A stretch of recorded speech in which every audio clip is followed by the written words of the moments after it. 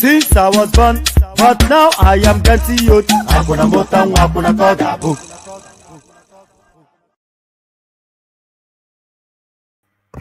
And there it is right there. Ayendeba. So, pardon me. There it is right there. Ayendeba. So good to see you again. Good to see you again. How are you? Hope you've had a wonderful day. I really hope you do. You know, when people say that, I hope you had a wonderful day, and they ask how you are, it's usually just a throwaway sort of commentary. They're not really inviting a response, you know, often instances, but I am interested. How are you? How have you been? How was your day? What's going on? Kilon Shele? Where did they happen? Kedu, Odema, and Nakwana, and all that. So good day to you. Good to have you here, and hope you had a wonderful day. So here we go again. Another roller coaster session. Of course, it's going to be another roller session. When has it never not been a roller coaster session? So strap yourself in, buckle in, and let's go for the ride. So buckle in and let's go for the ride. But before you buckle in and surrender yourself to the ride, click on the like button just as soon as you're coming in. Click on subscribe if you haven't done that already. You know we're always canvassing for this, and one of these days, maybe you start to do it as a matter of routine. It's just so necessary. So that is Toga responding that we did fine. So good to hear that. So there it is, a question and a response. So yes, click on and I hope you have clicked on like and you are subscribed, Toga. And I hope everybody else like Toga have clicked on like and subscribe. So do both those two things. And then the hyperlink that says StreamYard is ever your open invitation to come and join us on the screen. I think we are actually getting one a day now in terms of our new voices coming to join the platform. So you can be the star new voice of today just by clicking on that hyperlink that says StreamYard. It's so important because the conversation has to expand and only you can make that happen. So if you're a new voice and you've never joined us, then please do that. We welcome you. It's one warm, cozy family. So come into the warm embrace of it. So come into the warm embrace of it by clicking on the hyperlink that says StreamYard. So do that. And then, of course, the invitation to buy your host cups of coffee, I still do it just as a matter of routine. There was only really ever one person that was doing it, and it looks as though now that place seems to have died a natural death. But I'm not quite ready to surrender his death just yet. So the invitation then to buy your host cups of coffee is still there for whoever chooses to avail themselves of it. So do that.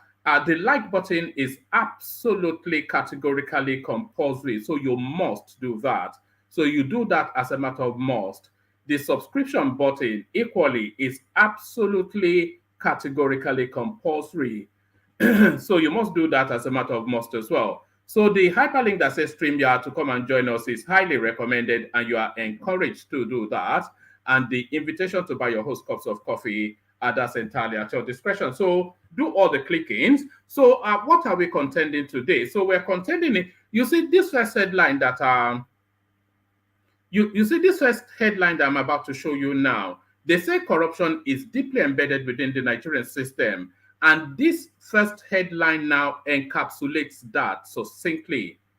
So if you've ever had that phraseology that that corruption is deeply entrenched and embedded within the Nigerian system, there is no more primal example of that than this. Listen to this. Nigeria's daily fuel usage drops to 41 million liters from 67 million liters after subsidy removal. So it is coming from authority. The vice president of the country is letting us know that. So that is near enough, half of it, at least a good what? That's 50-something percent, nearly 60%. Well, it's dropped by at least 40%, we should say. So that is to tell you then that a good 26 million liters of petrol going missing daily. That's daily, by the way. And if you put a price tag to that, then you know just how much the country has been hemorrhaging. Nigeria's daily fuel usage drops to 41 million liters from 67 million after subsidy removal. And we're hearing this from authority. The vice president of the country making that information known. So you would say that the missing 26 million liters, I keep wanting to say barrel, you would say that the missing 26 million liters has been smuggled across the borders. And you may be right, and they may not even exist at all, by the way, because a lot of people feel that these are just things written in the books. The money is collected and disappeared. But if they were existing in real time, you would say that they have disappeared across the border.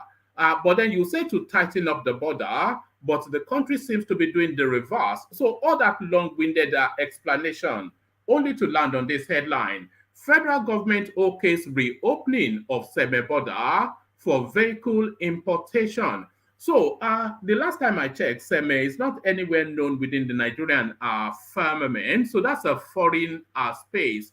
So why then are vehicles being imported into Nigeria via Seme when Nigeria has one of the biggest ports of entry in that whole West African coast? So what does this what does this do for all our ports and whatnot if they are able to freely ferry car through the Seme border? Federal government okays reopening of Seme border for vehicle importation. So that one, it runs contrary, of course, to what seems to be the tightening of the loopholes by the Tinubu administration. But we're back to that tightening of loopholes. Ministerial slots. Tinubu may dump ex-governors, prefer technocrats. So this is from sources. So now, I always have to drink water.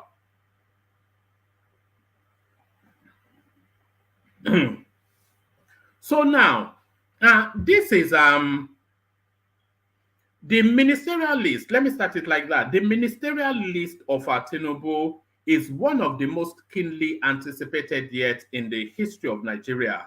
Because from that ministerial list, we will find out exactly what sort of administration is intended to run. Now, the recommendation of everybody is that, yes, there will be political jobbers that have to be paid off in terms of positions, but the heartbeat of the administration and the functioning of the country has to be run by technocrats. And it looks as though that call now is echoing and ricocheting in our Aso Rock. Maybe this was even Tinubu's instincts from the get-go. Tinubu may dump ex-governors, prefer technocrats, sources. So it rings like good news, except for this word. So this word may, it would have rung better, sounded better if that was will. Not may, but will, because no considerations really, where is your loyalty is really where this question leads to. Are you loyal to the people that elected you into office, or are you loyal to your party members that padded you out through the campaign space?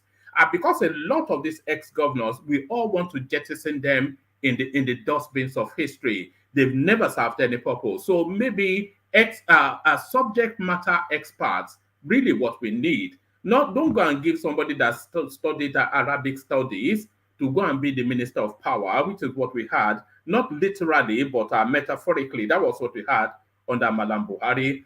Ministerial slots, Tinubu may dump ex-governors, prefer technocrats, sources. So sources, of course, somebody speaking at a tune there. So we're back to this space now that we labored heavily yesterday, because it's not a story that is going away. Some people tried to dismiss it as fake news, but it's a story that is ricocheting up and down the Nigerian news space. It's, of course, the greed of the establishment. Why we are increasing salaries of president, other elected officials by 114%, RMAFC justifies move. So we labored very heavily yesterday trying to determine if this was fake news or not. And even at some point, the platform was under pressure that we were being purveyors of fake news. But this news item now continues to hold solid within the actually, let me just give you this readout now. Why we are increasing salaries of president, other related officials by 114%, RMAFC justifies move. So let's see what it has to say. The mobilization, the Revenue Mobilization Allocation and Fiscal Commission has given reason for its recommendation for an upward review of political office holders in the country amid strong criticism by Nigerians. The commission had recommended a 114% increase in the salaries of elected public officials, including President Bola Tinubu, his vice, Senator Kashim Shettima, federal and state legislators, governors, and as well as judicial officers. This, however, requires approval from the president and other cabinet members, and thereafter it will be sent to the National Assembly through an executive bill for passage. So if I can pause there for a moment. So I think this was where the contention was yesterday, if this was signed off by the presidency or not, if this was fait accompli. So it is not necessarily fait accompli, but it is something that is being propelled forward towards a sign off. So that's a better description of where we are. The move have attracted strong condemnation from the public, who expected the new administration to cut costs in order to tackle the country's low revenue and other economic challenges. But the commission argued that the increment was long overdue, adding that the last time the affected public official salaries were increased was 16 years ago. Speaking on Arise TV, in fact, I've got the clip anyway, so I'm not quite sure if I should be reading it out because we've got the clips still to go through in the course of the session. Speaking on Arise TV on Wednesday night, a federal commissioner of the RMAF. So this is where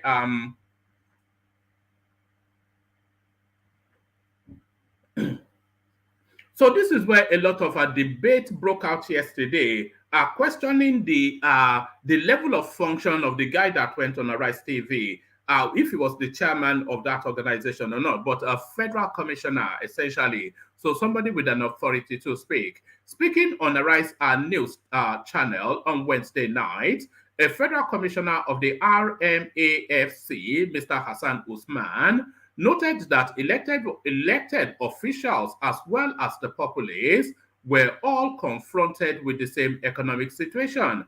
According to Arise News, RMAFC is saddled with the responsibility of determining the appropriate remunerations for political office holders, including the president, etc., etc. However, as a result of the recommendation, the commission has called on the 36 states, and this was another space that was contended as well. Because in the news that broke yesterday, let me actually read it properly without glossing over anything, because I think everything within it is quite germane. According to Arise News, RMAFC is saddled with the responsibility of determining the appropriate remuneration for political office holders, including the president, vice president, and now governors. So, was it Simba? No, it wasn't Simba. It was the progressive. It was Akim. It was Akim that was actually querying that the RMAFC does not have the authority to determine a governor's salary. That should be that falls within the purview of state assemblies, because the federating states of the Nigerian Federation, they somewhat have a sub-autonomy to the point of being somewhat almost like a standalone country by their own. Therefore, the federal space cannot determine the governor's salary. This was Akim's argument. That argument wrong. Do you get? So I hope you are listening, Akim. That argument that you preferred. Yeah, he even sent me on Instagram to nail it down. So that argument is false. This is according to the Constitution or documented procedure.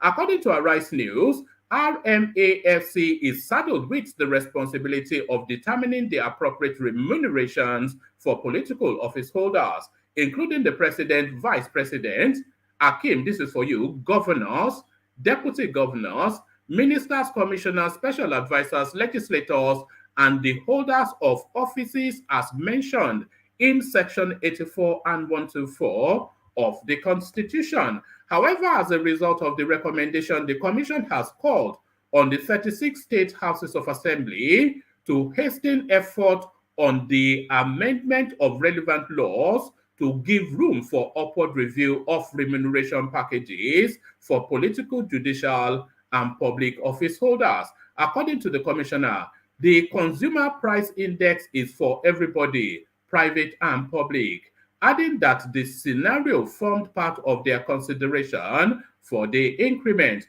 So it's quite, look, this is quite a thing, you know. This paragraph right there you see, this paragraph is red meat to the Nigerian populace. This is how they take advantage of us, and let me unbuckle it in a moment. We're in summer here, so you get dried up very quickly, and then you get purged, and your throat just dries up. You know what summer feels like. According to the commissioner, now listen to this. I need you to pay attention to, and we will see him on the right in a moment. According to the commissioner, the consumer price index is for everybody. So the consumer price index, essentially, if you remove the highfalutin grammar, the consumer price index is the price of goods and services that we all consume. So the consumer price index is for everybody, and private and public. adding that the scenario formed part of their consideration for the increment. So they took into consideration the increase in inflation in order to determine then how much public officers, governors, presidents, etc., will be paid. But then do they take that consideration when they give a derisory pay increase for the everyday Joe?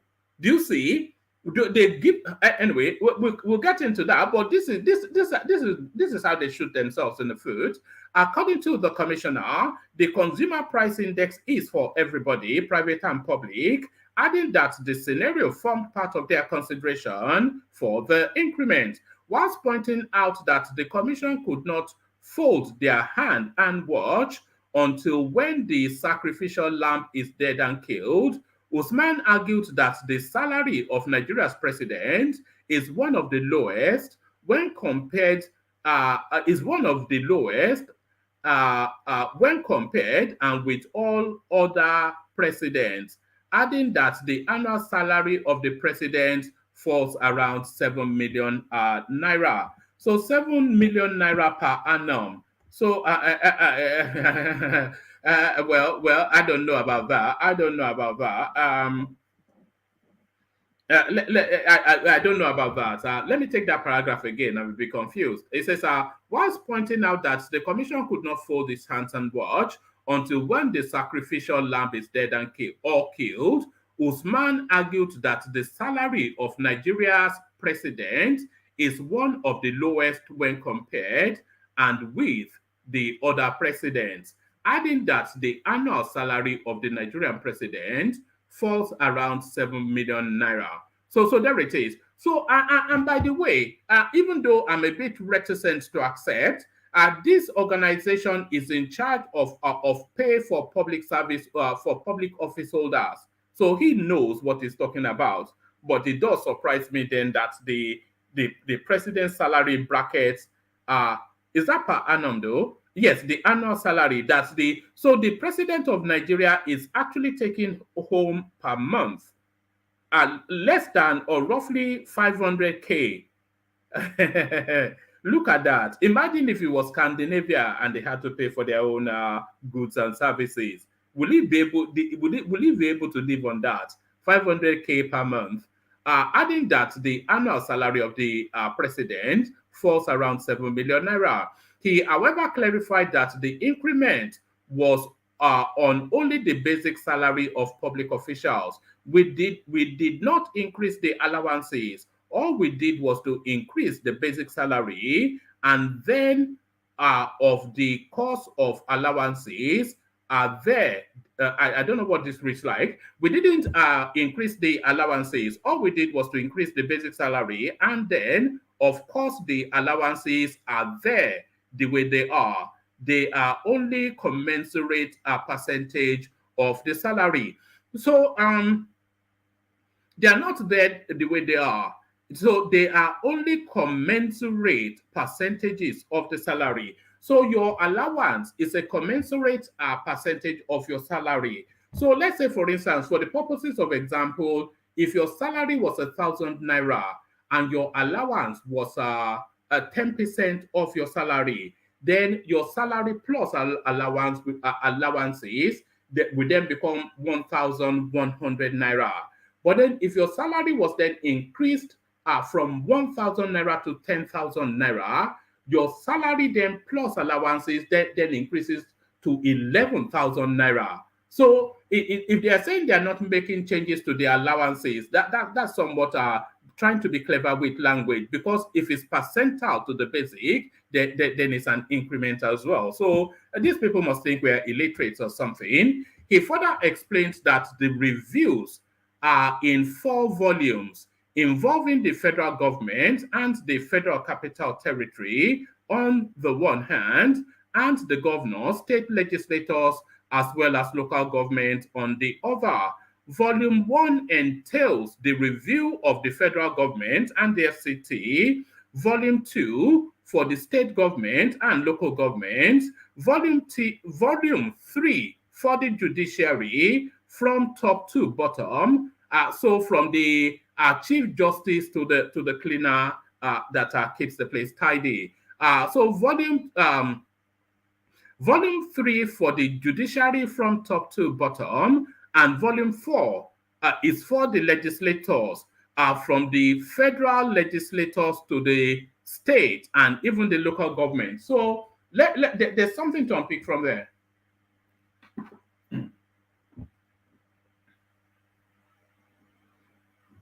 So this is where this is why the Nigerian space is the perfect fraud. So now, for all these increments to happen, it has to be signed off by the parliament. But then, of course, the recommendation of the for the increments also increases the pays and packages of the parliament. So what is the disincentive? So I'm asking you to sign off that you should get paid more. What disincentivizes you not to do it? Do you see? So that's the perfect crime. That's the perfect crime. So they just it's money for the boys, money for the boys. The volumes are there. We have submitted them. They are just recommendations we have submitted to the office of the president, and is going to take them to the National Assembly for the federal government and the FCT. And those for the states will be legislated upon by the state houses of assembly, he added. Earlier, the RMAFC had revealed that it recommended 114% increase in the salaries of elected politicians, including the president, vice president, governors, lawmakers, as well as judicial and public office holders. Right. RMAFC chairman Mohammed Shehu, represented by a federal commissioner. So I think we captured this yesterday. So yes, it goes on to tell us then that the review had not been done for the last 16 years, etc., etc. So yes, so let's establish what is established, and let's discount what is not yet the case. So actually, let this next article establish what is established. So this is Tinubu now coming out to address the matter via his spokesperson. Tinubu has not approved salary review for politicians or others. So this is Alake now. President Bola Tinubu has not approved salary review for elected politicians and judicial officers, his media aide, Dele Alake, has said. In a statement on Thursday, Alake, the special advisor on special duties, communications, and strategy to the president, described as misinformation reports that the Revenue Mobilization Allocation and Fiscal Commission approved a 114% increase in the salaries of the president, vice, etc., etc. We state without any equivocation, I think this guy must be listening to Thomas, we state without any equivocation that that President Bola Tinubu has not approved any salary increase, and no such proposal has been brought before him for consideration, Alake said. He said, though it is within the constitutional remit of the commission to propose and fix salaries and allowances of public office holders and judicial officers, such cannot come to effect until it has equally been considered and approved by the president. However, this is unfounded. That this unfounded story gained prominence on social media and in a section of the mainstream media, again, brings to the fore the dangers of fake news, etc., etc. So it goes down that line. The misinformation was obviously contrived to create ill will for the new administration, slow down the upward momentum and massive goodwill the Tinubu-led administration is currently enjoying amongst Nigerians as a result of its fast-paced, dynamic, and progressive policies, he said.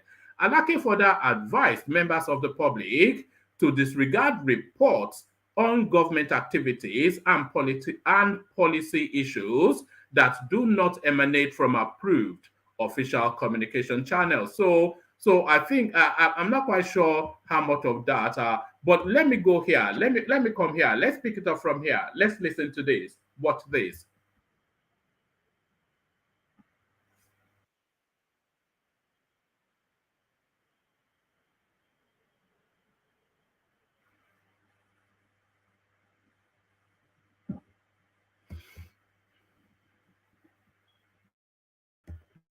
Elected political officers pending presidential approval.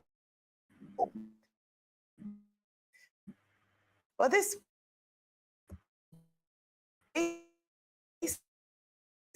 salary review has led to heated debate from a section of the public.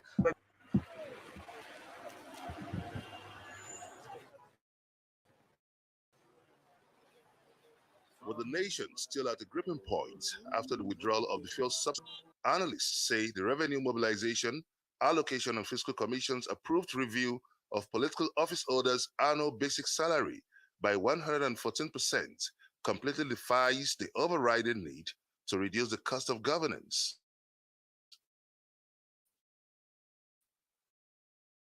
The RMAFC is saddled with for political office holders, including the president, vice president, governors, deputy governors, ministers, commissioners, special advisors, legislators, and the holders of the offices as mentioned in Section 84 and 124 of this Constitution. On the flip side, some have argued that the review of the political office holders' remuneration is long overdue, with the last implementation done in 2008. But this proposal seems somewhat disturbing for the optics, as some minimum wage, main verses of trailing.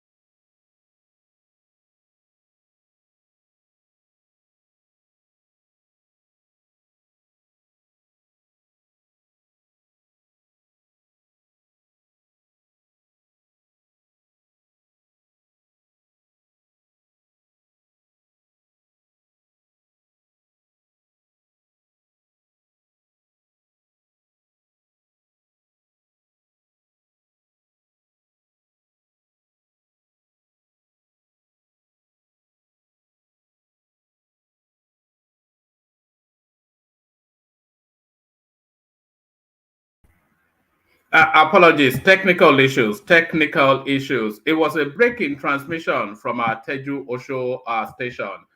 So let's pick it up from where we were. Let's pick it up from where we were. Is long overdue, with the last implementation done in 2008. But this proposal seems somewhat disturbing for that the take-home allowances and perks of the police office holders is so outrageous compared to national wage and trailing announcements of the review of the public office holders' remuneration. Arise News got in touch with the chairman RMFC, Mr. Sheil Mohammed, who explained that the commission is only reviewing the annual basic salary, which was last reviewed 15 years ago. I don't think the National Assembly and senators earn an outrageous amount of money. I've said this publicly. The salary of a senator or member of House of Reps It's about senator is about a million. A million. Are A you talking little about bit. the basic salary or the total package? Basic salary and allowances. However, there is what they call operating funds, for running the office. If you are elected senator representing Lagos West, for instance, you have to have a constituency office. I don't know how many in your state. You have to hire some people to man that office. You have to have equipments, computers, and others, and depending upon the size of your constituency. Now, in other societies, that has nothing to do with the senator. There is already a structure whereby the system takes care of all those things and provided is still cost of governance. But here, from what I understand the National Assembly did, they monetize this and they give the senator that amount of money. And at the end of the year, I think he retires it by bringing receipts and other things. So Nigerians can advocate for take your basic salary and take your allowances, but leave the issue of constituency offices, workers in the constituency offices, equipments and others, leave it to the structure of the system. For others, they feel it's time the federal government adopted the Steve Oronsoy's report on the need to merge some agencies like the National Wages and Salary Commission and the RMEFC that have duplicate functions just like many other agencies of government. While the Bola Tinubu-led federal government has promised to look into the review of the national minimum wage, it seems a desperate situation for public servants who appears to be on the receiving end of the bargain, especially with the current economic realities. Benga Ashiru, Arise News. Well, Rufai, just before I come to you. No, all right. So before they go to Rufai, let's make a quick escape. But so that's the latest development in that space. Let's just establish what's going on. We've heard from Dele Alake that that has not been signed up. It's not being signed off, and it's not being presented to Tinubu to sign up. So so let's establish that. So that is not on the president's desk to sign up or to sign off. But what we do know as well is that that review has been completed. That review has been brought to the front burner of political discourse, and we've heard functionaries of that organization justifying the review and trying to push it through. So the timing of it, the lack of sensitivity of it, I think that's also not in dispute. So those parts are not in dispute, I wouldn't say. So those parts not in dispute, I would not say. So let's go from there. I'm sure our conversations will wrap around that. Our conversations hopefully to wrap around this as well. Federal government approves reopening of semi-border for vehicle importation. So let me give you this as well. A short read. The federal government has approved the reopening of semi-border for the importation of vehicles. Director of Road Transport in the Ministry of Transportation, Ibrahim Musa, who made the announcement on Wednesday, June the 21st, during his speech at the Economic Community of West African States meeting, organized between officials of Nigeria and Benin, said they decided to reopen the border following complaints by freight forwarders operating in the area. Musa said, I was here with the former Minister of State for Transportation when the freight forwarders pleaded that the border should be reactivated for the free movement of goods and services. The former minister made us prepare a memo to that effect. Am I offline? No, I'm not offline.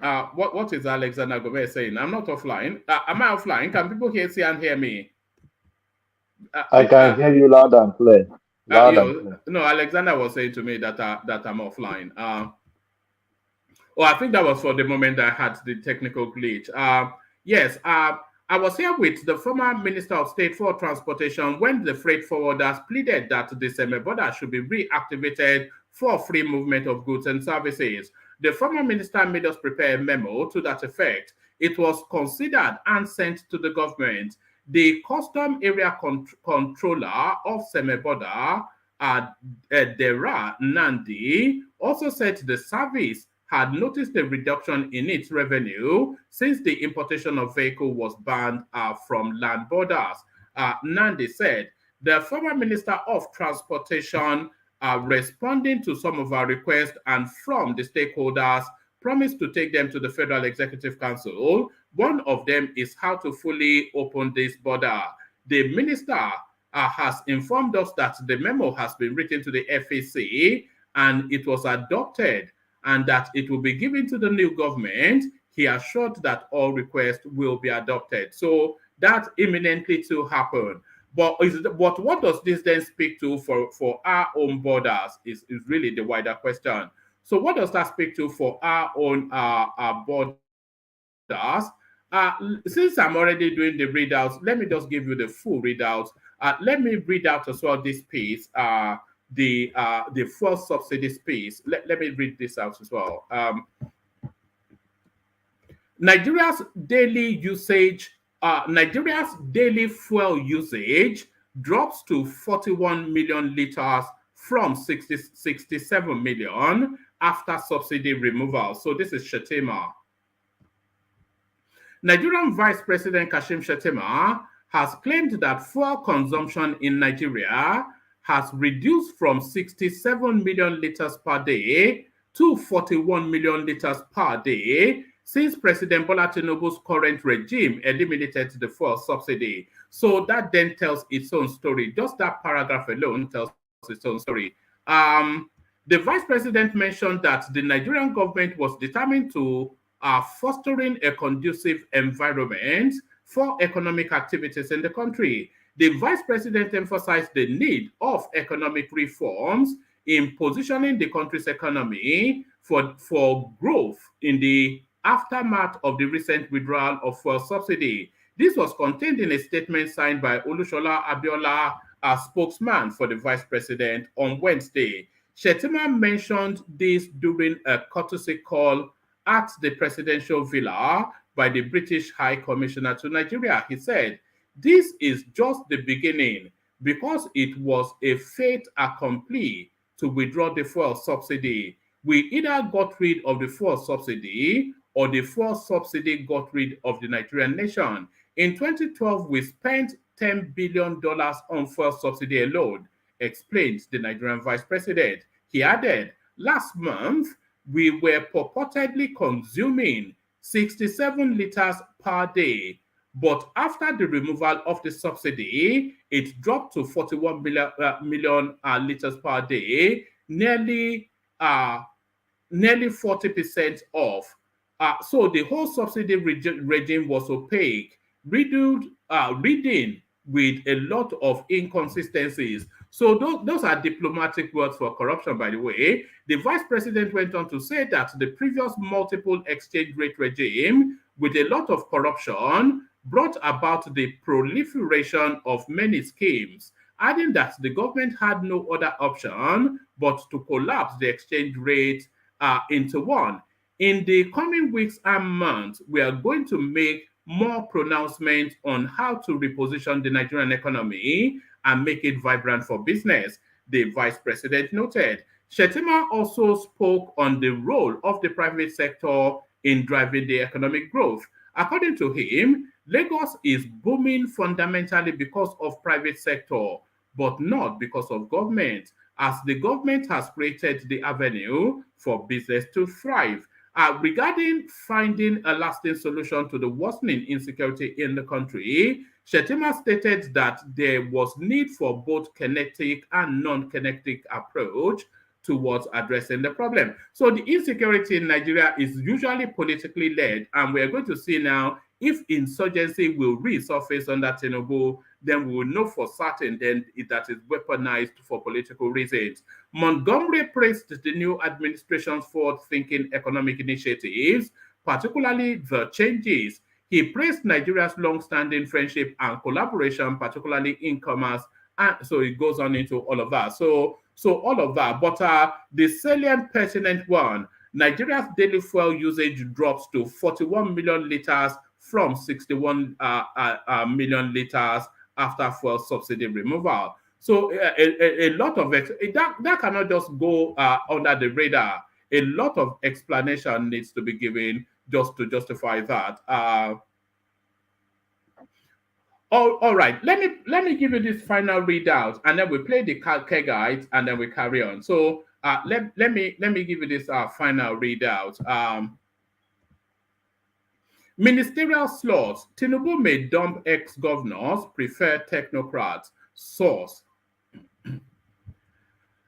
As the push for ministerial appointments gathered steam, there are strong indications that President Bola Tinubu may have dumped the idea of populating his government with former governors and prefer technocrats and professionals to be members of his cabinet.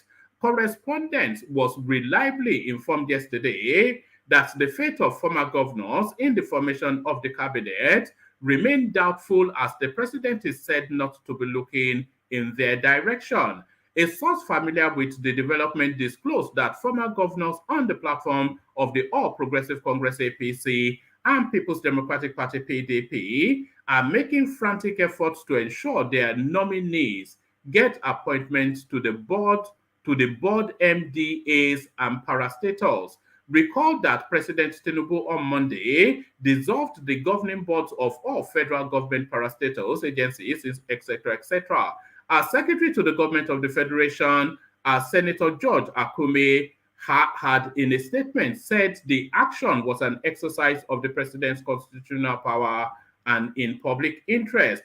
With the dissolution of the MDAs and parastatals, correspondent was informed that the former governors are pushing to have their stooges appointed. A source who spoke with correspondents in confidence said the president is trying to avoid these APC leaders. The source, who is a former governor, said aside from getting their nominees appointed as board chairmen, the former governors, especially those of northern extraction, are pushing to be ministers. He said, there is a little crisis in the northern APC. They are becoming a liability to Tinubu. Most of the former governors want to be ministers because they feel they contribute to Tinubu's electoral victory. Some of these leaders collected mobilization from Tinubu, but they now want to become ministers. As a result of that, they now want to become a distraction to the president by insisting they should be appointed as ministers and also appointing people to the board of ministries, departments, agencies, etc. Some of them have also approached him, the president, for contracts. For now, Tinubu is trying to avoid these former northern governors. He's trying to distance himself from them. The president is looking to appoint technocrats, especially from the north. In Kano, for instance, the presidential candidate of the new Nigeria People's Party, NNPP, Rabiu Kwankwaso, is being favored ahead of former Governor Abdullahi Ganduje. As far as the president is concerned, Ganduje has lost Kano, and the president, Bides Kwankwaso, is more relevant to him at the federal level. Another source, however, insisted that Ganduje is still Tinubu's man. So let's leave that there. Let's leave that there and come in to see who's available to take it on. So we've got Adanle Koko, we've got Bishop. So it's looking like yes. Let's kick it off with Bishop. Let's kick it off with Bishop. Bishop, are you ready to go? I'm available. All right, brilliant. Let's kick it off with you then, Bishop. So let's kick it off with the headline on the screen. Ministerial slots, Tinubu may dump ex-governors, prefer technocrats. So this is something clearly that we would like to see. Okay. Let me just say good evening, fellow Nigerians, compatriots. Please click on the like button, share, and if you have not subscribed, kindly do so. I would say the headline is just how do they say, it's just full of noise. Yeah, who says there are no governors that are technocrats? I mean, yeah, we know that politics is a reward system. People that worked, if they have something to offer, they don't need to be ministers alone. There are several positions that people will be rewarded with, and they need to add value. So there are people. Somebody used to say, it's not rocket science. You can work and chew up together. You can see technocrats among governors too. If they have contributed, of course. I mean, the last time that Buhari retained people that did not contribute, you saw the best they made of it. So I think somebody is just writing. We want people that will add value to Nigeria, irrespective of who they are. Some so-called technocrats have been completely so woeful in their performance, and we saw it play out. So if people can add value, people they have track records, they have things they can show, either in their private life or government, as a government functionary, if they have something they can add. And the good thing I want to believe now is that Tinubu is not going to be the lackadaisical, what do I call it now, that Buhari retain people even when it's obvious that they had nothing to offer. So if you don't shape up, don't perform, you should be ready to sack you. But somebody saying that he's only going to appoint technocrats. There are technocrats everywhere. Even among the politicians, there are technocrats. But I think sometimes we just go I think the mood of the country is for fresh blood. I don't think the country is looking to hear that Ganduje and El Rufai are back again as something or the other. No matter how competent they are, or you imagine them. I think the mood of the country is for fresh blood. I disagree. Don't make it about Ganduje alone. If you want I'm just saying as an example. It's not specifically politicians have struggled for power, and you now say somebody Peter Obi is a technocrat and go and bring it because you want fresh blood and technocrat. Which kind of fresh blood is that? Politics is a game of power. People who are partaking in it has one way or the other. It's just that the reward system must commensurate with the kind of value they are bringing up. But you now say you want fresh blood. You now go and bring people that did not, people that are even opposed to you. They're going to cause your government to fail. Sorry. Obasanjo was a good example. Who went internationally to look for high performing? Hold on. Can you hold on? Can you hold on? Hold on. Let me make the point. Obasanjo is a good example. Who went internationally to look for high functioning Nigerians that were specialists in their areas of endeavor, and he brought them in, and we saw the performance. You know all the names, Madam Ngozi, Adesina, etc. All of the star names that have come through in terms of ministerial performance over the last 20, 30 years, they've been technocrats that have been brought in. So that's the point. Back to you. I was going to ask you how many technocrats. Madam Ngozi Okonjo-Iweala, yes, highly respected. We earned the highest under her, but yet, what was there to record for it? Under her, when she served Obasanjo and Jonathan together, she came out to tell us openly that they borrowed 890-something billion to pay salaries, even when we had one of the highest economic booms. What did they do? Oh, they recalibrated the economy and say, oh, our GDP became, not because anything was added to it, because it was just recalibrated with the present reality. So what was the value? Oh, he brought Okonjo-Iweala. Where is it? He brought, what's her name? Obieze Ekwesili. What did she? Obieze Ekwesili was in the Ministry of Sterling Mineral. She was in the Ministry of Education. What were the things? I'm not saying technocrats are not good, but I'm saying that there is a place for them. At the same place, there is a place for people that participated and contributed to the success of the party. Who would you want as the Minister of Power, a technocrat or a politician? See, I had this conversation with one of my friends when they appointed Fashola as the Minister of Works and Power, and he was an engineer, a certified engineer, and it was all, and I said, we have had engineers. I mean, the last one before him was this guy that came from NNPC. I've listened to him before. that he was an engineer. That Fashola is not an engineer. It's just about administrative competence. That's just the truth. If you are a good administrator and you know your onions, how do they say it? You are what your onions, you know what you are doing. It's not just like some run-of-the-mill individual. If you are a good administrator and you have hands-on, you don't need to be an engineer to administer the Ministry of Works. Fashola has proven that. So yeah, for but me, you don't especially need any specialism to administer the Minister of Works. I said the Ministry of Power or Health. Tito Ministry of Power, Tito Ministry. We have already. Would you make hold on? Would you make a politician that studied Yoruba studies the Minister of Health?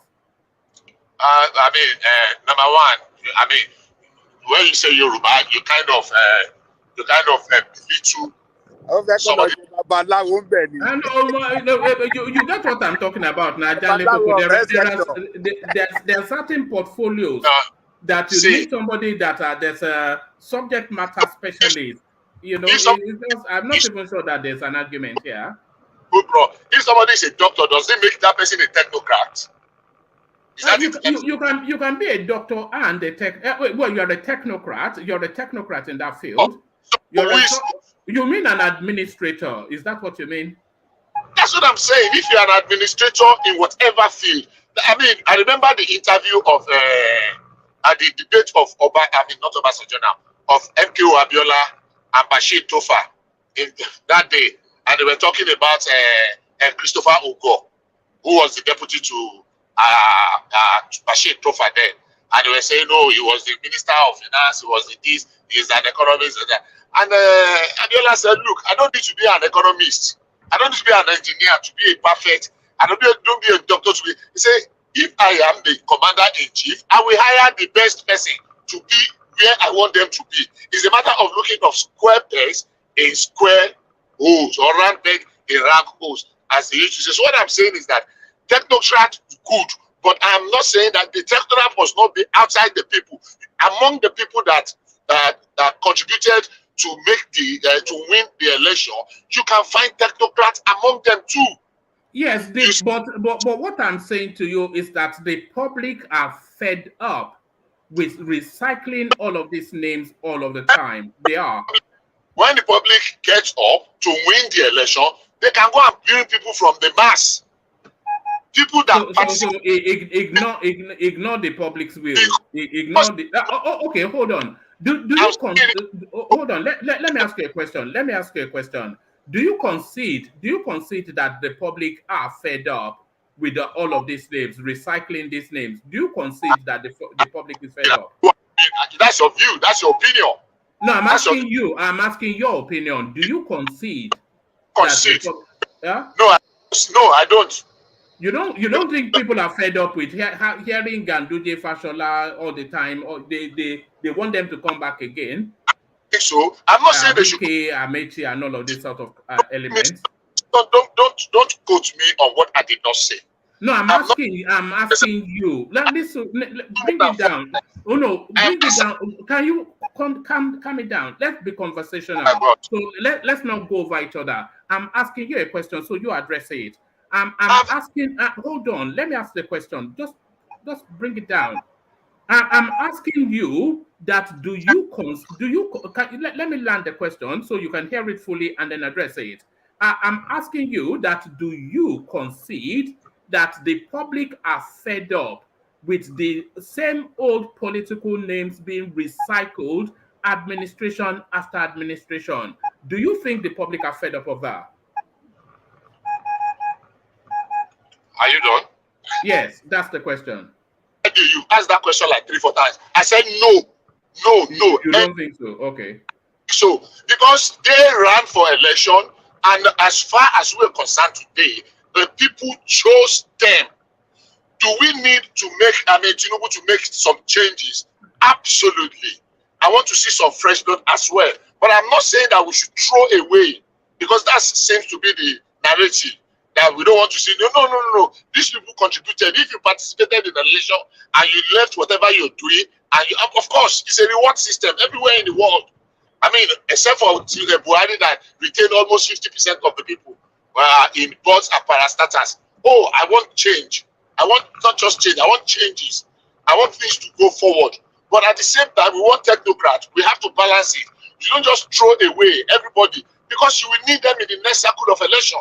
If you throw them away today, when the next cycle comes and you have succeeded in putting people that have no electoral value, you'll be on your own.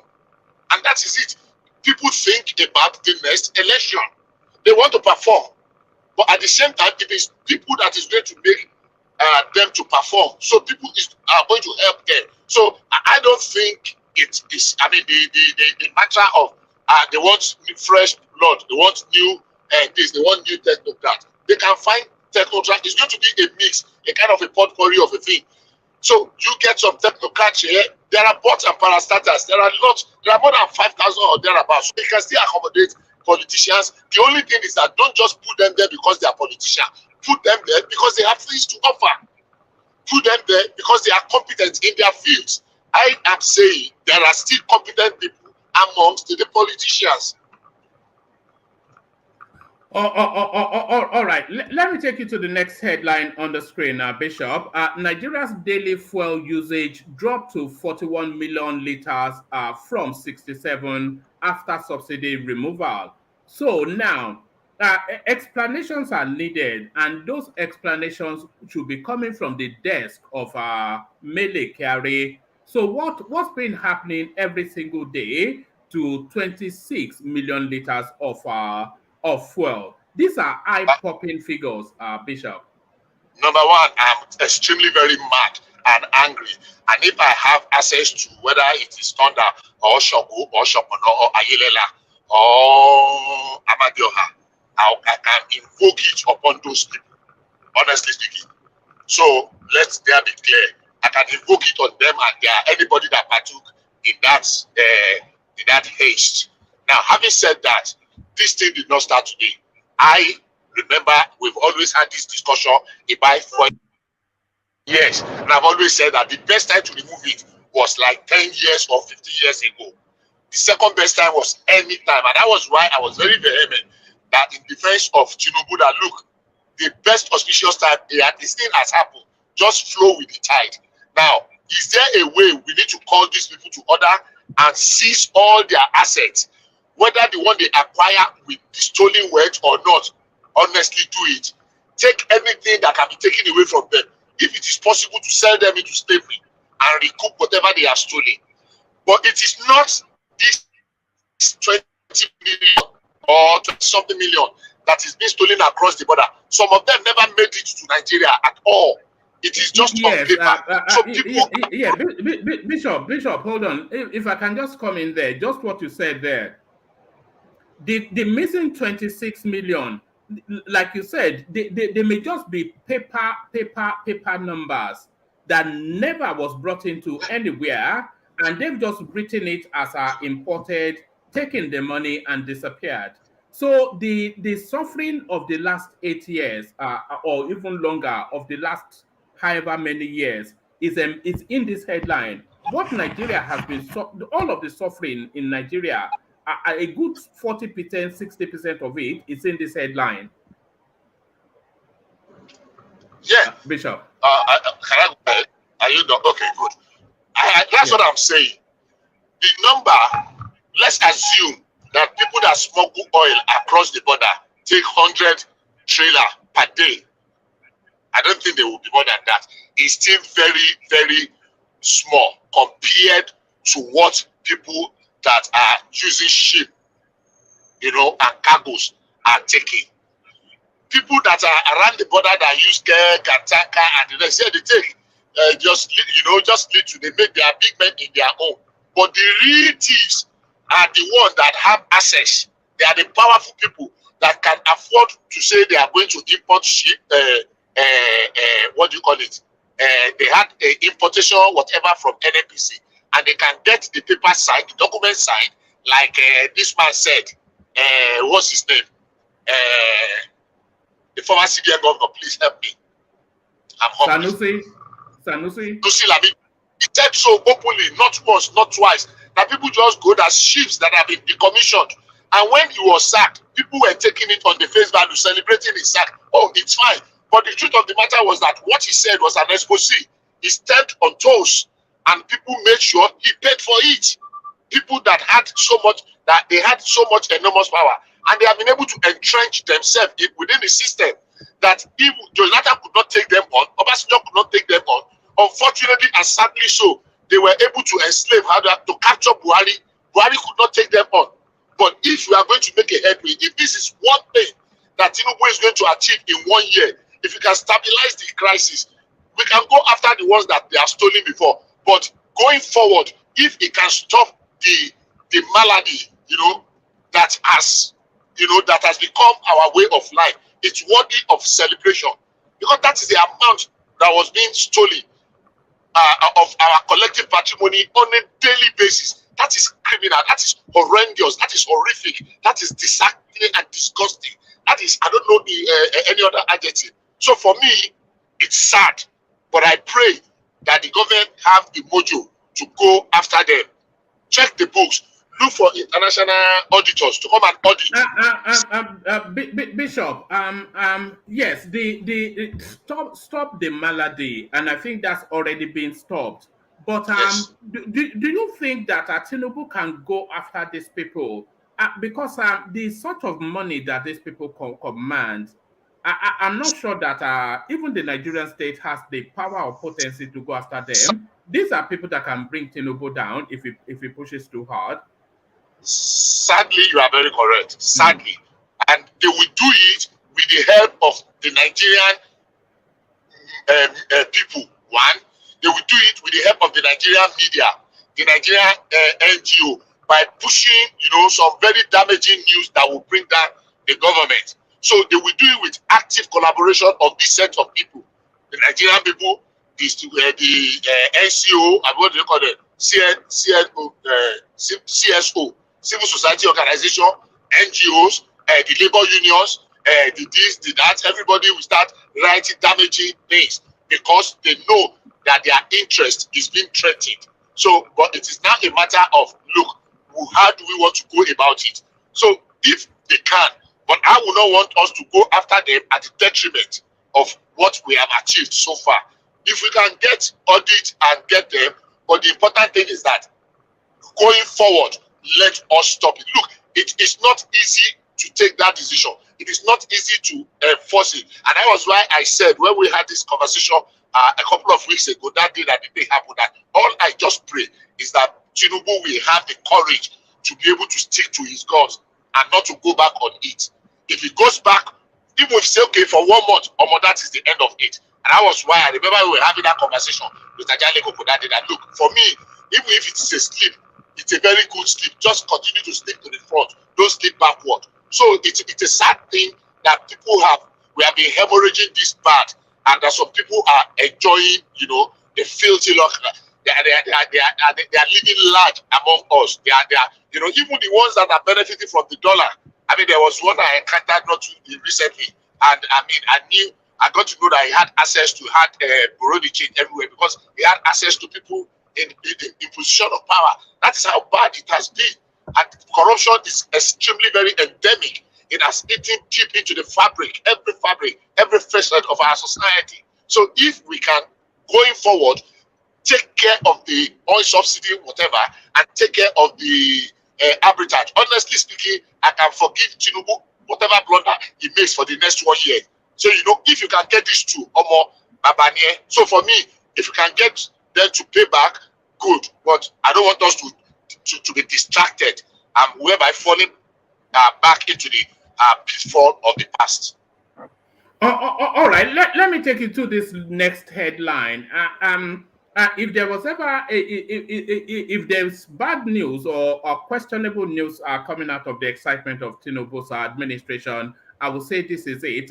Federal government okays reopening of semi-border for vehicle importation. So is this a direction of travel that we want to embark upon? Now, I have not read, you see, we have made vehicle importation in quotes, like the subject matter. I've not read, so don't quote me on this, but I will go and read it. And there's always been this challenge because of this our AFCTA or something, African trade, whatever, when we closed our borders to goods and other services, that really affected a lot of, there's a lot of trading that goes on that route and the others. So if they are opening it, is it about just for the importation of cars or for vehicles to be able to move across? Because it is vehicles, all those trailers have used those routes before. So is it just about the cars? I don't think so. There are goods that are manufactured from there and from Nigeria. Actually, more goods used to go from Nigeria. I remember there, if you see loads of cement that used to go on that route, sometimes the convoy of that cement would be like 20. I thought Buhari had already reopened this border anyway. I think he only closed it for a period to protect the rice import. So that's why it is good. I will want to go and read it, and that's why I am not competent to make comment on it. I have not read it, I must confess. So, but I want to go and read it. Is it about vehicle, like those imported, our Tokubo, imported vehicle to be bringing it from there? Because that ordinarily would not make much sense. If you can import from the Nigerian port, it's been decongested now. The reason why people preferred them before is that they say it was cheaper and you can clear your cars earlier. That's why people always use those. Yes, but what about protectionism? What about our industry space? What about those expensive ports that we've built? Rather than freeing up border, why don't we recalibrate our own borders, make it less cumbersome for importation, and let them import via us rather than us importing via them? We are saying the same thing for goods that are from abroad, from not abroad as in Ghana and Togo, but for internal trade that we used to have before. A lot of goods used to pass there. A lot of things from Ghana, some food stuff, used to go through that border.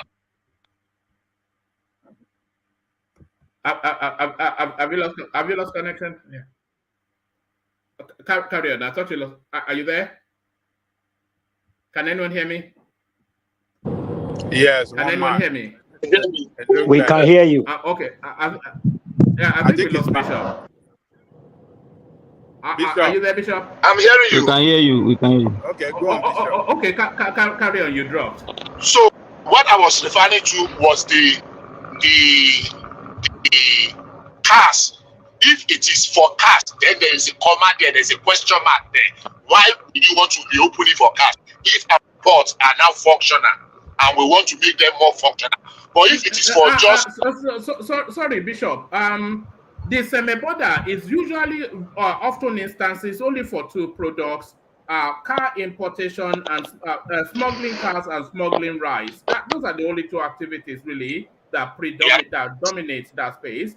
So if they are reopening it, then it's for car importation and smuggling rice. No, you are not correct, sir. Yeah, it's not for just those two. No, it's not. There are lots of small manufacturing things that people manufacture in Nigeria that they export there. I know for certainty. You'll be shocked the kind of thing. It's not just for cars and rice. Please, we can do our search. But I would like to go and read and find out. I know a custom officer, I will ask some details from that. What is a global? I can see it and read. But that's why I say I am not competent, apart from general comments, I'm not competent to say anything specific on that. So that I would like to skip that. All right, brilliant. So, Bishop, I'm going to take you to the increased salary narrative in a moment, because I know that is what really interests you the most in this news cycle. But before I do that, let me bring other voices into the conversation, because I'm always conscious of how long people have been waiting. So let me go to Maiduguri and touch base with Hassan. So Hassan, are you there? Hassan, Nakwana. Inagajia, one man. How are you? How is everybody? Lafiako. Yeah, Kukeri. Yeah, Lafia. Well, All right, that's on the outside. Lafia. Guy, you try. Yes, my Hausa is better than your Yoruba anyway, so I can have that advantage. Yeah. Let, go on.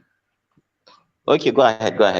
No, let me just take you to it immediately. So I was just in that conversation with Bishop that a lot of the suffering that Nigerians have been suffering for decades is embedded in this headline released by Kashim Shettima. Nigeria's daily fuel usage drops to 41 million liters from 67 million liters after subsidy removal. So almost by half, we can say just in rounded figures, and that's on a daily basis. So I mean that's almost yes. ungodly what we're saying here.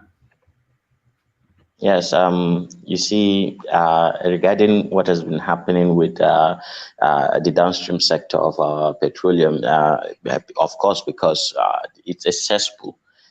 This has been happening for a long while, but the magnitude of the corruption kept increasing year after year. I would say that this is a 2-decade problem. It got bad like 2 decades ago, but then each government subsequent government did not have the courage to do away with it. And that is why it is pinching everybody right now in the country, because you don't want to, when you have sepsis on your toe, to allow, the infection to keep growing and to keep continuing, because it may turn into something else, and the whole body, it can kill you. So this is something that is literally killing Nigeria. Thank God that it's something has been done right about now. So we're just like 3 weeks into the subsidy removal, and we're already doing 26 million liters less. I would say that the real number of our consumption is even lower than this, because when Dangote did his projection on the amount of PMS that he'll be selling, I think I saw that in 2017. I saw a paper where they were, anticipating the amount of PMS that they'll be selling daily, and that is within Nigeria, not their export. They pegged it at around 29 million barrels. Now, I would say I would rather rely on private sector information. Is that liters now? 29 million liters. Yeah, yes, sorry, liters, yeah. 25 million liters of PMS. Yeah, that is their target. That is the Dangote's refinery target. If that refinery is targeting 29 million liters and they think it's more than enough, to sustain the Nigerian market, and then we had a government that is doing 67 million liters a day, that tells you something. Ordinarily the person who is out to make profit is the most greedy person. But then one thing I respect with business people is all their plans is rooted in reality. That is why all government figures, is always suspect, because these kind of things, they erode the confidence that you have in the numbers that government put out. So year after year. So I would say it's probably around that margin, around 29-30 million barrels. That is the real figure of what we're doing. So if we're saying we are doing 41 now, then that 11 million, I tell you, something is still going on within that space. But it will all come to light not very far from now. We may not see the faces of the people behind this thing, because the very fact that a decision was taken like this, and nobody was brought to book, and the government did not even try to say, okay, let's cut our costs, let's do the investigation, let's find the loopholes, let's cut down on this thing. That's to say that I don't think we're going to see anything in that regard.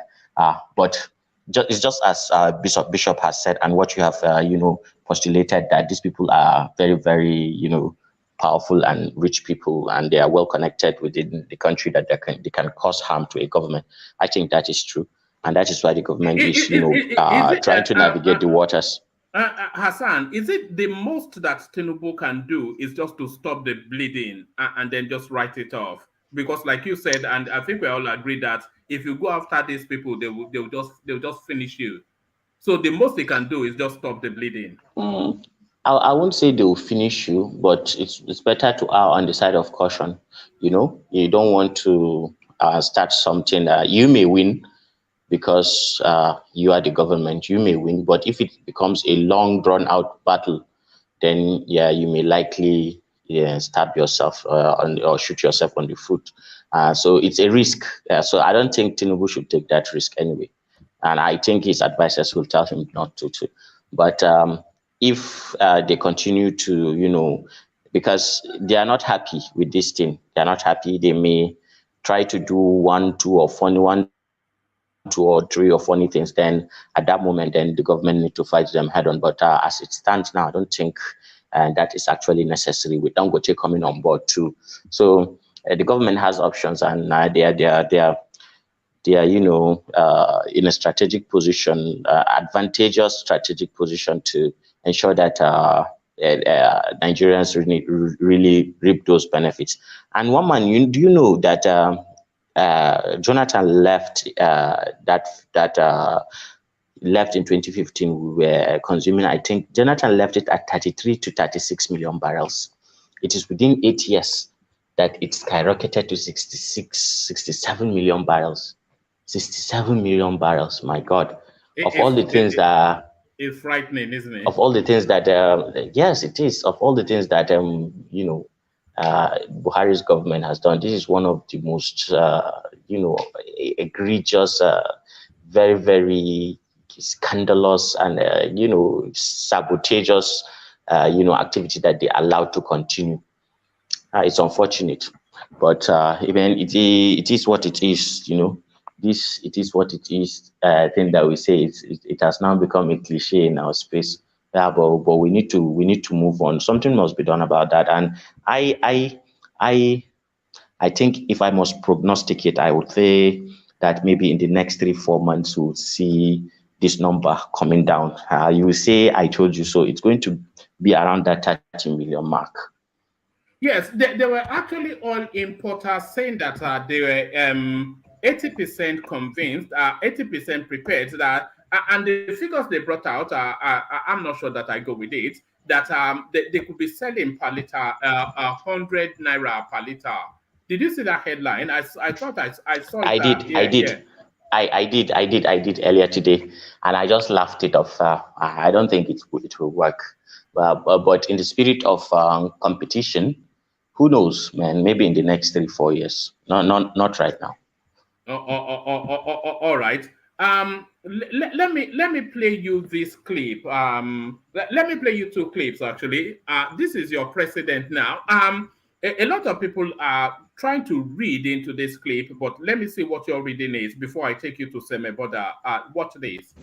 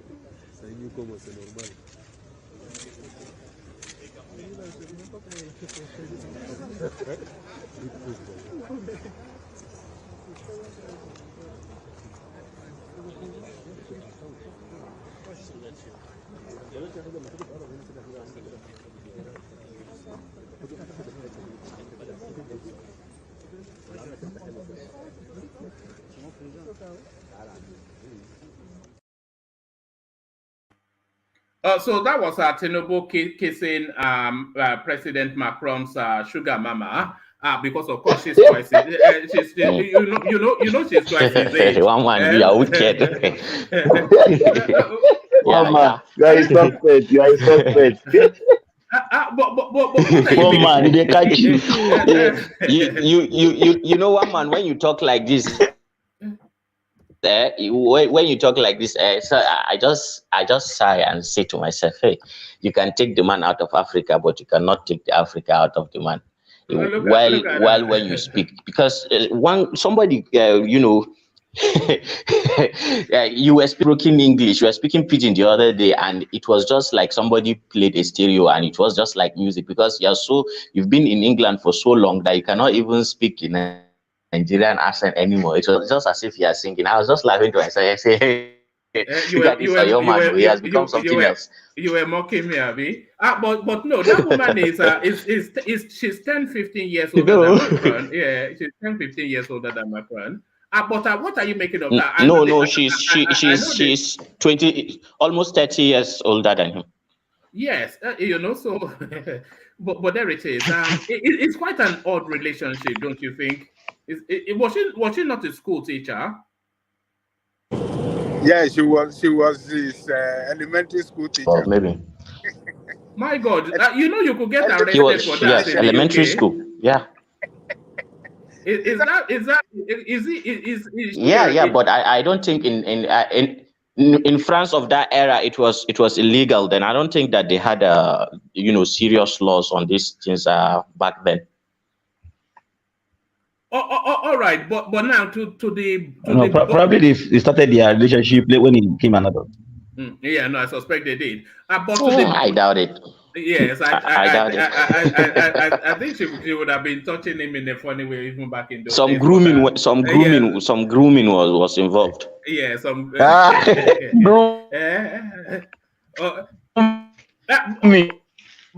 you know, in this world, one man, anything with the woman, and because she's a woman now, the world will not see it the way if it were to be reversed, and if say it was it would be a different story, I tell you. Yes, you are right. You are right. You are exactly right. If it was the same thing, it would be something dark and ugly, and they would have, yes. That woman is wicked, though. So she's behind that little boy when he was a baby. Yeah. She saw a genius and a potential leader, and she just stuck with it. You know that guy was in Lagos, right? He was with the French consulate in Lagos. He lived some time there. For 1 year, he used to frequent. To frequent the shrine. You remember when he came to Nigeria? He quickly ran to Abuja to go and shake Buhari's hands, and then ran to Lagos, and he was smoking joints in the shrine and everything. Like that, and the guy is a free spirit, wow. He's a guy, man. That guy is a guy, man. Tinubu was all smiles, and Tinubu can be that guy's father, maybe even a grandfather himself. Yeah. Do you know that? So Tinubu was all smiles there. What do you make of the budding relationship, though? Yeah, I think there was more warmth than the usual diplomatic good to see you. Was there more warmth in that greeting than the usual diplomatic good to see you? One man, what does the warmth of a country like France has got to do with us that are Africans? We don't need their warmth. We just need them to, deal with us as equal partners. These French people, when it comes to anything that has to do with our relations with them, I want our leaders to be firm with them. They are very, very, very, very manipulative people. And the way they look at Africa, I think they are looking at Africa through the lenses of the 1910s, 20s up till now. They don't see an independent Africa. They don't see an Africa where, the people of Africa, have the capacity, to determine their future and, drive their own destinies. The way they look at Africa is just as if they are looking at it as their own colony. Everything the French are doing in Africa, it's just this kind of, slave master and slave relationship. The way they deal with us. So I don't care about Macron's warmth. All I know is I have a president who is equal to the task. Nobody will look at him and or his team and try to pull a quick one. So that is just it. Let the president just protect Nigeria's interests and don't be too much paddy with them, and we just need to push our own agendas and our interests forward. I don't like too much cozying up with the West sometimes, and they've done so much harm all around us, really. But I'm happy for the direction the country is taking, but maybe the president, because he does his thing in, because now we have to be acquainted with the French. Now Buhari has finished with the English. Now we have to be doing, because they are all doing their medical follow-ups and all that there. Maybe he will cozy up particularly with them, because he's doing something that is so personal, and his life and all that. But there should be a balance between state and all these activities. I don't know whether it's confirmed. I heard that there was a roundtable that our president was not able to attend with other African leaders. Is that true, or what happened? No, I've not come across that story yet. Is it for reasons of snobbery or medical needs? What's the attribution? The narrative was that if it was for medical reasons that he was not able to attend, but yeah, you never know with our corny media. Yeah, sometimes they are just too corny and they want to milk everything out of a story. So that was why I was asking if any other person has come across that news and has a better, understanding of what actually happened. All right, I think we'll flush it out in the course of the session. But federal government okays reopening of semi-border for vehicle importation. So if for all of the enthusiasm that has trailed the last 3 weeks, I think this is a pause for caution. Why would we be reopening a semi-border for the people of Cotonou to be profiteering out of us? I thought the direct opposite was the direction that we were embarked upon. So what are you then making of that headline, reopening of semi-border for vehicle importation? Oh, what I'm making of it is that some people in French-dominated West Africa have done their homework. Even while Tinubu is in France, there, I think there will be a lot of pressure on him, to free our, because it is the French-speaking our neighbors that are, actually the subsidy we are doing it for them. A lot of the fuel goes to them.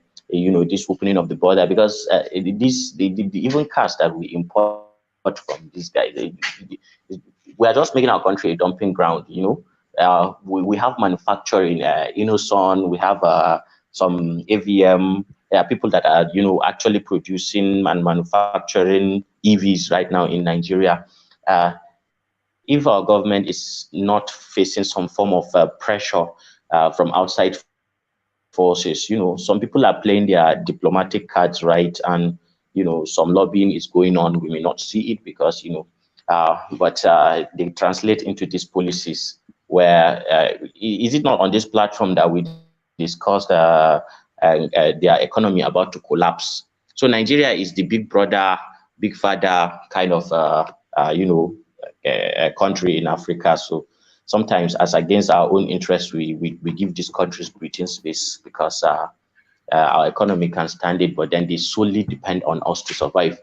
But at some point, we would have to cut off all these parasitic relationships. It does us no good. We need to move forward, and we'll see. But bringing in those cars actually adds. Oh, yeah, it's back. You dropped. Carry on. Hassan.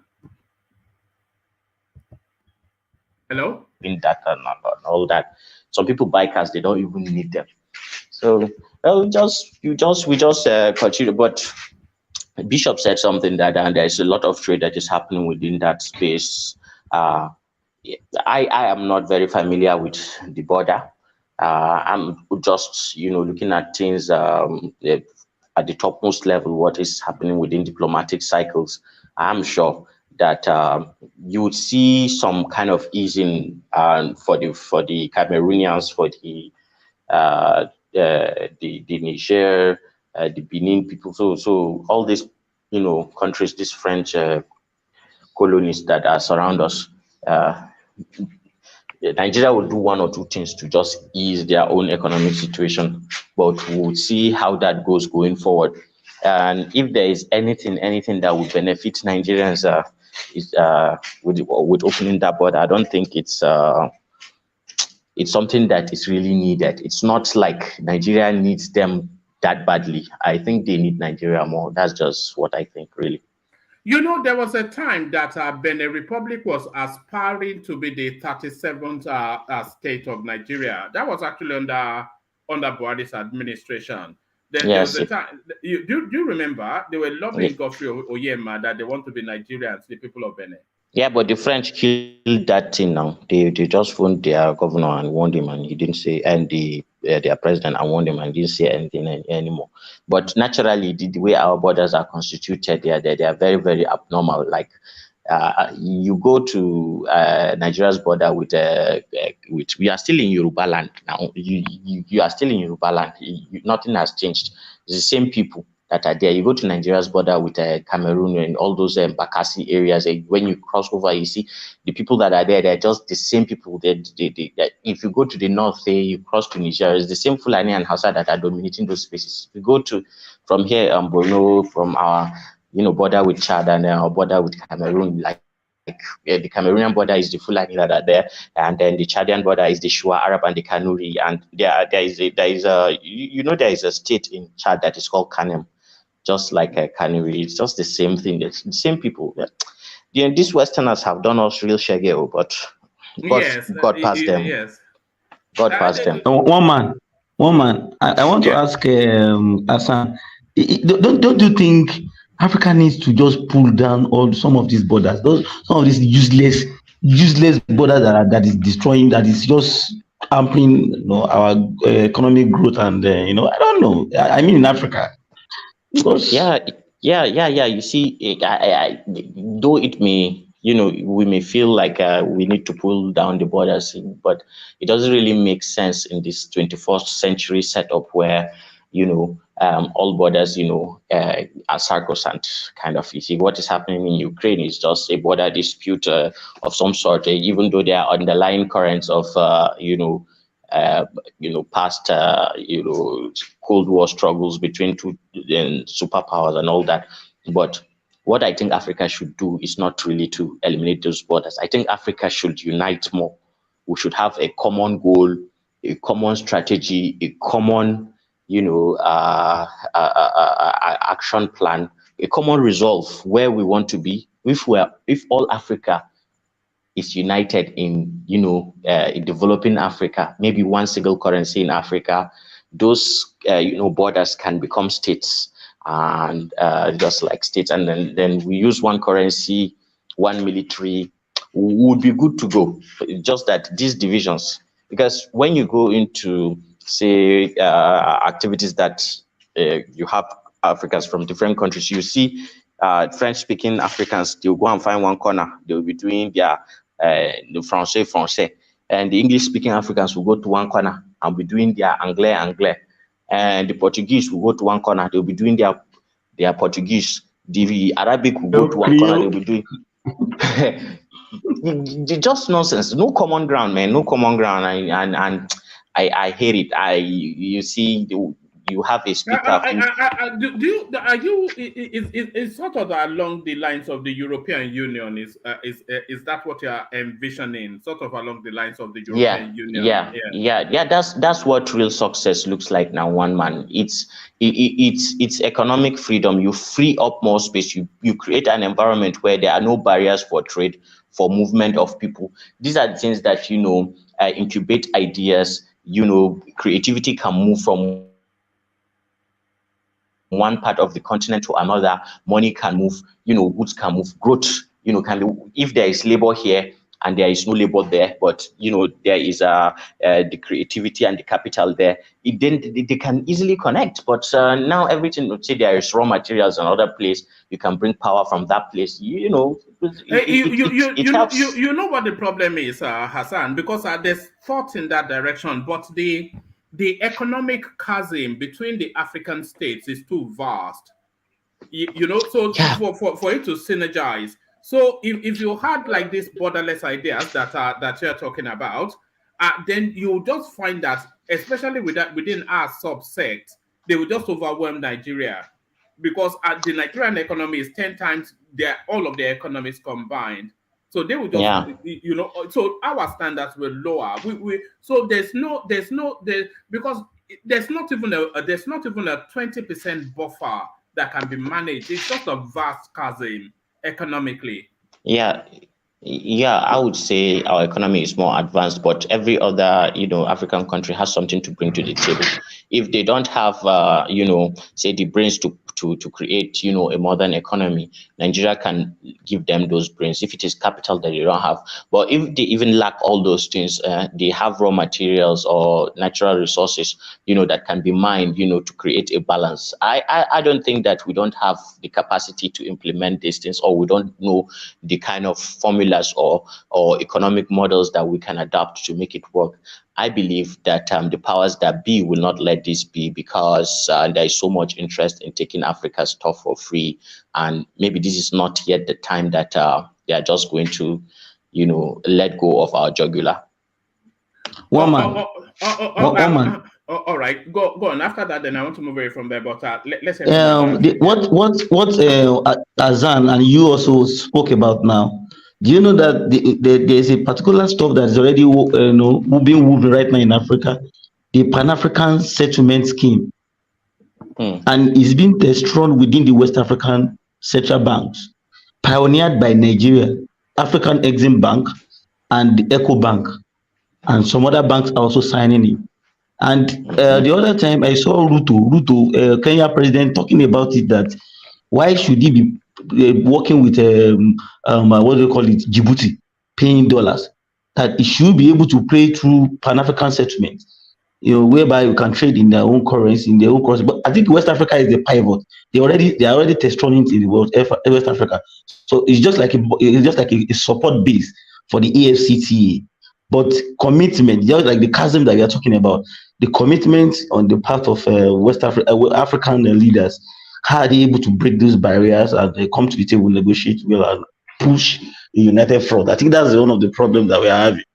All this and France itself does not want that unity. They believe it's against their own economic interests.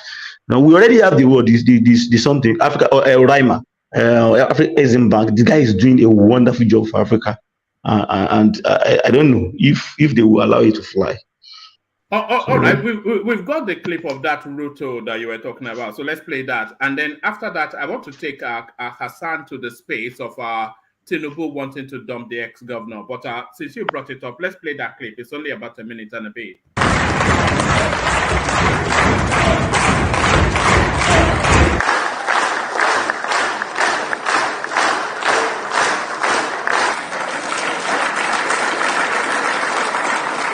Traders from Djibouti selling to Kenya, or traders from Kenya selling to Djibouti, have to look for US dollars.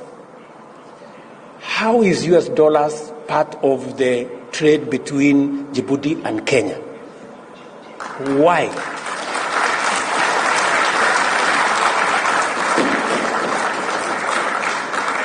And we are saying that today, Afri-Exim Bank have given us a mechanism where traders in our continent can trade in their goods and services, and the Africa Exim Bank will settle payments in local currency.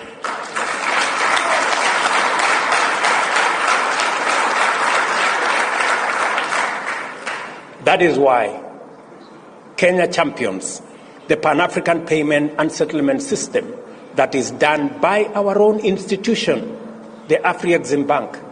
Why, members? Why is it necessary for us to buy things from Djibouti and pay in dollars? Why? There is no reason. And we are not against the US dollar. We just want to trade much more freely. Let us pay in US dollars what we are buying from the US. But what we are buying from Djibouti, let's use local currency. All right. So that was what Darati was referencing just. Yeah. One man, did you notice? Did you notice? One man. Okay. I thought they would not go and take this guy down. The West. You mean Ruto? Yeah. One man, did you notice his apologetic tone? And I have got nothing against the US dollar. Did you notice he said that? So diplomacy now. He has to be diplomatic. No, there was no reason to be diplomatic within an African setting. If it were to be the other way around, then they don't give a toss. That's true. But you know, we're not of equal measure. As much as we like to say, we're not of equal measure to these Well, people. Yeah, we are yeah. not. We are not. But they are just so brutal about us. The I only don't thing that know. will give You us know, the only thing that will give us weight, Hassan, is what you just described. If we can come together as a might, as a mass, and then come under a common purpose. But yeah. the African thing is so skitty, that it's almost impossible. We have to, or you have to surmount the tribe, religion, historical the lack of trust, and then you have to also surmount the francophone, anglophone, Spaniard sort of. It's just so much entrenched You know, position there. Africa is bearing the scars of exploitation. Hmm. If you go back its history to 1,000 years, everybody has come to Africa, and for every invader, he creates a chasm. For every invader, he creates a problem. And these fault lines that we have within Africa of division were all made by all these people that have invaded Africa. But you know, we are the backbone of this species. We are the original people. So if there is anybody, any human being that can take the weight of the world and thrive, it's the African. It's going to take us generations, and we've got to get our acts together. But I believe when we get our education, and not this kind of education that we've had, that only the privileged are able to attain education. If we can give every African free education, free quality education, we're going to get there. It's just about finding a common ground, having a leader that everybody can unite under, and love, and then we can move forward. But we'll never finish these things. Hassan, what did he just say? He said if they can be able to give what? If we can be able to get a leader that can create, a common ground, then we You can move said they forward. can be able to give us give a free and qualitative education. Yes, free and qualitative. A lot of people don't want to hear that on this platform. Free and qualitative education. Ajanli Koko. They don't want to hear. A lot of people doesn't want to hear that. I had a conversation with my dad like 3 weeks back, and it came back to education. They don't want people getting free It's the American. Excuse. Give us that anecdote, Hassan. I want to know that conversation you had with your pops. Okay. So he was saying that actually he was challenging me to get married, and I told him that even though I have girlfriends, I want to get married, but I have a standard that I need to. And he said, no, when he was my age, he had 3 children. And I was telling him that, but the economic situation that we are having and are going through is not the same as you guys, met. And I accused my dad of being part of the generation that ruined this country. He pushed back. I argued. We had a brief argument, but then he had to concede that yes, it was true that they went to school for free. In fact, even when he was in the university, he was being paid pocket money. His clothes were being washed for him. And before he wrote his final paper, he had 7 different appointments and a scholarship to go to the United States. These things do not exist anymore. Yes. They don't exist. Now, what made them, those generations, to thrive and, put themselves in the top echelon of, and they are now the elites, and they are now creating policies that are not, the common man friendly. It doesn't just make any sense. If our leaders are truly, interested in moving this country, this continent forward, then this kind of elitist thinking, because I think that the struggle within the space of this country is people want to escape from the class they were born into. They want to become elites. They want to join the elites. And immediately they join that, they lose all consciousness of what it was like when they were at the bottom. So there is no social mobility. This thing that even though you are a pauper today, tomorrow you can reach the top echelon of, society. That is being erased. No middle class in our countries anymore. It's either you are rich or you are damn poor. Now, what is the source of this poverty? It's not necessarily about the physical resources or the access to capital and all that. Sometimes it's the education that people have, because we are in a knowledge-driven economy. If you have knowledge, if you are creative, then the sky is your limit. You can go to anywhere in this wide world and make money, care for yourself, your family, your relatives, your extended family.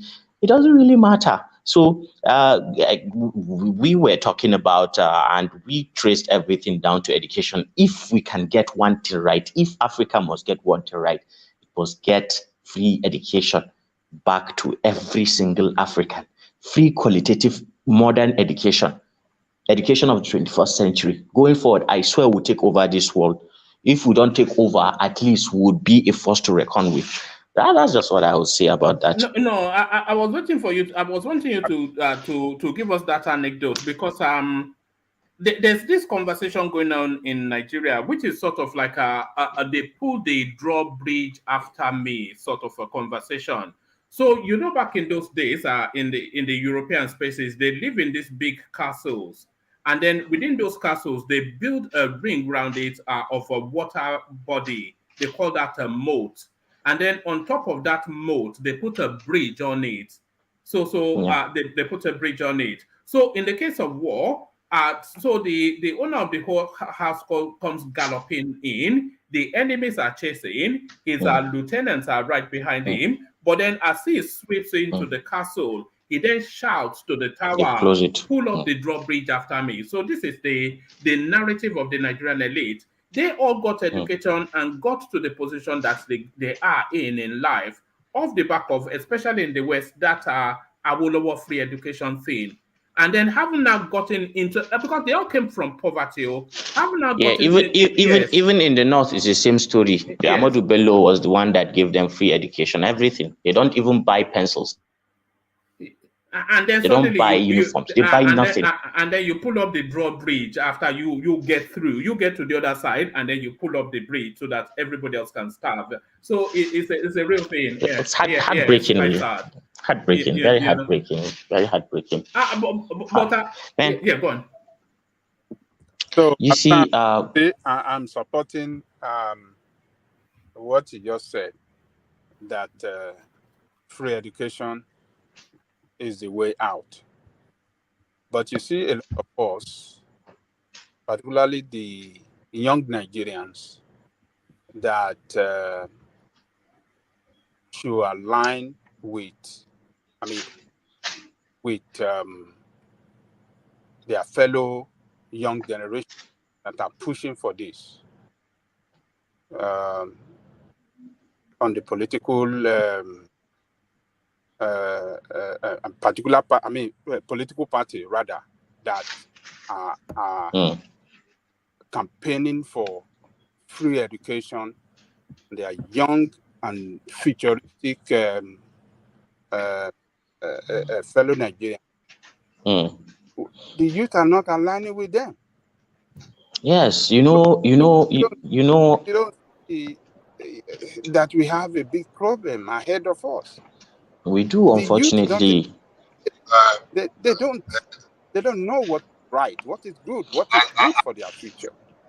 You see, generation. They don't know it. Yeah. Bishop. So I know you mentioned that. Glad in my heart when you said, hold on, let that free education is the only way out for Africans to develop. If we really want to develop, we have to give our people education. And yes, and yes, it's true. And Ajali Koko, let me add to your point. Make it free for their citizens, so that they can we can start our development from there. Because when you give people education, you give them life, you give them future, you give them everything to succeed in life. So, yes. I'm just supporting your points. Yes, so, and one of the reasons why. Let me just finish up this point, then you can comment. Sorry. one of the reasons, Ajali Coco, carry on, sir. one of the reasons, Ajali Coco, why we've not been able to do anything about our education is because our leaders are looking for short-term benefits when they are in office. And this problem of having qualitative education, you have to invest serious money, and then you may not see the benefits till after a decade or two. Now, that is not attractive to our leaders, unfortunately. Unfortunately, that is not attractive to them. Now, what that myopic approach has done to our country is that because Adani Koko just said if the young people can unite and push for things like this within political cycles, the problem is the young people of nowadays are not they are not conscious of philosophy. They are not conscious. They don't have class consciousness to understand how society works. Which class do you belong to? How real are you? Are your dreams and aspirations? How true can you reach your goals in life? They don't understand this thing. They are so much they are just so much about how they can get money, and then they are stuck on their phones and they are shaking yansh, or they are doing one nonsense for to generate content. It's unfortunate. Don't diss the shaking yash. Is that not the substance of life? Let them shake let them shake yash. Before internet, they were shaking yansh. After internet, the yansh will continue to be shaking. So I just wish. And another problem is that. Let me ask you a question on what you and Ajani Koko are discussing, Hassan. When you are talking about free education, are you talking about a totally fee-free education or an affordable education? And to what level should that free or affordable education go? Are you saying up to secondary school as we have it in Nigeria, or all the way through to however high your ambition is? And do you know the cost of that? You see, I would want a completely educational system from zero to say to secondary school, right? That is what I want. But if there is so much,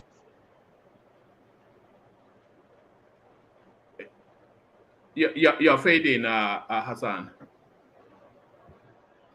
I think we've lost Hassan. But I can hear you. I can hear you, one man. Okay, can you hear me now? Yes, we can hear you. Can you hear Hassan? If I can hear Hassan. Get that. I can hear Hassan. Oh, okay, carry on, Hassan. Yeah. Okay, so if we can get that, free from zero to finishing secondary school, and then affordable, A levels, and I think that would be good. But you see, one man, what has happened and what is happening in Nigeria, to your point, Ajali Koko, is that we have so much half-baked graduates and people that have gone through our educational system, because it is just not good enough, that they end up just finishing the school and they have crammed one or two things, but they don't even think rationally. There is no logic in the way they do things. When you see the way they take their decisions, you'll be marveled. Where are these guys getting? Who is advising them? And these are people that will beat their chest, that have BSc, have masters, and you begin to wonder and think about the future of the country, and you say, oh my God, where are we going? You see.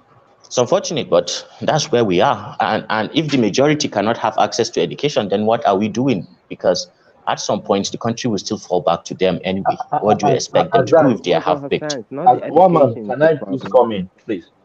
Yeah, you can come in. Yes, let Bishop go first. Yeah, Bishop, go first. Yeah. Azan, yes, thank you. Azan, woman asked you a question now.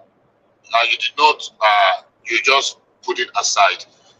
To what level? And let me finish before you answer. It's very desirable to have free education and have free health and have free whatever, education to whatever level maybe all of us can become professor, but who bears the cost?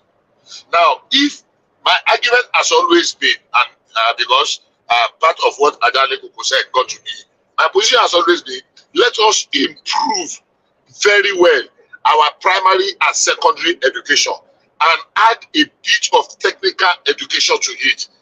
If people have that, you have given them an instrument and you have given them a platform to start up.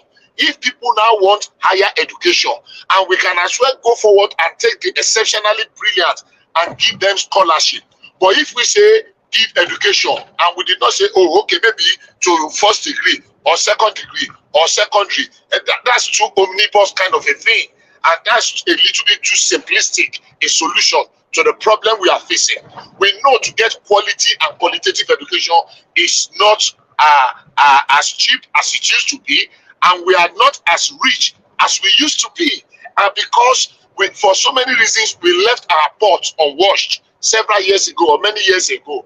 Our soup now pours. If we want to look for solution, let us look for real pragmatic solution, not just solution because people are going to clap and say, oh, I declare free education for everybody. But we saw in the past few years, you just alluded to it. I have met some some graduates that even me, yes. I am asked. Sorry, can you hear me? Even yes, me. So if we say it and analyze, okay, education to this level, I believe anybody that has a good secondary education and technical education, if you are good, that is a good starting point in life. Many people that have great inventions, it's not because of maybe their professors or this. If we talk about qualitative education, I would say very sound primary education. Let's invest more in primary and secondary education. After secondary education, let's give opportunity for the exceptionally brilliant, give them scholarship to whatever level. But at secondary, after secondary, or technical education, people should be able to pursue their dreams, and it must not be immediate. You can go and work for some years and get enough fund and continue your university education. So you cannot just say blanket quality education for everybody. I think that's a little bit too Hold on. Before you respond, Hassan. Okay. The quality education is a matter of policy. It's a matter of standardizing the education itself, rather than and then that's if you standardize the curriculum and then you standardize the tuition in terms of the training of the people to impact the education. So that is where the quality education is. So it's in standardization, is it not? And to say the benchmark of where the government support should be, I think at the secondary level, because that equips you to read, write, and think. And then if you have ambitions beyond that, then it should be at an affordable benchmark. But round of that space, Hassan.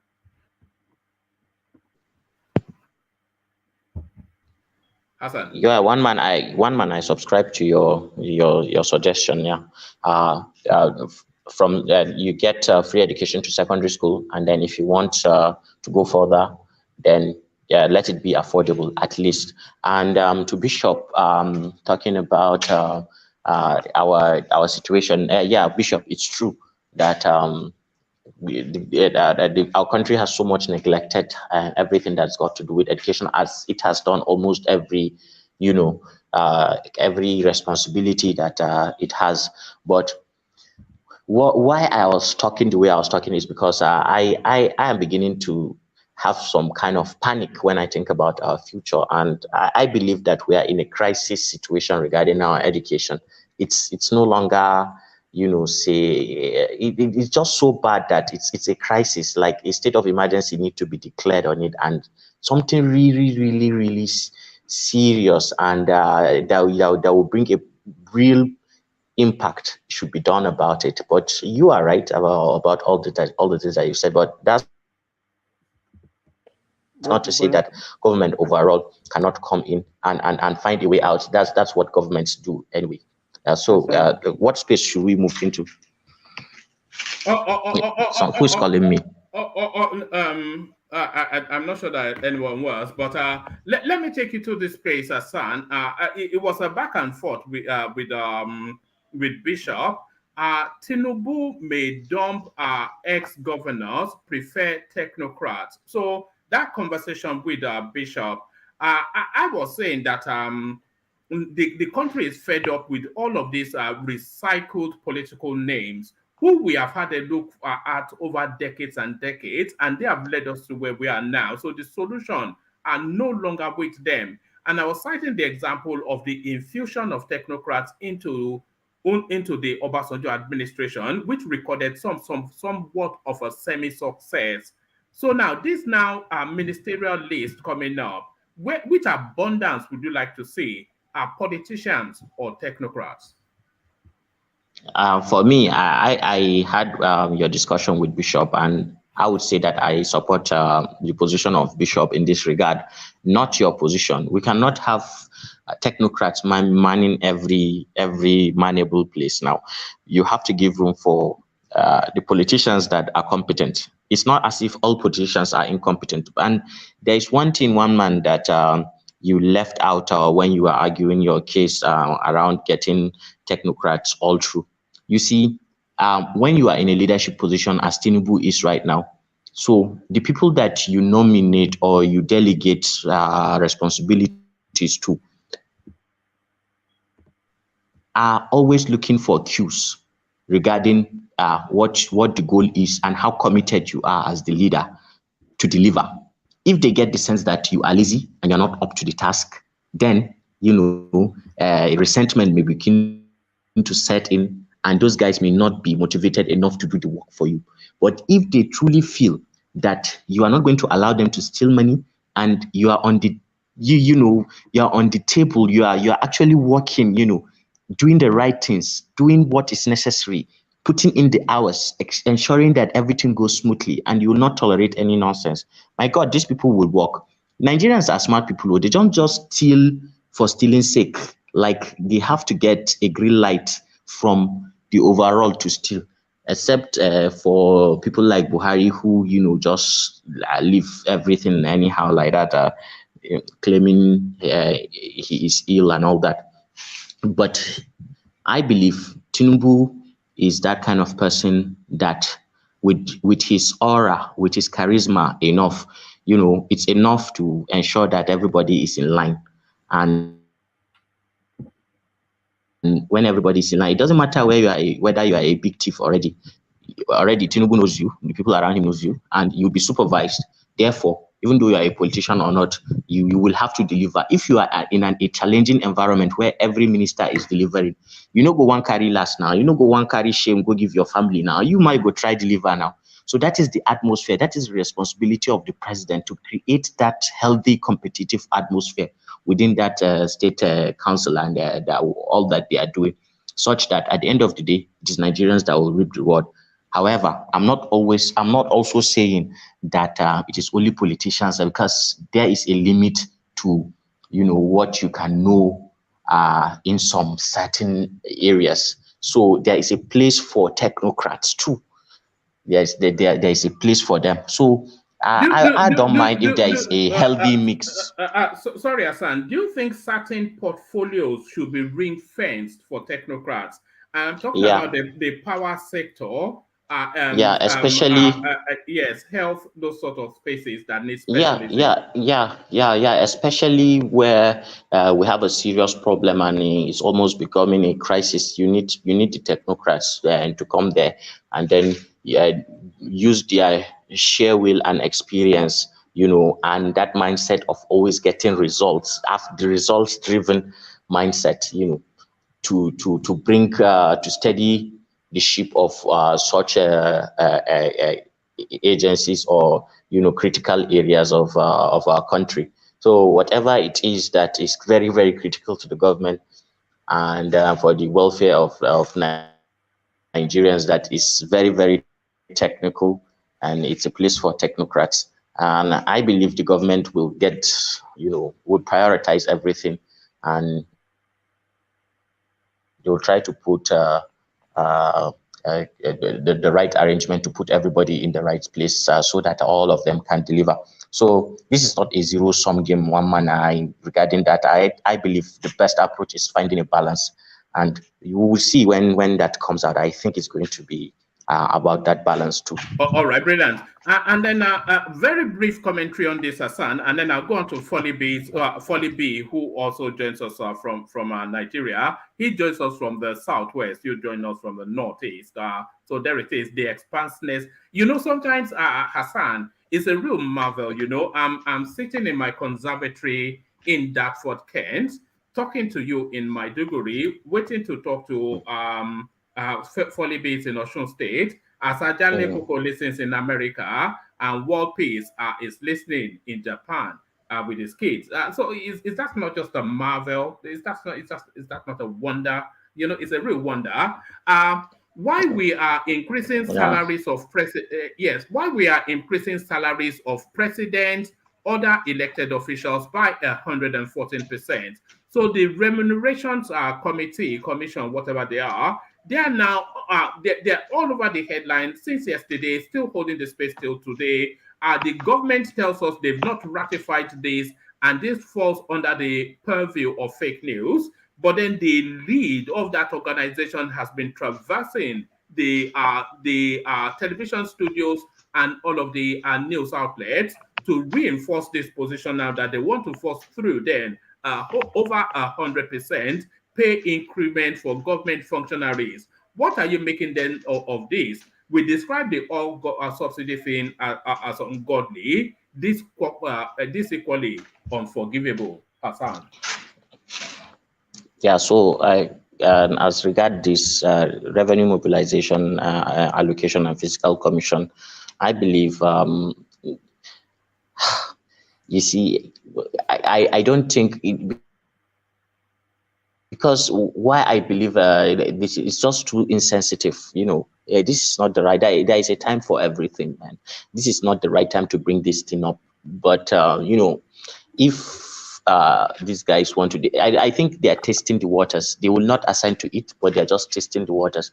I have heard that there will be, you know, a review of the minimum wage and salaries of government workers.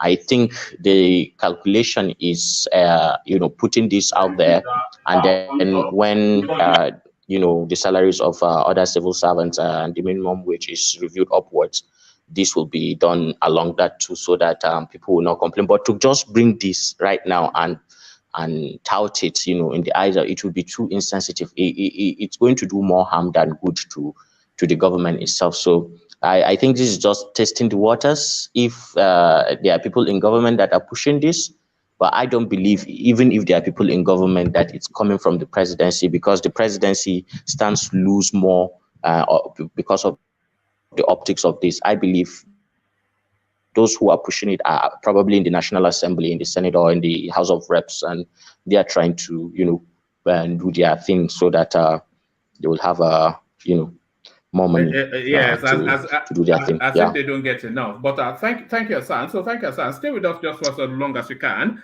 Let's go on. Let's go on from you, Hassan, to Folly Base, who, as I said, joins us from the southwest. So Folly, good to have you. Folly. Is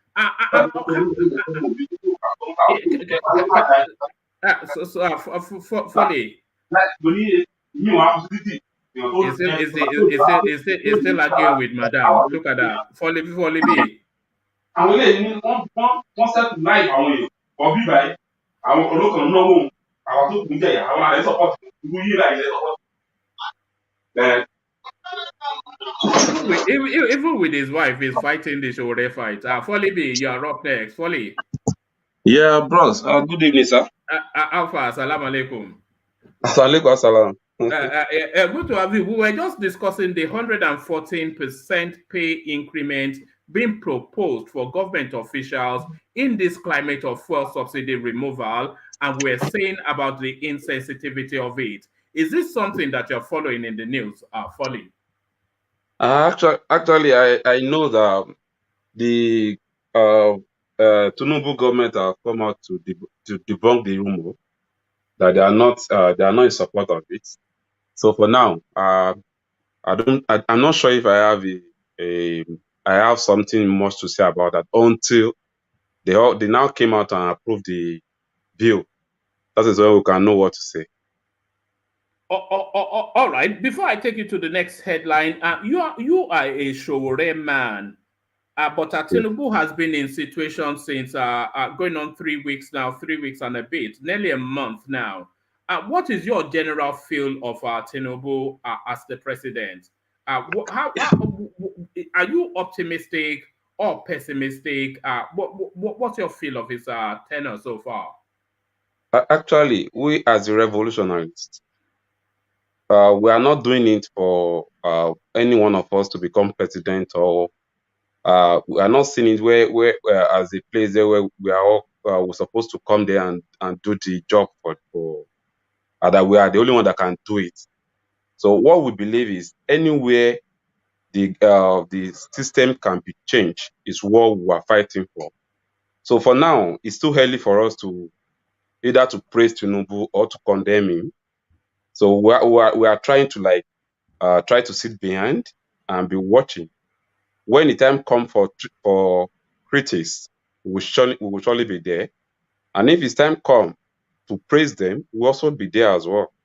We're actually here. We are representing the heart of the nation. I think that's what we're here. That's what we're here for.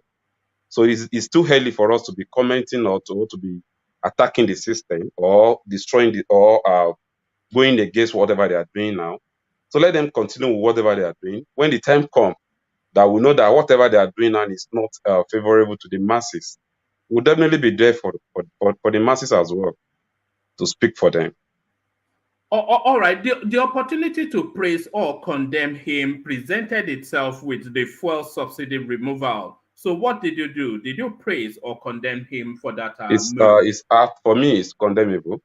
I condemn it totally.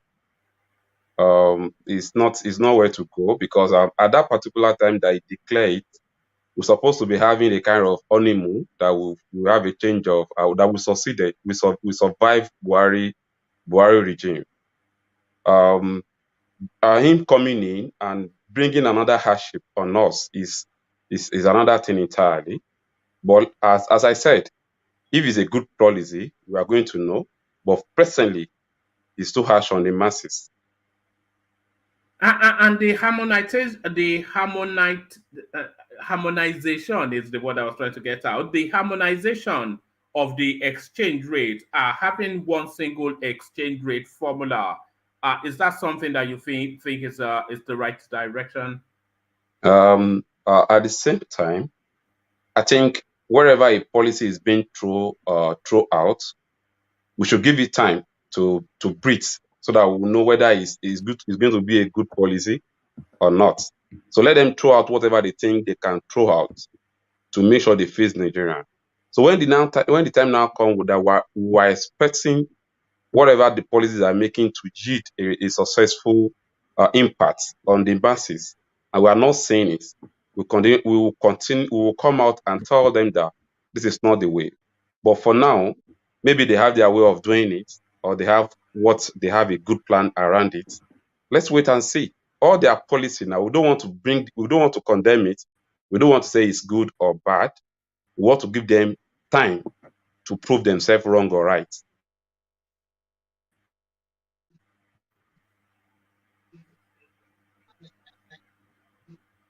Hello? Hello. Yeah, no, I can hear you now. So yeah. Let me take you to the space, Folly. Now, Nigeria's daily fuel usage dropped to 41 million liters from 67 after subsidy removal. So now, what do you make of that? Because that highlights then the level of corruption that we have been contending with. What do you make of this headline then by Sahara reporters? Firstly, I'll say issue of what's 60 what before?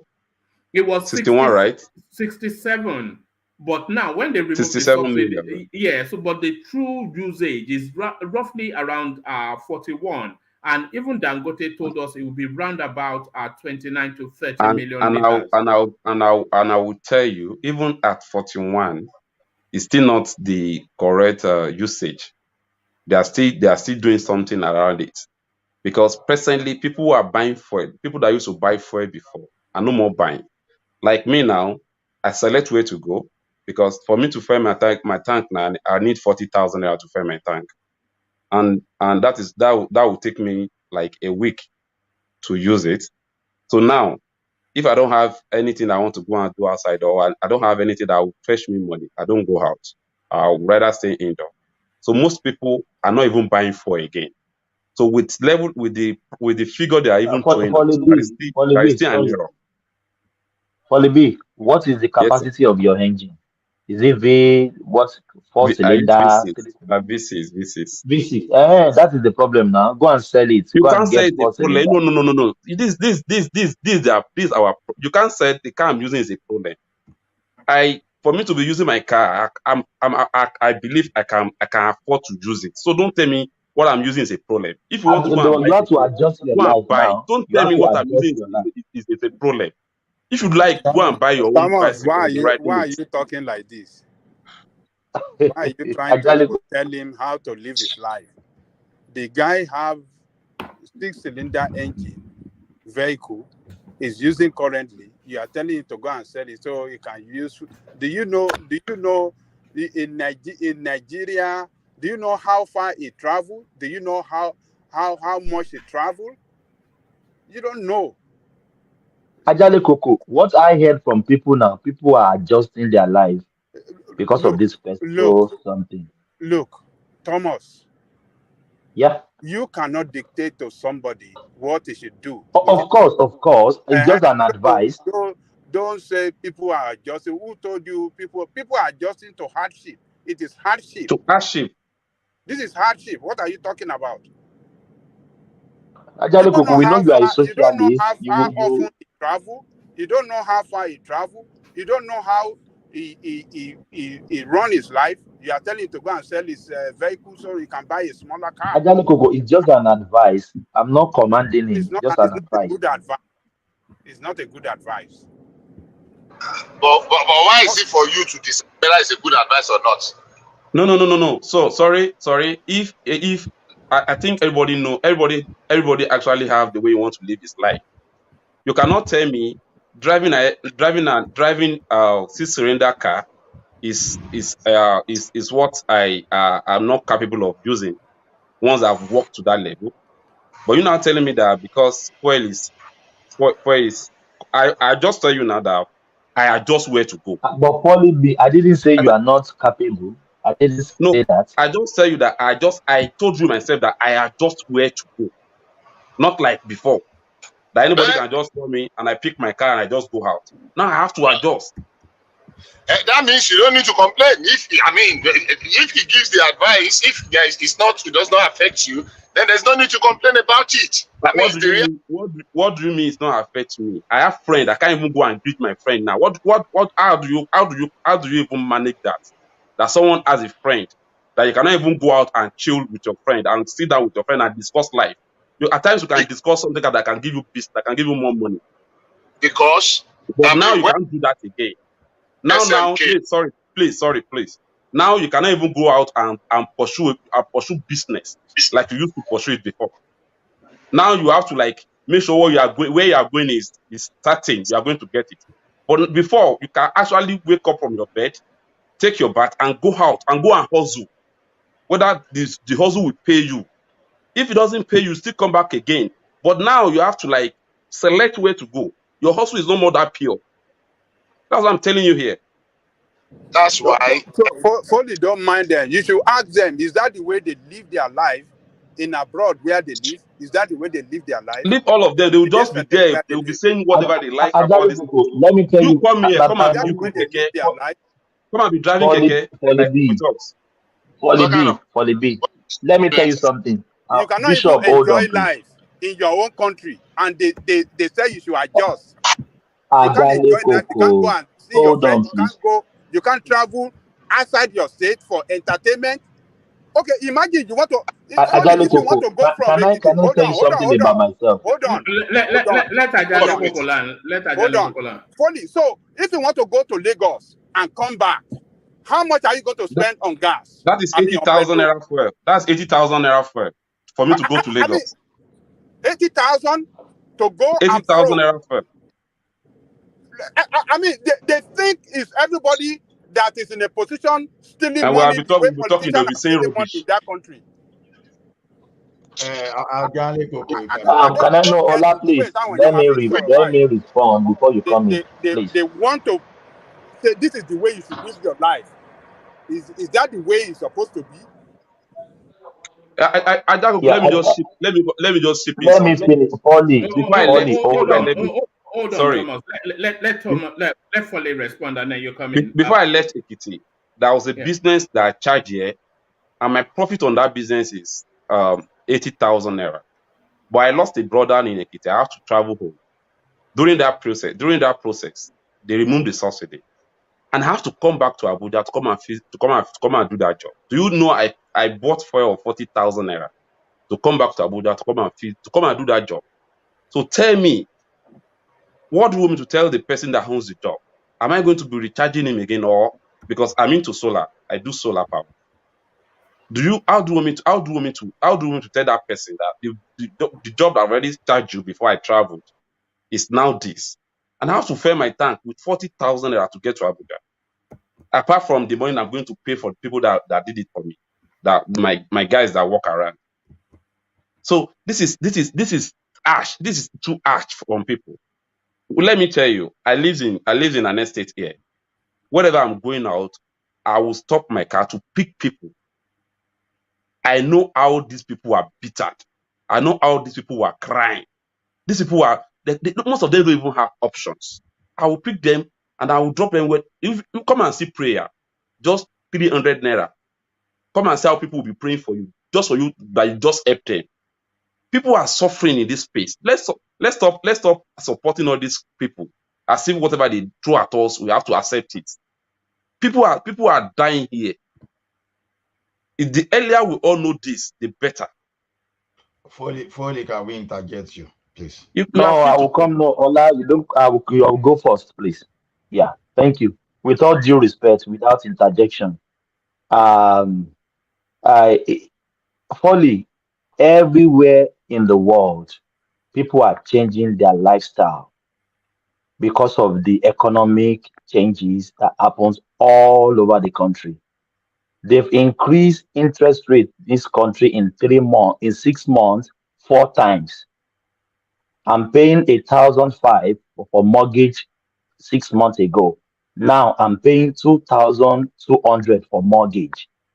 So now people are You adjusting don't their life. sign the Let right me mortgage. Adali Coco, You please, didn't sign. please. You sign Adali variable Coco, mortgage. please. So if you Adali don't sign Coco, fixed Adali mortgage, Coco, then you're please, gonna run Baba. into that. Don't use that as justification to say, "Oh, Foley Let the me one no. I money just like that." digress. I'm going back to hold on, please, You please. signed a wrong mortgage. I mean, you signed the wrong loan. Adali Coco, please now. Hold on, Thomas. Adale Koko, Thomas did not sign the wrong mortgage. The economic circumstances changed. He told you they changed the interest rate 4 times. No, if So, he so has signed, the economic circumstances no, changed. if he has signed, yeah. if he has signed a fixed rate, you understand what I'm saying? No, His but that was mortgage the will not best. be That was fixed. the best for him at the time. Let me tell you the sort of. Sorry for the bit that we're digressing a little bit. For instance, we have something called, and you probably have it in America as well, called the base rate. So, which is the Bank of England rate. So, we have a sort of mortgage in this country called a tracker rate.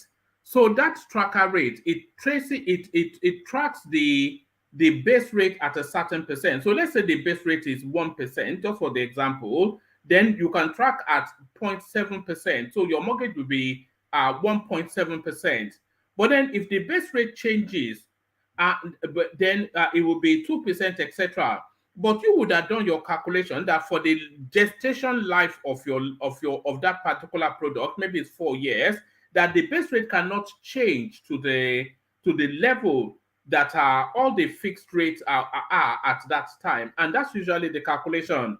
But in circumstances, when they change the base rate about 4 times, that Thomas is saying, within months, that's not a miscalculation now. That's the economy catching you off guard, which is what happened in Nigeria as well.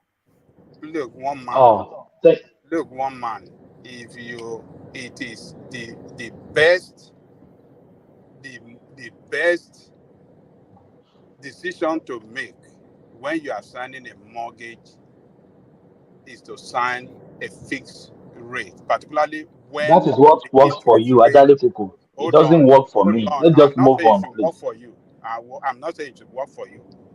If you sign a fixed rate, particularly when the interest rate is low, so that you can budget, you can know specifically, okay, on monthly basis, this is how much I am paying for mortgage. It's not going up, it's not coming down. But when you sign variable and the interest rate is high, then you'll be ready to pay to pay for your mortgage will increase automatically. It doesn't make sense for anybody to sign interest rate that is variable on mortgage. It doesn't give you peace of mind. So Ajale Kuku, I, please I, let Adale me Kuku. even come in. No, no, no, Let me no, no. even come in. Let me respond. Let me Hold even on. come person cannot use his own bad decision to now use it to want to direct another person that this is the way you should live your life. I think it is wrong. These Nigerian people are I suffering. haven't finished, Adale Kuku. I haven't These finished people my are thoughts. suffering under this useless policy of removing subsidy. People are paying more for gas. They can travel, attract to a lot of people. A lot of people are complaining. People are complaining. This guy live in Ekiti. Do you think everybody? Do you think people in Ekiti make so much money like people in Lagos? Ajale Kuku, the 41 million. Or people in Hold Borno State? on. Do you Let think they make Ajale so much Koko money? land, and then Thomas land your thought, and then we go back to Folly because so that he doesn't lose his chain of thought. Yes, let Ajale Koko land, and then you land Thomas, and then we go back to Folly. You think people that live in Ekiti make so much money like people that live in Lagos? You think people that live in Borno State make so much money like people that live in Lagos? Or people that live in Yobe State? Imagine people in the Yobe State, one of the poorest states in the Federation, that used to buy gas at 197, now have to buy gas for 700 plus. And it's a farmer, a subsistence farmer. How is he going to survive with transportation to transport the food to the market? That will take a lot of his profit. What are you guys talking about? Ajale Kuku, Let me leave it alone. your argument is But people are enjoying 1.3 trillion. That's All right. So Thomas land your point, And then he we get travel back. a lot. This guy travel a lot. You can see the nature of the business. How can he ride on 4-cylinder vehicle to travel from Ekiti to what do you call it, to Abuja, and then travel to Lagos to run his business? How can 4-cylinder engine do that in Nigerian road that are so bad? The engine will knock out. 4-cylinder, what are you talking about? Let me just leave you guys. One man. Can I respond now? Back to you, Thomas. Yeah. Yes, yeah. With due respect, without interjection, please. What I was talking before about mortgage, when you are talking about variable and fixed, in this country, your fixed mortgage But don't be is too like much a on the no, mortgage. no. Yes, Go on. I'm going to where I'm going. One man, please. Go on. Your fixed is just for a jollof time, not forever. They can fix it for only 1 year. After 1 year, you go back to variables. So that aside, about the car I'm talking about, I was driving a V6 engine before. Now, last year we were buying fuel here $1.50. Now we are buying almost $2.80. And I discovered that this car will kill me with fuel. What did I do? I sold it off and I went to hybrid car. I'm driving hybrid car now that will take little bit fuel, and the engine will the electric is with electric, and so people are adjusting in the whole world. So if Nigeria too can adjust their life, it will be better. Thank you, woman. All right. Can I come in now? Yeah, comment for Foley, but I think that's a fair comment by Thomas Foley. Yeah, I think the area we are getting it wrong is this. Thank God you can have a mortgage that you want to be paying every month. But this is a space where everybody is trying to buy cement to build house out of the money that is not even available. You are talking about you buy a car that you can charge. Remember, this is a place where we don't even have light to even sleep. To even as in you don't even have light to cook. So this is a country where No, things are Foley, you where, don't charge No, where no, people are hybrid. hold on. Let me clarify one man. yes, Hold No, sorry. on, one no. man. We know you don't charge hybrid cars. It's just it's a metaphor. Let him carry on. Yeah, sorry. No, You know, but you wait, thought I was charging the car. I'm not sorry. charging the car. No. Yeah, we Please. understand that. Carry on, This, Foley. this, this is a country where people are collecting salary that cannot even pay their house rent. This is a country where you work in a month. Your house rent for a whole year, you can't pay your house rent for that year. Talk less of you want to eat or you want to feed yourself. So when you are talking about people adjusting, when you have maybe you have like you have a life that you are living like 200,000 monthly before, you can still adjust to 150,000. Nothing bad about it. But when you have 30,000 naira to live on, that you are still you are still looking for almost 180 to meet up with your life, and somebody is still telling you to come and adjust with 30,000 naira again, that means something is wrong somewhere. Don't let us stand as if we don't that we are not in this, we are not in this space, that we are not, that it does, and not everything does not concern us anymore. This thing is, if the hardship is, I can't lie to you, people are crying. Level 14 officer can't even take care of their children. Parental voice has been lost. Parents don't have voices on their children anymore because they cannot even pay their bills. Children are the ones going out now to go and be doing yahoo, go and do fornication, do and what's it called? Different sorts of crime to feed the family. This is space we have. And yet you are still telling us to go and adjust. So adjust to what? Until we find ourselves in the grave? And this is a place where people are living life as if nothing concerns them. That the people are enjoying life here with all our money. And it's with the poor people that you always tell us to go and adjust. Fully. Now you remove subsidy, no plan, nothing in place, and you don't no salary. At least salary did not even increase, and you are still asking these people to come to work. Fully, Foley, there is no other panacea but an adjustment, and I think you've already made the adjustment.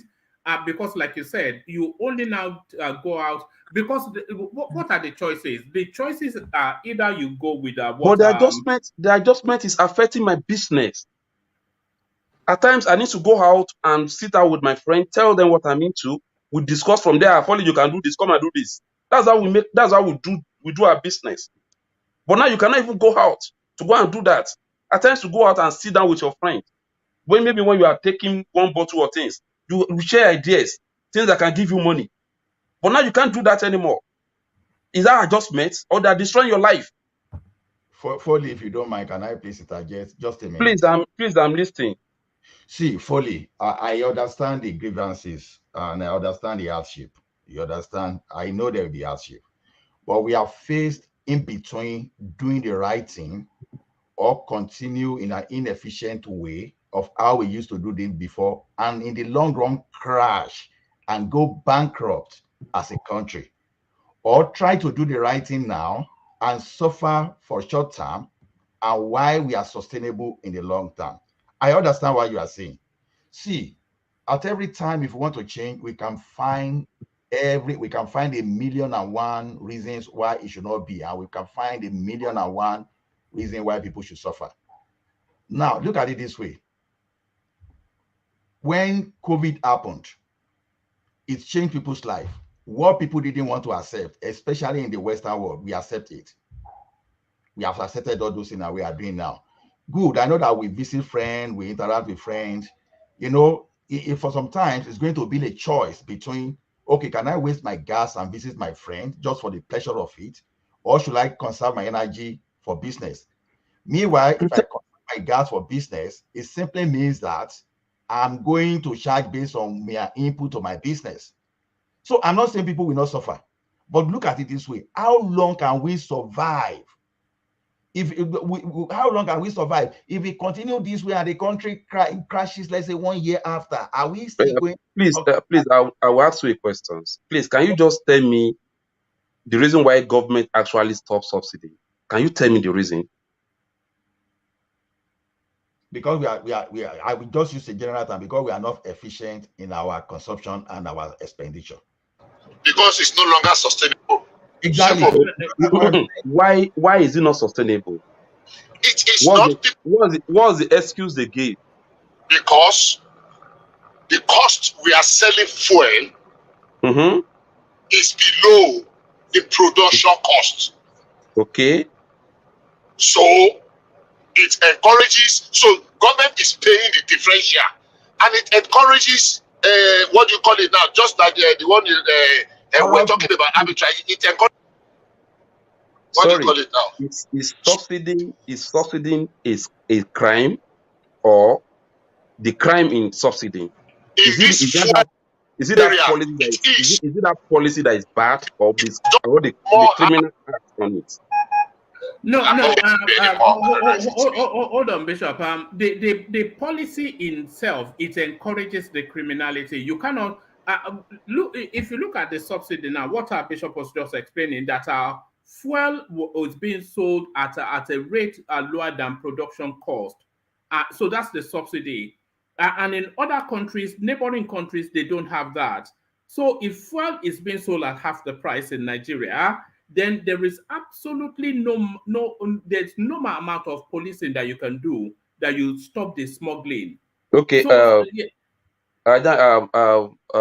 one man. Let's assume that you have your family, and you always buy them food at home, and you notice that your children are complaining about that food, that the food you are buying for them, they are not saying it. Are you going to stop buying food for your children, or are you going after the criminal that is stealing the food from them? That's the question. This thing, we've tried to explain this thing, but it seems that is this thing that now you are buying food for your children. It's just because you are money, right? You are even borrowing to buy the food for the children. Okay. But now you now have the reason why you have some area why you should conserve money and rechannel that even money to produce that food for your children instead of buying it for the children. But a point that you now over borrow. That a point in time you cannot even borrow to now. Sorry, please. The question is, I'm not talking about whether you are. If I'm buying food for my children, and they are not wasting it, and they were still complaining that the food is not even enough, or what I'm buying for them is more than what they're supposed to take. Okay, I now notice that somebody is taking that food to his family or to somewhere else. I think the best thing that I need to do is like going after the criminals that took my food to somewhere else. Not my children.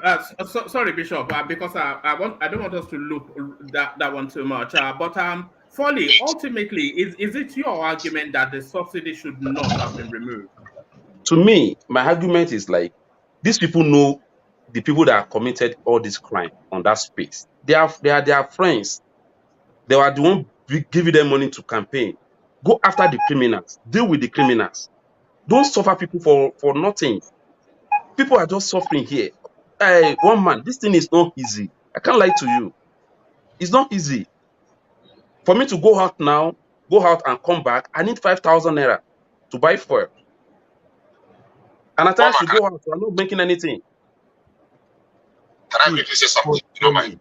If you are still saying the same, please, I'm listening. For the same way, what we are telling and the same people, and the same people that are even asking us to go and serve ourselves, they were getting this fuel free of charge. No, they were getting money free of charge to buy them. You know, Foley, out of everything that you're saying, that's the space that I agree with the most. And I think what was it? Ekene just yesterday. He was so. This is the voice that you're hearing from Nigeria, because Foley is repeating the same thing that Ekene said to us 2 days ago. That you are not seeing the sacrifice that they are asking you to make at the top. Is that what you're saying? Definitely, definitely. They are enjoying they were buying Prado Jeep around, they're driving big cars. And we that we even need the money, we're not getting it. These people they were stealing the money more. There's not any agreement that okay, Oga, if I wake up in my house and I'm going to farm, I want to go and plant yam. I will know after a year, my yam will give me so. Okay? But now these people are asking me to continue staffing myself. And no provision, there's not any direction where I should be focusing, where I should be looking at. Okay, this is where they are coming from. Okay, I should be going out. Okay, my road is going to be well. Okay, give me the template. How many years, how many months am I going to suffer myself to enjoy those things? No template. No template. There's not any template about it. And you're just telling me to continue suffer myself. No hope, nothing. You cannot just tell me that I should be suffering myself. Okay, Foley, let me ask you this, and then, so what you are saying essentially is that they've removed the fuel subsidy, but they've not really rolled out a clear plan to say no clear plan. No clear plan. Yes. Who's that heavy noise coming from? So I think it's from Bishop. Let me mute him for a moment. So there's no clear plan, and what you would like to see, and correct me if I'm wrong, what you will also like to see as a gesture was for the government to have said that we will also cut our salaries remunerations by 50% in order to align with the suffering of the people. So if they had done all that, would that be a bit more palatable for the subsidy? So if they told you that we're removing the subsidy, and over the next 12 months, this is what will happen in that area, and because we recognize the suffering of the people, we're going to cut our salary by half as well, so that we're in this austere space together, and then we'll weather the storm together. So if they had done all that, would it have made the fuel subsidy removal? Would it have made it more palatable? Yes, we will know that we are all in it together, but not when someone is suffering and someone is enjoying it. And you are the one making the policy. You are the one enjoying the money. The people you ask to come and suffer for it are the one that don't even have anything in their purse at all. I just passed through one. What's it called? Former governor of Benue State. Come and see cars in front of his house. They park there. Nobody is driving it. These people they are wasting the money, and people are suffering here. People are dying. I will be here defending them as if they are doing something. They are doing us a favor. These are commonwealth. These are money. Fully. Hold on, Ola. What do you see as the solution to this, Foley? Because of course, we are where we are. So how do we come out of it? What's the solution? Like I said in the beginning of my conversation here, I said I'm not even ready to tackle them. I'm not even ready to condemn any one of their policy now. We want to give them that time. If you continue like this for like a year and nothing changed, nobody will tell you that you have to eat the streets. I'm telling you, if there is nothing changed after a year with all this suffering. Do you think Nigerians are at that point? Do you think Nigerians, their policy, they're one hardship away from hitting the streets? Do you think Nigerians they are at their tipping point? Let me tell you, one man. Let me tell you. I was having a conversation with one of my sisters today. He was talking about the way they were living. She just traveled to Canada, and she was like, "Wow, Foley, this is what is happening there. I should leave. I should come." Someone asked her that, why are they doing what they are doing? But because you are still a stranger in that land. Why are you enjoying everything everything that others are enjoying? He said, I now told them that these people knew that once this guy entered their country and his life is not being cared for, he will be looking for a way to shortchange the system. And before they know, the system will be having issue. This is the problem we have in Nigeria. Someone will go to school, you graduate, no job. You want to hustle, your hustle not even pure. You want to do everything. The system is not encouraging you. You have a business, it's not flourishing. You have your kid, you cannot even train them. Children cannot even go to school. The crime will be increasing. And let me tell you what will happen. The system will now come after us, the innocent ones. Because those guys that they failed to train, they will become a terrorist. They will become criminals. They will now be coming after we that were even doing the same hustling with them. Because maybe we find our way of surviving in the system. But we'll be their target. I lost a friend almost 2 months ago. He was shot dead. This guy just went to bank to collect 2 million naira. And they go after him and they killed him because of 2 million naira. This is how people have been paying the price that they didn't even know about. They didn't even know anything about it. And the same is going after them one by one. It's killing people. You are sick. You go to hospital. There is no oxygen to even save your life. I lost a brother 2 years ago because of oxygen. They can't save this guy's life. He has money, but there is no any equipment in anywhere to save him. And these people, wherever they have any headache, they fly out to go and treat themselves. And we'll be here defending them as if they are doing anything for us. You know, Folly, we had Ribadu join us about 2 days ago. And a lot of what you're saying, he said it as well. He was joining us from Borno. You are joining us from Ekiti. He told us the narrative of a young girl that came to his house. You know, it's just the narrative of the men in Nigeria. They've been emasculated. Their masculinity has been taken away through economic positions. Hardship. You know, they'll send their wives out. They wouldn't ask her how she got the money, and nobody would discuss it. And you know, yes. So we get a lot of those reports. But we are where we are now, and the solution is more hardship before the light comes. And that is what Tinubu is saying, that the solution to where we are now is even more hardship before the rainy day comes. And what are they doing? What are they doing in their own side as well to reduce to make sure that to even give us hope that they were ready? Are they not still throwing party? Are they not still wasting the money on unnecessary things? How many convoys is government still driving? How many personal assistants they are still having? They are still paying them the same salary. One man can I interject? Yeah, come in, Ola. You see, Foley, we all agree that the excesses of the politicians or whosoever, it must be cut. Everybody agrees with that. But we should not underplay the economic woe that Buhari has pushed us into. You understand? Don't let's just look at it as a shy play. Even if you cut costs, I can tell you, it's still not going to solve the problem. Let's assume we are even saving costs from all those things. Now, you should look at this subsidy removal beyond just, they are just cutting it. You have to look at the industry that this subsidy regime is sitting upon. How many people is this industry supposed to create job for? What are the value chain around that place? What are the escalations? Those are the things the way I look at it. Then we are talking about how the management of this subsidy is not sustainable. Like, you think, okay, we should man all the border, employ people to man the border so that people will not go. You are not even looking at the cost at that. And I can tell you. No. We already have people for that. We are paying custom already. Okay. Just put system in place that will checkmate them. See, the way they do things where we live here is this. Any product that can easily be smuggled out of the country, government will never subsidize.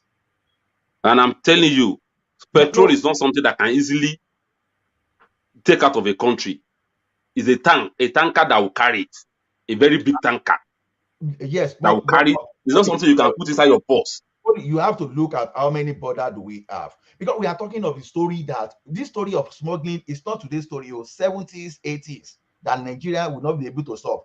But they're openly smuggling this thing. There was a time that we played a clip of a custom officer that tried to intercept a convoy. I'm not sure if Adanleko could remember us. No, I have the video. They call the guy. Yes, their boss is even calling the guy. And they sacked him or something. I'm threatening to jail him, or So they smuggle this in open glare.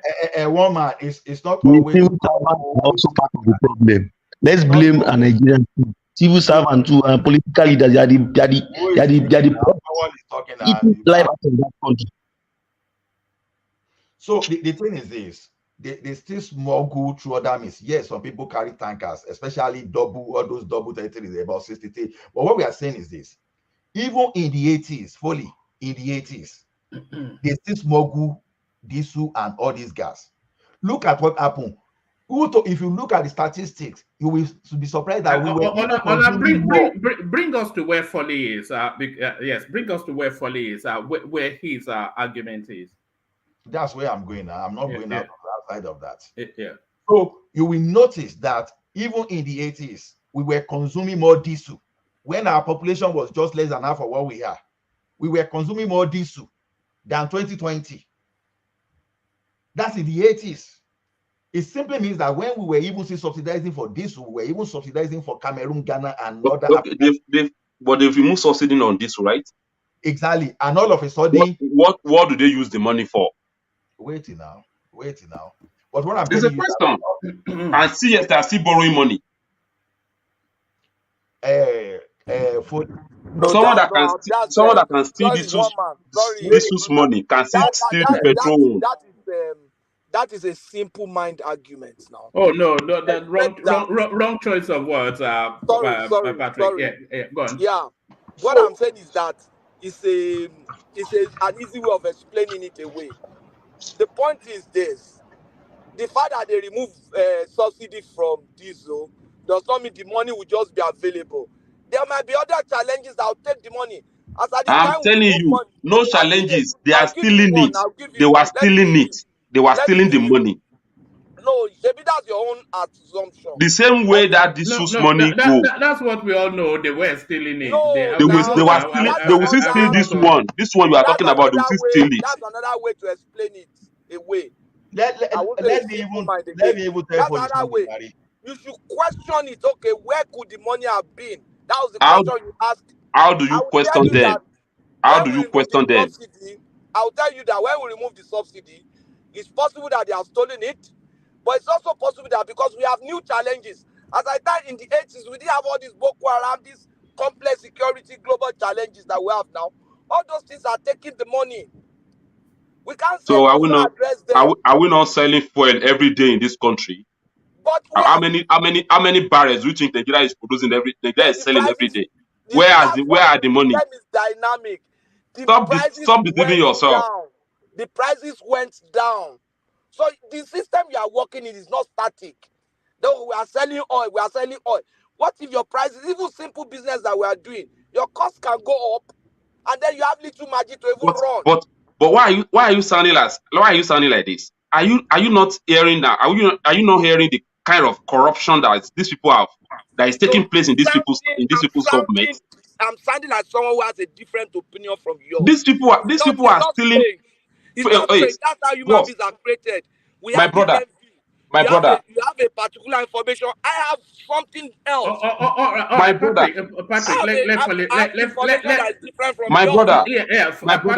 Let Foley push back. My brother, do you know how much they said honorary Emefiele stole from CBN?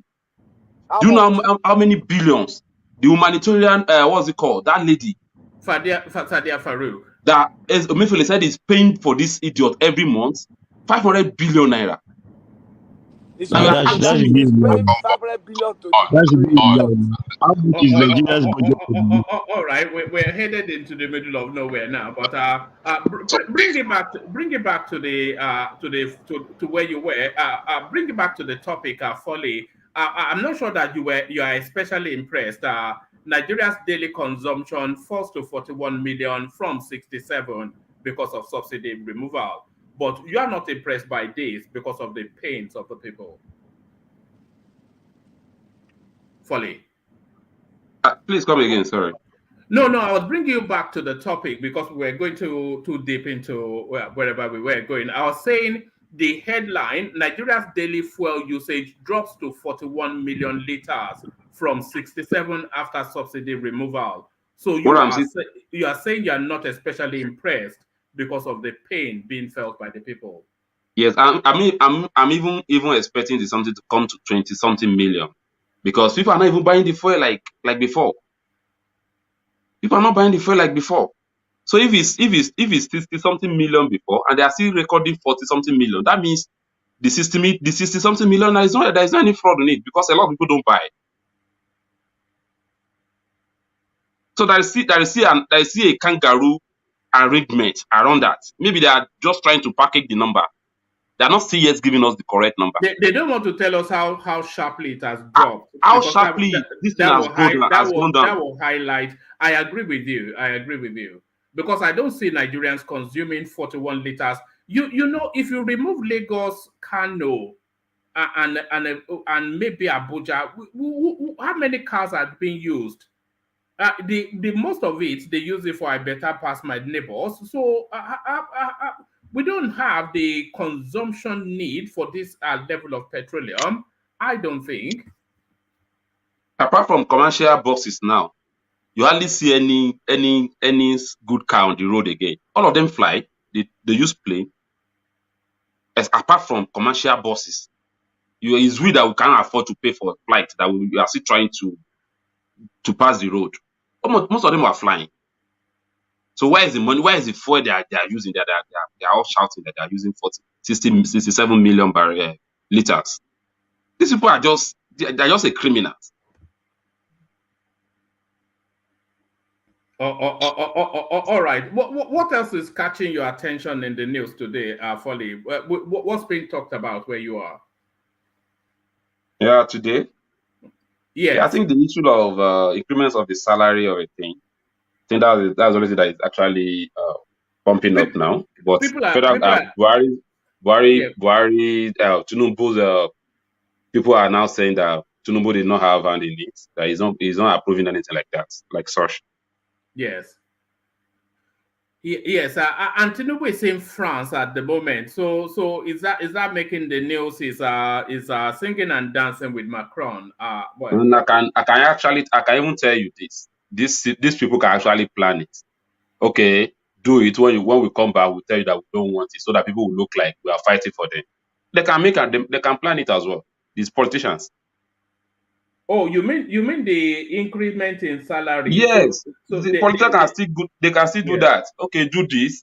When we come back, we will tell them that we don't want it, so that people will think we are fighting for them. This thing can still be possible.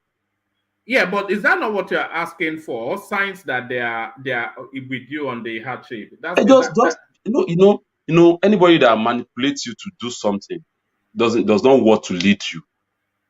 If anybody wants to lead you, he has to be open, not playing your with your emotions. That politics is all about manipulation. No, even Showore manipulates us now with his kumbaya or something. I don't want to talk about Showore here. I think we've forgotten. I think we passed that. Showore has said his own before the election, and people did not vote for him. So let's leave the gentle guy alone. What hope do you have for the Tinubu administration? Are you hopeful that he succeeds? And what would that success look like for you? Man, I won't lie to you. If there is anything I want, anybody in that place, I want them to succeed. Because failure to succeed this time around, we are going to pay bitterly. I pray for them to succeed. If they didn't succeed, we are going to pay. It's we that will be suffering for it. That will be suffering it. We are going to suffer for it. These people they can travel to anywhere if anything happens in this country. So I pray for them to succeed, so that we will not pay with their life. We will not pay with our life. If you start to see improvements in the electricity, a lot of this fuel subsidy that has been cut off, a lot of it will be plowed back into a lot of it will be plowed back into maybe electricity generation and all of that. So if you get that improvement in electricity generation, that is the subsidy that you really need, because that removes the money for your generator and it puts that money back in your pocket. But do you know electricity is not something that any government should be proud of, because we pay the bill. It's a business. We pay the bill. Give us light, we pay. So that, Yes. I didn't see all those things as an achievement, because it's a business. Anybody can just come on board and give us light and collect your money. We are paying you. We are paying for recharge card that we are using on our phone. So if you can pay for recharge card, we can also pay for our bill, for our light. Give us light. I'm not saying that is not an achievement too, in my own part. It's what we are due for. You don't need to beg for all these things. Why? By now we're supposed to be talking about something different, not light, not electricity. We are too backward when we are talking about electricity. By now, I'm not seeing us discussing something like we don't supposed to be discussing all these things. We're talking about refineries. Do we supposed to be crying for refineries in Nigeria, where we have our home crude oil on our home? What have you been doing? Is it not the same people? So you're telling me today that somebody is promising me refinery. I'm not seeing it. These people have failed us. What for? I want for yeah. Can I ask for the question? Yeah, of course. Carry on. For Libby, I will say two things and I will ask a question. Well, I really empathize with what is going on in Nigeria. People are complaining seriously. And of course, the thing is global actually, because everywhere I am too, everybody is saying things are on the high side. But I want to believe we're going to get it right. I want to ask a question. The gas, I learned that gas price is coming down. I don't know how far that is true. Diesel, I heard it came down about between 100 to 200 naira. So gas, I was talking to a sister of mine, and she said gas is coming down.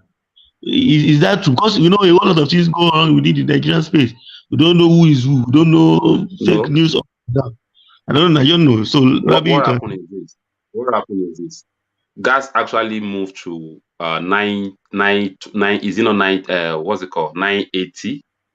But now it has dropped to 740 or 720, around that level.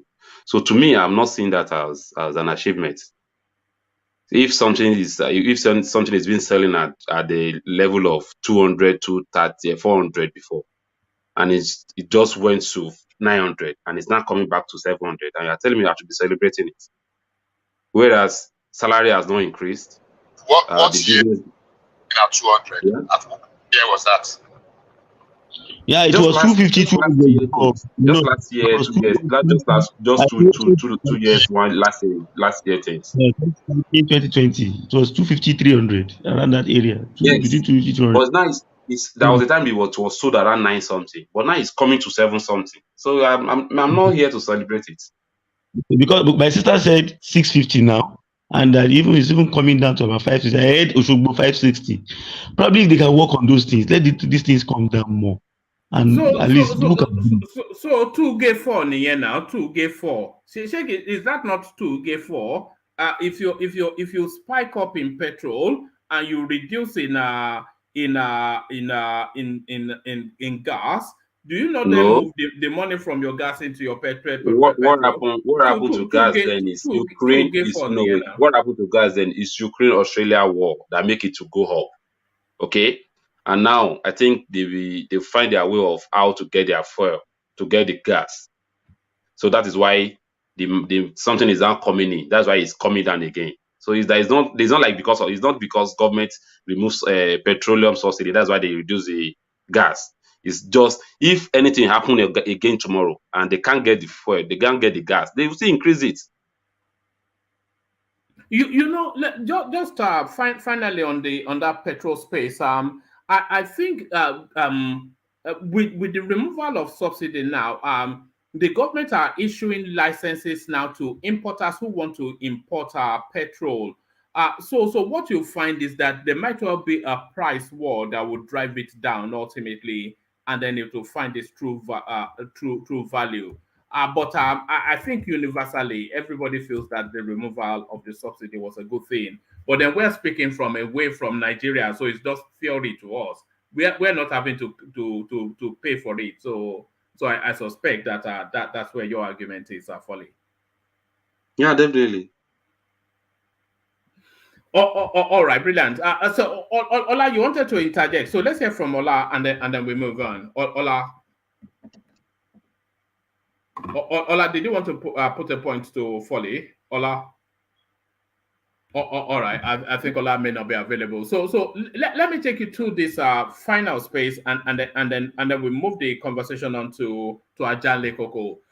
So now, Folly, it looks as though they are now saying they want to reopen the semi-border for vehicles to be imported into Nigeria. So what are you then making of that headline? It's been widely reported. Federal government okay reopening of semi-border for vehicle importation. So we have so many ports that are, that can very well easily import those vehicles. But what are you making of that headline then? Is this not another conduit for smuggling, Folly? Yeah. One man, please, Folly, hold on, please. One man, let me say something, please. One man, sometimes I share some things with you, you don't share it with the platform. If you check your Instagram now, I sent you before 3 days ago, maybe you didn't see it. I just will send it again. Um, there is something on Nigerian government or Nigerian soil now that you can put on your own petrol generator. You'll be using gas. 2 kg of gas now, you can run your generator for 8 years. Just check your Instagram. Just recently, just share it with us so people will know. It's not People a are link. just It's not a link you sent to Thomas. it's a It's just link. It's a link. No, it's it's, a link. Check it. Check I'm it. there. It's a link. I just I'm sent it. there now. Let's see. It's not a link. It's on your plate. I've sent it. I'll just All right. I'm on my Instagram now. Okay. I'll refresh and see if. yeah, refresh and recheck again. Yes, I've sent it. So share it with us. 2 kg of gas will last you for 8 hours. People are changing their lifestyle. Yeah. All right. So Thomas, here it is. You see, it's not a link. It's just a write up. It says generator using gas in Nigeria, 2 kg gas for 8 hours. Please, please share with the platform. Okay. I But think there's no, I've seen that, and I think there's no, some there's no experts has link to actually it. came out. Some experts has actually came out that people should be very, very careful about it. That they are not seeing it as a thing that they can actually encourage people to use, because it's also dangerous to be using with your car. So I'm not sure it's something anybody can That try is the to. problem I'm having. Yeah, Poly B, that's the problem I'm having with Nigerians. They don't adapt with what is going on in the world. Poly So B, in this is he in country, the world? Is let he me in the finish, world? please. Somebody Can I just finish, did it please? in Lagos now. Poly B, Okay. can I finish, Okay. please? Yeah, Yeah, thank yeah. you. People are running on gas with their car in this country successfully. Even the gas car is the most cheapest car to run. What did I say? Most cheapest gas to run. Your car can run on gas. Your generator can run on gas. So if the gas is available and cheap more than petrol, it is very reasonable to me to buy a gas of 2 kg and my generator runs for 8 years. Come on, that is very cheap to me. Thank you. Yeah. If it works, I trust Nigerian, they will grab it. Woman. Enigmatic Hyundai. Yeah, good. I would say Wagwan. yeah, everyone. I hope you guys are doing good. Let me just, Mr. Foley, I understand your concerns, and I do understand your let me say, psychological palpitation that this subsidy removal and Nigeria's economy has caused to a lot of Nigerians. You not being an exception. And I want you to understand too that for the fact that we live abroad, we does not insulate us from the problems of Nigeria, because we do have businesses and we have a lot of investment back in Nigeria, and we monitor events on a daily basis. But the only difference is that when we have probably the socio-economic cushion, right, that helps us over here by varying degrees of maybe the geographical advantage that we have. You guys do not have it. You just have to face the brunt, unlike us. But we should be mindful that this administration we are talking about is just less than a month old. And then the biggest elephant in the room they have to deal with, and every administration that be trying to deal with, is this subsidy removal. You and I can agree, and almost everybody on the platform, regardless of the feelings now or the sentiments. In the second quarter, if I'm not wrong, Tinubu, being the president now, would have been ready to be coughing out, I think, $10 billion. Give me a second, please. All right. So that's all right. So yeah, go on. So now they are able to indefinitely and forever and ever now, right, stop dealing with having to pay $10 billion. So far this year, the first quarter of the year, Nigeria, I think they've paid over 3 trillion naira on subsidy alone. The subsidy is not those 3 trillion naira or those funds, they are not coming to you, they are not coming to me, they are not coming to one man. They are going to specific individual in Nigeria, right? So the marathon meetings and rapprochement, and then shaking our hands across the aisle that the administration have been doing, even having to have conversation with the folks in the creek, the Asari Dokubo, the leader of those creek boys, what's his name, James Ibori, and all of them, the Niger Delta folks.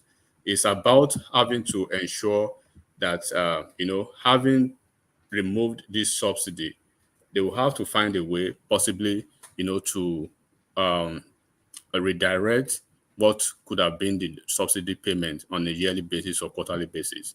And we should look at the advantages of subsidy removal. Of course, it is not the time when you plant your seed, right? Seed now. It is not the time when you plant your seed, having to do some certain things, in the other room with madam, that you start, getting the products of that seed. We wait 9 months, right? And even after waiting 9 months, it's not just immediately you start seeing the benefits of that seed. You have to wait. Sorry, because my battery is almost down. So I think at the beginning of this conversation, when I started talking, I think I told one man that this thing, I'm not ready to condemn anything they were doing now. They were waiting. His battery is gone, I guess. Yes, or the connection. Fall is joining us from Ekiti. Okay, Foley, if you are still listening to me, I understand. I listened to everything you said, but we have to understand one thing, because your idea is probably like a Showore's idea, who wants them to be chasing around the tips. How many people do want to chase around the country? All you need to do is just pull the lever. When you pull the plug, then you are 50% down the road. Then the remaining 50%, you know how to deal with them, like having to have the CBN governor who knows where they bury the financial skeleton, and Bauer and a lot of them, and they've been cooperating with the system. But we have to understand the fact that this administration is inheriting a badly shaped economy that has been so much hemorrhaged for the past 8 years, and you do not expect him within 20 days to continue the same direction.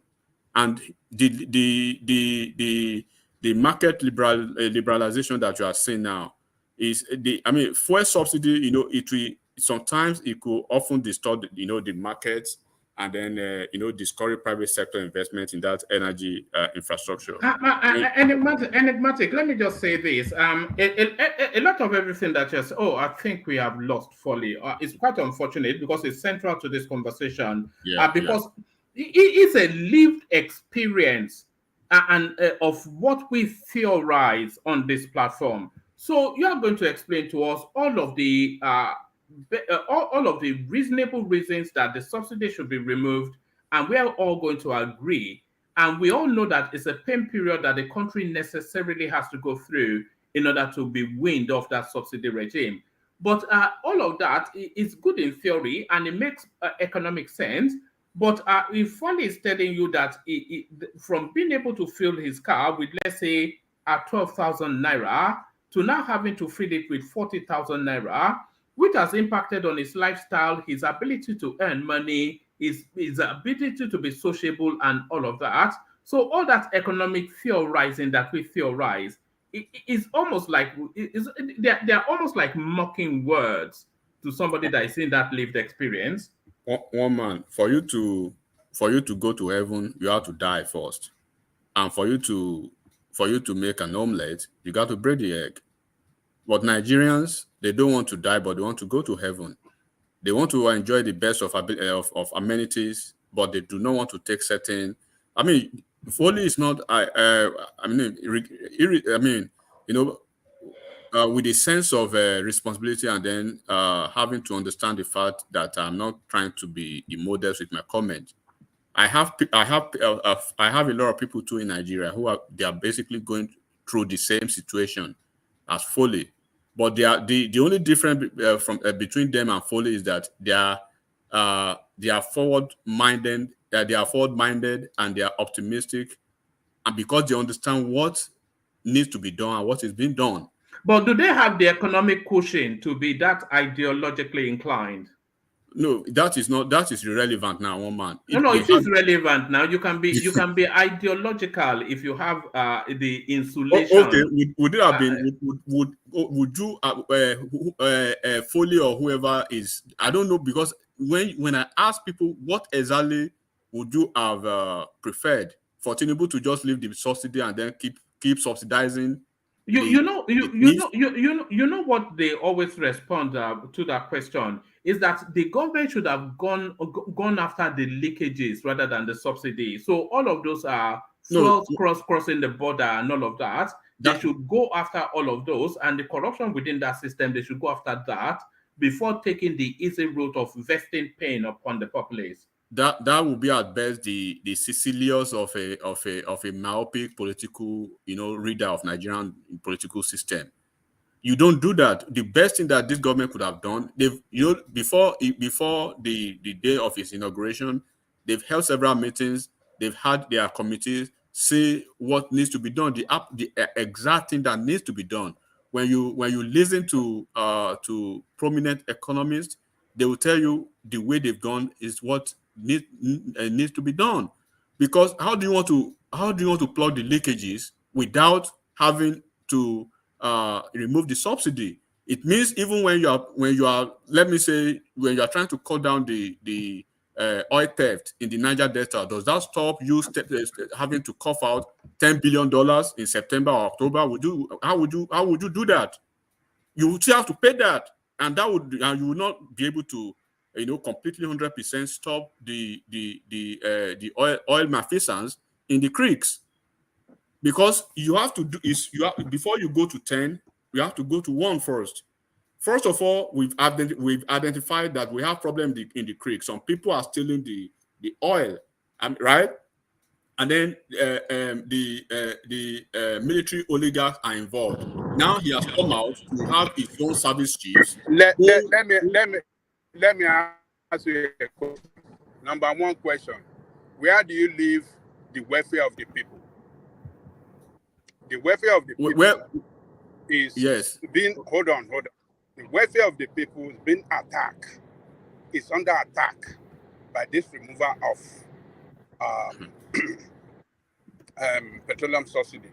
they have handed hardship on already hardship that people are going through. That's number one. Whether of the people is under attack. Then number two, let me ask you this question. Do you believe that Tinubu administration can stop the looting of the crude oil in the creek? Do you believe it can stop it?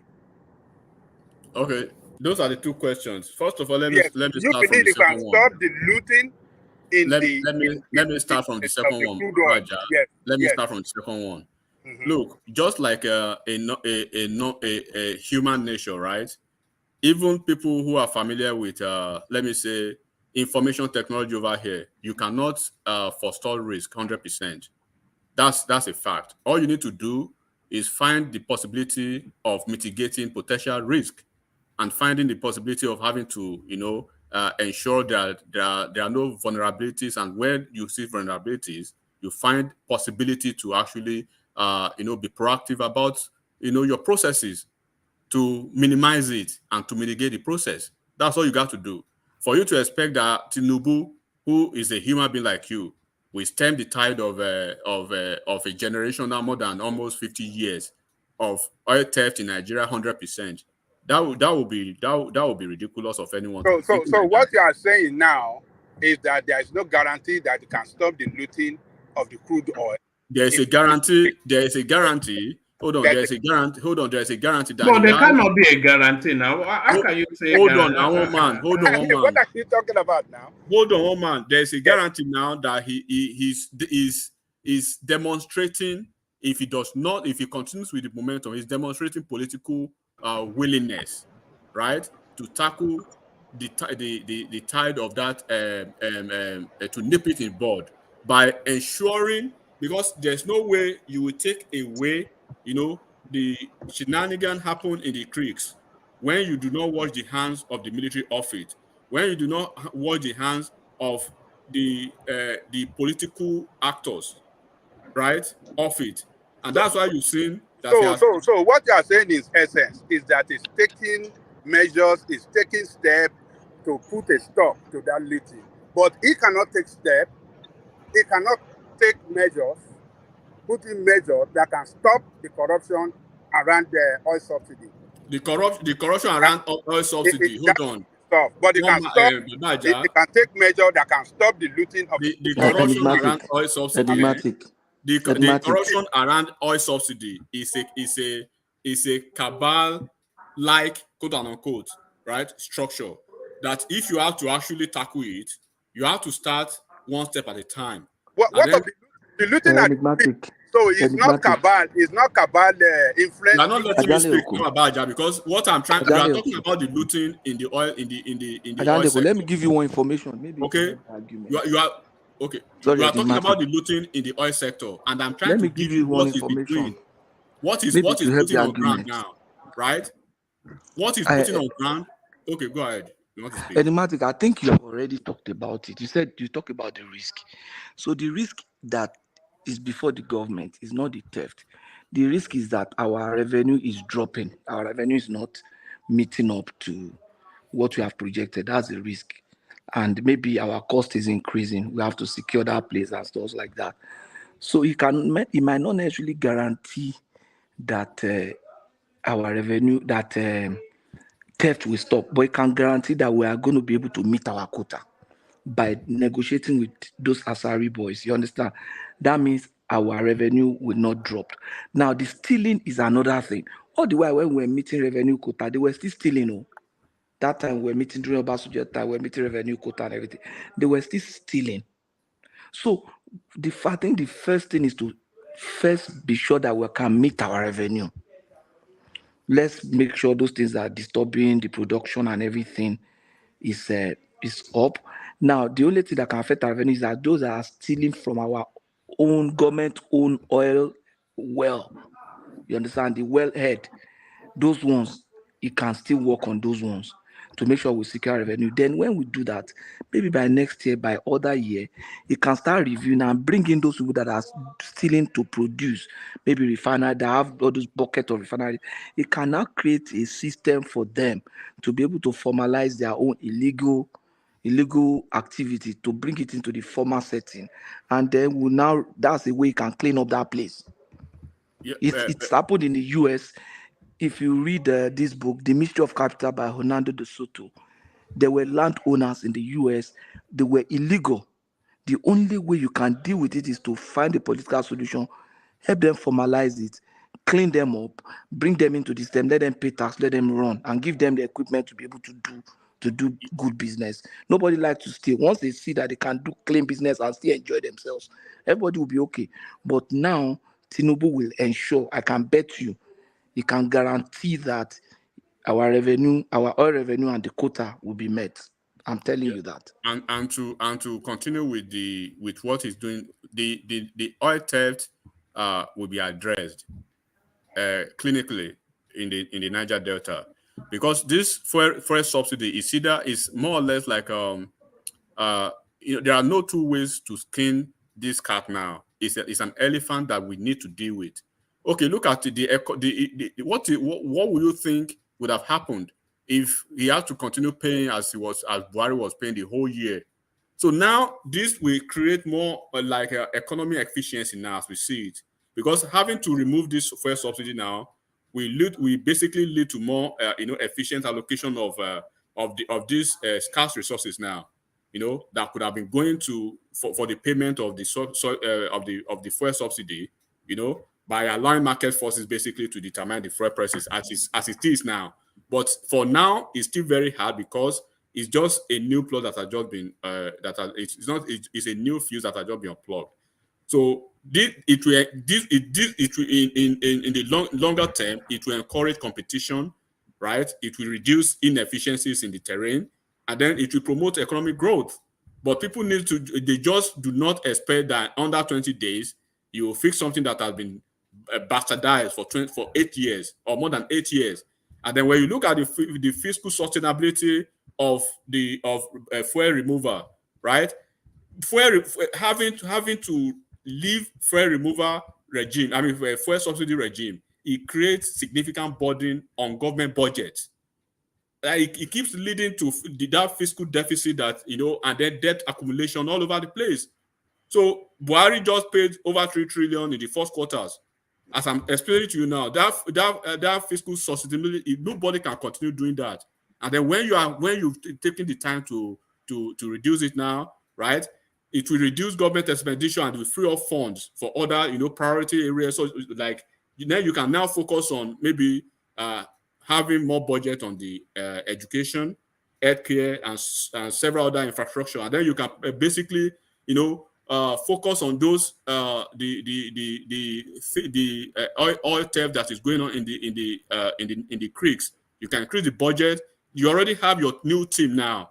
You are not dealing with the old team that you inherited from Buhari that has been accused. I'm talking about the military now that has been accused to be part of the system.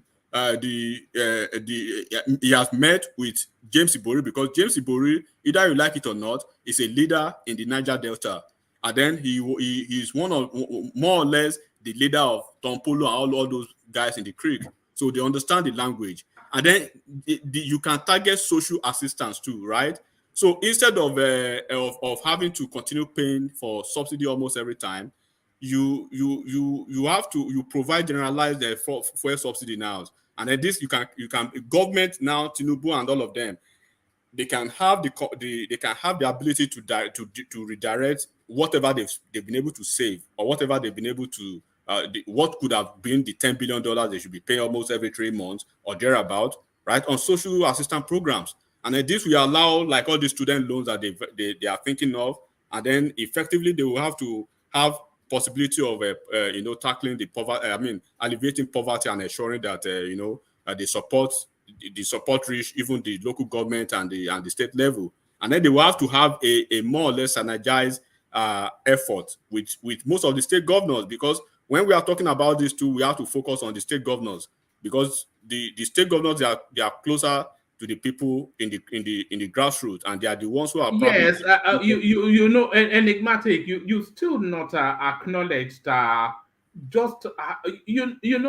are where we are through no fault of the people.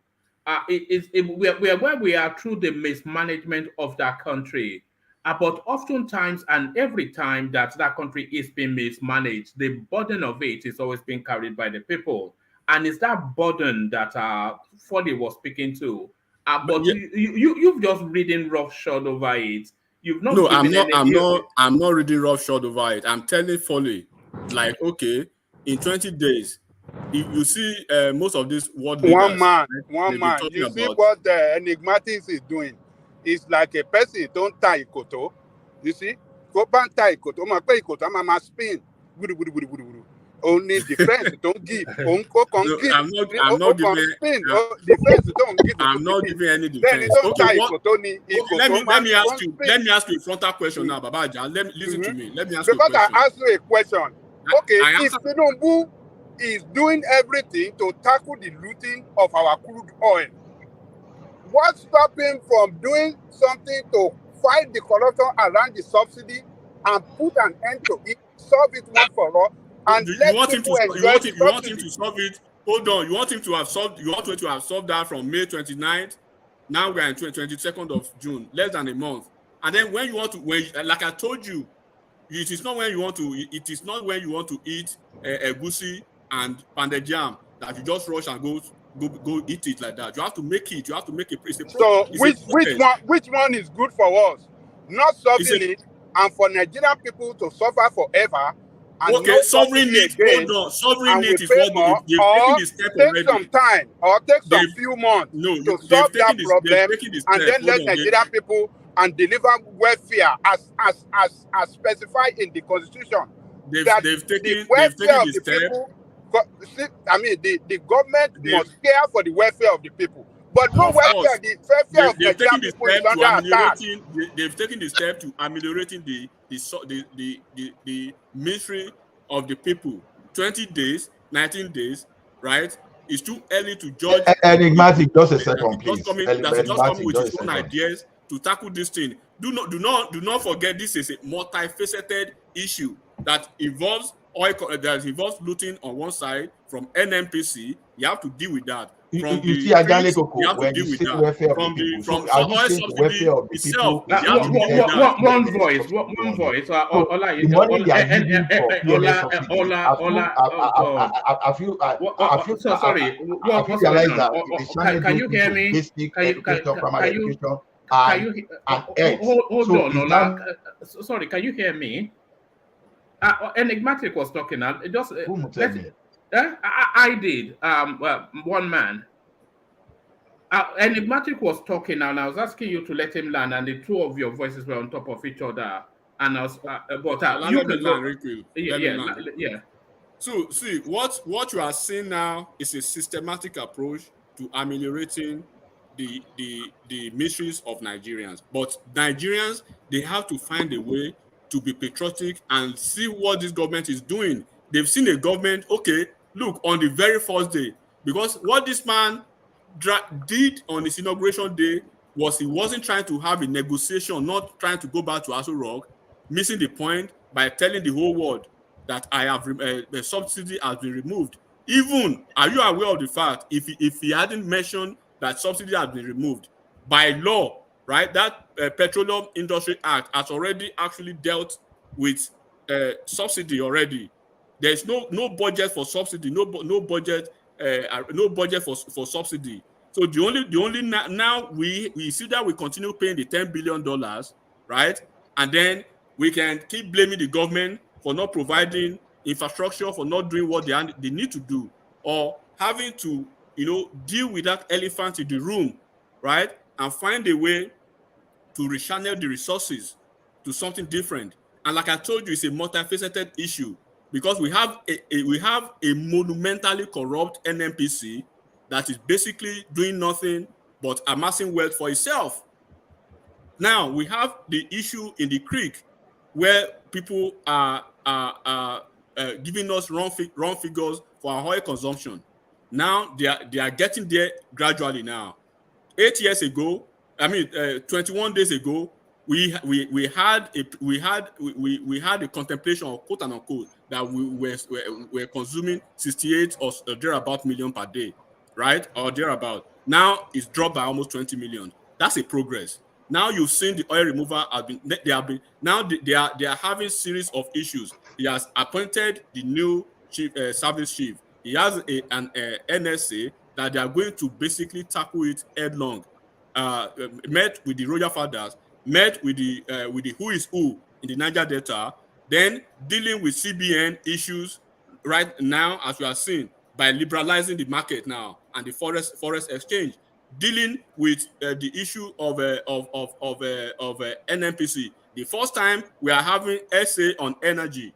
So when you look at this oil subsidy, it's either we kill oil subsidy or it kills us. But 20 days is too early for Nigerians to be okay. What actually do they want? Do they want him to leave the oil subsidy and keep paying Benin Republic, paying Togo, paying Cameroon, paying Dino Melaye, paying all the oligarchs $10 billion every 6 months?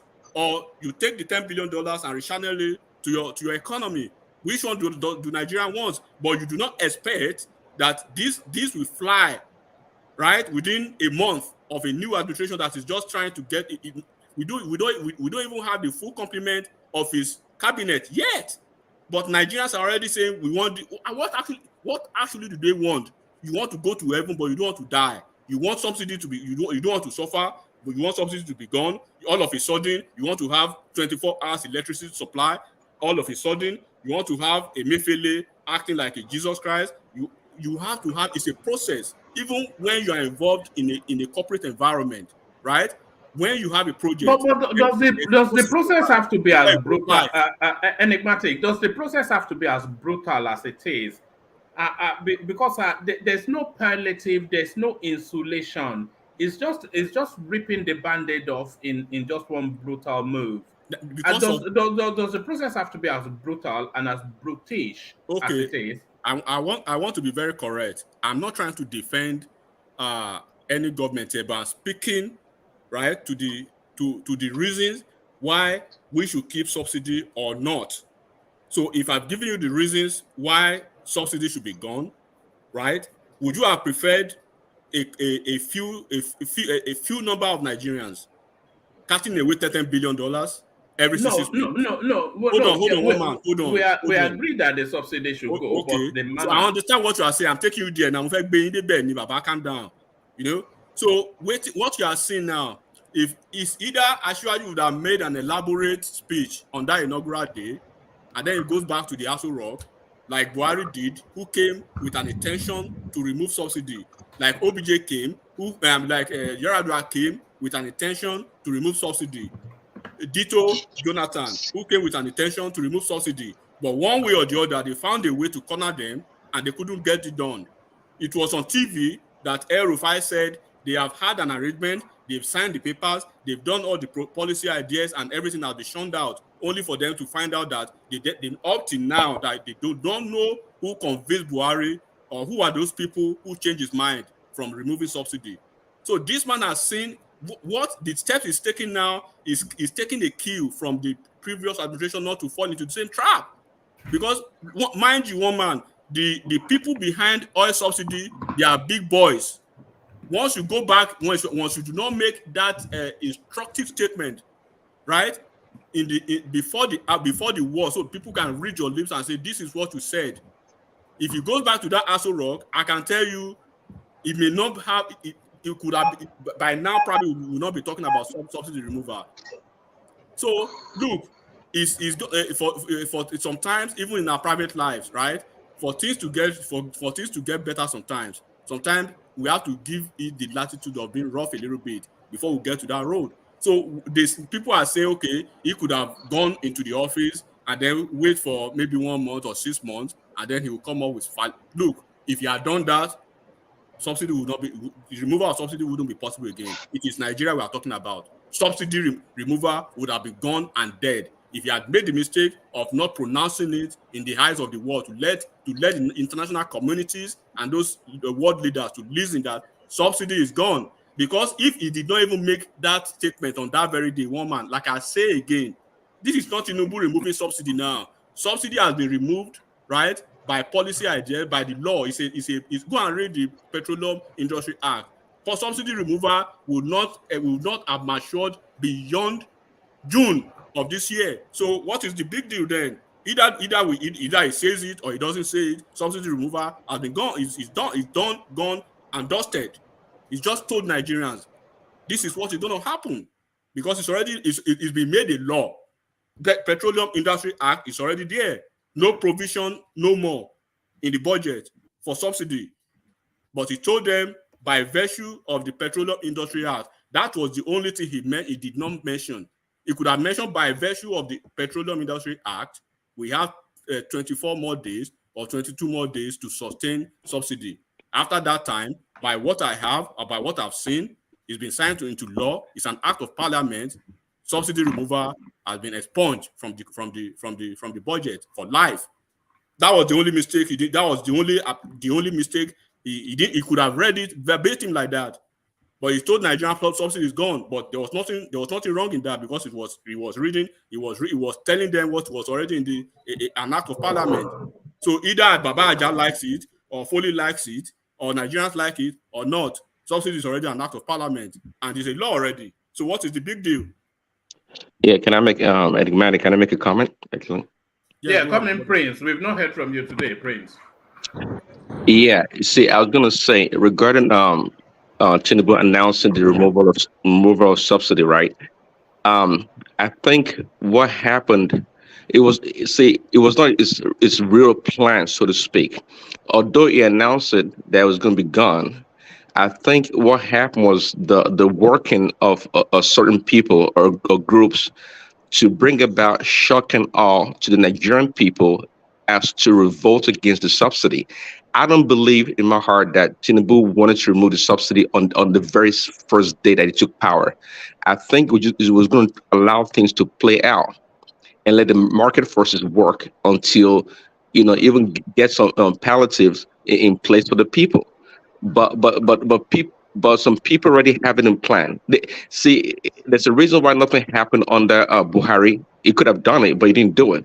But they're waiting for this shock and awe in order to make the Nigerian people, turn against the government, essentially. But right now, the acceptability of the subsidy removal from all corners seems to be limiting their pushback, so to speak. You saw the labor people; they were there to cause some brouhaha, but somehow, some way, they held back. So I think Tinubu right now is just playing along, so to speak, but it wasn't intentional for Nigerian people to suffer from day one. And that's my take on it. Prince, do you think it was a rush of blood to the head? Because they said that fuel subsidy is gone. They said that was off script. That wasn't in the script of the prepared speech. So do you think it was caught in the excitement of the moment and it just decided to free flow? Was it a rush of blood to the head that fuel subsidy is gone? Yeah, I think you asked that question before. And yeah, it was ad lib that said it.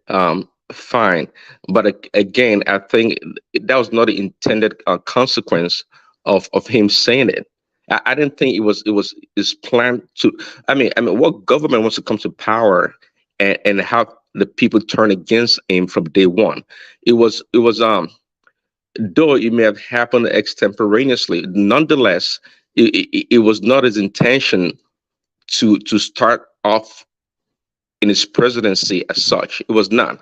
I think again, the people that run this subsidy regime and the people that get paid out of it, they're not stupid. I've always said it. We like to call our politicians and people in Nigeria stupid or dumb. They're not stupid. They're not dumb. They're very smart.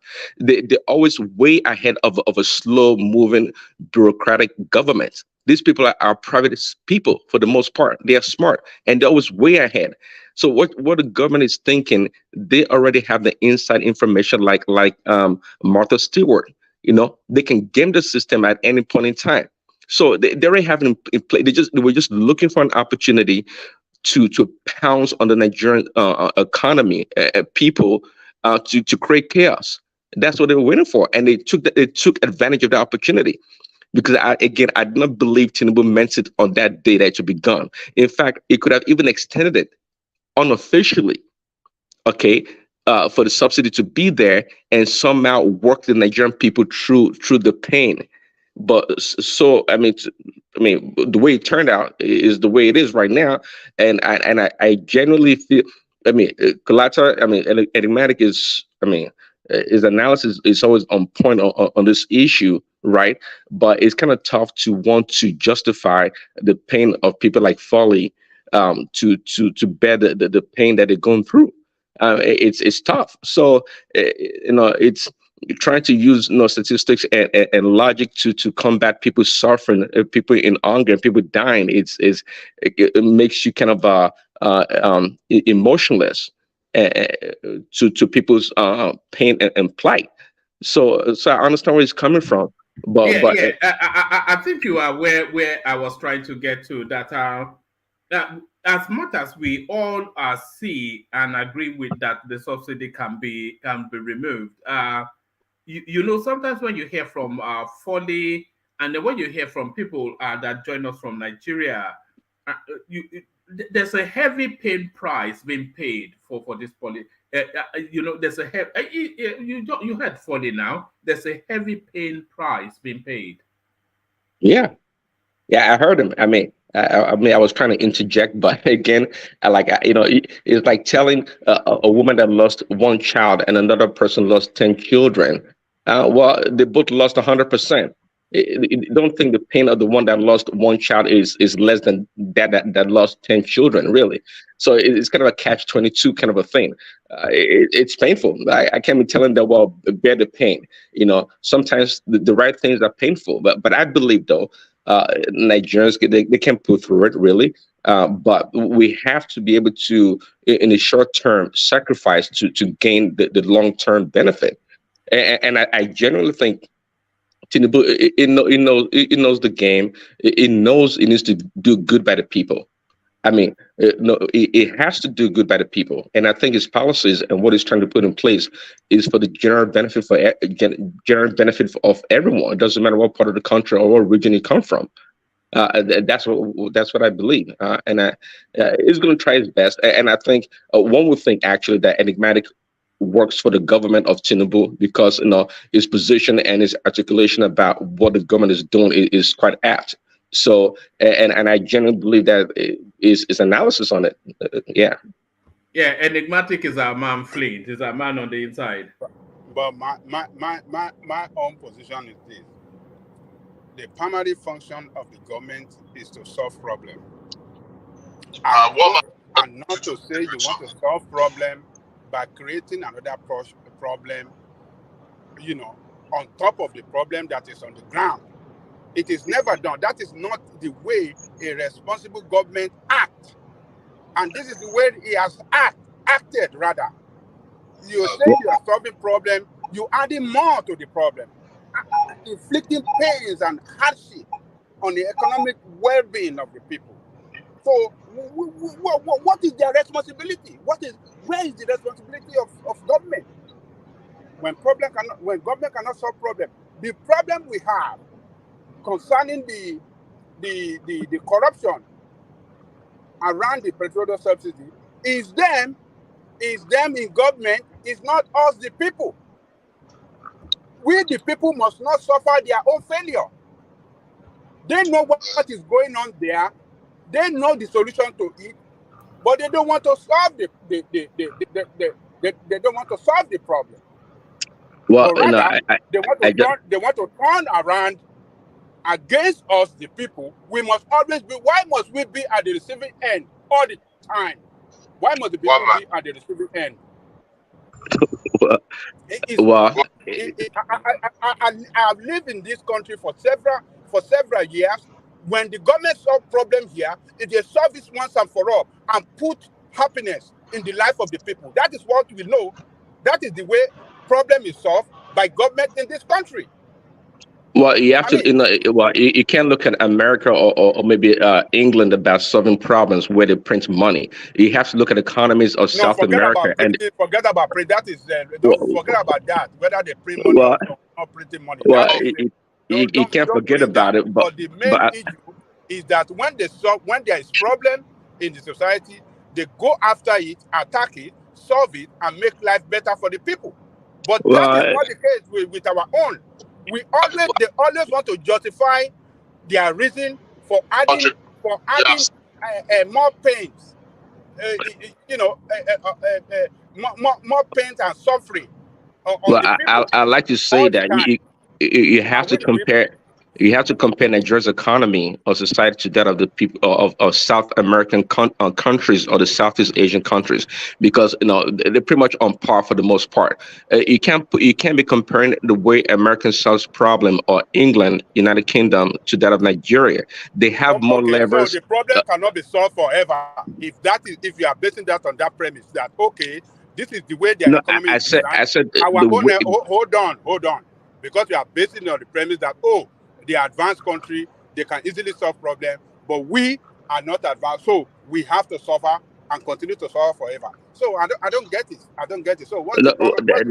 What's the that's essence not my of government then? that's not my argument. I guess my premise of saying that is that the Western countries, they have more levers, they have more resources, and they have more leverage in dealing with problems around the world. Okay, they are the World Bank, they are the IMF, and these other international banks and bankers. So we're not in the same category. But if you really pay attention to what goes on in the U.S., for example, there's so many malfeasance and approach to solving problems. In Answer fact, the many question. times, Do we have the potential to be a great country like them? Do we have the potential? well, absolutely, and Okay, that's the hold on right there. So we have the potential. Why are we not developing that potential for us, for our system to run like theirs? Why well are to we that to failing? that to, Is it to not the by our answer. own making? Hold on right there. Is it United not by our own making for us to be backward? Is it not by the making of the corrupt people in government? So what is your argument that the Well, system is the on it is that not the point, system. People I make the do. system work, and people make the system to fail. It is our people, the corrupt leaders that you have, that make the system to fail.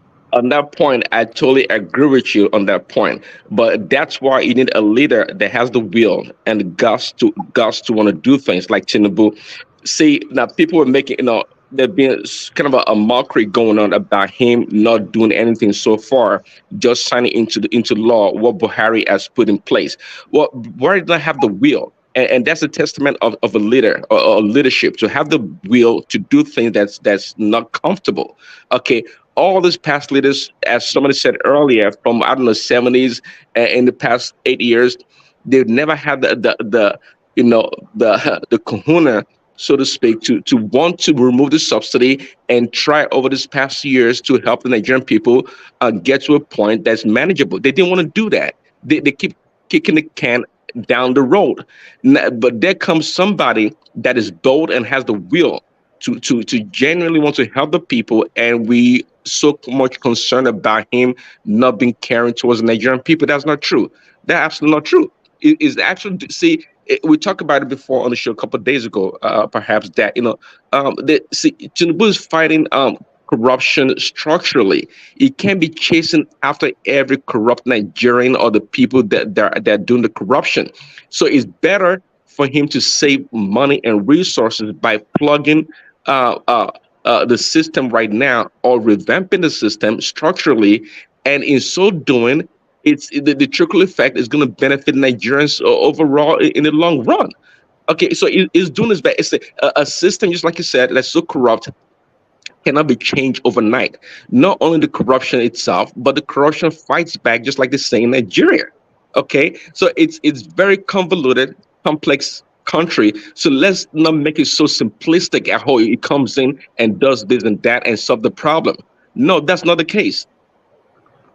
We have a big problem in that country, and we all know that when it comes to corruption, there's no gatekeeper, there's no system or mechanism you can put in place that can actually curb the corruption going on overnight. Nigerians are always going to fight back. They are always steps ahead of the government. So the best thing can do is bring about the right policies, that really cater to the people, fight corruption structurally, and put in place people that genuinely want to serve the country and the people, that would do right by the people. And I think we do have such a leadership in Tinubu. It's undeniable so far, based on what he's been doing and trying to curb the corruption going on in the country. All right, brilliant, excellently put. So now we have you, Prince. Let's hold you in situation, and let me take you to this space, Prince. I had quite an interesting back and forth with Bishop on this, so interesting to see them what your take is. You said you are coming to me, one man. Let me. But Yes. let him go. Don't worry. No, Let no, him no, go. no, It's no, fine. No. Let him go. I'm okay. I'm just trying to remind you. Let him go. Then you can come to me later. Let Priest go. All right. Let Priest go. Yeah. Okay, that's fine. I actually forgot, but okay. Let's because I was with Foley and then he dropped, and Igbate came in and then the flow. Let me take you to this spot, Prince. So the ministerial slots, Tinubu may dump ex-governors, prefer technocrats. So this is sources. So as I was saying, Prince, I had an interesting back and forth with Bishop on this particular topic. And I was saying that the country is absolutely categorically fed up with all these career politicians who recycle every administration. You know that some of the names that we're contending with in Nigerian politics, we've been contending with some of these names for going on 50 years. You know that Buhari was the president when I was in short trousers, and is in the president now when I've lost all my hair. You know, so no, people now want new and fresh faces, and with Tinubu now reflecting on possibly dumping all of these governors for technocrats. I thought this was a move in the right direction, but Bishop was saying that for reasons of the political inputs that they had in his administration, or rather in the margin of his administration, that he owes a duty to them. So to that space, technocrats or career politicians, Prince Daddy. Yeah, thanks, Woman. I heard that debate between you and Bishop, and optically, I do agree with you, but on analysis wise, I agree with Bishop. I'm not too keen on technocrats, really, because sometimes the job that you're trying to do is beyond your academic work or your understanding of numbers. It goes beyond that. It's extend to people, because at the end of the day, we're trying to manage people or help people that is a Nigerian citizen. So I think Bishop also talked about having a balance. I agree. Have a balance, a mixture of technocrats and politicians, because we see these politicians are just mere politicians. A lot of them are smart, regardless of people like El-00TING is biased when it comes to religion. We all can agree that he's a very smart guy. He's very smart. Even Ganduje, for that matter, these people are smart. But at the end of the day, they're human beings. They will always take advantage. Some of them, not all of them, actually, will take advantage of the system or what is before them. That's just the reality. I wouldn't like Tinubu to just get a bunch of people like Obasanjo did, as I think Bishop alluded to. People with overseas or international credentials to come and run the country, because at the end of the day, just like you said, what do we have to show for it? What do we have to show for it? Is it going to borrow money to pay salary? Is that the benefit of having so much people, so much technocrats that's so smart? No, it just it sounds like what a person like Peter B would do anyways. I'd rather have, yes, and some of these names, they've been recycled so many times. Is it Fashola? Is it, El-00TING, Ganduje? It'd be nice to put those people in places where they don't have the camera shining on them all the time, and bring about new people. But we can't just bring about people that lack the sensitivity of people working with people or personality. Yeah, so that's my only concern, I would say, with technocrats. And I don't, I didn't read the article, but I don't think I the article may be saying fully by its headline what Tinubu intends to do. Should I give you a few paragraphs just to give you some backdrop to it? Sure. All right. Ministerial slots. Tinubu may dump ex-governors, prefer technocrats. This is from a source. It says, as they push for the ministerial appointment gathers team, there are strong indications that President Bola Tinubu may have dumped the idea of populating his government with former governors and prefer technocrats and professionals to be members of his cabinet. Correspondents were reliably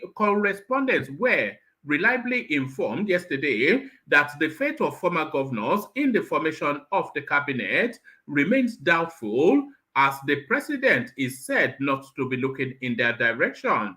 A source familiar with the development disclosed that former governors on the platform of the All Progressive Congress APC and PDP are making frantic efforts to ensure their nominees get appointments to the board of MDAs and parastatals. Recall that President Tinubu on Monday dissolved the governing boards of all federal government parastatals, agencies, institutions, and government-owned companies, except the NDLEA and NAFDAC.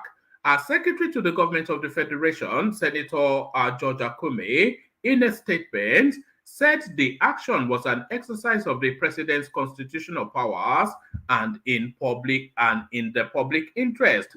Ex-Northern governors jostle for position, push for nominees in MDAs. With the dissolution of the MDAs and parastatals, correspondence was informed that former governors are pushing for their proteges to be appointed, and it goes on and on in that vein. So essentially, that's the backdrop to it. Yeah, I mean, I get it. Well, see, Tinubu knows, not just Tinubu, any government that comes in for one term it cannot accomplish its goal or its objective, what it intends to do. It's not possible. So I know Tinubu's not only looking at the first term, it has to look beyond that to the second term if it genuinely wants to make an impact in the Nigerian state. That's just it. So so it has to work a fine line, so to speak. You know, it can't just do away with its governors. But now, I mean, I'm seeing some political machination going on in the sense that, look, if Tinubu is willing to substitute Ganduje for Kwankwaso, well, I can see that, because we all know that Kwankwaso worked hard for Tinubu in this past election. But if he's willing to go for Kwankwaso over Ganduje, well, you know, we know the political value of Kwankwaso in Kano, which is a very important state when it comes to election. So if he's willing to do such things, then that is fine. But it cannot just look short term or not look beyond his nose by just, you know, doing away with his governors or his politicians, because these are the people who eventually will come back and band against him for his second term. So, and I know that he's smart man. He knows to me, he's probably the most it's as a politician in the Nigerian space, perhaps the most well-versed politicians, and he knows better. He knows better not to cross lines or to stomp on people's toes or to just dismiss people. You know, it is what you call a true unifier, not someone like Atiku, which is a joke, but it's a true unifier in the sense that he knows how to navigate the political terrain in Nigeria.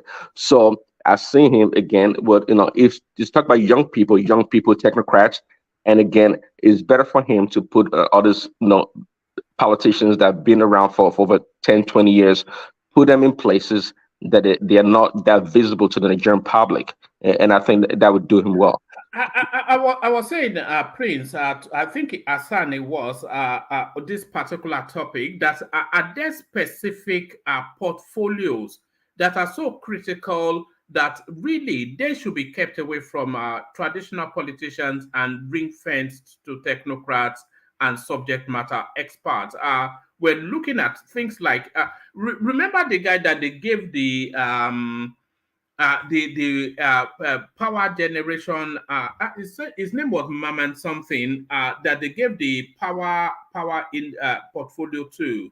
The guy could barely speak English, and you give him the power portfolio. So those sort of appointments, Adamu, who said he knew nothing about the education sector, but he was the Minister of Education. So are there portfolios like the power sector, health, etc., that you don't really want anything politicians near that? You want a subject matter expert with good administrative backdrop to really straddle that space. Are there portfolios that you should keep the politicians away from? Yeah. Well, sure. I mean, some portfolios. You need I guess technocrats, people that know what they're doing.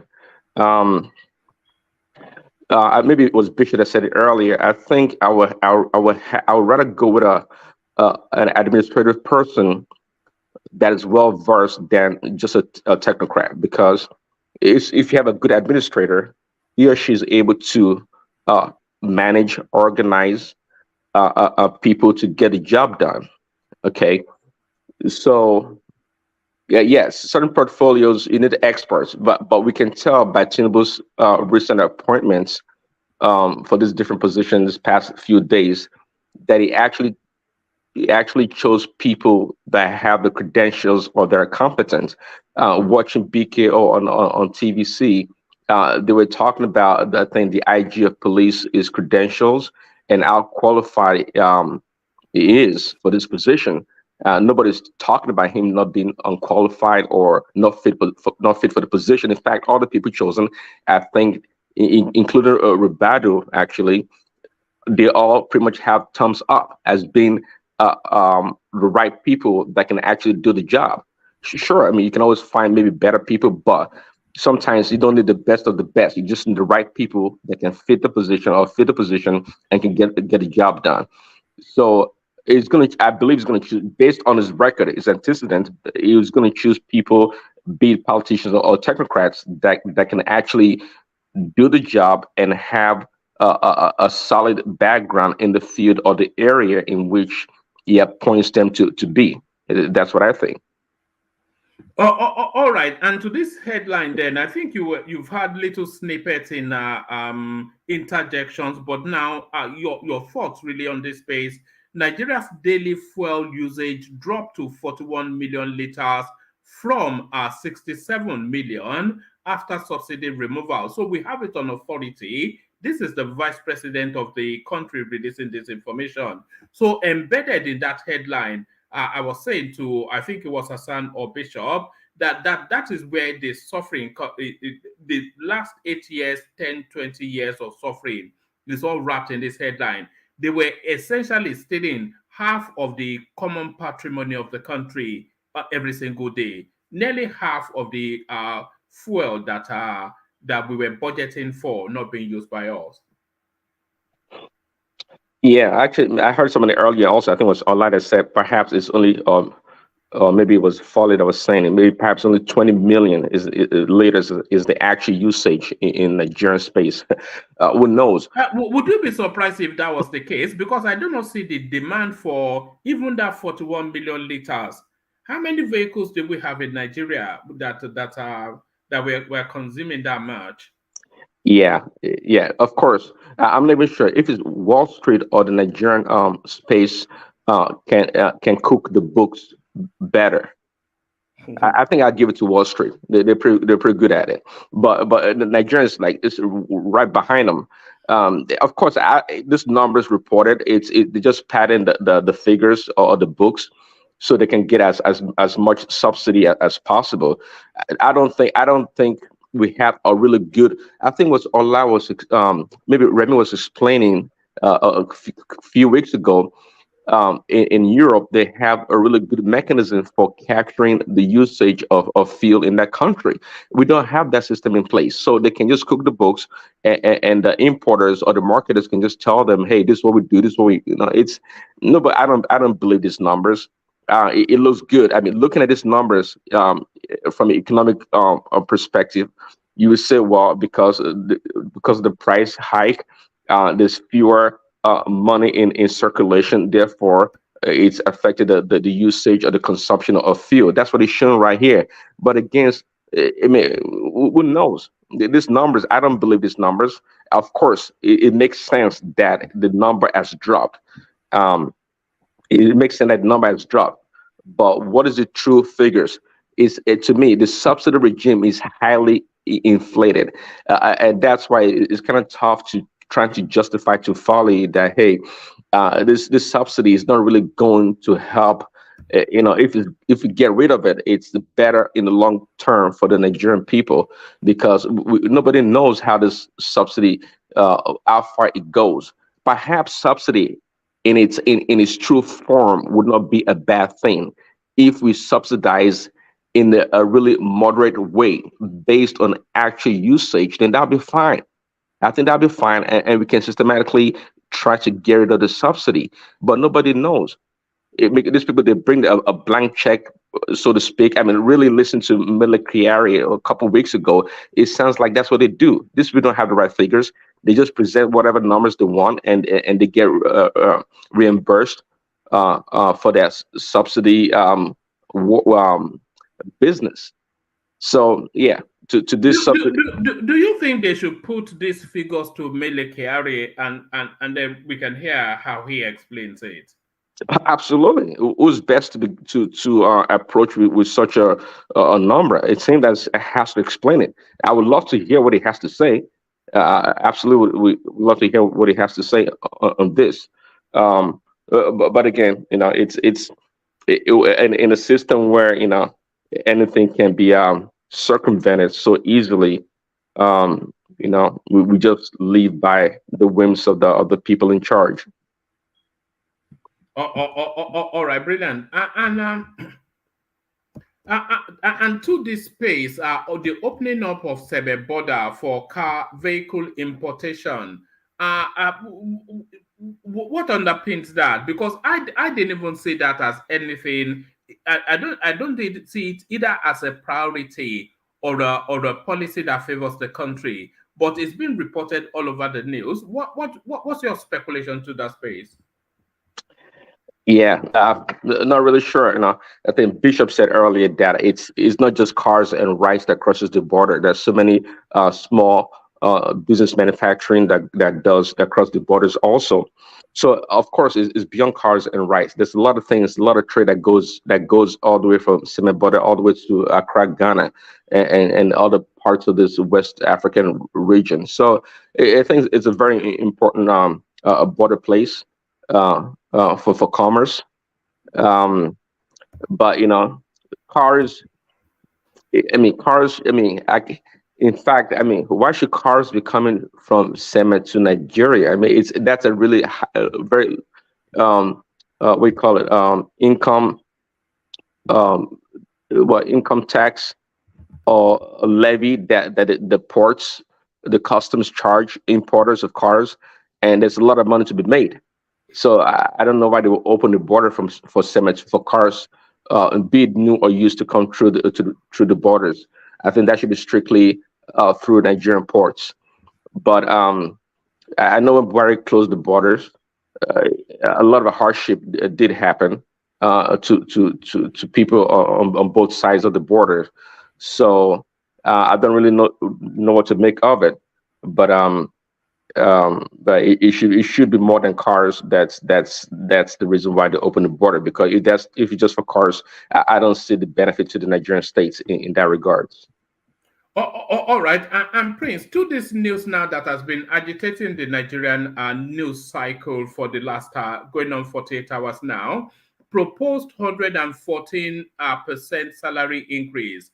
I don't think the National Assembly and senators earn an outrageous amount of money. So this is the RMAFC boss saying this, and it was captured on video saying that.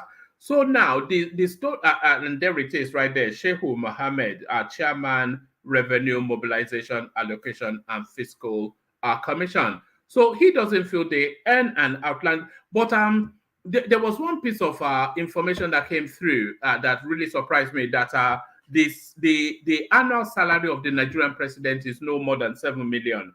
But to the wider storyline, this has not been signed off by the presidency, so it's not something that is going to happen imminently, but it's something that has been brought to the fore and is being pushed forward.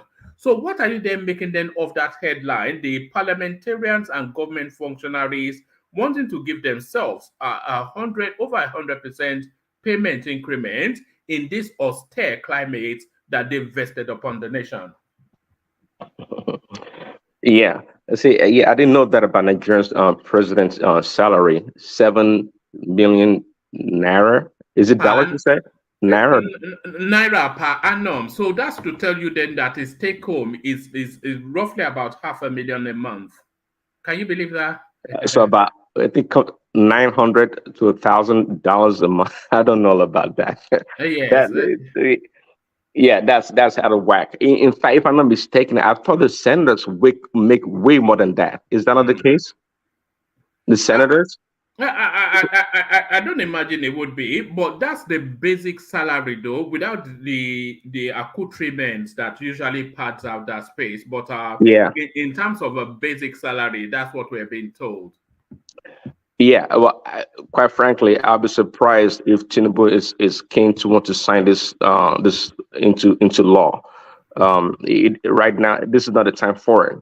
It's not a time when Nigerians are going through hardship to increase the salary for these politicians. Well, if it's true, and I think they are talking about it, but I think yeah, I'm not sure why the timing is now. But again, in the Nigerian space, anything kind of goes. Amongst other things, the priorities that Tinubu has, this definitely should not be one of them. You can put this on the back burner. I don't think Tinubu is hurting for money, or in fact, any of these politicians. So, though it may be low, maybe justifiable so, because I heard also it's been since 2006. It was the last time they had a review of salaries, and time may be due right now, but this is not the right time. I mean, if we're talking about the Nigerian workers, then sure, this would be the apt time for that. But if we're talking about politicians, I don't think something that you should spend a lot of time and energy trying to pass or make bring about. It's hopefully not. I hope it concentrates more on policies and get people appointed right away that can go to work on behalf of the Nigerian people to bring about less pain to what they're already suffering from. All right. Let me play this clip, and then you give us a reaction, and then from it we're going to Ajanle Koko. Watch this. Well, oil subsidy, I told you that I've been in petroleum for 3.25 years. I don't understand what the Nigerian economists and the members of the government, their definition of that they are subsidizing Nigerians for the oil they are buying. Who is subsidizing who? The Nigerian oil industry, petroleum industry, was developed with Nigerian capital. In fact, most of the expertise are Nigerians. If you go into the field, it's Nigerian capital, it's Nigerian oil. What I understand Nigeria should charge Nigerians is the cost of 1 barrel at the wellhead, and then the cost of transportation to the refinery, the cost of refining it, and its cost at the pump. If anybody said he is subsidizing anything, he is a fraud. So all these people talking about subsidy, who is subsidizing who? But there is so much fraud, as I said, and indiscipline and corruption that I don't talk about it. But the day I have to talk about it, I will ask the petroleum economists to come and tell me who is subsidizing Nigerian oil. Whose oil is it? We had 4 refineries with a capacity of 480,000 barrels a day. Let's see if they are equal. Because of corruption, they have virtually allowed those refineries, to become so inefficient that I don't think they produce half their capacity. Now, instead of taking the balance of what to be refined outside, as we used to, when there's a turnaround maintenance when I was in petroleum, hardly Nigerians know. Because we negotiate with oil companies, we say, okay, Nigeria is using, say, 200,000 barrels a day. Take 200,000 barrels a day. You refine it, you bring the refined products to us. You sell the rest of things we don't need. And then you call the subsidy is Nigerian crude. We ask them to take a commission for what they have refined. But when our refineries, we built 3 more refineries. It used to be one in Port Harcourt. We built another one in Port Harcourt, 150,000. It was all of 250,000. Wari 100,000. Kaduna 100,000. And we asked, that's supposed to be adequate. Now, even if you are taking 250,000 barrels to be refined outside, all you have to do is to pay the fee for this refining, and you bring your own oil and sell it. And people say they are subsidizing. Who are they subsidizing? I don't understand it, and I need the petroleum economists who will explain to me this question of subsidy. It's sheer fraud and corruption.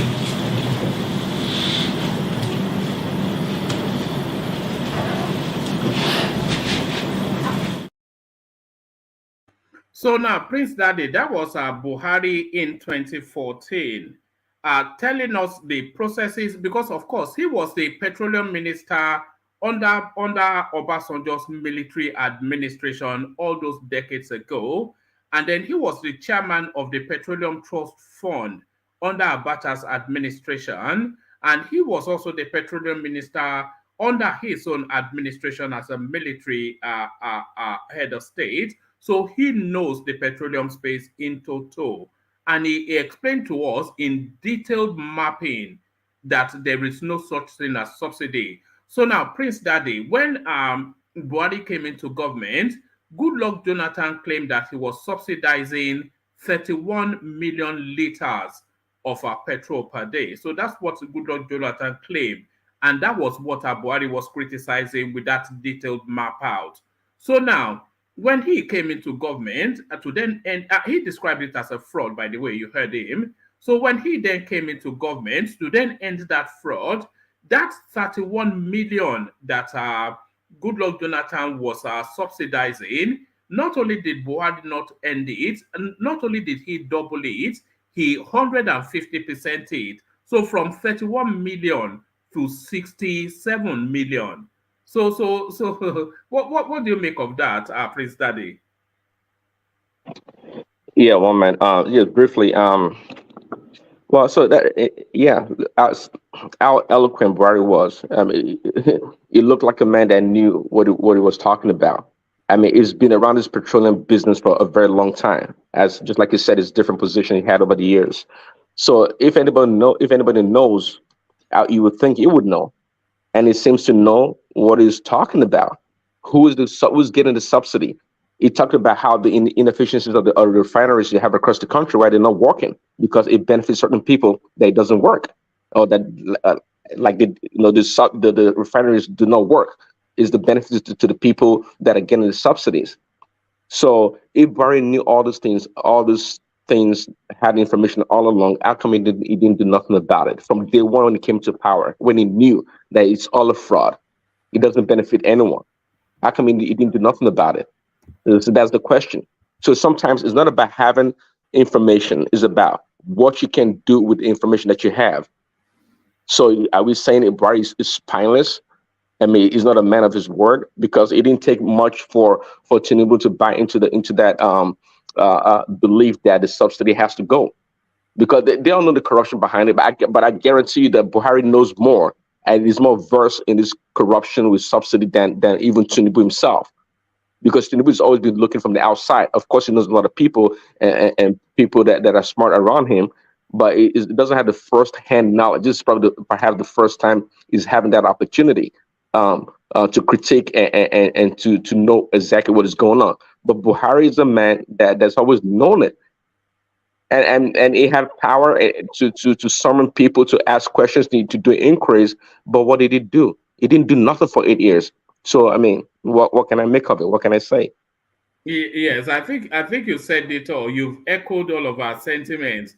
You know, these people, they just take advantage of us in open glare. And it's so maddening. It's because what is said in 2014 was exactly right. You know, how can you be an oil producing country? You have 3 refineries, and you make them moribund, and you claim to be cycling oil down and then invoicing double the price on your own country, a total fraud, which he described excellently. They then said, come in, come and clean it up. And not only did they not clean it up, he stole even more. It's just so mad. If this happened in the it wouldn't happen in the Middle East. It would have been an Arab Spring again, wouldn't it? It's unbelievable, Prince. Yeah, it would have been an Arab Spring. Yeah, it's unbelievable. But I mean, see, this that's what I say. This politician, including Buhari, in the later years, it became. I mean, look how eloquent it sounded. But in the later year, as he got older, of course, I guess age caught up with him. But this man knows what he was talking about, just like many other people do in the Nigerian space. But when it's time to take action, to do something about it, that's how you know a test of a leader. The person that, not the person that talks all the time or multiply words, is the person that makes decision when things are tough. So it's amazing. I mean, and you couldn't find. How much do you want to blame Tinubu in supporting Buhari or 8 years long? Yeah, how much do you want to blame him Well, for it's not my. the betting of his bad governance? How much do you want to? How much do you share some blame for Tinubu at all, or you don't share anything? I mean, Tinubu only had 1 vote, and Buhari commanded 12 million. Really, when he was campaigning hard, do you know that Buhari, on his 4th time, already failed? He failed completely in his 4th time before the election. He actually rigged the 2019 election, and Tinubu was one of those who actually led the campaign for his re-election. So what are you guys talking about? He campaigned hard for him. He campaigned Well, hard it for him. did. It did, and I agree with you. Just like I said before, He aided, he supported, and you know, everything that Buhari did. So, but just like his ends were tied. Again, he never held any position in Buhari's government, and also. And it's lucky that Buhari did not even implement. It's lucky that Buhari did not implement that petroleum subsidy. If Buhari had stopped the subsidy, there is no way that Tinubu will have won the election. There is no way that Tinubu will have won the election. The hardship would have been too heavy on Nigeria because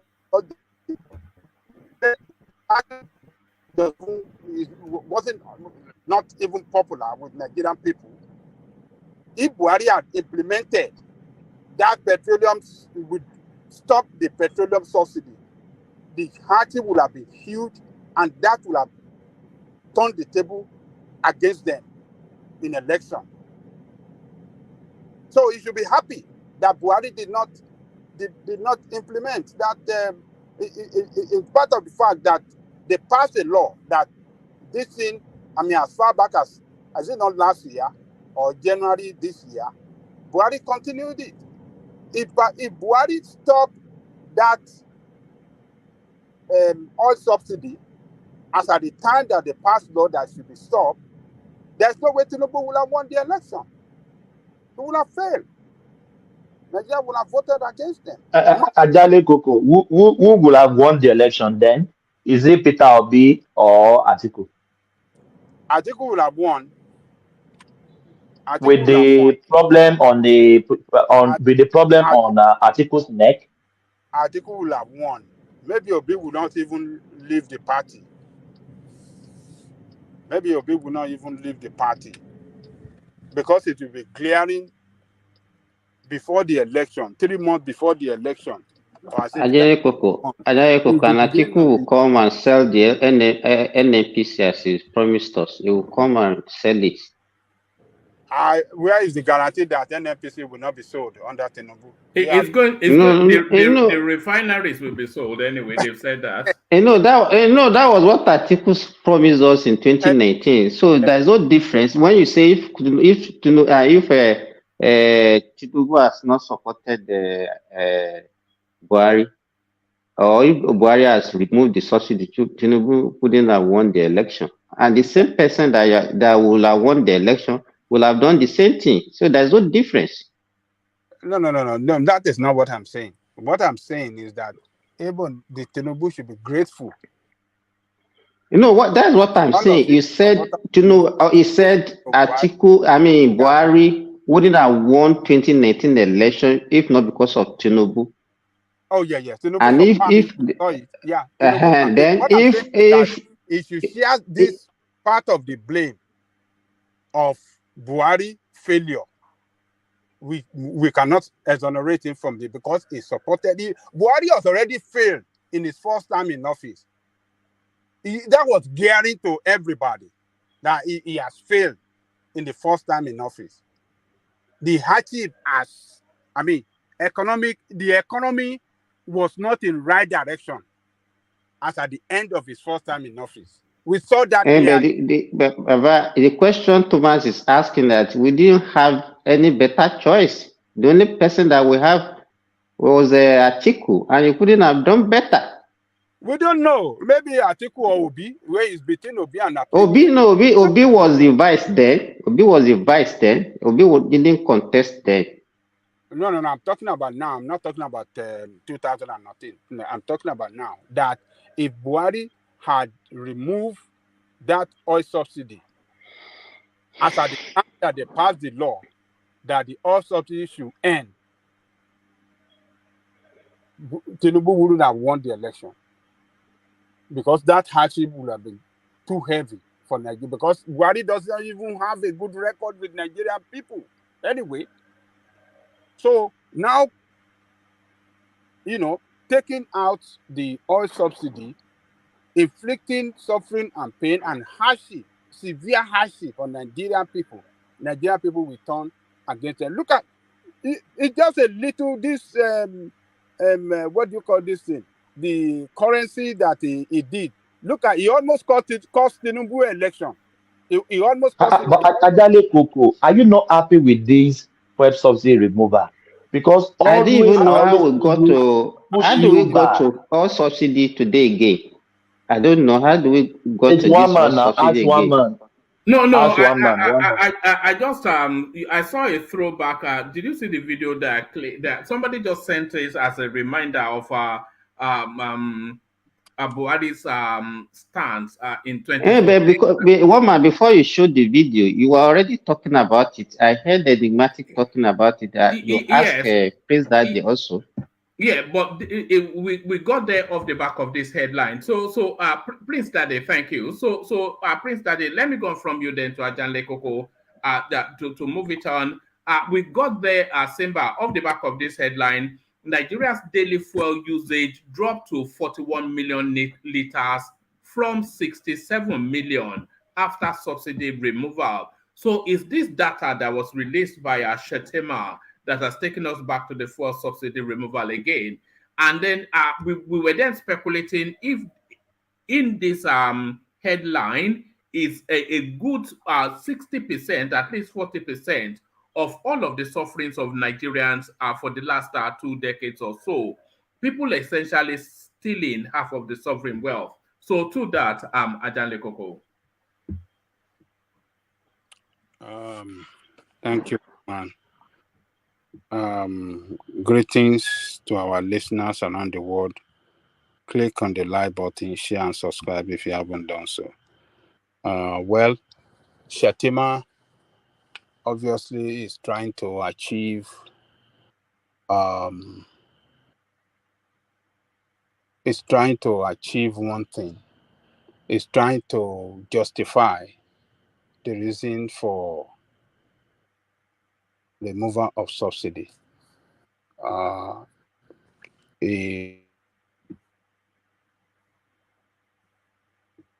Have we lost you?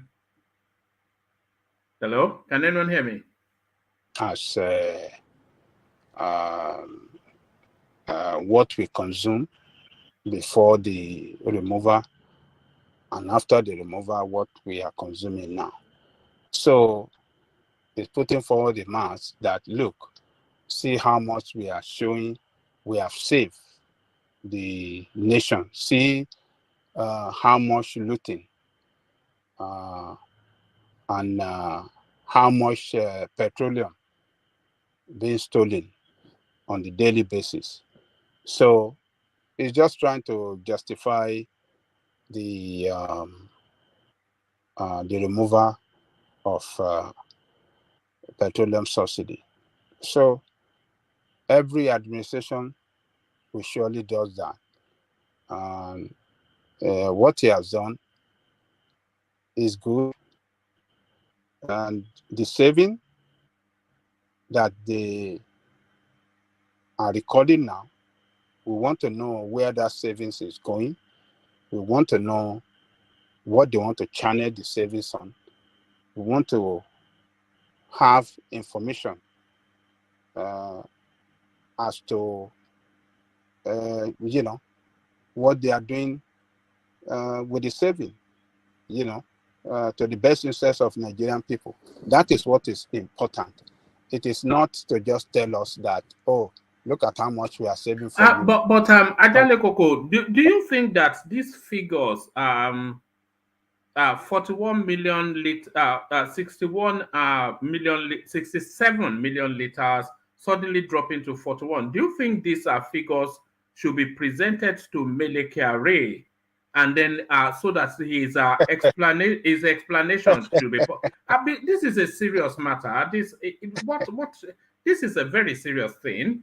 That's a lot of money. That's more than maybe 7 African countries' budget combined.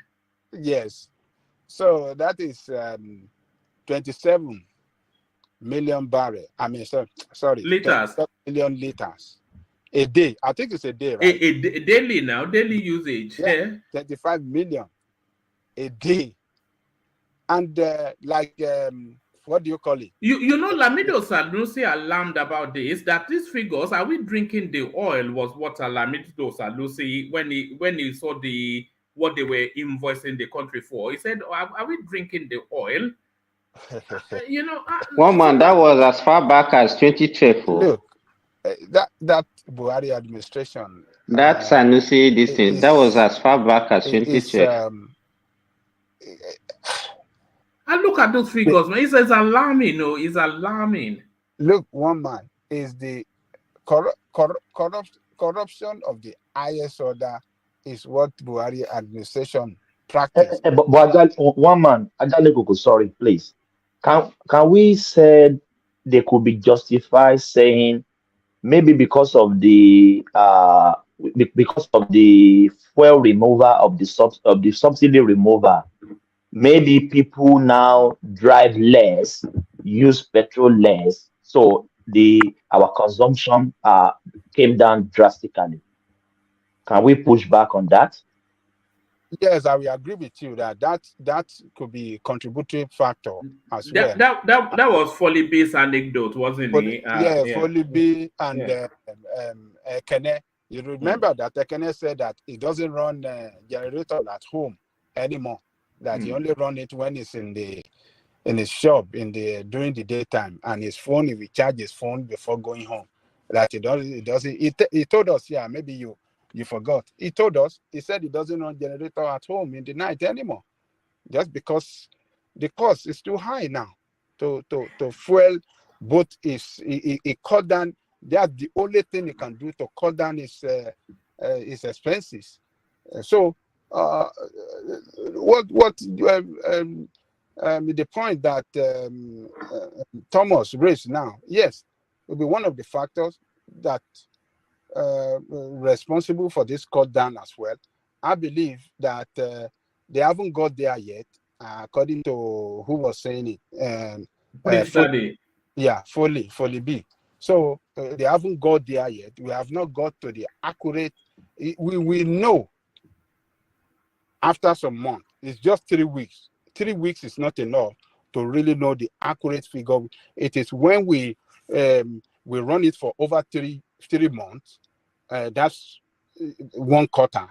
Then another 3 months. Then we'll be able to compare and know how the consumption, how it fluctuates, and we can really by then know the exact the average that we consume on daily basis. So it's just doing what they have to do as a government that have taken away people's benefit.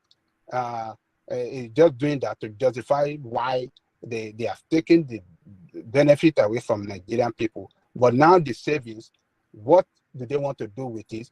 We want to see what they want to channel it on that will make a meaningful impact in the life of the people. That is what we are waiting for. This one is good as they are informing us, but we want to see what they want to channel it on. That is what we should be asking from them now. And to your question, that should they ask Abba Kyari? Yes, Abba Kyari should be sat down and they should put this thing before him. That what happened? What happened? Well, he will have his defense. He will say a lot of things, but that is not even the way to do it. What was responsible for the looting of that petroleum? They know it, but they don't want to do it. They know what are responsible for this looting, but they don't want to do it. The only thing they know how to do in that country they call Nigeria is to take away what is good for the people and put paint on the people. That is what they have done for several years in that country that I know. There is nothing good that Nigerian people have enjoyed in the past that is never taken away from them now. They are people, we are just people that benefit nothing from our country. We don't benefit, poor people don't benefit anything anymore. It's just, I've never seen why a country should be run like that people cannot, the people's welfare does not matter to them in terms of security, economic well-being. What is it? Food is so expensive. Security, people, their security of life and property is not guaranteed. Even the security, job security is not guaranteed. What is it that is guaranteed in that country for people in their own country? They cannot enjoy life. And some people will say this and that. When you cannot enjoy life, we are living in this country with peace of mind than when we were in our own country. Why is it like that? Why? One man was asking a question yesterday that can we still even live in that country? It's a question. It bothers millions of us in diaspora. It bothers millions of us. That's what we take for granted here. You can't take it for granted in Nigeria. It costs you a lot. You know, Ajale Koko, just in that space you are, I can only recall one instance in this country that the electricity went off. And do you know that you got a £50 check through the post as an apology? And it was only for about 3 hours. What did you say? What did you say? I said in that space that you are, just the things we take for granted, that are in all of my time here, I can only recall one instance that the electricity went off. And it was only for a few hours, about 3-4 hours. And for that, you got a 50-pound check through the post.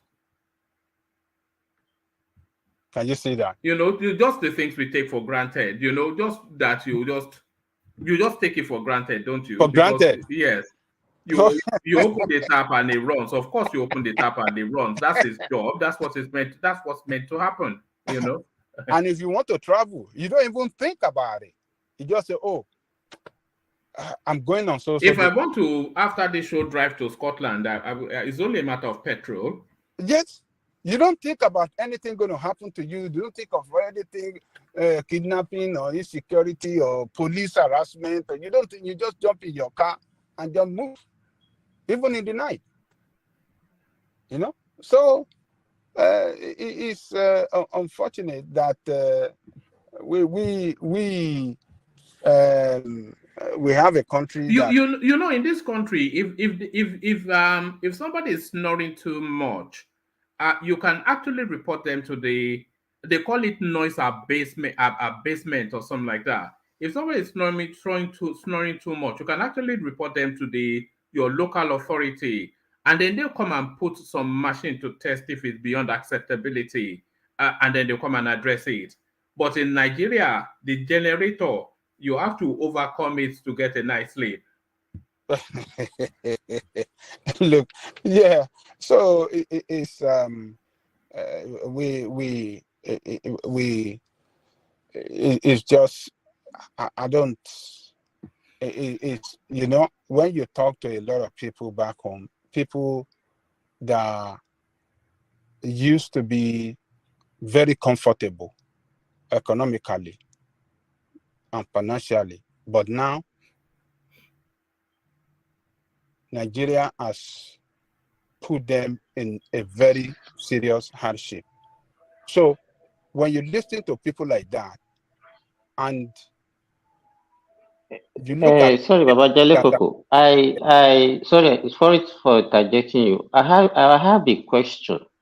Yeah. Because what you are discussing now, if you look at it holistically, we are hundreds of years behind these people that we are comparing ourselves with. To even start with, do we really have our population? Are they really that educated?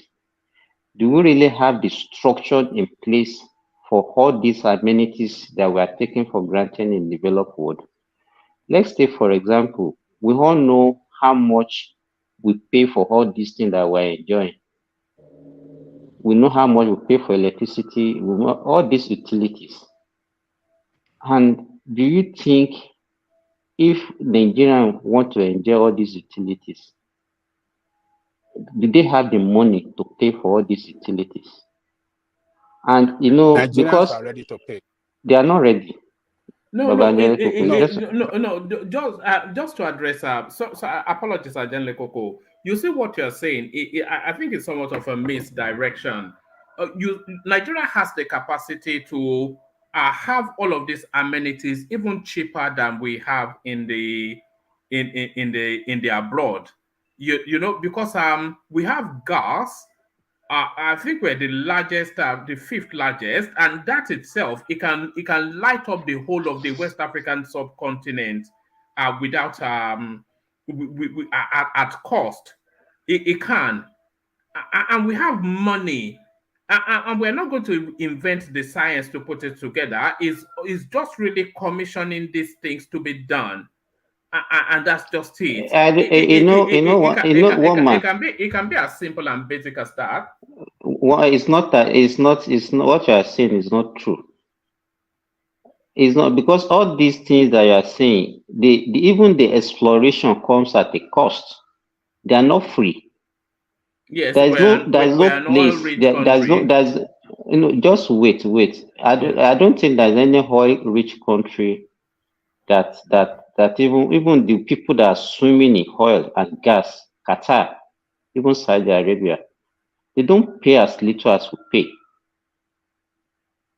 I'm telling you, woman, I know how much I pay as a rent and for electricity every month. What I pay for electricity in a month is almost 500,000 naira, even for my own one room, a self-contained apartment I'm using, even in Saudi Arabia. What I'm saying is that we need to get to certain level. I'm not saying that. I think there's a lot of things that we have to put in place. What is the average salary, an average salary earner in Nigeria earn? You know how much you even pay for even ordinary telephone tariff 1 month. You know how much, if you convert it to naira, how much does it come down to? I think there is a lot of things that we have to put in place. So even in all these countries that we are talking about, all these Middle Eastern countries, the only thing they don't subsidize petrol. The only thing they subsidize is education and health. That's all. Then they have a lot of, maybe some people need assistance. They used to assist them. They give them loans also, when they pay back. We don't pay, there's a lot, you pay dearly for it. I think there's a lot of, well, I think the Western world, maybe because they've been existing for so long, they have their data for everybody. Everybody is engaged. Everybody contribute to the system. We have a lot of people in Nigeria that are not contributing anything to the system. Anything, they're not contributing anything. They're just parasites. Parasites. There are a lot of people that are doing businesses and they're not even paying one kobo as tax. And these are people that are very rich. So I agree with Baba Jale Kuku. We need this thing to, at least we need to better the lots of our people. But to get that, it has to come at a cost, and we have to put a lot of things in place to get all these things done. The other time when Ekenen and Optan came and we were talking about how even the citizens, how they are stealing. They don't know that what they are doing is stealing even all these little infrastructure that are available. Electricity, they steal it. Even water, they steal it, and they are not paying back. They are not paying, and they are saying it and they are laughing at it. So to me, yes, it's good, but I think what we should be talking, we know the problem, but how do we address it? It's not only by putting everything on we need a lot of citizen education. Not only because look at what Ribadu was saying the other time when Ribadu came here, that look at the way people connect electricity in Maduguri, that how will you even pay, how will you even come to that kind of community and say they should come and pay for electricity? And that same people also be complaining that they don't have what they don't pay for. So it's a very difficult, and if you look at what even this Buhari was saying when this clip that you show for us, he came in and he was overwhelmed. He couldn't understand what to even do with it. And even this subsidy that you are talking, this is 7 million. Let me tell you one man, if Tinubu comes in as he came in and did not even address this subsidy issue and stop it, before the expiration of his tenure, we'll be talking like close to 100 million liters per day. The thing will just be skyrocketing. So I think what we need to be doing now is maybe we should also be, if you have solution, you should also be giving solution, not only highlighting the problem, so that at least our listener also. But we gave solution just now, and you disregarded it. That we have the probably the top 7 largest gas deposit in the world. It's do you know, woman? Do you know how much it costs to explore petrol oil? How if they are selling, yes, it come at a cost. It come at a cost. What we are even getting, let me tell you, in Nigeria now, after removing the cost of exploration, what we are getting from that petrol, I mean the crude, is not to half of the selling price. You remember there was a time the crude came down to almost $20, and now they were saying that we're having even deficit. I mean minus. You remember that time? Yes. So to me, so this thing, you cannot say because you have it, then you can, it's free. It cannot be free because even the exploration comes at a cost, and the refining and all these things. No, I wasn't. And that is why even in US is 6. Hold on. Before you go to US, I wasn't talking about petroleum. I was talking about gas. Hey, let me tell you, Qatar discovered gas as far back as 1971, but it was not profitable for them because even the technology to explore it that time was not profitable for them to liquefy it, and so they abandoned it. It was only in the 90s when there was new technology that made it more for them to get little profit on. That was when Qatar started exporting gas. So it's not as simple. I wasn't talking about exportation. I was talking about using it to. I'm telling you that even, let me tell you, gas. Why are we flaring our gas if it is as easy as that to just, liquefaction? It also comes at a cost. It needs technology. So the way we are looking at natural resources, we just look at it as if we just dig it from the ground, then you start using it. Nobody is looking at it like that. We are not illiterate. But what I am saying is that the cost benefit, irrespective of however, okay, what's the solution? I'm giving you. That's why I'm giving you the examples. That's why I'm giving you the examples. Ask an average person who is living in Qatar their cost of living, they will tell you. The only difference is that you earn the money. So it's not difficult for them to pay. But ask an average person who's living in Qatar how much they pay for electricity, how much they pay for water, how much they pay for utilities. That is the way it is. That is the way it is. No, because the way one man is looking, what I'm saying. You're not understanding what I'm saying. But if that thing is made available to Nigerian people will pay for it. Because if you have it, okay, why do they have Disco, Gemsco, and all the rest? It's because make it. Ajale Coco, the little that is available, are they paying? Just the little. They are paying. Why do we? They are not paying. I'm telling you. Okay. Nigeria, there is always solution to every problem. The way you are describing is as if there is no solution to the problem. That is why I said we should find solution. That's what I'm saying. That's where I'm going. They have prepaid meters. Yeah, but that's what we are doing now. Why the prepaid meter not available? Why are they let not me available? tell you. Let me tell you. Baba Ajele Koko. Let me tell you. Okay. If you see somebody who's telling you that because the prepaid meter is not available, is a lie. I agree that there are some little difficulties, but they prefer not even to use the prepaid meters. I'm telling you, because it pays them better not to use it. What do you mean? That I'm telling you, Baba, you are not here. I'm in Nigeria, and I'm telling you the mentality of our people. You've left Nigeria for long. I'm a Nigerian. I stay in Nigeria. So you are saying that it's available. You can apply and get it the same thing. What I'm saying, what I'm telling you, people prefer not to even get it.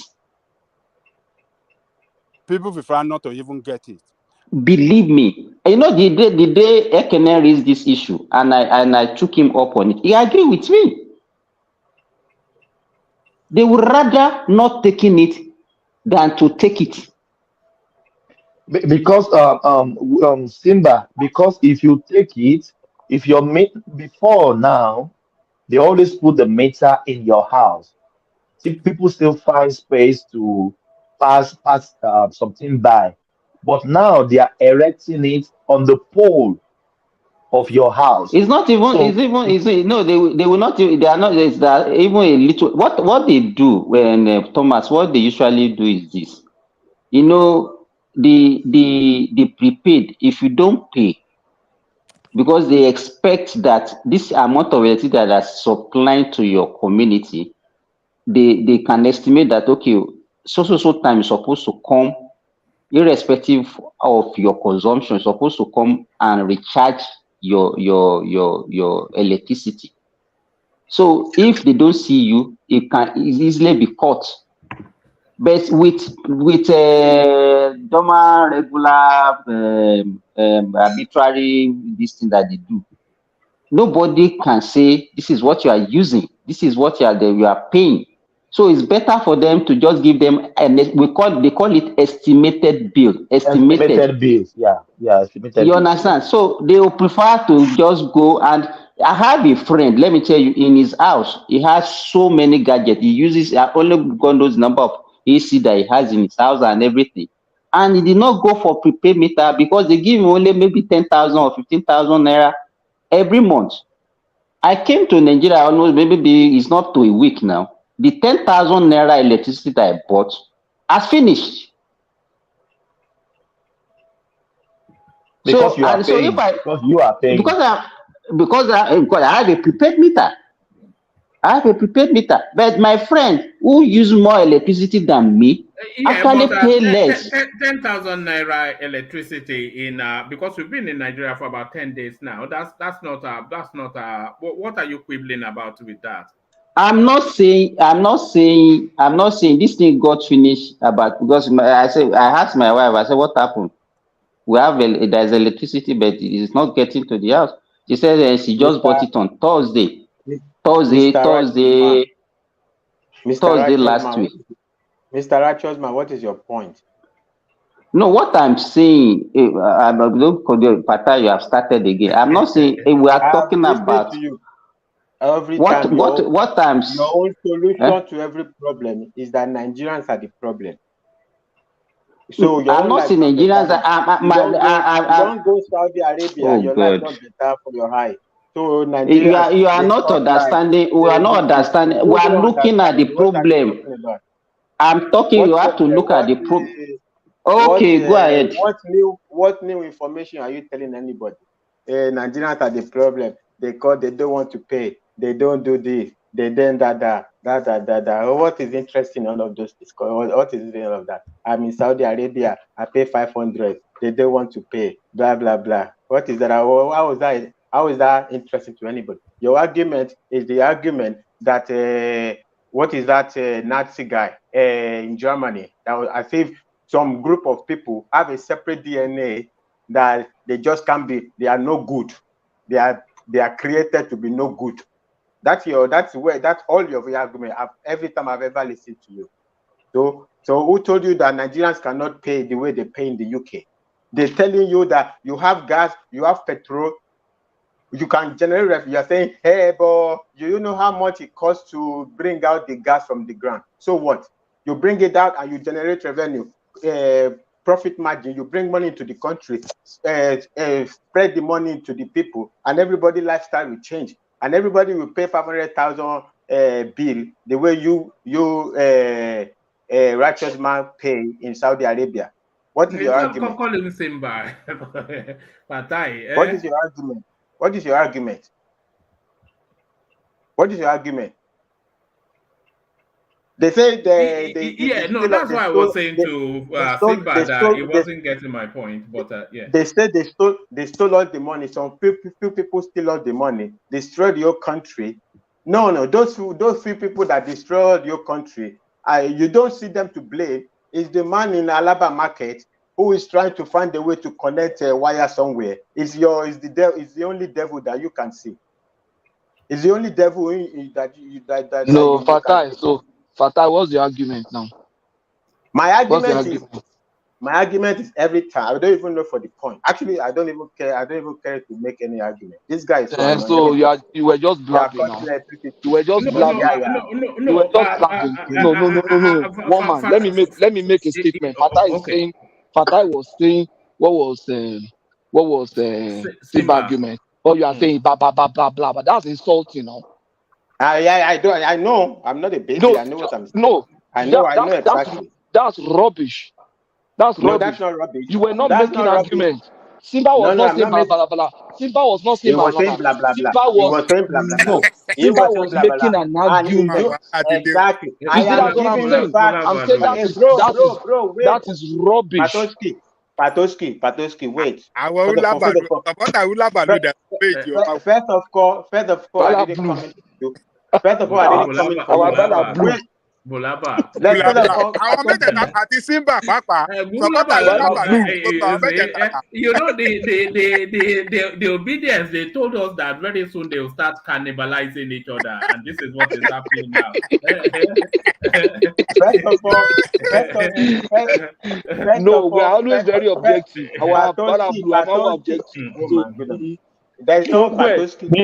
Maybe First of all, a neutral voice, will quench all this blah blah blah. Isaac, wait. Isaac, you don't wake up. Isaac, good to see you. Bula Balu, we have entered Bula Balu territory. no, but for time, argument Simba was straightforward. Let me tell you why. Let me explain to you. Patoski, I understand. Give me Before we go to the argument, let me explain the logic of my coming in, right? Actually, what I just came in to give him a piece of his own medicine, by the way. All right. So maybe I understand. I understand. I tell your point on a neutral. If I never had anything to do with him, of course I'm not gonna just come in if you're speaking now and start talking to you like that. Right. That's another story. But on another level, actually, he has that consistent attribute. Right. It's Nigerians are the problem, Nigerians are this, or that's the objective. That can be argued. I don't mind to engage an argument, right?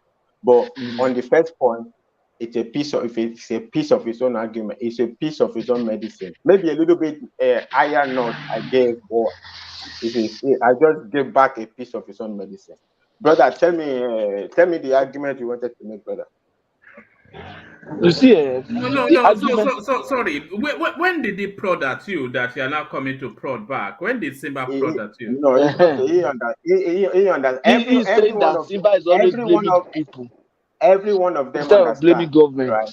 Every one just of them like Ajale Kuku always blame government. Simba is anti-people. You are anti-government. Ajale Kuku is anti-government. Actually, their attitude, their frontal has become so toxic. I have on my own decided to. I don't want to come because last time I came publicly to say I don't have interest. I know like people say I know it's everybody's platform. I'm not a sadist to be subjecting myself to toxicity, right? So, but I'm very happy that at least I had the opportunity to just give one last shot. The other people, I leave them alone. They can enjoy their lives. So, brother, tell me the argument. I don't want. You see, the argument that Simba is trying to make is this: we know that every party in Nigeria has a role to play. You understand? Yeah. But you see, we have been every time. Majority of people have been beaming the light on government, not thinking of what are the roles that people have to play. You see, corruption at all levels is always increasing the cost of transaction. If, for example, you give meter to people, that statement that Thomas made, my sister-in-law has made the same statement. You give meter to people, they try to bypass it. Now the disco have to look for a way of putting the meter on the pole. That comes at a cost. You understand? Why would somebody bypass a meter? Okay. So in that case, you have to now look for a meter. Sorry, you have to look for a meter that is waterproof and weatherproof, and you know those kind of things. So our people have to sit up. No. There are certain things that are not good. All right. Before you come back at him, let me just do a bit of administrative stuff. Get myself out of the way. Hand over to Thomas, and then you can have a seat. Yes, Major General Thomas. Yes, so Ayo with the super sticker, thank you. And again, Ayo with the super sticker, thank you. Ayo with the third super sticker, thank you. And then Ola comes in with a super chart to speak to something infant mortality. I'm not quite sure where that came into the conversation. But thank you. Prince Daddy, who now with some regularity comes in with the super sticker, and then again he does it, and then again he does it. So thank you, Prince Daddy. And then Ola continues the conversation with a super chat. So thank you, Ola.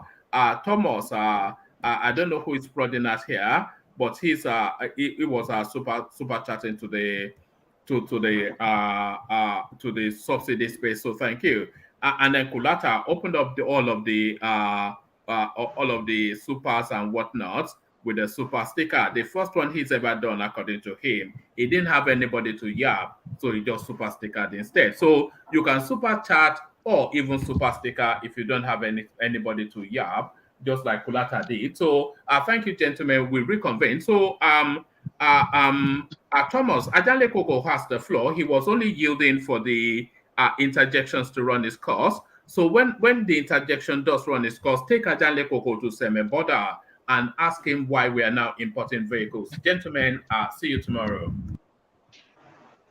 So, Okay, bro. So, yeah, you know, you want of we are course. saying so. Our people have their own side of the argument. Yeah. That's the point I wanted to And I address. think You know, that's what Simba is trying to say. there is a sentiment, right? That's called conditioning. Let's say whatever condition we call it conditioning. So over the course of time, right? The people have consciously or unconsciously, the people have been conditioned to progressively degenerate into that situation, into that lifestyle. I remember when I was so young, right? I was in kindergarten. We used to sing this song. I mean, it's not totally exactly, but I'm just in the kind of similar line. When we line up in the primary school, kí ni wọ́n fò lè ṣe láyé tí mo wá, kí ni wọ́n but now I don't even think it's a value anymore. So you see, the trajectory has been downward in the country, right? So people, survivor, you see when you, I mean, I'm also sure you will have read this psychological principle by this guy called Maslow. So when people are at the survival level, it's unpredictable behavior. You know, when people are at survival level, security, in the Maslow hierarchy of needs, right? So the down below is survivor. Over Basic physiological. Basic. Thank you. You know what I'm talking about. At that level, it's not a predictable behavior. You know, people at the end of everybody could chop themselves die like that behavior. But it doesn't mean that they are not rational beings. Even that behavior, it has rational understanding, which is that they are at a survival stage in which everybody does whatever to survive, right? So and if you're a country that you are blessed like Nigeria, right, and progressively you take the resources, you destroy the whole thing, right? You condition the people to over the time to continue to degenerate in that, rather than trying to climb up survival in the survival, climb up out of the survival ladder. They are getting progressively worse in the survival ladder. At that level below survivor, at survivor and down below, the behavior is not because Nigerians are some DNA with criminality or whatever, but they are progressive. Because I can remember I was so young, right? But I still remember that we would be singing proudly, even instead of me to thief, I would rather become a slave. That was how high the value was. It was not different. They were not different Nigerians growing up, right? And also, they always make the argument about the time of our lower he put this in that time. But if you even if you're young, if you are lucky to just pass through life, Nigeria even at that time was already going down in the 80s. You still see a better behavior of people. By the time we got to 90s, everything does scatter. So we need to gradually return to normalcy when people can graduate out of survivor into some security. The Western world that they have is like some magic. There's no magic here. If they are conditioned to the the situation that Nigerians are, they will be the same thing. They would even be worse. But they are in a kind of in the minimum security level of the ladder, and that's how they have predictable behavior that looks like they are normal human beings that are kind of different. This guy, what is his name again? That German president before, within the one with the Nazi label, Hitler. Hitler. This was the premise of there was this intellectual that was well known that time. I don't remember the name. These were the argument they used to target Jews.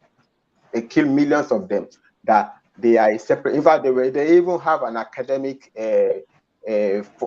academic funded to study that the black people have a different kind of behavior, have a different kind of DNA. So, but it's conclusive. Biologically, DNA, everything. There is no behavior, but also you will know behaviorism. Is what talks about conditioning, right? It's also psychological.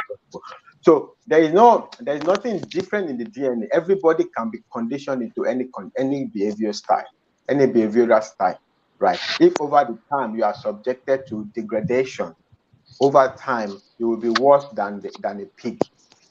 Has nothing to do with you as a person, right? Every the same is blood that runs through everybody. That's not even there's no serious academic that categorize a certain people as a group of people, like the entire group, this is their behavior, right? Now you can talk about cultural, even that is even also under conditioning. It can be cultural conditioning, it can be socio-economical conditioning, it can be so you trace this back. Even people even trace today's behavior back to 1,000 years ago, and that's why they dig the ground. They dig the ground for archaeological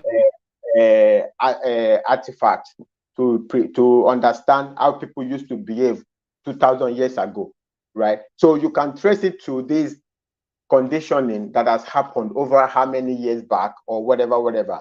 But there's no serious argument, no serious person is debating whether a group of people by default are this kind of people, right?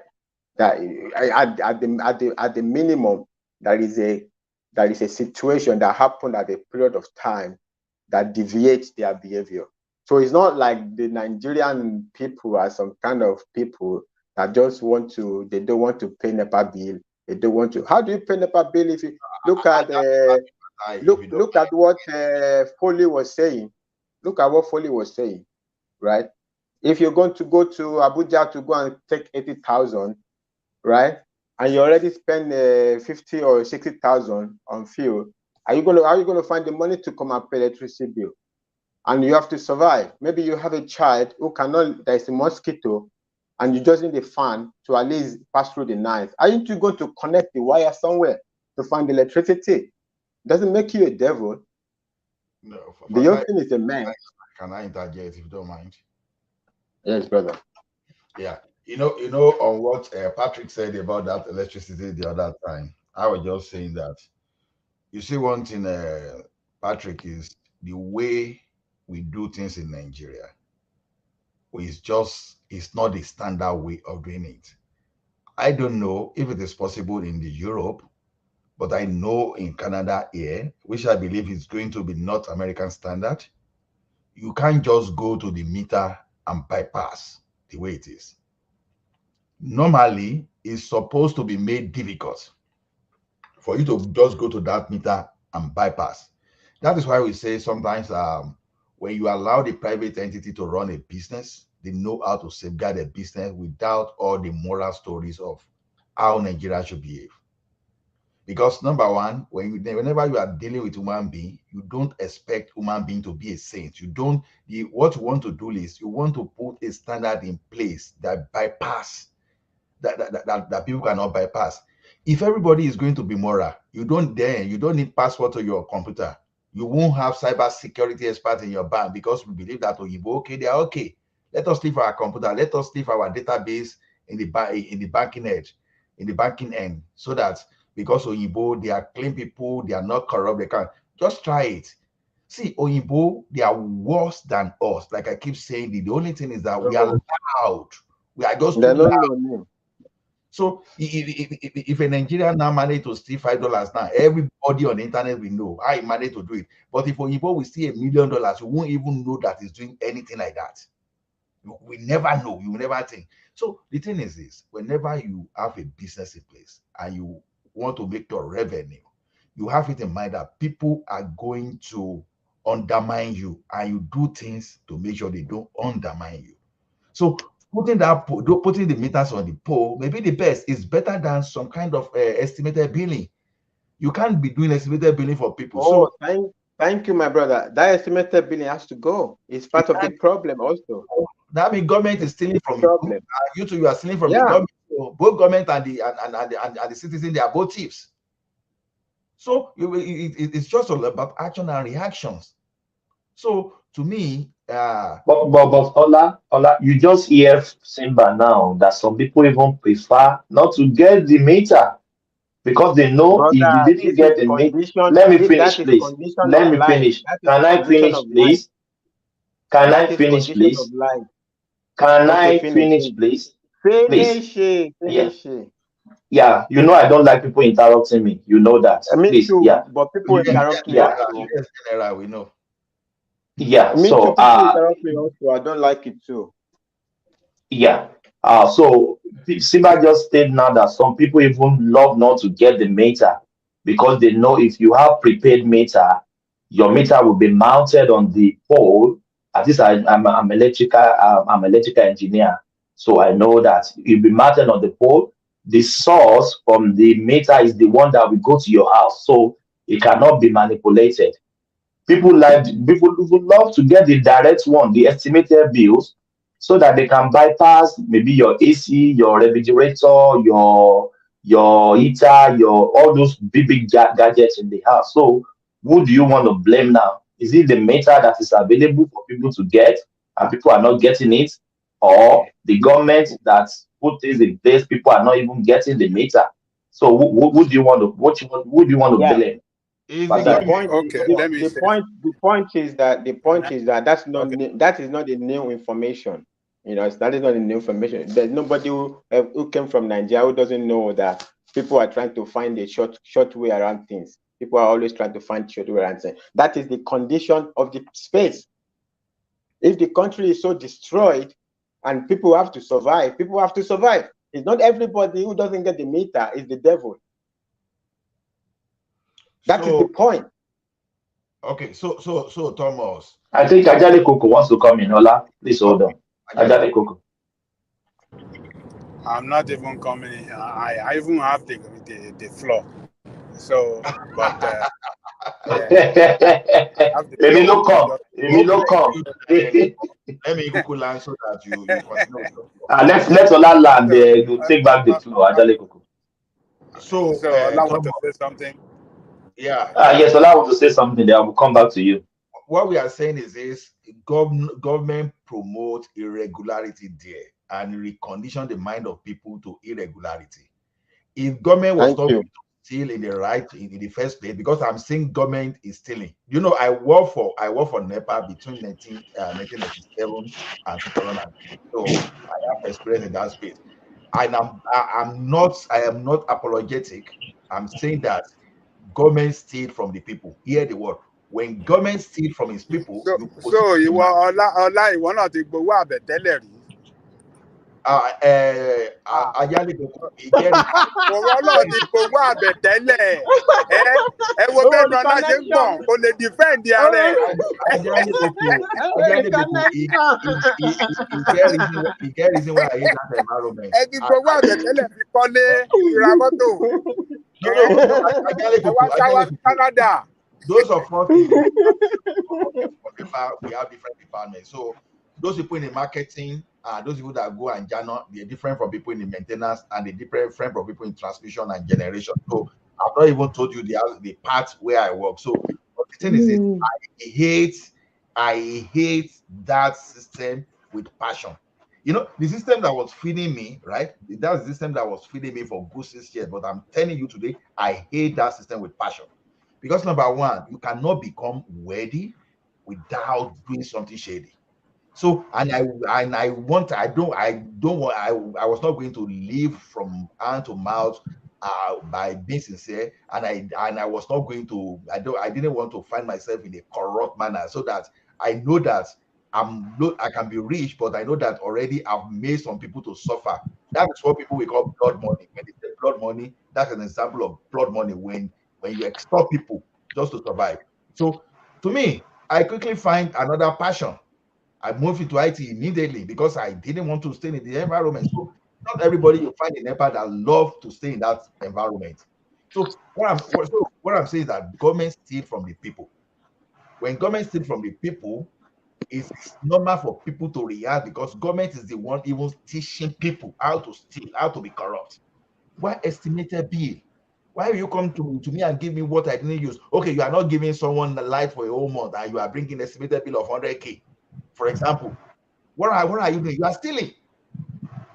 So to me, that system we have to go. Private people, even it's private people now, you now make law that private people, private investors, they have no right to make estimated billing. It's fraud.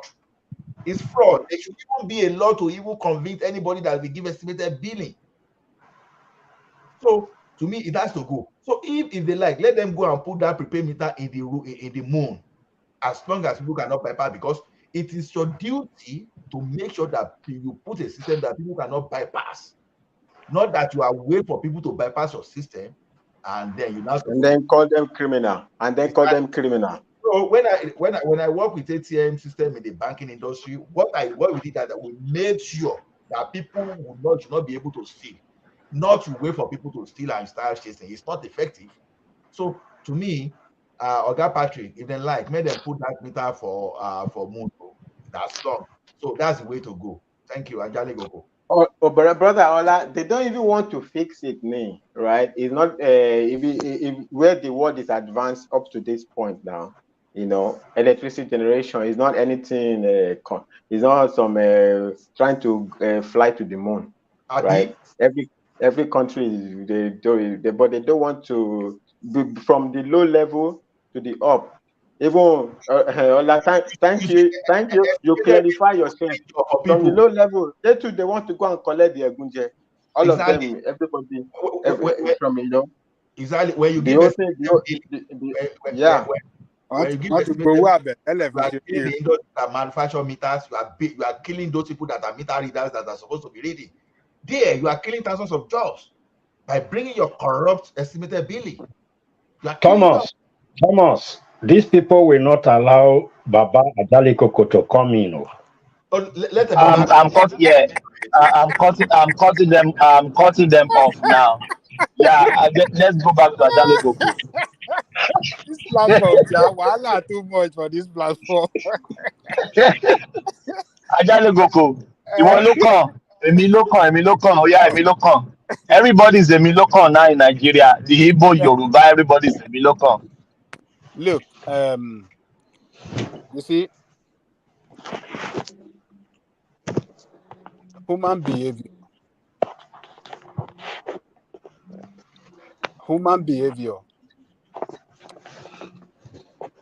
in any part of the world is the same. The way white man behave is the same way black man behaves. So the complexity in human behavior does not dictate that white man will behave in such a way that is different from black people or different from Asian people. It's the same all over the world. It's just the situation that we find ourselves that can. But Ajali Koko, black can be extreme. The black one can be extreme. Yes, a situation we find ourselves can influence our behavior. Baba mi fẹ́ kí yín ó dàárọ̀ kú tẹ́lẹ̀ta. Ó dàárọ̀. Our economics is running away. Yeah. So you see, when we have system failure, when you have a system that is not working well, people will look out for a way to survive. And most of the time, they can go to the extreme. And what am I trying to say here? Look, in the 70s and in early 80s, I don't think we have problem with people connecting illegal electricity line or something like that. No.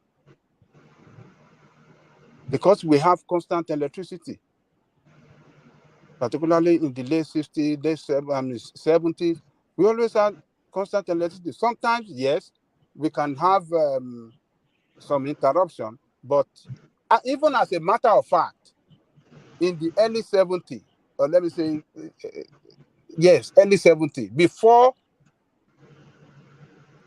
NEPA will take away the light, they will make announcement on the radio.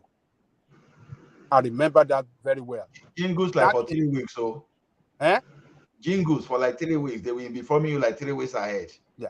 They will, if they are going to carry out some kind of repair that will take away electricity for some hours, they will make announcement over the radio. That's also area we are going to do this, we are sorry, we are this, we are that. So they be ahead of time so that you can the whole country or just Lagos? In Lagos, I know that is where I grew up. Yeah, they Up were to doing Benin City. Up to Benin City. Up to Benin City. Okay. Yeah, it was on that Benin zone. Yeah, they were announcing it on those states too. Yeah, that's okay, correct. So that was the system that works. You can't see anybody tampering with meter, tampering with electricity. You can't see anybody climbing electricity pole other than NEPA official, and you will see them in their truck. You will see them in their uniform anytime. You can easily identify them that this is NEPA official, and they will not even come to ask for bribe. The same with water corporation. We used to have meter for our water. If you don't pay your water bill, they will cut it off. That is the way system work, and you will not see any illegal connection or anything. But when this problem started, that you don't have light in the late 80s, 90s, when it started getting worse, that is when people started finding solutions to their problem. Because you will see in one street, you don't have light, but another street behind you, they have light. People started looking for a way they can have electricity, because you can't enjoy electricity as you used to enjoy it. So that was why you see this, behavior by our people trying to look for illegal ways of connecting electricity from one house to the other, from one street to the other. It's because the system failed. We have system failure in our country. So you can't blame the people when we are saying that government have most important role to play to have a nation work well for everybody. So what I just want to say there is that, look, behavior of human being in any part of the world is the same. It's just situation that we find ourselves that can dictate the way we behave, sometimes to the extreme. So in our own situation, it was the system failure, government failure, and that is why we found Nigerians acting in the way they are acting, because the system failed them. The government that's supposed to solve problem and provide electricity for them failed. It wasn't like that in the 70s and in the early 80s. Thank you, Baba Jalikoko. Sorry, I kept quiet for Fatai because I don't want to engage him in the way he engaged me. Because if I responded, then I think the whole place will be scattered. He was talking about conditioning, and I think what he's actually talking about was actually what affected his response to what I was trying to discuss. It has also been conditioned in a way, so I just came and then just he said it. I just came to just get at me and want to get me angry, but I'm more than that, so I don't have to respond to whatever he says. He don't seem to rest because if you remember when I started my argument, I started talking about reorientation, education, and everything, and then that we have to put a lot of structures in place. That's the angle I'm coming from. I'm not blaming because it's very easy to buy people around you by the time you are putting emotional blackmail into it, that you are anti-people, you are this, you are that, just because, everything that he's saying, to me, well, I give it to him. He can even come back and say more. I will never respond to whatever he says. What I'm trying to say is that, yes, I agree that our people needed all these things, but we also need to reorientate people that this thing come at a cost, and then all of us, we need to be responsible, both the people and the government. That's the angle I'm coming to. That's my own argument, that both the citizens and the government have a role to play to make our country better. So, but if you people are just seeing it from the angle of saying, okay, no, everything has to be on the table of the government alone. Because when we look at it, who is this government that we are talking about? The people are the government. You talk because when you are talking about the teacher is a government in a school. Every one of us, we have people who are heading one place or the other. And if everybody is doing what they're supposed to do right, then the country will be better for all of us. But when we are talking about government as if government is that one spirit somewhere, then that's what I don't understand. I said that we have to look at this problem holistically and attack it holistically, and we should be profiling solutions. It's not only good for us to mention the problem. Okay, how do we tackle this? In the 70s and the 80s that you're talking about, the wage that people are earning that time is enough for them to take care of them, and so they can afford it. And then the how much was Nigeria earning then? How much are we earning now? What was our population then? What was our population now? What is our population now? Before you go further, let me have something. Let's put one thing into consideration. During that time, it wasn't the entire population of Nigeria that was included in the. How many people are even getting the electricity? They were participating in the whole system. It was just, most people were still in the villages. I don't even know the country. Exactly. But today it's like everybody is included all participating in the system, and also the whole things like infrastructure has been extended to almost every corner of the country. There's no village you go in Nigeria today where the electricity infrastructure hasn't been extended to their place. And then now it means like consumption is way higher. The production exactly. So we need to put this thing into consideration, because when we keep saying, because some people will make argument like, back in the 70s was the school Kilikon was free for people, but it was just the few population that were included, and there was enough resources to just give it a free thing. But today, how many people want to give free? When people say even back then give scholarship, I can say they give more scholarship today. It's just that there's more people that are in need of scholarship today than back then. You understand? So we need to consider all these things. Look, so thank you, Mike. So that's Babaiko, that's the angle I'm coming. So I'm not an anti-people though, because it's very easy for you to whoop up sentiment like that. That as he was saying that I was in that. Well, no problem. But you can say whatever he likes. So we always see anything wrong in what you. No, I know why. Sometimes when I see, I know Fatai, but there's no problem I don't have any problem with him. So he can come and say whatever he likes. Baba Jalikoko. I think I appreciate Simba for the way he comported himself, the way he didn't respond. Otherwise, it would have resulted to issue. But I think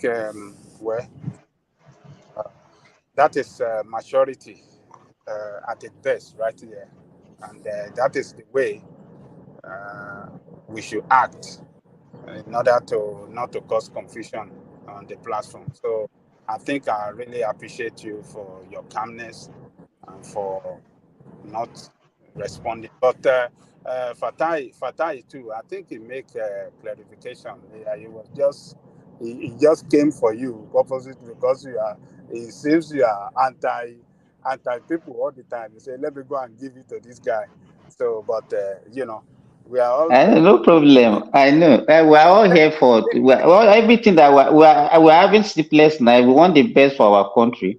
We want yes. the best for our people. So nobody is here. Nobody. I don't think there's any Nigerian that will be against Nigeria. So nobody should have that notion that this kind of people are against the people. So Yeah. because it's very easy to do that, and that is the same thing that our politicians are doing by just turning the people against the government and saying, no, this government is not good for you, they are not doing this for you, and it's very that route that is And very then easy when to go. they perform worse than the government they campaign against. Exactly. Baba Buhari that Remember, campaigned very, very hard against Jonathan, that Jonathan petroleum subsidy was a scam. Baba did, Baba double it. Baba Yoko should remember, I think what we should be praying for in our country is that, we always look back and say the previous government usually better. Even right from history, if you look back, there's no time we will not look back and say, this one that left was better. What happened this time? So it should not exactly. That's what I'm saying. This one should not happen. I think these are our last card. These are our last card. We must this one. It must not happen this time. Otherwise, Simba. You see, people like you and myself that will support a subsidy remover to the likes of Ajale and Showore, we are anti-people. But what Showore and what they call that,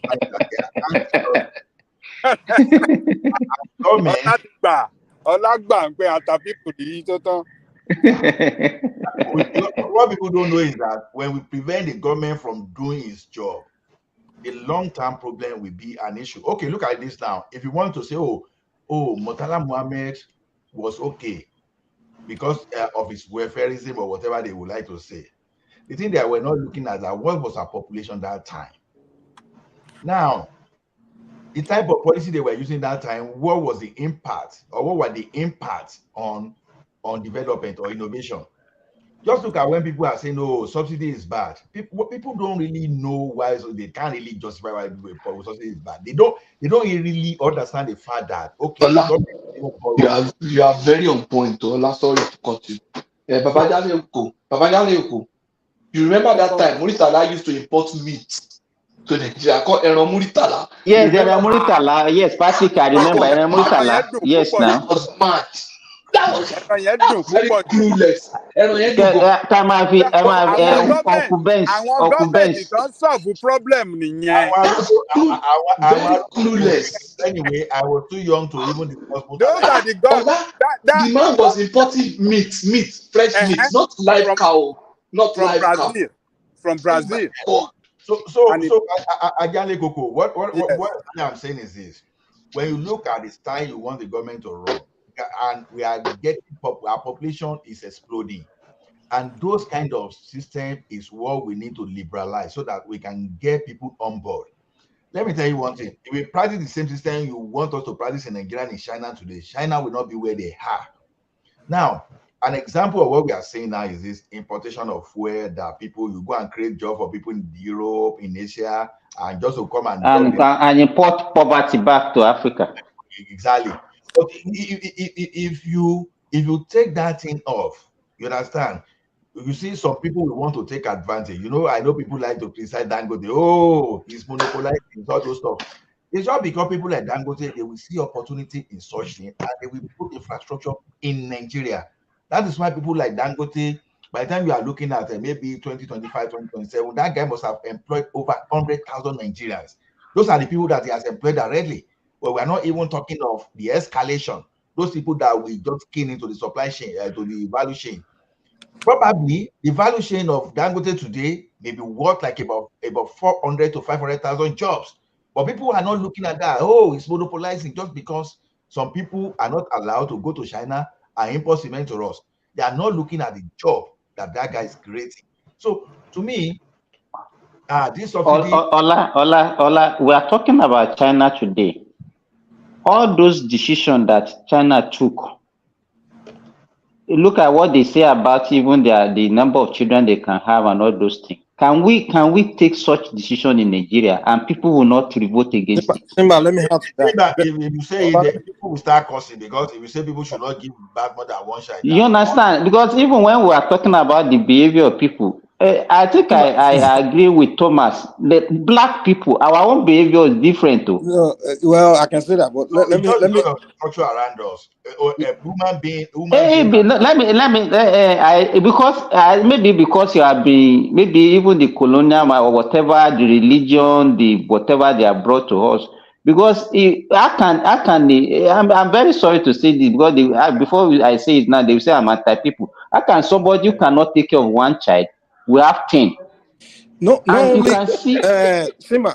No, and you know, let me tell you what happened to me yesterday, Ola, and this is a true life experience. One of my cousins called me.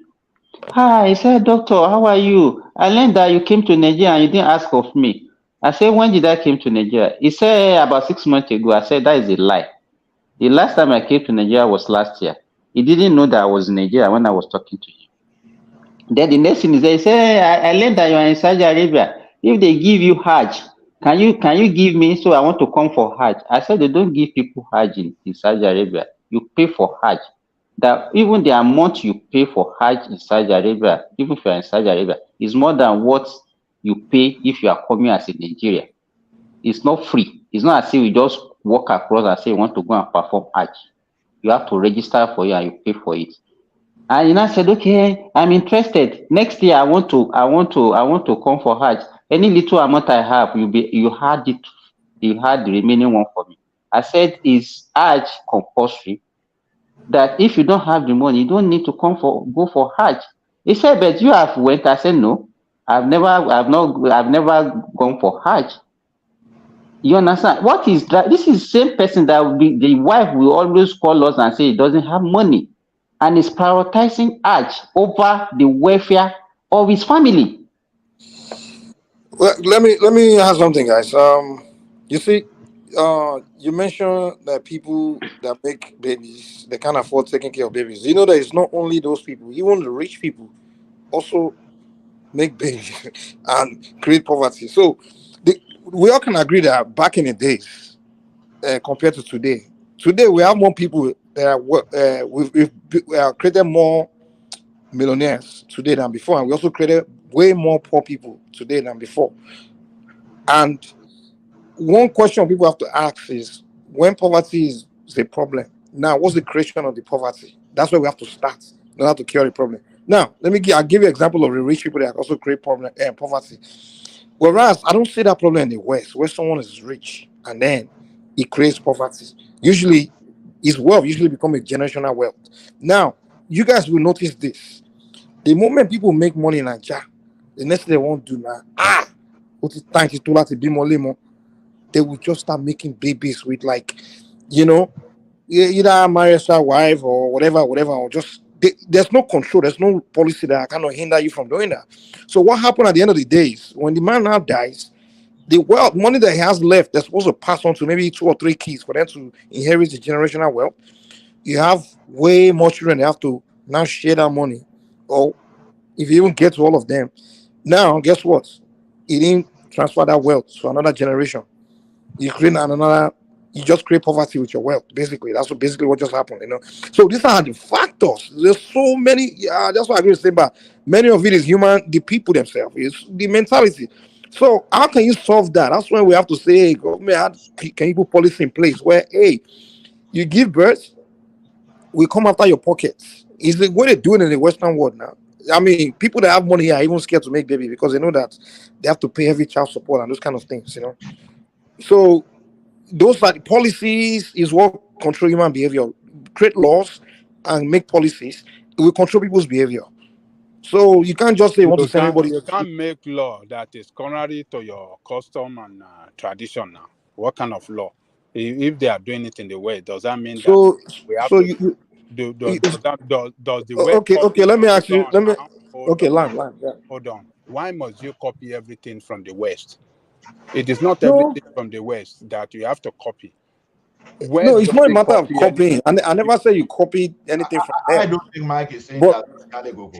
No, what is? I thought he said that. But let me clarify myself. People who have baby, unnecessarily, they have to pay child support just the way they do in the West. No, it's not our culture. No. I said in the West they put something in place like that with child support. But I'm not saying we necessarily have to pay child support. But what I'm saying is we have to put some kind of things in place that will correct people's behavior, make people think twice before they create problems. Like it doesn't have to be child support.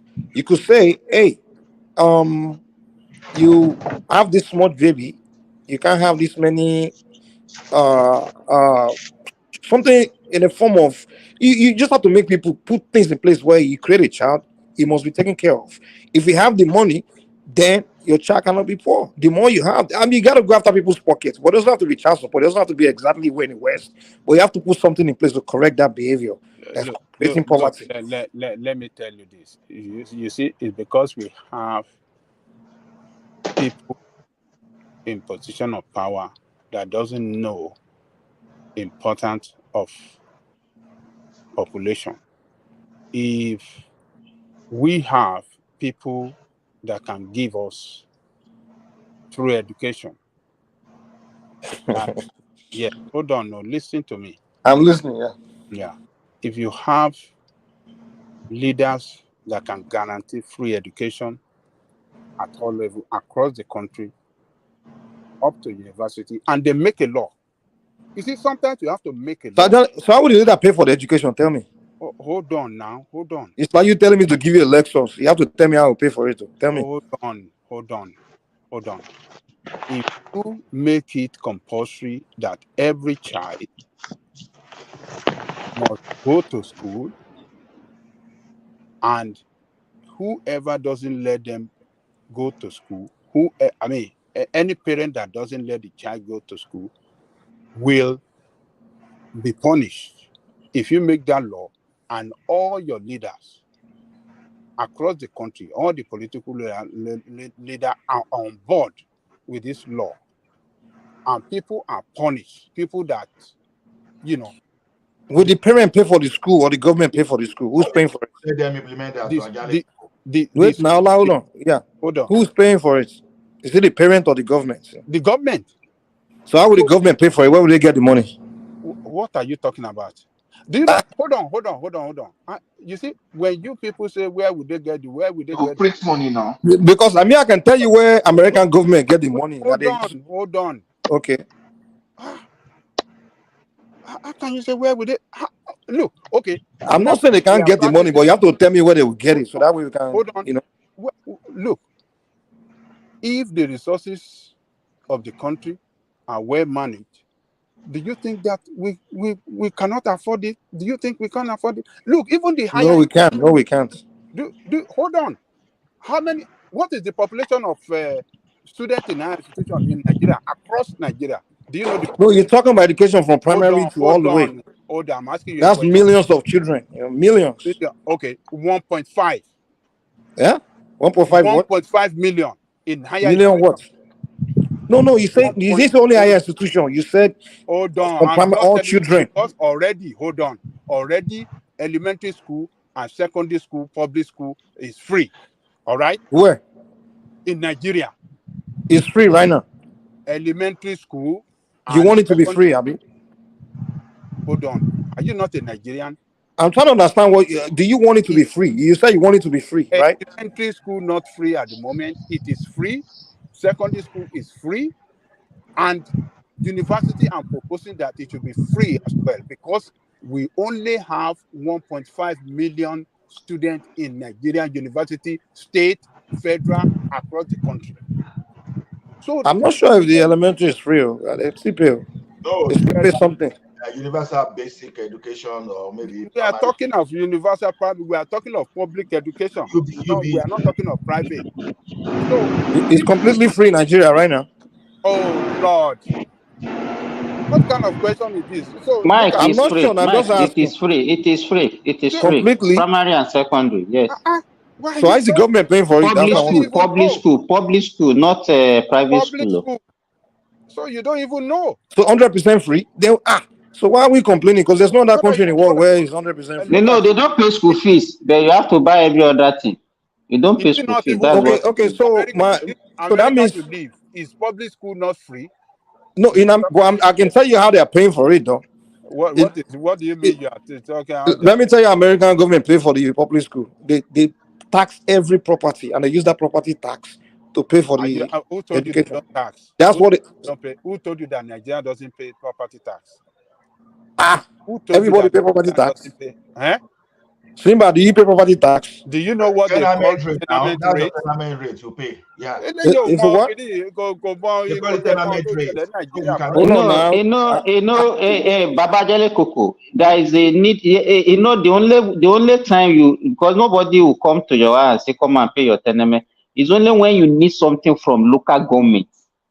You understand? If you don't have any need to go to local government to report for anything, they will not ask you. So people are not paying it. No, majority are not paying. No. That means your government is not doing enough. They are not making. No, that's what I'm saying. They are not forcing people to pay it. Like in Lagos, where I agree. No, you don't use a Lagos model. What I'm saying, Babaye Koko, I agree with you that there is tenement rate. Okay. But because in my own local government, I remember the only time they asked me for that was when I wanted to collect the certificate of state of origin. So Simba, you're not paying property tax right now. No, they are not. There is no. I don't think that there is no structure for them to even capture it. Do you understand? Do you know why, Simba? It's because you have state government that doesn't allow local government to function on their own. You understand? If they allow the local government to function without any dominance from the state, without any control from the state, they will look for that fund. They will make every effort to tax. I agree with you. The other issue is the free money that all of them are getting from Abuja. Well, the free money, is it not the state government that pocket the money and just give them whatever they like? The money doesn't go to them directly. Ajale Koko is just because they alter the structure. This is what we are saying by restructuring. Local government, federal government should, I agree if they say local government should not be, federal government should not be sending money to the local government. Allow every state to decide how they want to group their local government. Give the state money and let the state control the local government. See, all this GBT style that the federal government. Does your state control your local government in Canada? But Jale Koko, it looks like you contradicted yourself there, because you are saying, you said the government should make education free, and then you are telling me that the education is free already. So what is the problem with the government? What problem do you have with government if the education is already free? Hold on. I'm not contradicting myself. I'm saying that government should make law. Fund education very well and make law that every child must go to school. Whoever that does not send the child to school must be punished. And then, in addition to that, university education. Well, okay, but Babajale Koko, what will you do to children of the beggars on the streets? You don't even know the person that even impregnated them. No, I'm beggars. All the beggars. And Timon so Kitani Babare. Who's the father? But the father is nowhere to be found. Maybe that beggar, that woman who's a beggar, will have like 6 or 7 children for seven different fathers. It is easy to be solved. That one is easy. It can easily be solved. Look, federal government, government will identify children that say orphans long pay one. They can take them to orphanage home, or Àwọn yẹn ń ṣe orphan ẹni tó ní bàbá tó níyà. It's not an orphan. tó bá ní bàbá níyà, wọ́n á show up now. Wọ́n ẹ̀ lè gbọ́mọ lọ́mọ now. They don't take responsibility. Let me tell you, you know, you are talking based on your own, the way you look at yourself, the kind of education and exposure that you have. We have people that don't care. Millions of them, they don't care. They will just throw these children out there. Look, they don't care. Let me tell you, the kind of welfare system. I'm very sorry, sir. I'm very sorry, sir. Yes. When you ask Nigerians that, okay, if you don't take care of your children, then the state will take the child from you. You will see that it will not stop them from having them. They will just be throwing them to the states. They just be no, believe me. You think they want the state to take their wages? Exactly. They're not ready to take responsibility. That's been issue. Look, let me tell you this. You see those people, you will get them settled. You will get houses. You are here when Ribadu was talking, and Ribadu almost crying about what is happening in the north. You heard him. Let me tell you, Babanyeko, as far back as late 80s, I used to go to Niger State, Minna, Kutangura, Bida, and all those things. Let me tell you, as at then, if you are eating in a restaurant, and maybe they put the food on the table for you, Babanyeko, and then you just say, okay, let me go and wash my hand. Before you turn back, you will not see that food again.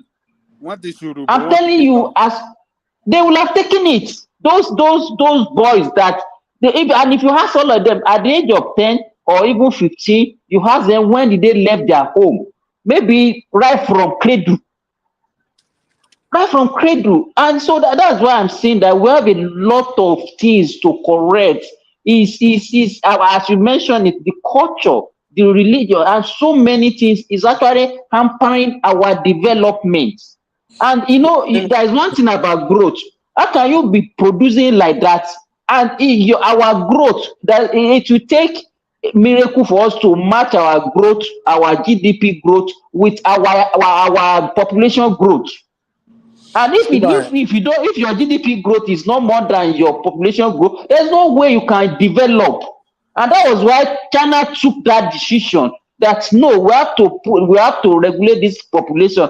If not, we cannot progress. And they took that decision, and it worked for them.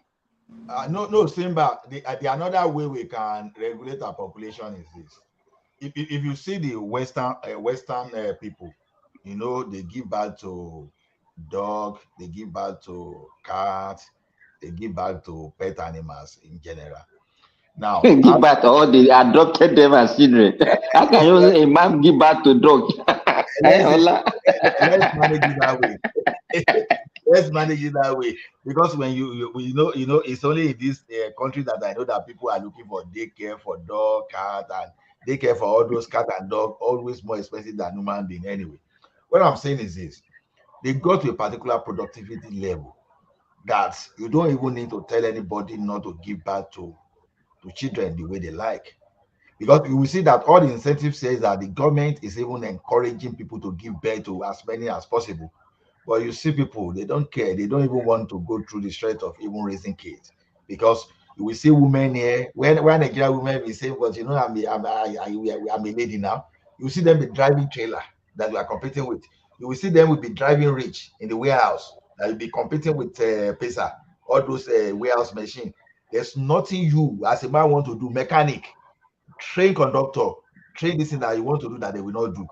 So what I'm saying is this: I think our problem in Nigeria is just mainly productivity. See, if you give a law in Nigeria to give birth to 2 or 3, maybe Nigeria has a law. There was a time that we had a policy that for children.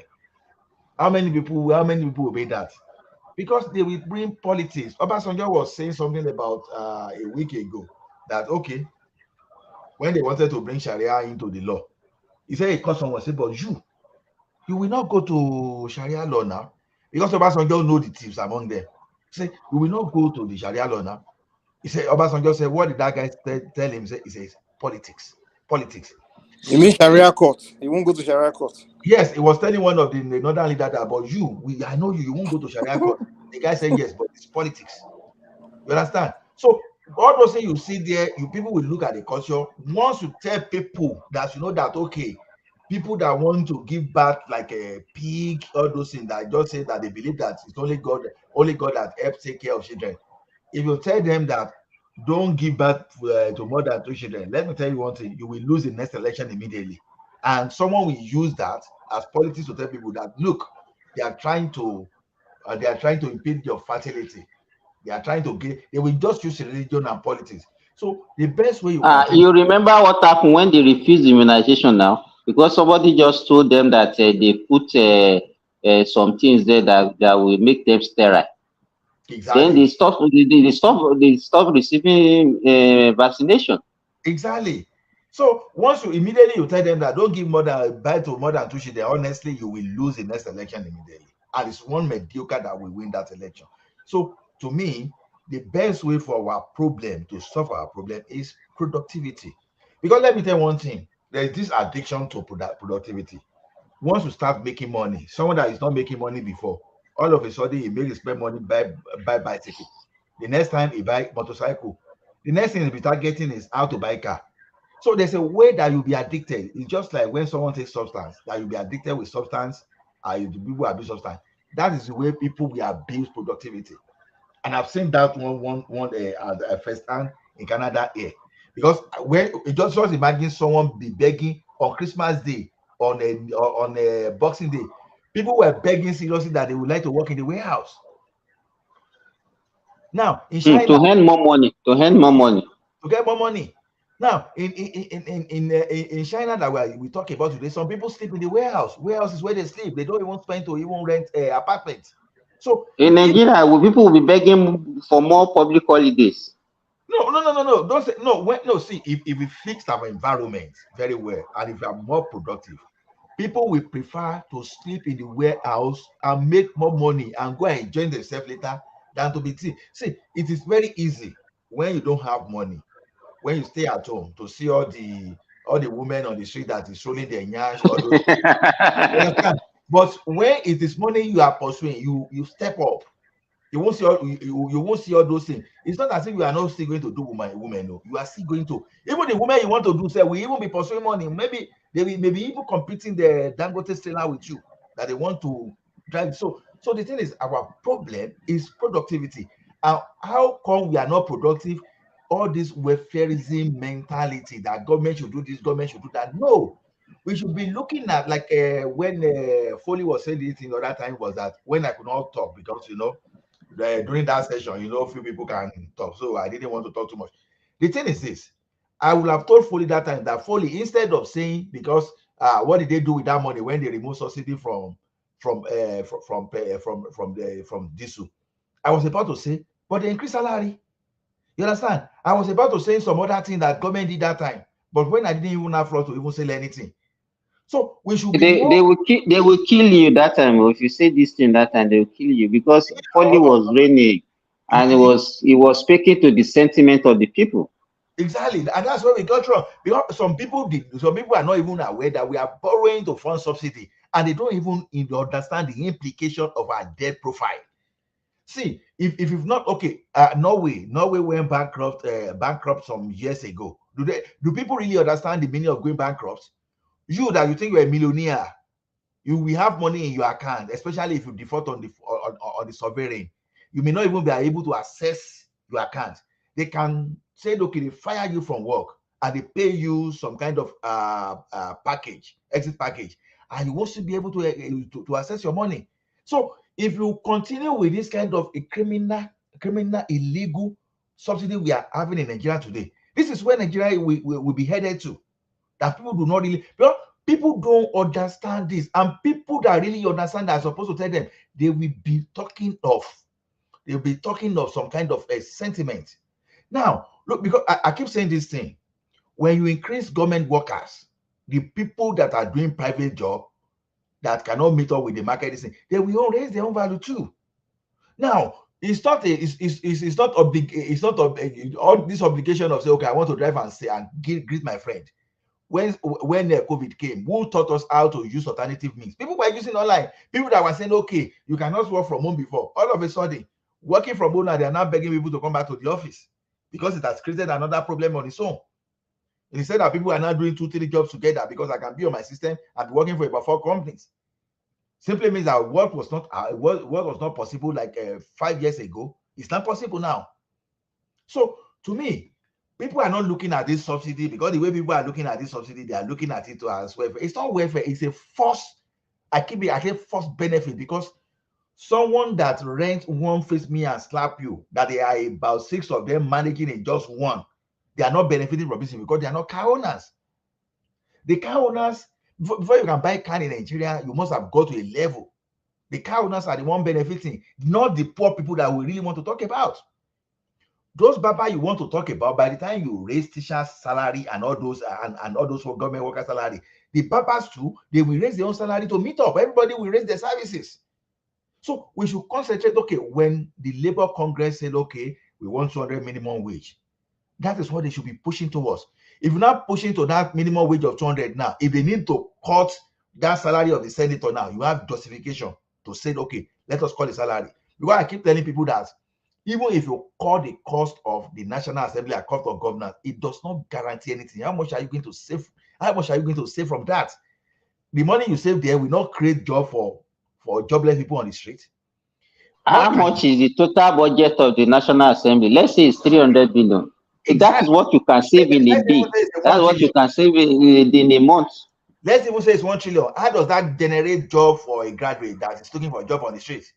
So the way to generate job is that, okay, we are taking this subsidy for an investor that want to invest. Okay, Buhari, Dangote, and all those about 22 people they gave license. I think I'm not sure if I'm correct, but I think about 22 licenses. Please correct me if wrong. About 22 people that they gave license to simply means that they can establish their destiny in Nigeria and create job for people. Now, this is my own theory. I'm not against government giving subsidy, but give the right subsidy. Give subsidy to Unilever when they now employ, let's say, about 5,000 people and they are running generator. Import it on generator till you are going to get your this thing right. Give them subsidy, give them tax break.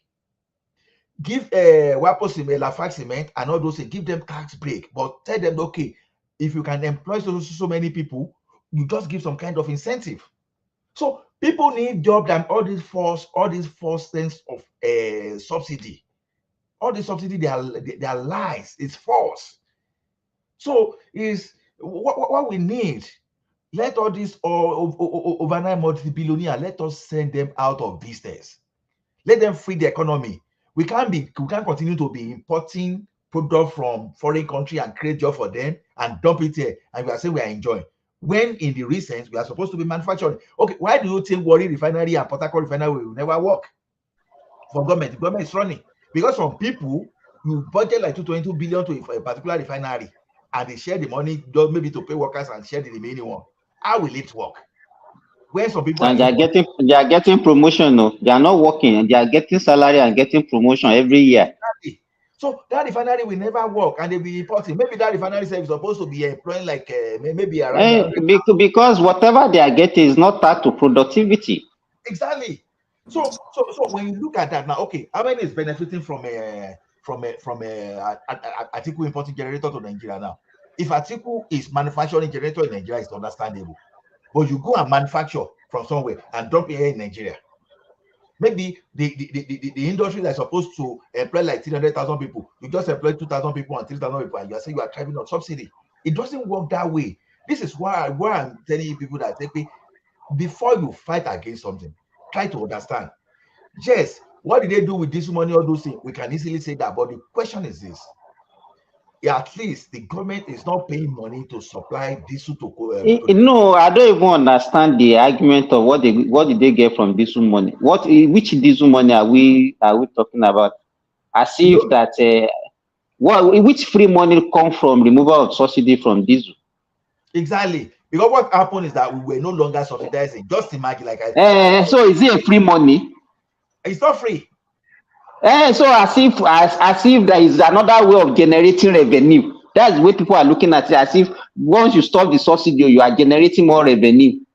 It doesn't have to. It's just like you reduce your spending. That's what it means. It doesn't mean that your revenue has increased. Exactly. You reduce your spending and you create more job, because this time around it's not Uh-huh. free. You have to put some structure in place, facility in place to do your business. So it is even good, because look at this Dangote refinery now. People may play that even the like of a $10 that you see refined from foreign country, they will not be going to Dangote, because if they don't go to Dangote, for example, Dangote is going to kill their business. So No, but you know how much Otedola invested in Dangote. He's a partner. He's a partner in Dangote. that's exactly what I'm saying. And that money is not Uh, in Nigeria, the money that used to be taken overseas. So people should you are forgetting when he was talking about the revocation of the license they gave to them for the refinery in 2007 by Yaradua. exactly. So because these people they actually wanted to build Nigerian refinery then and work. But you see how people made eloquent and elegant statement to the point that the Yaradua just revoked those licenses. And today we are still talking. No, it's all these NLC, TUC people now. They are the one now. They are the one. Are they not? They are the one because they are the beneficiaries. That is exactly what our people are still doing today. When you are fighting against subsidy, you are saying you should stay. You are supporting those people that are making billions, millions from that place. Not this thing. There's no way because what it benefit by masses is this. If you now reduce our spending now, because when I said something there, it's like one man didn't get what I said, that when you are talking of infant mortality rate that is still high in Nigeria compared to developed nation, when you see talk of life expectancy of 52 years in Nigeria, we see the danger here is this. Why do we have all those things? Because we lack some social infrastructure. Now, money they are supposed to use to build primary for primary health care. Because I am expecting people to be negotiating. Okay, the money you want to save from this thing, in the sense that you are not going to spend, well, please let us just monitor that to put this money in primary health care, so that we don't want the National Assembly to share the money. Okay, let us make sure that this money that we are saving now will be going to agriculture instead of this. That's what people should concentrate in energy on. Now, In fact, let me tell you this. Just yesterday, one of my colleagues was telling me that in one hospital I worked before, that the doctors on duty overnight, they did 17 cesarean section. 17, just one night, one night. And if you look at and this thing, that cesarean section, maybe people will just pay like 50,000 naira for it, which is subsidized already. Subsidized. Now, what I want to bring out is this. Even the normal delivery is still not more than maybe 10, 15,000. But majority will still not come to the hospital. Presently, as I'm talking to you, the number of deliveries that took place in Nigeria that are supervised by skilled health worker is still less than 40%. Simba, I was telling you something here like about 3 or 4 days ago, when my brother that needed manipulation. When we went to a private hospital, they were saying 380K, right? But when we went to Igbobi, how much would I say? We spent about 10,000 for the same thing. So those are the things that people should concentrate more on, because people don't know that cheaper healthcare is part of your income when you don't spend so much. When you don't spend so much in sending your children to school, instead of focusing on private school, you want to force the government to do the right thing by making sure that our public school is up to standard. So, but when we start talking of subsidy, you are subsidizing for the Republic of Benin, you are subsidizing for Cameroon, you are subsidizing for this, and you are, see, I can't just get this point. See, now, Dangote Cement, we export cement in Nigeria today, whether we like, because we've already, we have capacity that is more than our local consumption. So we send cement out. Now, I know that people say Dangote is the one creating problem. And as a matter of fact, I think Dangote is the reason that the cement cost is down. And people don't really know why cement cost is expensive. They think it's Dangote. It's not Dangote. You'll be shocked that cement that maybe, let me give an example. I don't know how much they sell cement in Nigeria now. Maybe cement that the cement that ends up with a consumer sometimes, maybe it's actually coming from the factory for less than 2,000 in coast. And where is the cost of that cement, for example? Where you see, you want to go and put cement in Lagos, Omonile will charge you, they won't let you pass, right? The person you are supplying to will keep the cement in his own warehouse too, and it will be incurring cost. The cost of transportation. Cost of transportation, cost of warehousing, and the fact that the person that is selling that cement to, he or she needs to make profit, and we also pay staff that are working for him. The people that will offload, the people that offload from the trailer. Exactly, and he will take care of his children. So people really think that is Dangote that no, it's the value chain that increases the amount of that, and people really think is Dangote that. So Ola, can you finish? So can we introduce new voices, please? Yeah. I hope you can go ahead. You can go ahead. Please go ahead. Yes, yeah. Do we have Remy in the house? I just brought him in now. Yeah, yes. Remy? We don't have Remy. Remy is a very unusual for Remy to come here and not talk. I'm here. No, he just came in. He just came in now. Yeah. Oh, so yes. Okay. Can we? How are you, my brother? I'm good. Yes, yeah. Let's hear from you. What brought you here today? That I've been here since 11 p.m. Yes, since yesterday. No. I didn't know. Let's go to you first. Yeah, Okay. let's come to you first. Yeah. Do we have? Who is even talking? I think it's Isaac. Oh, I think the person that is talking left. He just left. Why did he have to leave? How do you have to leave? You don't have to leave. Oh my gosh. We should be tolerant sometimes. Maybe he will come back. No, we should be tolerant sometimes. Yeah. You said it, and I told Remy to hold on. I want to bring you in. Yeah. And you left. Yeah, that's all right. We're still expecting you have pushed out the lane. You can still click it and come back. Yes, let's hear from Remy. You can take the census of the people that are available so that maybe you call them. No, I'll put a link. I know Folibi just will be joining us, so I don't know, maybe it's available. But let's hear from Remy. Yeah. Okay, I've been listening over the night about Babajale Kola, Enigmatic, and the rest talking about the subsidy remover, and Babajale trying to talk about welfare society, the pain Nigerians are going through. Well, all of them, you guys are right. Nigeria are going through a lot of pain, but there's a saying that a house that does not have a solid foundation or that was not built over the years, we are just waiting for that calamity to happen. We have realized our mistake, and when we realize our mistake, then we're supposed to correct our mistake and move on. First, Nigeria does not have the the revenue or the way to collect revenue to spread it evenly among its populace. I'm talking about welfare society. Most Nigerians are not well taxed. What is the percentage of the tax we collected from Nigerians? And what are the people living up to their expectation to being responsible?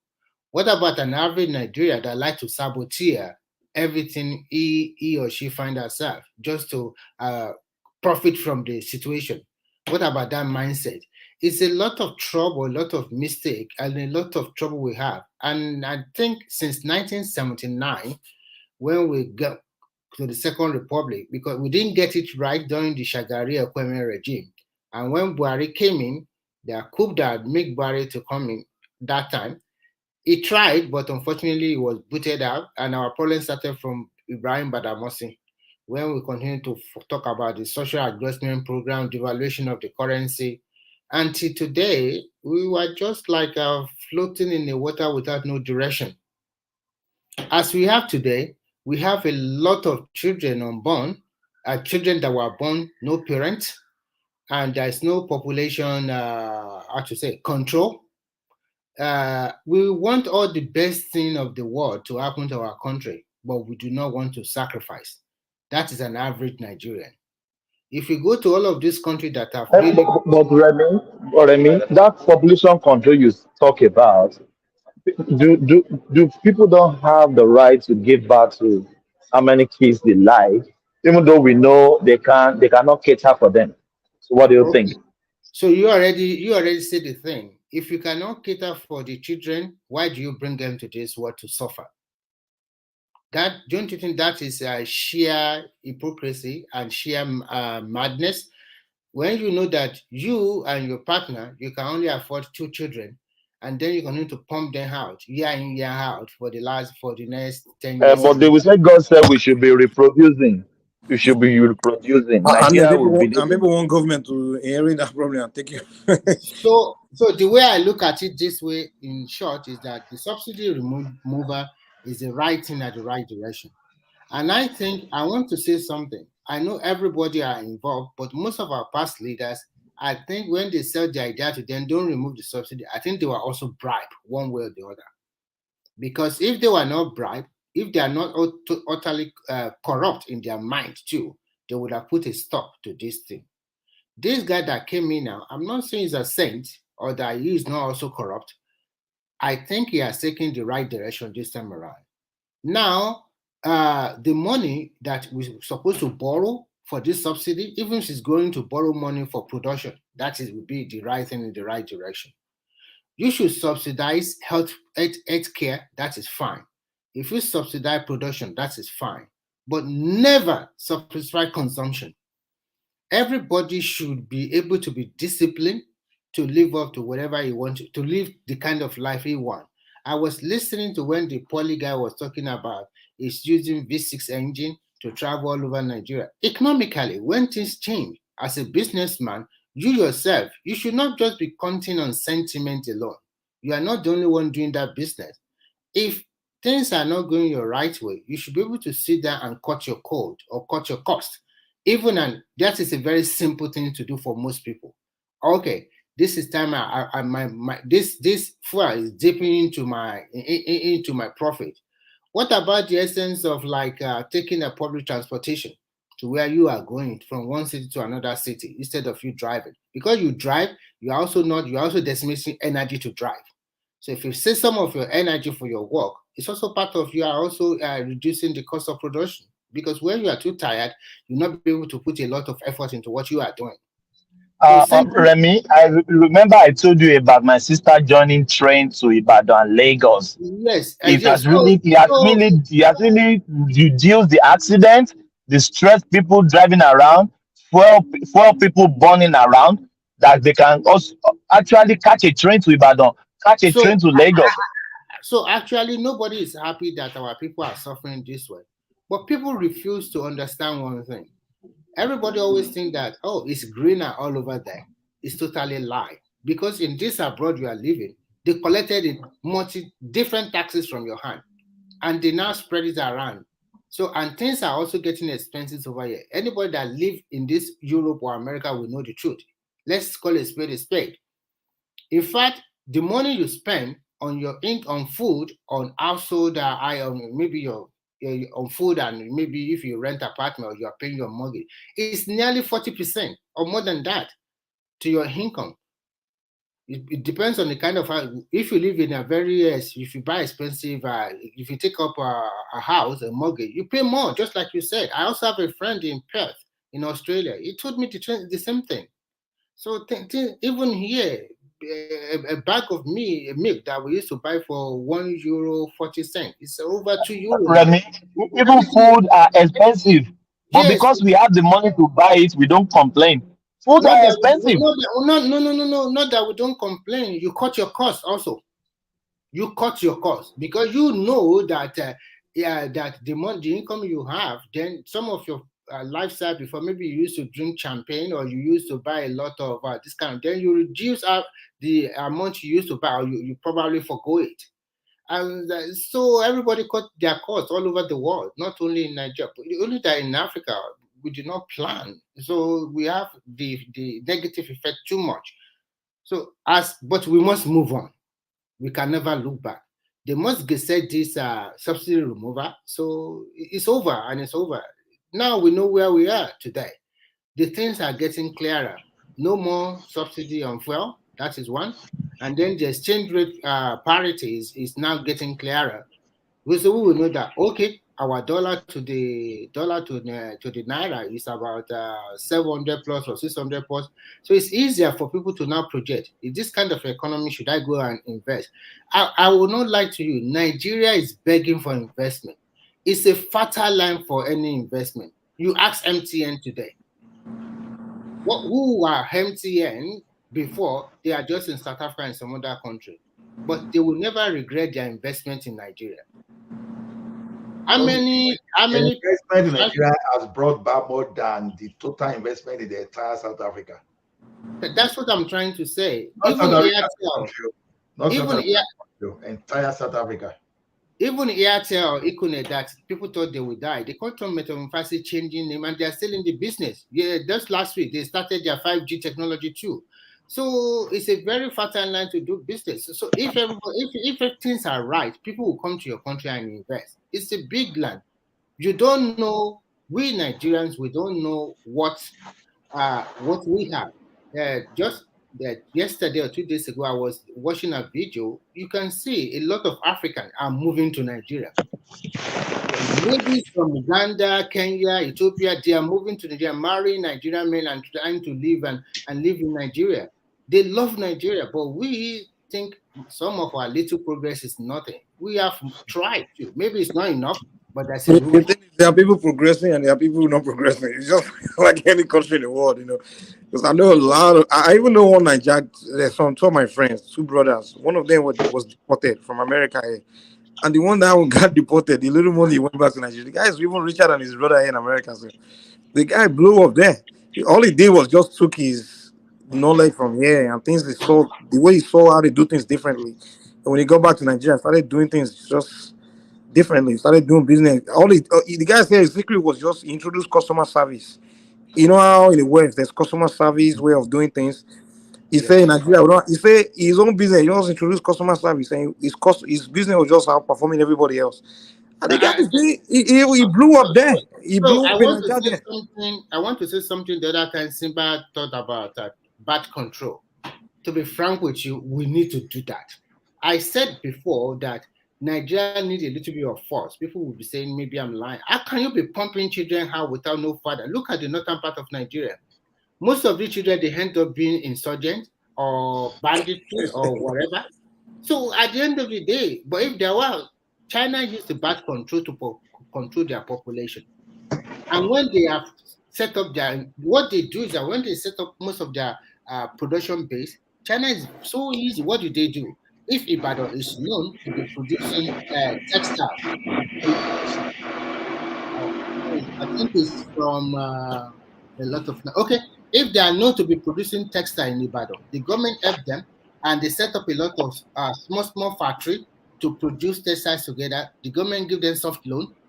So each town or city is known for a particular place. There's a place in China, they call it Yiwu, small items like what do you call nail cutter, all these small items that you can see in most of that city. They were just producing everything like that in that city alone. Anything you need about small item or small tool, you go so basically our problem is productivity there. We gotta be productive instead of just productivity. We must try to know this particular city, what are they good about, cost advantage, then government support them. But one thing I say about them, let me conclude, then you talk. One thing I say about them that I do not say about Nigeria, and that's why I call for total reorientation. The people there, they love one another. If they get a big contract, let me tell you how they work. They get a big contract from America or from Australia or from Canada. And this factory know that it cannot meet up that demand. All of them will come together in that city. They will sit down. They will talk about how they are going to produce this thing in the spirit of the contract time, maybe in 2 weeks or 1 month, and how they are going to share the profit accordingly. Everybody listening, everybody work together. And before you know it, they meet their time demand or something like that. They will can't come together.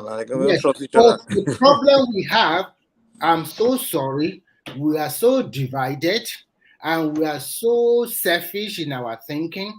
And that is the problem we have. We do not see ourselves as one.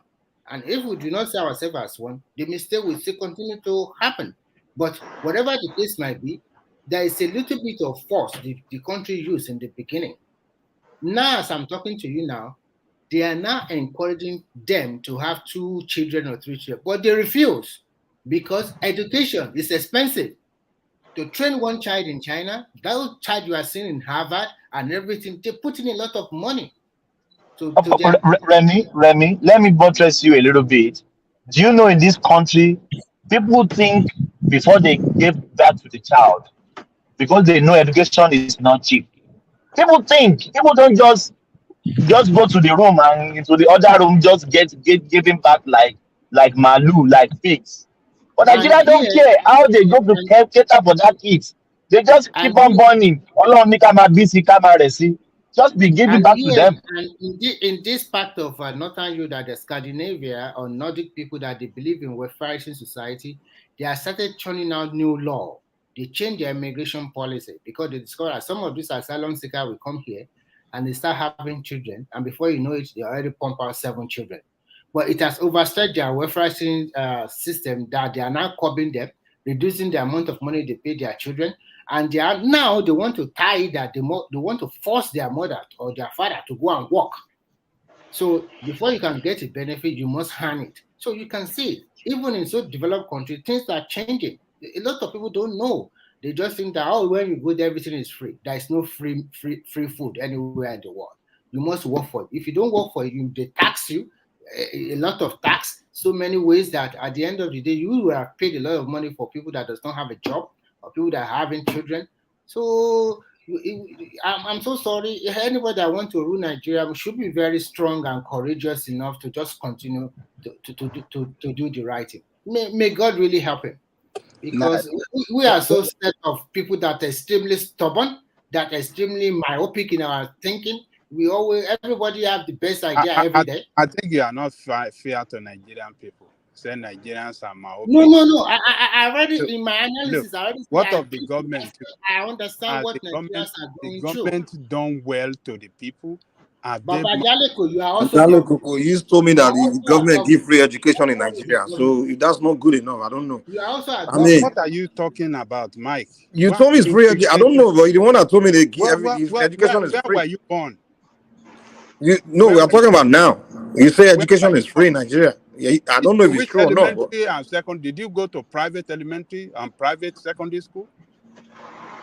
It's irrelevant to the point. I mean, you told me the education is free. I didn't even know. I just found out from you today. And then you're saying government is not fair. What else?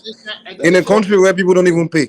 They don't pay tax, they don't pay anything, and they get free education, and we're still complaining about government. I mean, what about the... What do you mean by they don't pay tax? You don't even know about that. Are you saying those poor people, those people that don't have anything, that they are paying? How do you expect somebody that don't have anything to pay? The amount of people... somebody that doesn't have anything to pay. How much somebody doesn't have anything? Why must they pay the tax? Percentage of people paying tax in Nigeria, they are not up to even 5%. I'm telling you. And the government will be able to give free education for everybody. That's a lot.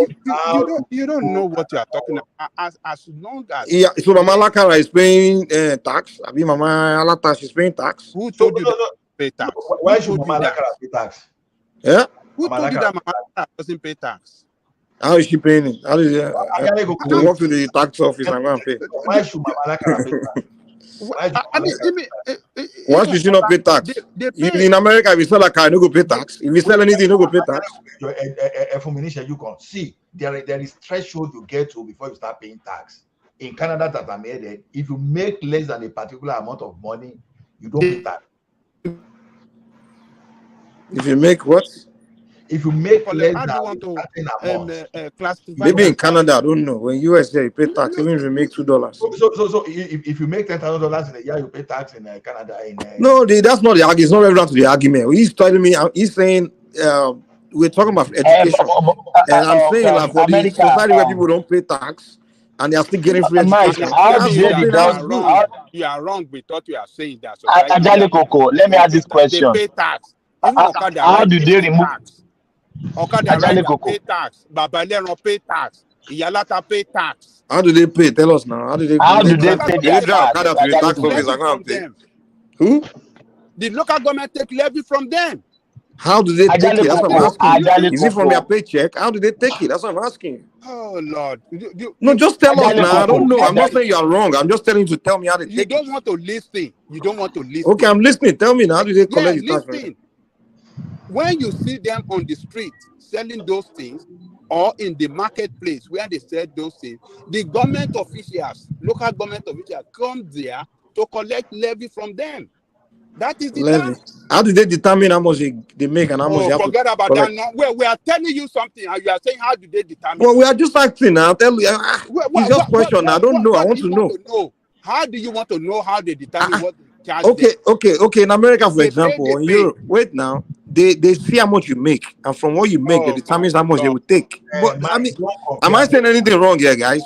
I'm saying the way they tax you in the West. You are asking tax. I told you they pay tax. Now you are asking. But I'm asking how do they have to have a how is that relevant to the issue? It's relevant. Can I please? Okay, Ola Dalun Jare. You see, Mike, it is very easy to compare America to Nigeria. No, I'm not comparing at all. I'm not comparing. It's not comparison. I don't do all those things. I don't compare. You say in America there's a way they know. It's not comparison. That's what I'm saying. Wait now. You know in Nigeria they come with what they call development levy. That can even extend to school and collect to the school when you even take your children to school. They call it development levy. So the thing is this. Even saying Yalakara should even be paying tax. A person like me personally, I would go against it. Because you don't collect tax. So how would the government pay for Yalakara child school fees? Wait now. See, you don't just say, okay, because people are making money, and even someone that is even making. No, the argument is that government is going to fund the education. That's what we're arguing about. We're not saying whether you tax or not. Even if you are not working, won't government even fund for education? So because how will government come up with the money? That is why some people within a particular earning, you have. But how many of them do we have in America? They have middle class, so you can tax the entire middle class. Wait. In Nigeria, in America they have huge middle class. So when the middle class taxation is enough to fund the lower class free education. Wait now, let me learn. But in Nigeria, we don't have middle class. Is it the Dangotes that the upper class? How many are there that we tax all of them to fund millions of people's children's education? How possible is that? Mike Farabale. In Canada, I told you that if you make less than a certain amount of money, I can try to you make less. Ola, you cannot be using Canada as an example now. How many people are below that level that you are talking about? How many people are above? Majority are in the middle class bracket, and he's telling us he's the one comparing Canada with Nigeria. He accused me of comparing America. Good evening, everyone. Can I please chip in a little bit? Let me land. If I don't land, you don't even know where I'm going to. Look at this situation. When you want to tax Yalakara, all those stuff, the thing you have to first of all look at is how much are they even making? Before government can tax you here, they put something in place to make it better for you. But that is Canada now. We are talking of Nigeria, Ola. Forget about Canada. Wait. Forget about America. Ola, if government don't tax Yalakara, what are they going to tax? Just wait and hear me out. Okay. And hear me out. There's a reason that if you earn 100,000 and that same Yalakara, we have 7 or 8 children. No. Thank you. 90% of Nigeria that she will throw into the public for people to take care for her. Sorry, those people that are not earners, those are the people that even give back to children. People that are earning 500K. Ola, who should the government tax? Answer us. Sorry, Mike. Ola. It's like sorry, Remy. There is somebody. I don't know who is that person that want to talk. I think okay, please, can we play Summer? Can we give Summer please? Ola, hold on, everybody, hold on, please. Let's invite new voices. We cannot be talking, and new voices are not talking. I'm even making the point. Yeah. I'm not saying new voices should not talk. Yes. Let's Ola. We come back to you. Let's hear from Play Summer, please. Thank you. Yeah, but Play Summer is trying to come in. Make his point there. Let Ola make his point before. Ola, Ajale Koko. Ola has been speaking. Simba has been speaking. All of us point here. One interject here. No, Thomas. Jẹ́ Kọ́lá sọ̀rọ̀ bàbá Eko nígbà fọ́ torí Ọlá fẹ́ support bàbá Ajale Eko ní sójó parí ó dákun. No, Simba, it's not that I'm supporting. Go on. The welfare team, the welfare team. You see one thing in this system. You see one thing in this system is this: those people that are earners, they are the ones that are sponsoring those people that are low earners that are not even pay taxes. That's what I'm doing. That's what I'm saying. Those people that are earning 1 million a year, like 500,000 a year, they are the one paying taxes to sponsor those people that are not earning enough. And look at it this way: those people earning 1,000, 1 million, they don't even give birth to more than a child or 2 children. But from the pool of taxation, they take care of those lower income people that were not even paying taxes. Because I'm telling you that it's a tax bracket here. There's a minimum you can earn before you can pay tax here. So what I'm not saying is that you are talking of Yalakara, they are more like a petty trader. How much are they even making? Now, Ola, we just told you that in Canada that can work because you have upper class, middle class. You have a lot of middle class in Canada, but in Nigeria we don't have middle class. The high earners, we don't have enough high earners. I will make a competition of whose voice is louder. We don't have high earners in Nigeria, so it's not. It can't be like Canada. Stop saying that. Don't have middle class. Let him land. Why? You already landed now. You already get the point. He's saying in Canada they tax them. 100% correct. If that's what you want to know, you want the argument. If you don't want me to continue. Well, you've made the point now. You say in Canada they tax the high earners. If they don't tax the people in the bottom, we get it. So you want to go and give and all Michael, Mike, you can't okay, let him land. Well, we are here to learn from each other. Let him land, and then if you want, let him land. We already landed now. We got it. Go ahead. Go land again. Land again. Right. Are we doing competition or for someone that argue most? So the thing is this: I'm not even saying that even before the government put some structure in place before they start collecting. I made an example of China here the other time that when they wanted to lay people up, government said, okay, we reduce, we give you subsidy to your electricity, to your water, and then you can tax them. But in Nigeria, people that are even doing job on themselves, that are even that the government is not even doing anything about their life, and you are now saying they should be taxing these people to death. This is wrong. Nobody said tax to death, though. Nobody said that, though. Exactly. When you, okay. Tell me what we didn't say tax to death, though. We just said tax. Whether it's 1 naira, it doesn't matter. Tax. Now, someone that anybody that come out now that is doing something now, you should go and tax them just because it's working. Don't even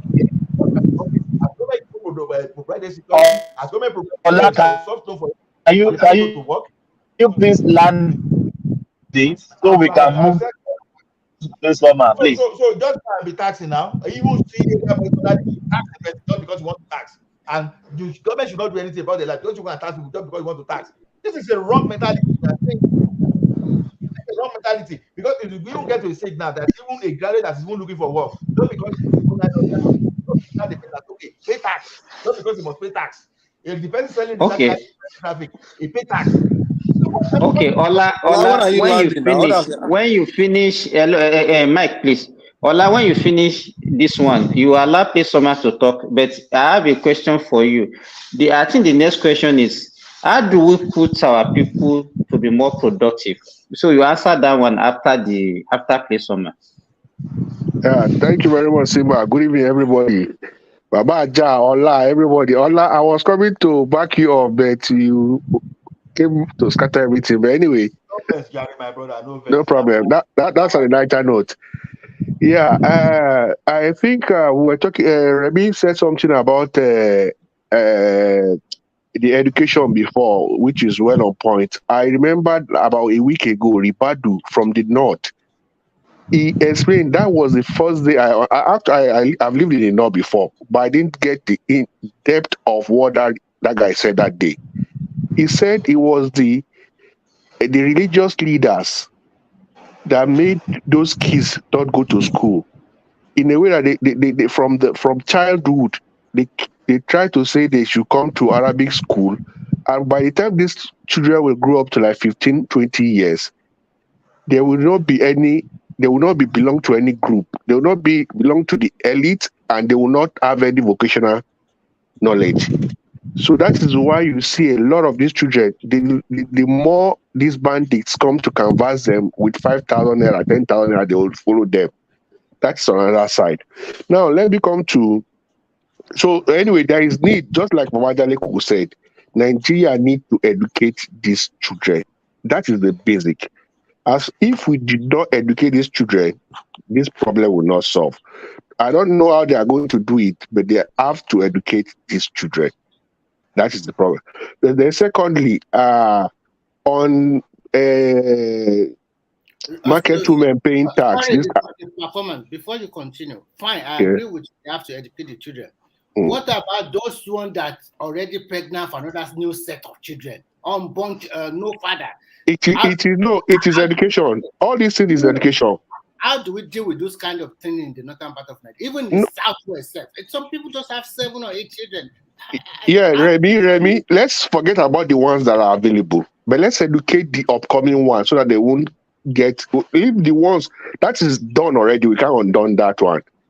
But the one coming up is the one they will orientate, educate them. Look at their elite, all these El-Rufai them, all these El-Rufai, all these what's the Ganduje? Those guys don't have too many children. It is few of them that boast on having so many children, But particularly, what I'm saying is that we have to. It's like you want to kill a fire, you want to quench a fire. You will go to the root. It is not from the flame. When you want to extinguish a fire, you will go from the root. So the ones that are here now, we can't undo them. But the ones coming up and the children themselves, the children particularly that are coming up, if they are educated, somebody gave an example, I think maybe it's Ola, that even in Western world, nobody says you should not have children and there's no restriction. But because we value our wife, we give them respect that they will work too, we all earn money to support each other. That is why we know that to have children, it will deprive either of us from working. So you see, those are the things they need to teach, because in the north, their wives cover their face. They keep them fully at home. So they are so comfortable to have 10, 20 children because they know their wife is not going anywhere. What else will she be doing? After giving birth this year, instead of her roaming about anywhere doing nothing, they will pregnate her again. So they need to orientate all those things, the children and the men themselves, that your wife are valuable. So, place Thomas, you mean they use it to keep them busy? They use that one to keep them busy? Absolutely. I'm telling you, absolutely. They use it to keep them busy. And they have 2, 3, 4 wives. You see, in fact, the wives are now turning into competition to have more children than each other. Sorry to interject you. I think the question we must ask ourselves, does Nigeria need to put in birth control that you cannot have more than 4 children? No, it is education. Law cannot tackle all these things. Education to some how would they track everybody? That's the thing. How would they we have culture, we have religious differences. Education, some people that does not go to formal education, that they just go to traditional or maybe Christian or Muslim education, they don't like going to formal school. You should look at the culture of the society itself. That is what I'm telling you. There should be what you said now, that some people like Muslim, they continue to have children. We have Muslims all over the world. Some Muslims in some part, they only have 2 or 3 children and they are done. And some people have more than 3. Not only Muslims, some Christians also have 3 or 4 wives and they have a lot of children. Okay, let me give you this background. Maybe you guys don't listen to this. I support there should be a children cap in Nigeria. If not, no matter what kind of education you give them, people will not listen to you. They will say, now, things are also changed all over the world now. Men, not enough work. Women cannot find husband. A lot of women are ready to even be 3rd or 4th or 5th wife. They don't mind. Some women just want to have children. They don't care not to have father. So things have been totally disturbed. I don't know which adjective I should use now. So we are contending with various factors, not only on religion alone.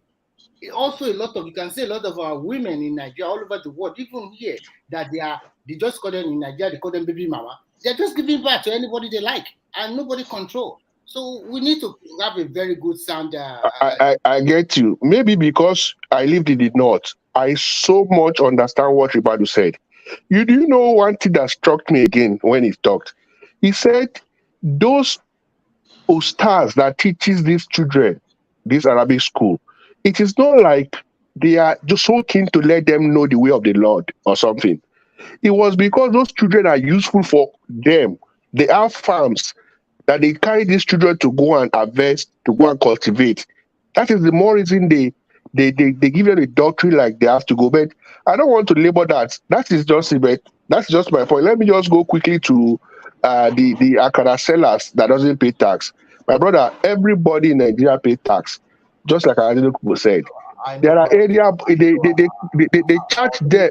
Not income tax. I know because You said? we pay VAT and some other thing. I know. Yeah. So no, like it is local. No, this local government, this area boys, they push them. They collect money from them every daily. So you know. For that tax, man. You say? That's not government revenue, now. That's just area boys taxing for themselves. No, that's where you're doing mistake. Yeah. It doesn't go to the government, but they claim it's government that sends them. Yeah, we agree with you, but it's not. No. But whatever they pay something. It is not only going to the government. We're not saying somebody's not. So the performance. A question I'll ask for you: when you said they pay tax indirectly that way, do you have any document to back it up? That exactly. Is it documented? That is your government problem. They but that's what we are saying. We are the base of the argument is that our government going to fund the free education. Hold on now. It is still the government that will regularize all those things. It's not those Akara women. Government. Blame the government. So we all agree on that the bureaucracy is bad, but the thing is if that is the way, all of us we can agree now tentatively that we do not collect tax from them. But when the government regulates it and they have a tax number, nobody's going to do that way. Those boys that collect money from them say it's government that sends them. Yeah. And what does this one? What do they know? They pay. They are even overtaxed. Overtaxed because it's so calculated normally. How do you know they are overtaxed? How do you know that? Hold on. Please, everybody hold on, please. Everybody hold on, please. Too much voices. You know I will not take that. Please. Let's hear from Ajali Koko. We go back to. I'm not concluded. Hold on, please. Hold on, please. Let's hear from Ajali Koko. We hear response from Remy. Then we go back to Play Summer. Yeah, they are overtaxed. But Play Summer has not finished now. Why did you stop Play Summer? Play Summer has not finished. Babajeko is interjecting. Yes, I said Ajali Koko is interjecting. Because I said Ajali Koko, please hold on. Simba, please let me moderate this section, please. Ajali Koko, are you part of the welfare team? Please. Ajali Koko is interjecting. Remy will interject, then we go back to Play Summer. Thank you. Yeah, Ajali Koko. Yes, they are overtaxed because they tax them, they take that levy from them every day that they show up at the marketplace. The local government come and collect that levy from them every day. So, but all of you that works, you pay your tax every 2 weeks or once a month when you get your salary. So, but this is Yalakara or that market woman that sells in the market, and it is not every day that they make money. They might make some profit today, maybe the next day they don't even sell anything. But these government people will come and take because it is compulsory. They have to pay it while they are in the marketplace. So, but you have government that deliberately make it so in order for them to loot that money instead of having a system in place where it can be well recorded how much they pay, and upon that they can use it to develop infrastructure and then pay benefit to the people. In this country, everybody get benefit one way or the other, whether you like it or not. We get benefit one way or the other. If you don't get it on healthcare, you get it by education for your child, or you get it by some kind of scholarship, full ride scholarship for your child, and stuff like that. There are a lot of ways that people get, even people in the middle class that you are talking about, and even people at the upper class that make millions, they get a lot of benefit through tax relief and all the rest that government give them. So what are we talking about? What kind of tax relief do they give that to Yalakara? Where are the benefits there? Is it because what am I trying to say? That Yalakara, the Okada seller, the Okada rider, the same thing. Every day, they will collect that levy from them. Every day. So let us not say that, Nigeria don't pay tax. No, they pay tax. Even the poor people pay tax the more. But you have a corrupt people in position of power that uses that money, that looted that money, and did not use it well for the development of the country and the people as well. So that's my contribution. Let me come. I disagree. I disagree with some of your assertion, Baba Janle Koko, because you cannot generalize the whole system. Now you are putting a blanket generalization on everything, that they collect levy from Yalaka or everything. One thing I know is that because the country you have to debunk it if it is. That's what I'm trying to do, sir. That's exactly what I'm trying to do, sir. Okay, do it. Yeah, that's what I'm trying to do. When you look at Nigerian setting, especially in our market, which are not well organized, you can see that some people have store in the market, and some people, they do not have store. They just create a little space for them, maybe in front of the market or maybe by the roadside. Sometimes they do collect levy on space like that. And then sometimes it also depends on the state and local government. In some states, they don't even bother them. In some states, they bother them, like they will collect some levy for them maybe per week or per day or per month, which this kind of money, we don't know, cannot be traced, because there is no, all these women you said they are collecting from there, ask them, do they have a number? Do they write their name down that I collected money from Mama Thomas or Mama Simba or Mama Simba, No name, nothing. They just continue to go exploit them every day. No. They give them receipt. They give them receipt every day. As they make payment, they give them receipt from the local government. They receive you said their claim receipt you claim they gave them. And other people will come and they sit down, they will tell them that receipt it's fake, it's not true. And there will be a lot of commotion every day. A lot of no, forget about commotion. The fact that government officials in a nutshell, to me, personally, I don't think that is a tax. Because when you talk about tax, a tax should have a very... Can you let him land, please? Let him land, please. Let me land it here. Thank you. That should have a kind of organized format that the authority can use to verify your income, maybe monthly income, so that they can be able to tax you accordingly. But this kind of people that we talk about there, you said they are being taxed. I don't see how they can. How exactly can we say how much exactly is what you are selling? How much income do you make per day for us to be taxing you or something like that? Any tax that does not come into that, you have a tax number and we can follow it regularly. I will not totally classify that kind of tax. You can claim it under some other sub-ed, like some miscellaneous levy or whatever. You can claim under that one, but you telling us that is a tax. I'm sorry, I disagree. Hello, please. Can I land my point?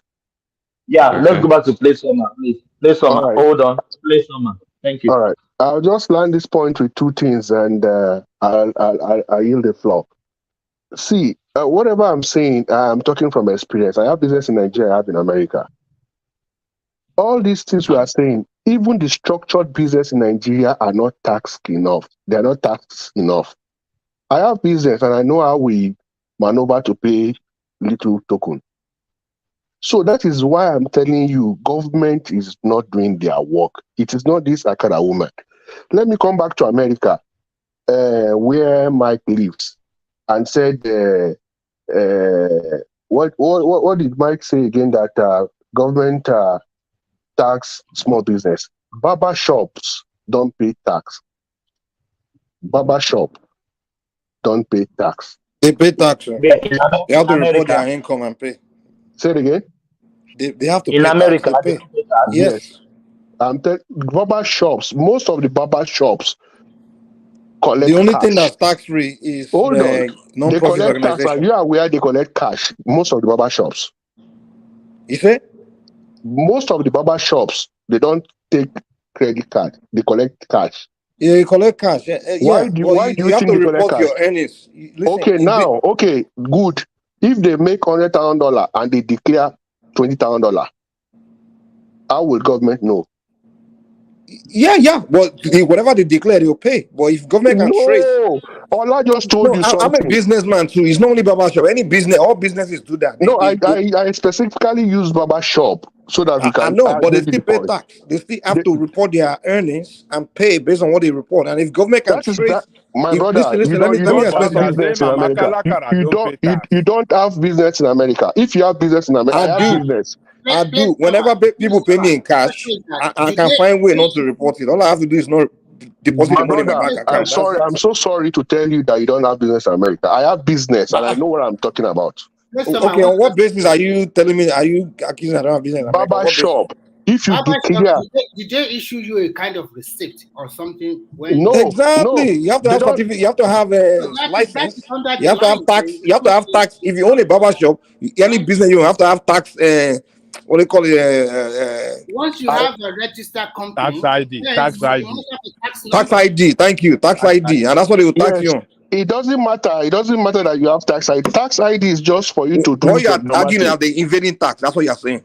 They are not evading tax. That's what it is. They pay them in cash. They don't report it. They evading tax. How do they know? I collected cash for the whole year, and I told government I made $20,000. Oh, you are evading tax. You still pay. That's what you are reporting. You're evading tax by lying that you are not reporting on your income. Why will you say I will pay? It's a tax evasion. Do you agree with us? Mike. Hold on, please. That means voluntarily you are evading tax. You are a thief. Exactly. That's what he's saying. So you can't say they're not paying tax. They're evading tax. Let me tell you something now. There are so many things you guys don't know. You see, American government. Hold on. The way they are structured, whatever government cannot do, they will support you. That is one thing. Don't know whether evade or not evade. Whatever government cannot do, they will support you. That is, if you are able to employ. That is what we are talking about, Nigeria. If you are able to employ one or two people, government will support you. Because if you are not able to employ those two people, they will fall back on government to get unemployment benefits. Okay, that is fair. That is exactly what That is the structure in America. You guys don't know. So if I have business, hold on. I'm not evading tax. And whatever I made, I documented it to the government that, okay, I paid social salaries. This is my profit. And they looked at, oh, what you got is not enough. After all, you employ people, you pay salaries. As a businessman, you will still doctor your report to the government. Wait now, it is so possible. It is so possible. It happens like that as long as you have staff. It is so possible that you didn't make so much. No, because you pay rent, you buy creams, you buy something, and you pay two staffs, and whatever profit you made, they will calculate it with your household income, you're the member of your family, and they say, okay, take something your business. More. Yeah, sometimes I understand where I think what he's saying is that you deduct expenses. That's what you're saying. You did not deduct. Listen to me. You have family of 3 or 4. You have family of 3 or 4. Totally right. One voice, please. One voice, please. Are you listening to me? Yeah, you have family. You have a wife and 2 kids, and you made $30,000. You pay salary of $10,000. At the end of the day, you paid rent. You have house rent, and maybe the profit you are making is like $10,000. American government will add something for you. Hold on. Let me make sure I understand what you're saying. So you start a business, you start a company, right? Okay. Now your company is a sole proprietor or the LLC? I mean, it depends. But anyway, shall I just, for the simple sake of this argument, you start a company and your company makes $30,000, right? And then you're telling me that out of that $30,000, if you pay employees, right, and then the money you pay employee and the money you use to pay your own personal rent in your house and the money you give to your wife, all those things, government will not tax that money. Is that what you're telling me? Government will not No, tax that money. Wait. And after everything, you have profit of $10,000. But because you have 2 kids, government will give you some money back. Please, someone, in addition to, You don't know what you're talking about. in addition What to are you talking? Wait. First of all, let me explain something to you. If you own a business, right? Now, the way you report your income, business income to the government is you report expenses, and then out of the expenses, the what's left is the profit. Whatever that profit is what the government will tax you on. So now the expenses cannot include how much you take to go and spend on your family, or you personally spend on your on Mike, things, you unless don't. it's Do business. you Wait, have family? anything that's Do you not have business family? related. Wait, now let me land. Anything that's not business related, you cannot count it as an expenses. You understand? To the government. Mike, you are Anything you see lying. that if your business, it depends on the structure. If it's a wait now, let me land. I'm trying to. I mean, sorry, let me land. If the structure of your business is LLC, something like that, that means you are separate from your business. Now, whatever you spend on yourself of that business, right? It's illegal for one. You have to pay yourself out of that business as an expenses. The only thing you can take out of your business is business expenses. And the business expenses will be what you are paying your employees, what you pay yourself, and what you pay for spend on the business. Those are the expenses. And whatever is left is what the government will tax on that business. That's the way it works. Mike, Please, someone, it depends on the type of Hold on. Let me land it now. Let me respond to him. No, please, someone, I just want to support your assertion. Place someone was saying the right thing. Well, as a sole proprietor, I think that is your kind of business. And when you declare your income, they want to see the money you spend on your household when you send your children to supermarket. Maybe you also incur some other money about your education of your children. They will factor in that one when they are doing your tax return. Thank you. You are right. But at the same time, as a good businessman, you can cook your book also because you are collecting cash. It's either you increase or decrease the money you make in a year so that you can get a very good tax return. That is the loophole in that one. So, Remy, before you escape, with those people that are saying Nigeria are bad now, they don't want to do the right thing, we didn't now see that it's everywhere now. Because if you're a Thank you very much. That is the landing point. I'm not saying it's everywhere. So, Don't make a Mike. Don't make a blanket statement that America, you cannot. You have to pay tax. You have to do all these things. America will support you. No. In America, this is what America does. Let me explain something to you. In America, if wait now, please let me just respond real quick. In America, it depends on if you are making below certain amounts, they trying to help your business, support you to elevate. That is not correct. But it's not. No, wait. If you are making above certain amounts, Thomas, are you there? We'll let Foley go next. Well, let me just land. Foley is joining us from Nigeria. He wants to speak. If you don't mind, because. But let me just do this quick response. If you are making below certain threshold, they are trying to assist you to. But can I just talk now? Like when you are doing it, you do all the lot of talking, and I don't start on the Nigeria, you may not have a signal. If Thomas is letting me talk, let me talk now. Yeah, let him talk. Let him finish. Then we go to Foley. Yeah. So basically, in America, is when you are making below certain threshold, of course, they want to assist you to, to push up. So they don't want to tax, and so if you make too tiny, they can assist you. But if you are above that threshold, like be on that middle class area, upper class, no, they don't assist you. They overtax you. Make sure they collect you. And the reason why we can't do that in Nigeria, but they can do it in America is because America has a lot of middle class and a lot of they can extract enough from that level of that. Don't be saying that again. Anyway, thank you, Sha. That's what I have to say, Thomas. America supports business. Yeah, let's hear from Foley. I think Foley wants to come in. Good morning, everybody. Good morning. Yeah, I think we're actually missing the foundation of. Holy Otis Otiji. Yes, yes. So I'm just trying to bring in some reason why we actually have government in place in the first place. Because if if it's what we can all do on our own, that means we don't need government. But for us to have government in place, definitely means that we have these resources, we have ourselves as people, but we believe individual cannot be governing ourselves. So let's pick someone among us to go and lead and govern what we have as resources. I think that's the main purpose of governance. So government is actually coming on board to come and govern people with what they have, not what is bringing. What people have already is what is going to manage for them. So in our home space in Africa or in Nigeria, we have people that will give the power to go and govern us. But when they get to office, they miss the main purpose where they were being sent down there to go and represent people. They now live above every other people, believing that they have more power or more control of their resources. So in their own case, they took much money from the society, from the system, to their own, for themselves, than to serve people that they are actually there to serve. That's the number one thing. I think government, the area I think we failed here.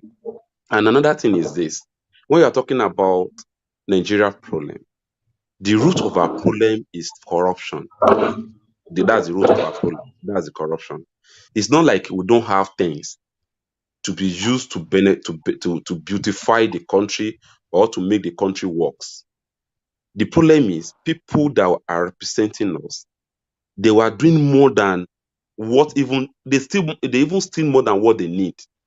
Like Ike Nkrumah case, when the judge was actually pronouncing his case, the judge said, this man, according to our home record in UK, will you always bring in almost 400,000 pounds to Europe every 6 months.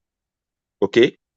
And this same you want to take advantages of a guy that grew up in a village that there is no light, the guy that dropped out in school at the age of 16 years.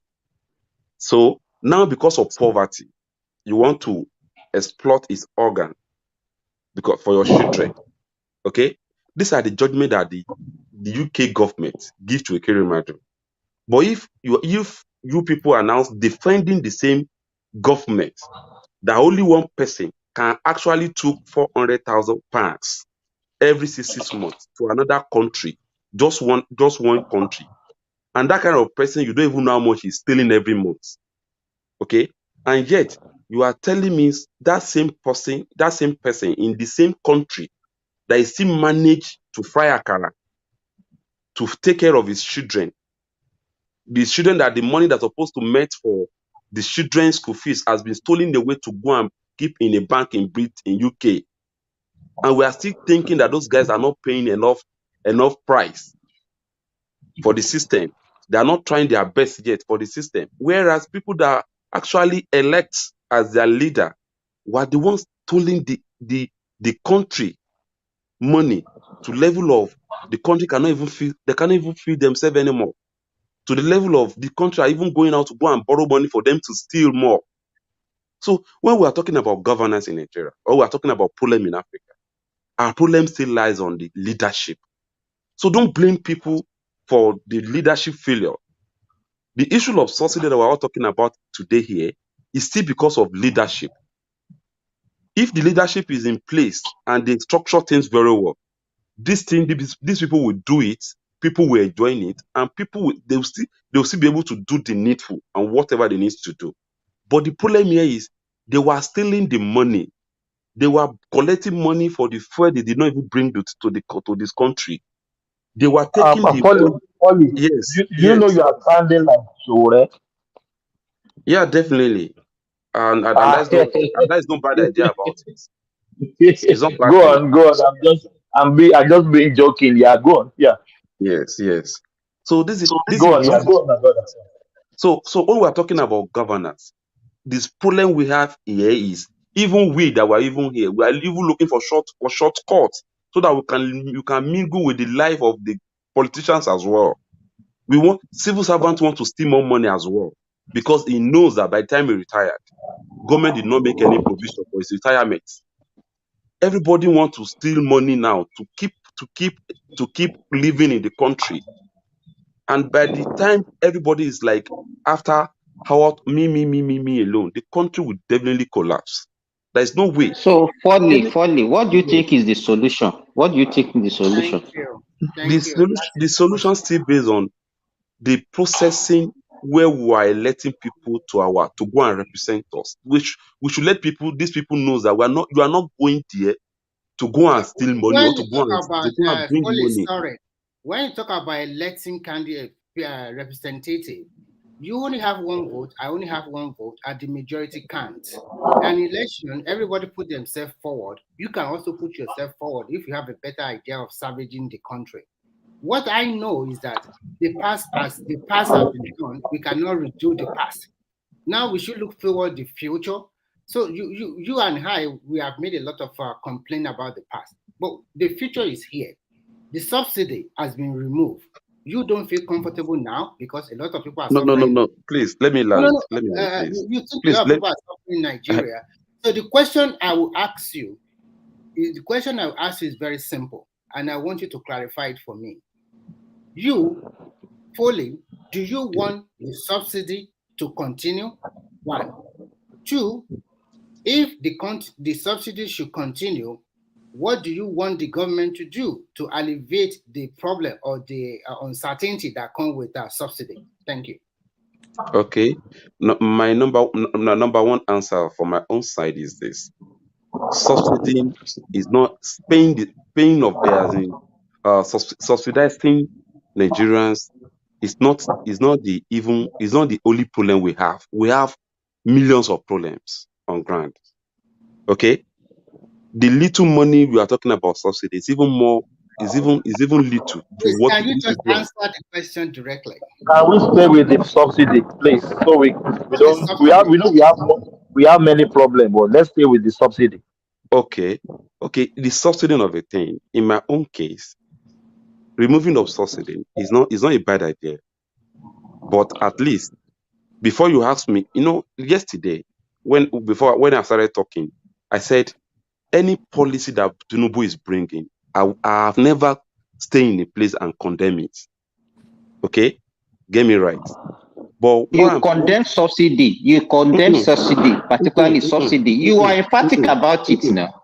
I just listened to your discussion. I was not awake, but I just watched what you said.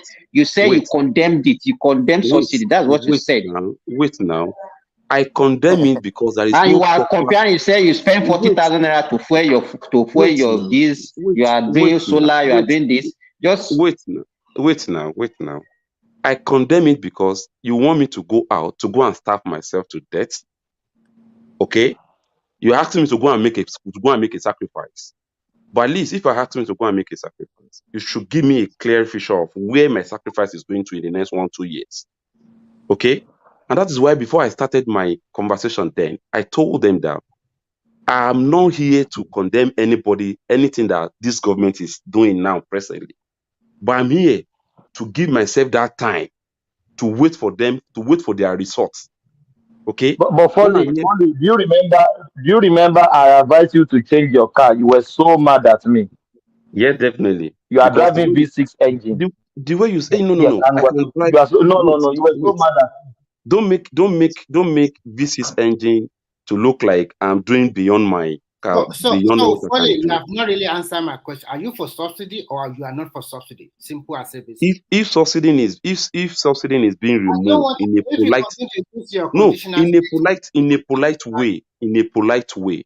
Okay, you want to remove Foley, what you are doing is just like you are just whooping up public sentiment.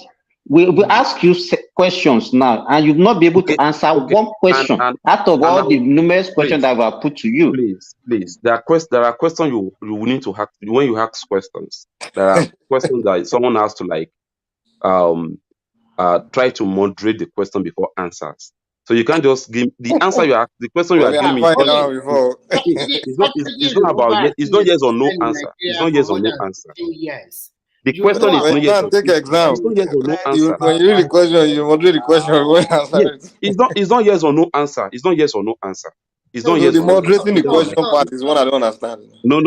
It's not yes or no answer. How do you moderate the question?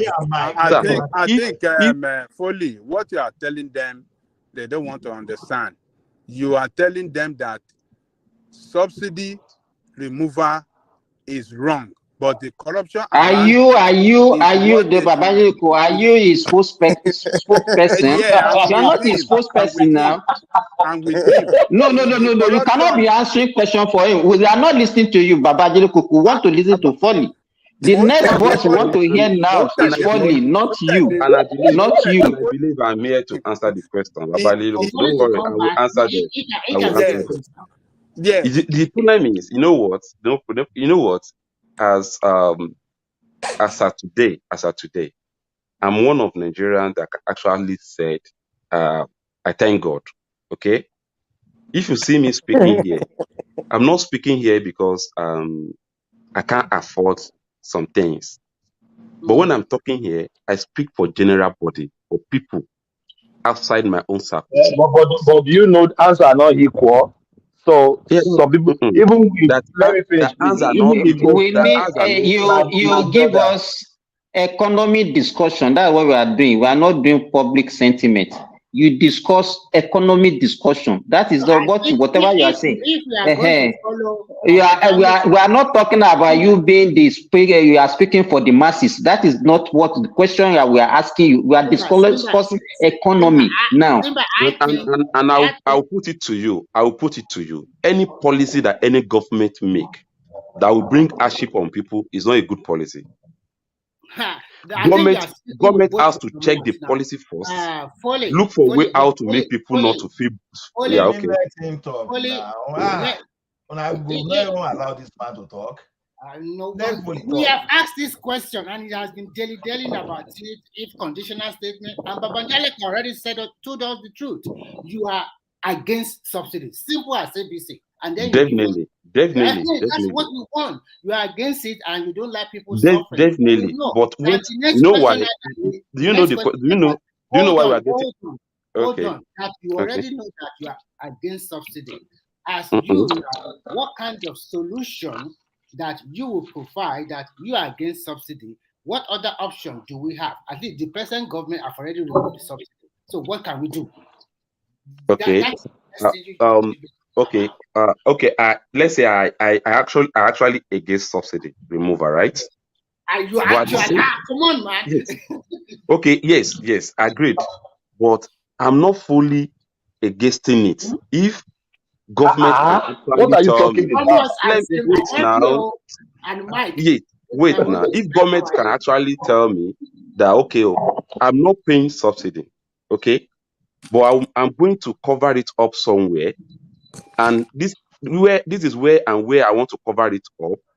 And in the next 2 years, if I didn't cover it up, you guys should ask me where, as in the reason why I did not cover it up. But in a case whereby you just take away people's what people are benefiting from the system, and you are not assuring them that this thing that you are suffering for in the next 2 years, this is where you are going to gain it. I'm going to put the money here for you guys.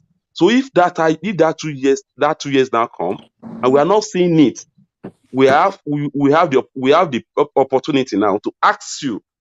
2 years ago, you asked us to be doing this, and you told us in the next 2 years this is what we are going to achieve, but yet you have not achieved anything. But now, when you take things away from us, and you are not even giving us any promising future about it, that means we don't have anything to ask you about it in the nearest future. You just remove it and you remove it. Okay?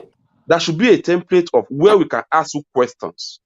okay, I'm doing this, you are doing this for me, and I'm going to use it to do this for you. Any sensitive leaders will actually try to make sure that Folly citizens. B. Folly Okay, B. I'm Can I listening to ask you. you a question? Can I ask you a Yeah, I'm question? here. Can I'm you here. mention these things that you're asking for? Just list 3 countries that will sit down with you and do it. Just 3 countries. I'm sure of what's it called? You know what? If you're asking, wait. The government If you're should asking come me to mention countries, and be feeding you if you are, spoon and if be feeding you. bros, Okay. bros, Let I me don't know give the you country. an idea. I don't know the country you have. I don't know the country you have personally. Because what you're asking for is not normal. It's I not don't know the normal. country. I don't know If the it is country you normal, have if it is personally. normal, if it is normal, Sorry. if it is let me Can just we finish. allow If it is Ajale normal, before I Tolly, even finish wait. the question, you should have started mentioning Tolly, countries. wait. Sorry. And if you No. want to mention America, Please that they are stealing money now, that their Tolly politicians and are now Foley, becoming please wait now. wait. Let's Ajale interject. Then Okay. Ajale Koko wants to see America. Only anyone they started stealing in America. Sorry, when we say wait, it Okay, just only America, but go America, shall I? so Ajale, Look, slowly waiting now. Let America, Ajale Koko, please go ahead. America, your guy forever. Okay, now, for the question you asked that, name 3 countries that ever done what he is asking for. Look, in this state where I live in America, because of high inflation, the state government, in order to, give people some kind of relief, they pass a law that, okay, for the next 6 months, taxes on food should be suspended.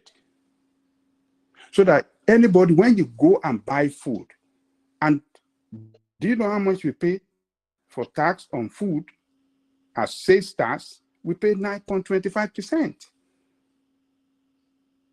That's a lot that's almost 10% you pay on food stuff. They said in order to give people some kind of relief because of the high cost, the inflationary rate, the high inflation, we are suspending sales tax for the next 6 months for people. While we want to, if the situation does not get better in the next 6 months, then we are going to do another thing to give people relief. That is the system that works. That is how it should be. You can't take people's benefit. This one is not even benefit. Ajale Koko, we are third world country. We are third world country. Ajale Koko, But they we said are third you world don't want it to country. pay tax on food. Ajale Koko. But Babajale Koko, why are you? It's like I know you know, but maybe we just want to just follow that path. We know that we don't have the money, even for this subsidy. We know we are borrowing money. So do you want us to continue borrowing money for subsidy? Look, who told you? Look, the problem, of government is to solve problem in the country. The problem around oil subsidy is not caused by Nigerian people. It's caused by irresponsible government. And I repeat, irresponsible government. So they know the problem, but they lack the capacity to solve it. And that is why they have But the problem is that they are paying and they don't want to keep paying subsidy in order to pay, because they don't even solve problem in the first place. There's never a time that in this Fourth Republic, the set of politicians you have ever solved problem. They created problem for Nigeria. They destroyed the economy of the country. They destroy the, Evangelical, removing subsidy, is it not solving problem? it's not solving problem. It's going to add more. Look, How? Hold on. Why do you think the The money from subsidy is coming back to Nigeria's pocket? We are not paying it anymore. Okay. We are looking at it as if is that subsidy will generate money. It's not generating additional revenue. It's only reducing our spending. Look, let me tell you this. Subsidy was put in place in order to give people an economic relief so that that product can be cheaper and for Nigerians be cheaper and be affordable for Nigerians. And it has this economic impact. That is why you must get it right. It has its economic impact. It is on the from the economic standpoint, it is going to stimulate economic growth. Babaja, let me ask you this. At this critical junction that we have now, no, let me just put it to you. Sorry, I'm very sorry. At this, if you are the president and Nigeria is in this situation and they give Nigeria to you now to manage, how will you have circumvent this problem now? Tell us. I will go straight and attack the problem of corruption around the subsidy. I will not take out the subsidy because taking out the subsidy is an evil. It will put pains. You don't solve problem by creating a huge problem. No, that is not the way to solve problem. That is a failure. So when they remove the subsidy, the price went up in Cameroon, Benin Republic. So should we continue to subsidize those countries? I mean, not subsidize. No, who's failed? Government failed. Government failed. Government failed. Government failed. In a normal place, our fuel is supposed to go to Cameroon. We have border. But smuggling is something that's, I mean, it's a global phenomenon. Manage. I mean, they smuggle through American border. I mean, Mexicans they smuggle drugs through American border. So things happen. You said drugs. You just mentioned drugs. Drugs through American border. Border. You just said drugs. So that's what I'm saying. I'm saying, like, if you want to blame Nigerian government for not being able to stop the smuggling of something out of Nigeria, I'm just trying to tell you, if a country like America, most advanced country in the world, cannot stop smuggling through their own border. Okay, please. So please, it's not that easy. What I'm trying to tell you, it's not easy to stop smuggling. Please, let me tell you how it's easy. Let me tell you how it's easy. If you don't mind, Foley, let me add something. See, I mean, dimension when the mic in smuggling is even difficult for the Western nation to cope. That's why they introduce different policy. See, America, if you go and read why American is even embracing capitalism and not socialism, you understand? You will understand that this thing that we are saying is easier said than done. For some countries, when they are having problem with their border, they have to build a wall to mount their own border. Now, the only way to control the border in Nigeria today is you are recommending for the government to go and build border. If America, if United Kingdom and for 100 other countries are having issues, you understand? And you want Nigeria to solve it. Why do you think it is very difficult for you to just change the currency in Canada and go and make profit from it in America?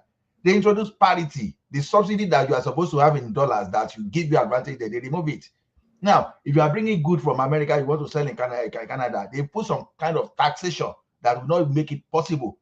And that is when you remove subsidy. So what you are saying, if you put subsidy on petrol in Canada today, people will smuggle it to America. If you do the same thing in America, they will smuggle it to Canada. So because of that, government will fail what tackle what is the root cause of that thing.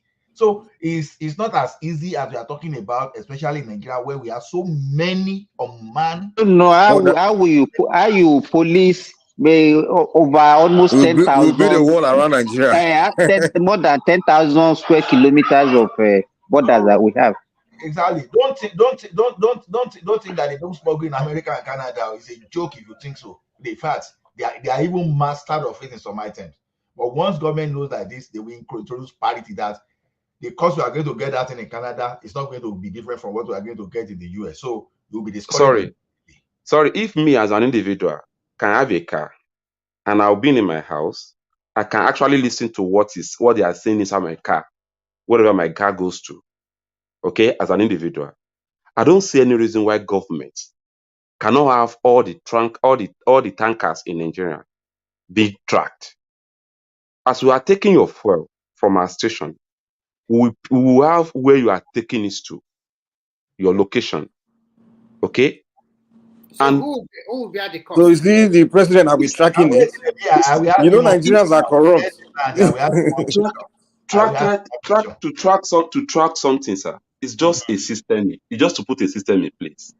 I'm not saying it's not a big deal. It's just to put a system in place. The people that are working in the tracking agency are the one that will even be corrupt to allow the thing to happen. And that is where you are going. So are you going to blame government for the corruption of the Nigerians, individual Nigerians that work in agencies? So it's going to happen, trust me. If they offload a tanker in Ado-Ekiti, and I carry my people with several 50 liters and they sell fuel there, and I even issue receipt where I know that this product this product is not going to end users.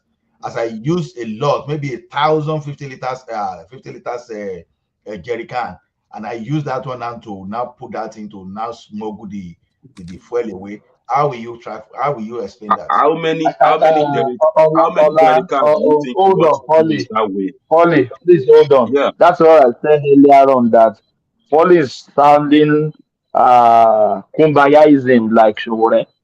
You know all this thing cannot be, because it's not possible in Nigeria. No, I think apart from even him and Babayoko, they are also suffering from what they call cynicism. Because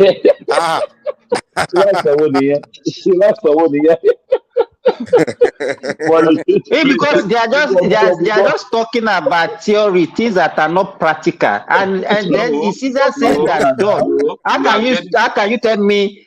Let me tell you, I've seen a filling station. Let me tell you, I've seen a filling station whereby they drop the fuel, and overnight they evacuated it again and take it somewhere else. So Nigeria was so complex, but when you talk, it's very easy. If you are talking about Nigerians now, people will say you are talking on paper. And then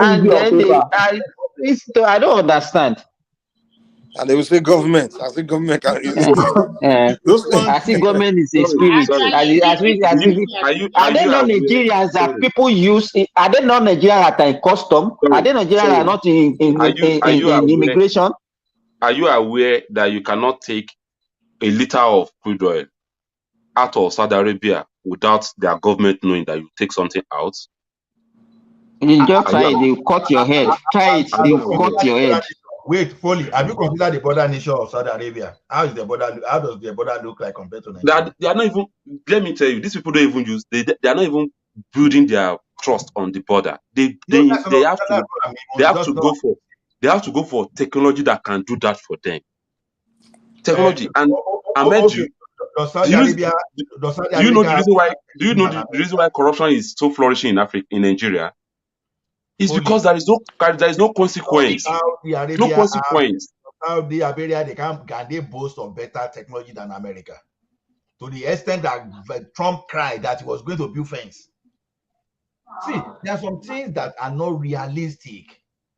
Countries that are building fence, they've gone through this experience we are talking about for them to build fence. Let me tell you this today. Do you know in Nigeria people are still violating traffic light law? Do you know? That the light to show you red. Do you know in America people are still violating traffic light law? Do you know I just got a ticket for violating traffic light law? Fine. When you do that, wait now. When you do that in America, at least you should be afraid of maybe one day somebody will come and give you something in your house that you do this so time, and you pay for it. Only and people you pay know for where it. camera are. People know where camera are. Some people even have radar in their car that they use to monitor where police are. That immediately there's one app they call it a Waze. It will tell you And that. and mind you, for you to know where camera is, that means you have to go extra miles. Fully, my Canadian and American, they violate traffic light in some instances than Nigerians. It's only where they get to where they know that okay, let's say camera is there and they want to be reasonable. But when you get Fine, to part, fine. Do you know? Do you know? Do you know? Do you know the problem the reason why corruption is flourishing in Nigeria is because after someone steal money, you still celebrate them, you still award them with position, you still elect them back But to your government. Foley, somebody like you that will come and say, why are they arresting? Is it the only person? Why are they not arresting this person? No, Why are they arresting that other person? when you are saying somebody, Putting sentiment to when you are it. saying somebody like me, that means you have to know what I stand for. In Nigeria, Do you support the at least arrest of Emefiele? at least, okay, go to Emefiele's house. Go and see the kind of car that this guy parks. A serious government will actually go and check his salary. Why is he getting all this money from? But Nigeria government don't care. Nobody cares. Somebody is working and his salary is 100,000 and is living a life of 1 million life. It's not only Nigerian government that's not like Nigerians don't care. Nigerians, we don't care because we always celebrate more. We don't even ask people how they get money. So we should blame ourselves. All of us, we should blame ourselves. Our value system, values are staged. Exactly. People will come. All of us, we have brothers, we have uncles that are in this government. They are bringing things, and we don't talk. Yes, all of us, we have people one way or the other that participated in this government. There's no family that cannot say that. So what are we talking about? I agree with you. You can work for government and live beyond what you are earning from government because people believe you can have money from different sources. So it's not as if it's only in Nigeria that the government workers live beyond their means. So but that money that you are spending there, the government will actually trace your they will know much about what you are doing. Maybe you have another other business. The thing is that we should block a lot of loopholes, and a lot of loopholes. Judiciary, can you believe that for the last 20 years, they have all people that they had criminals sentenced to death. The state governor, they don't have the lever to sign a document, just to go and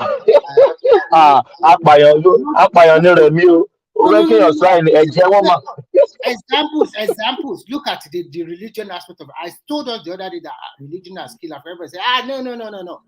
See that country. A lot of anti-criminals that have been sentenced 20 or 30 years ago, they are still languaging in jail there. Our correctional facility services are not okay. A lot of people are waiting trial for the last 20 years. The judiciary is just interested in collecting. And do you know what funny? Do you know what funny? Somebody will now steal tomato.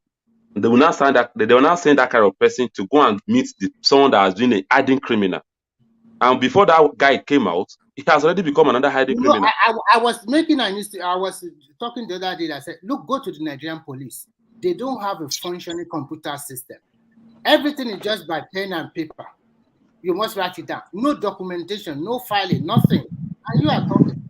All of us, we are to be blamed. When you said your leaders are bad, look at the followership. The followership are even terrible. Fine. When they select their leaders, the followership are even terrible too. But do you even know people? If you're do you even know what we call election? What we call election in Nigeria is not election. Do you know? No, don't talk about that. Election. No. Let me be frank with you. Anywhere in the world, there is no election. If it's not election, what is it? Okay. Are you now obedient? Are you obedient?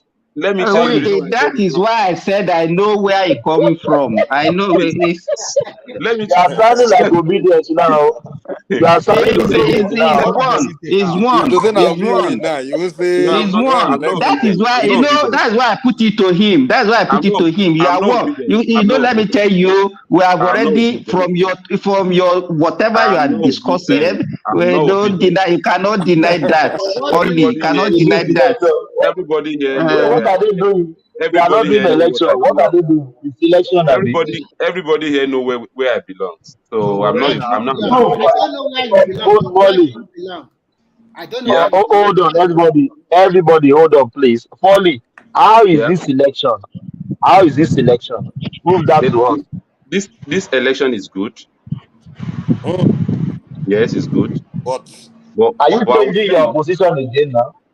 the election, this election is good. But I will tell you the reason why I did not it's see bad. it as an election. Can we please listen to Foley, please? Let I will him prove to us the I will now election. tell you the reason why I said it's not an election. In the Yes, how can you say an election is good, but it's not an election? You can yes, see where you're coming from. this is a Oh question. my This is a God. question now. Let's You cannot be conclude. fooling us now. I was the one that said it's good, and I was the one that said it's not an election. Can you No, just you allow me cannot to be first? talking with the government Can you allow me now. to talk about You have it? to be. Breaking Can you allow news, me to talk breaking about it? news, breaking news, Can we let him speak, please? breaking What is news. breaking news? What? Sorry, I'll be going to my site about around 8:30. So I'm still waiting for my turn. Okay, good. This guy, So this guy don't kill me. That's the let me breaking now news, that tell you. In a situation whereby we yeah. have Foley, may almost you be land 260 it so we million can go to people. the. Hold Sorry. on, Foley, please. Land it Okay. so we can go to the breaking news. Yeah, my brother with breaking news, so we can learn for him. Yeah, go on. All right, sir. So if we have almost 200 and something million population in the country, and election Please, actually come, can and you people please don't mute see, off? There is so much braggadness, please. and people don't see election as anything that actually have effect in their life, and a lot of millions of people sit at home when they're supposed to come out and bring out the best of the candidates, but because they've seen it as if it's not going to yield anything, and people sit behind. It's another way to tell you that people don't even have that trust in our electoral processing anymore. So who is the So best of the candidates? people don't participate the way they're supposed to. So this last election, we only have 24 million people voting, and I will tell you, out of that 24 million people that have voted, most of them actually came out because of the money they want to come and collect that day. That is an error somewhere. That's the problem somewhere. 27 So the million. That's reason the why, population of Ghana. Ghana is 24 million people. okay, and that last election, how many numbers do they have to elect their president? Ghana? Yes. Tell me. I don't know. You have to check the population. Our own is almost 200 million people, and we are electing a leader, and only 24 million people came out. So And the whose 24 fault is million that? people that came out, they came out because of what they want to come and have that day for 5,000, for 4,000. We So don't know Foley, that now. did you vote that day? I voted. So Did you come out for 25,000? collect your own money? Did you collect your own? No, So I you, voted. so you just contradicted yourself. Why did you Wait, vote? I voted, but I will tell you, I was the only person that voted for my candidate. The only No, person. Who is your three candidate? of us voted for my Three. candidate. How And did you that know three Who of is your that? us, hey, candidate? please, that three of us, before we voted, we spent for How us to did you know? How did you know? I thought the election was a secret ballot. So how did you know there is only 3 of you that voted for your they candidate? can't the election in my presence. And you know that is your friend. How do you know So where voter's card is that? Voter paper. How They do you can't know the that? election in my presence. I mean, And we how are do just you know that they're your friend? Because it's a secret balloting. When no they no were no casting paper, no wait. My by friend their voted fruit, for you. you shall know them. Oh There my is no way God. you be So you there is trust no your way you friend? be So who is no, your candidate? my candidate is Showore. I Yes. see. Oh, Yes. that is why Babajide Koko was supporting him now, and he was trying to defend him. They know themselves now. Yes, we know ourselves, and we know the reason why we are doing what we are doing. Before I go home to vote, I spend almost 100,000 naira to go home and vote. But you are not convinced also. You are not convinced also that election. You say election is good, but it's not an election. So Yes, you have not proven anything. I'm expecting like almost 80 million people voting, electing a candidate, electing a leader. But that does not nullify the election. That does not nullify the election. It doesn't change its name. It does. How? It's just How? it's a sign. If you It's a have sign that voter apathy and people that's a sign that people don't really see the election as okay, let me give you this. Let me put it to you. Let the other guys talk.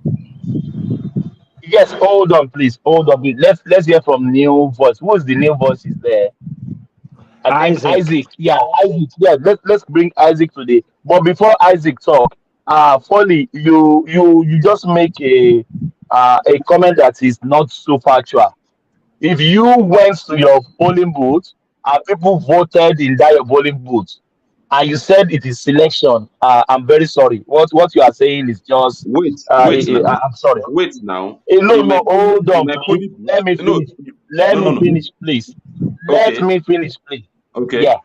If you went to your polling booth, there was no election, and at the end of the day, they read a result to you. Now you can tell me there was no voting. It was Yeah. selection. But if people Yeah. voted and you, let me finish, please, and you yourself voted, that means there was election. Thank you. Yeah, you Is can that answer me. is that how you voted in America when you are where you live? I don't know. I'm not in America. I'm in. The I'm in. people, I'm in. the Okay. people, the people that voted in your polling unit, Folly. the People people that that voted in my folly, the people polling booth, that voted your polling unit, were they forced to vote? they were Were they they paid To manipulated? vote. they paid them I with mean, they put money. gun to their head. How But did They you know? influenced them. they Where was They the voted Force their willingly. gun. They they voted influenced them. willingly. They Not voted willingly. willingly. They, They know what that do you mean? these people cannot. They know this that people that can these people cannot fit. Like they can't do without collecting money because of the oh. poverty, because of the level of their poverty. Oh. So Yes, do you have a video to show us when they are collecting the money to prove your point? my brain and my brain and my memory is the video. I was It's there. I not. witnessed You everything. can see what you Let's are saying. You can see yourself fully. Yeah, Thank God you came very early. You came I because I think witnessed. your first section, your Foley, first Tina, section, you Tina, Foley, had a that's what very I good. said. I Foley, witnessed this you You had myself. a very arguing with good them. time that time. Do your first They section when live you in came. denial. I But this went. time Live in around, denial. we are not going to agree for you I'm because you are telling not you. actually You communicating. don't I'm Believe live me, telling in you you. are not I'm denial. telling you. You communicating at live in I'm all. telling denial. you. I must One, one. Communicating. Everybody, hold on, please. Everybody, hold on. So much voices. Please, now. Help me now. Let's hear from Isaac. Isaac, come in, please. Yeah, Foley, thank you so much. You've been telling us all kumbayaism. Like, Shore. We are not bad. Yeah, yeah. Let's hear from Isaac. Isaac, come in. Good, Yeah. good morning. Good morning. Oh. Good Um, morning. Good morning, my brother. uh, Subsidy removal, I think, is a blessing to our nation Amen. to start with. You see, I think when we had the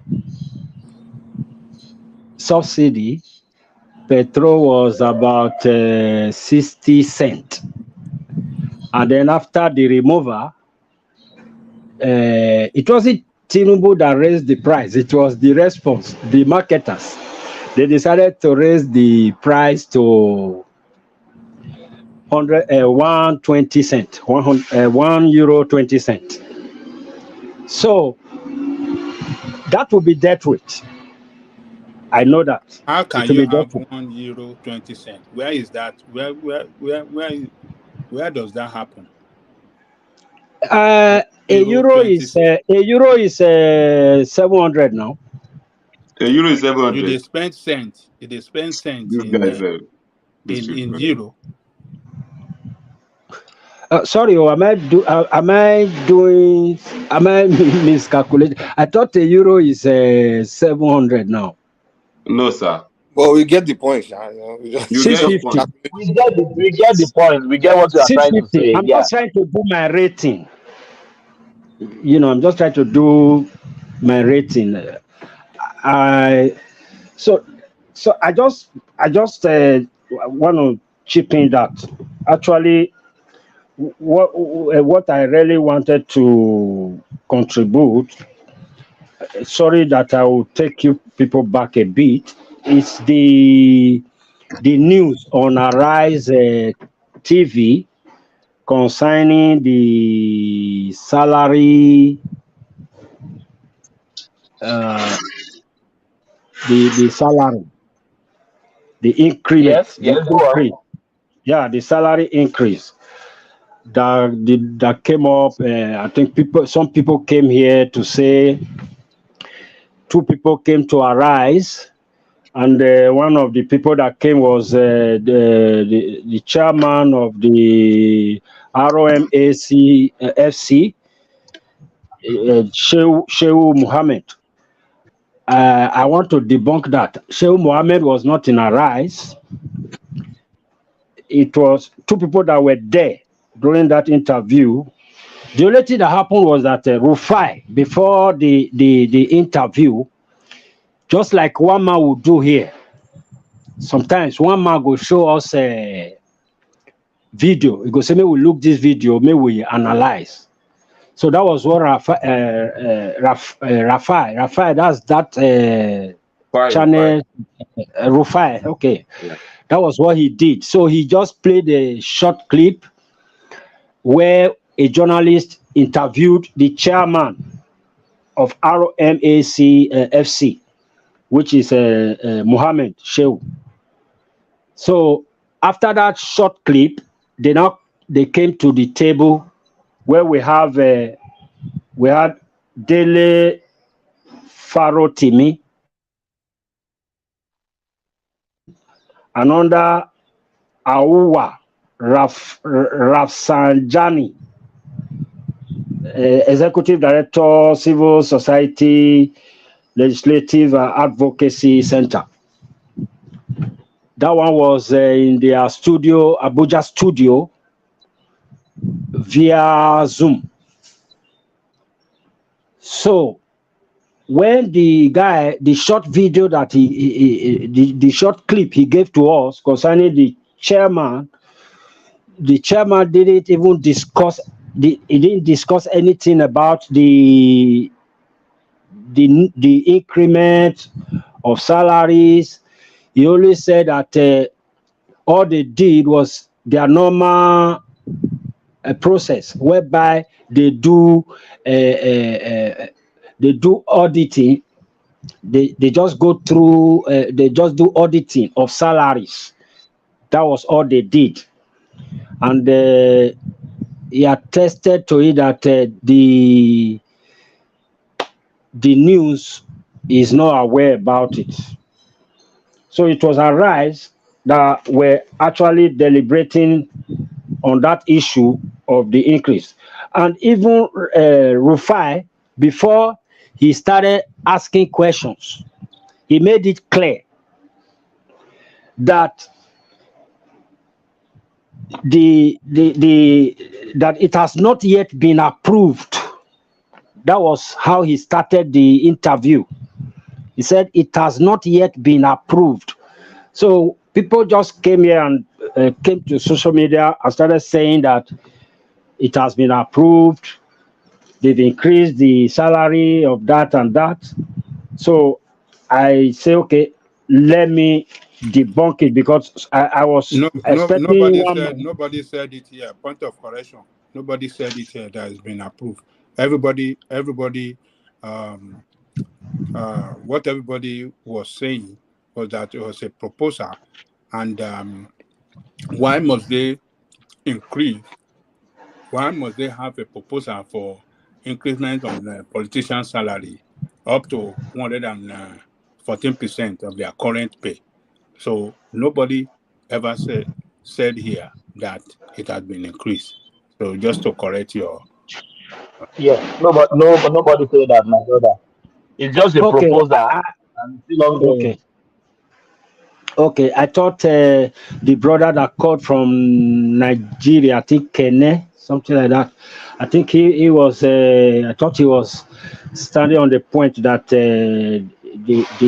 it has been approved. So that was why I said, okay, let me just add my voice that all I've heard about that is that it has not been approved.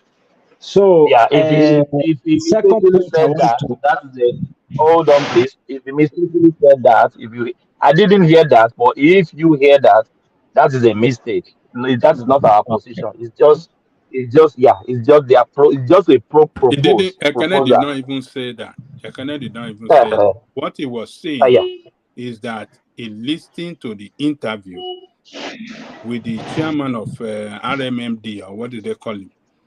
And he was saying, yeah, that was one of the points, Baba Jali Koko. He said the man himself was in Arise, he wasn't there. But he was being interviewed by Arise reporter, which and that was not the subject of discussion. If you go to that video, you will see the interview with the chairman was a very different topic from increment.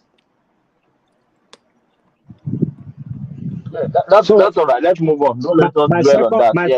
My second point is where my brother Mike was asking Ajali Koko, how will the government fund it? That is the free education aspect. So when I listened to that, I remembered in those days in my state, Professor Ambrose Ali, the governor as at that time, gave us free education in primary school and secondary.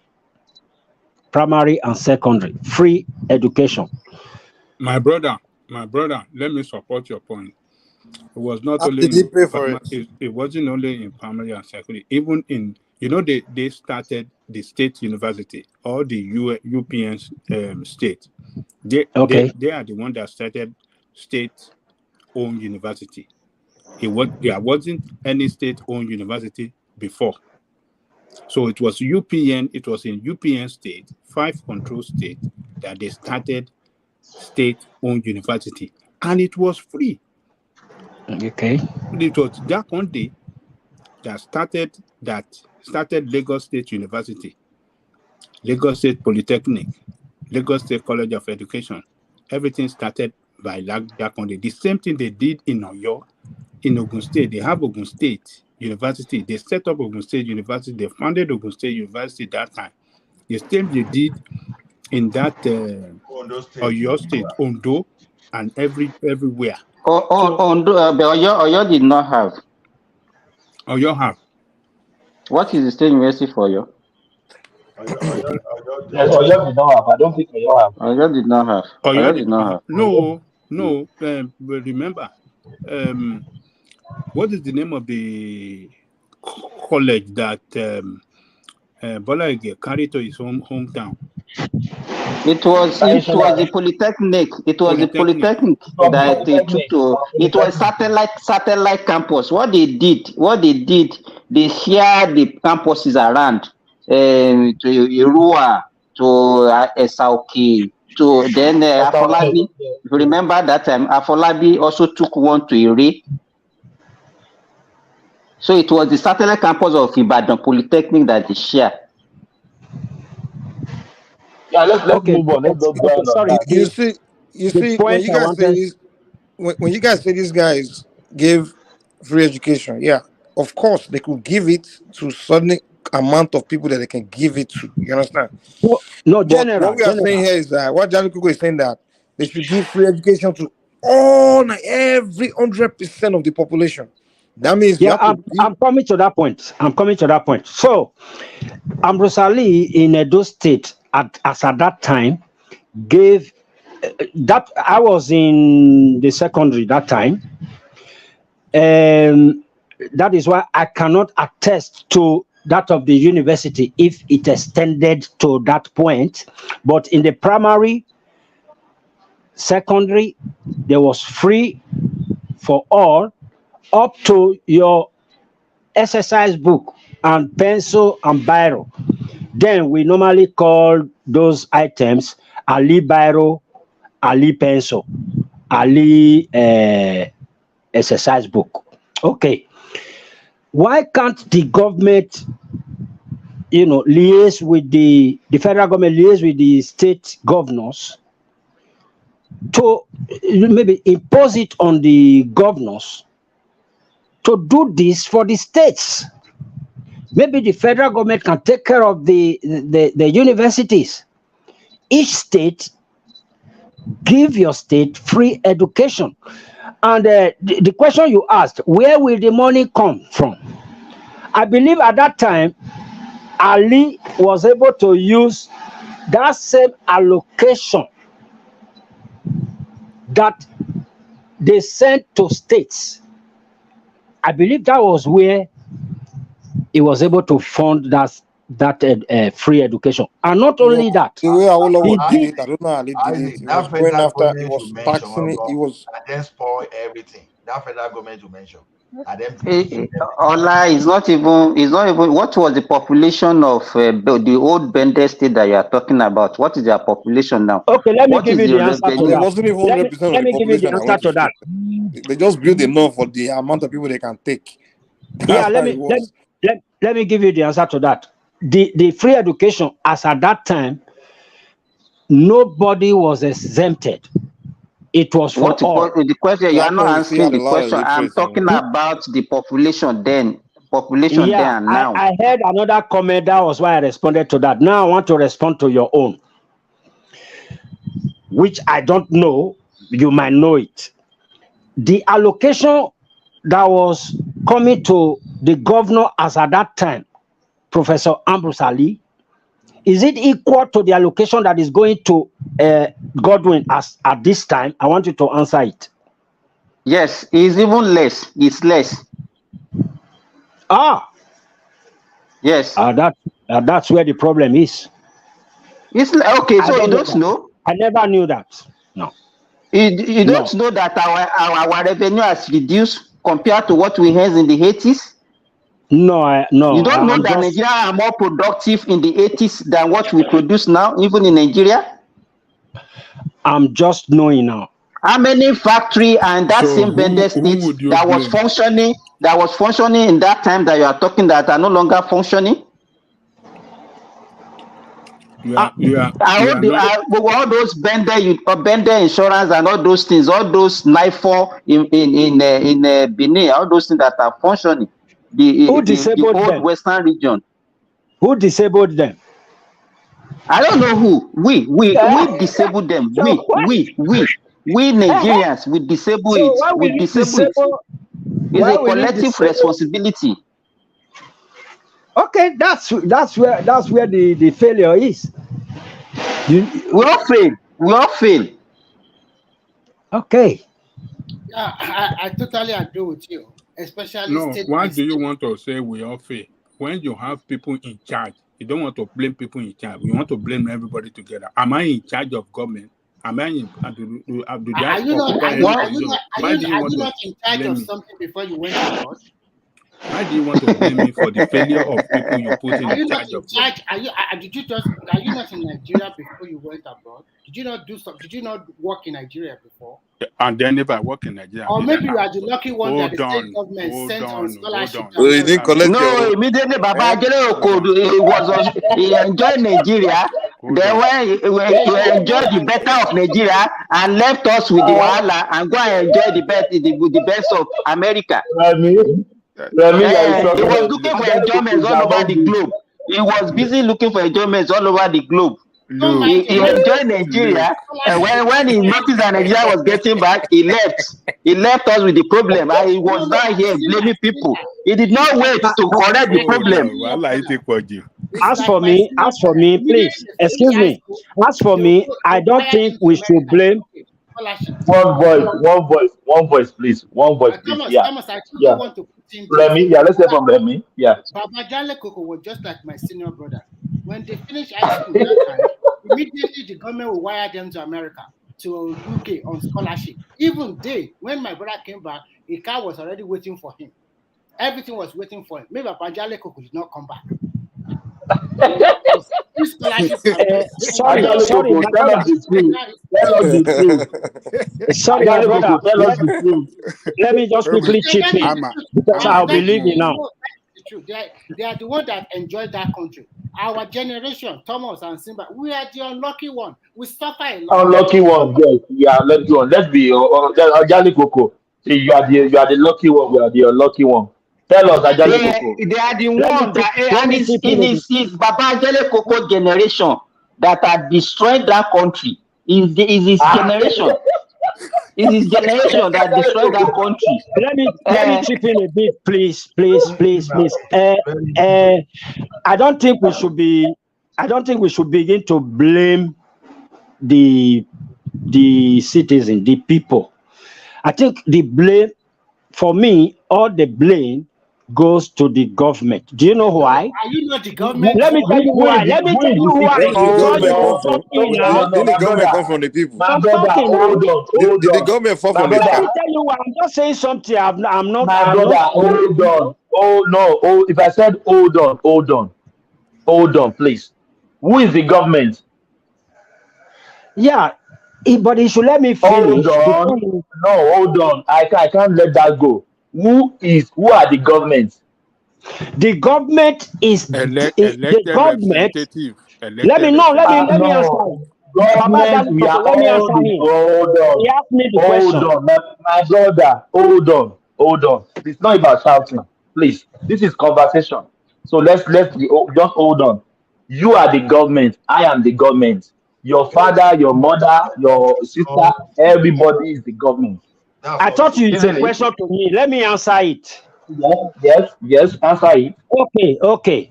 The government, to me, the government is this.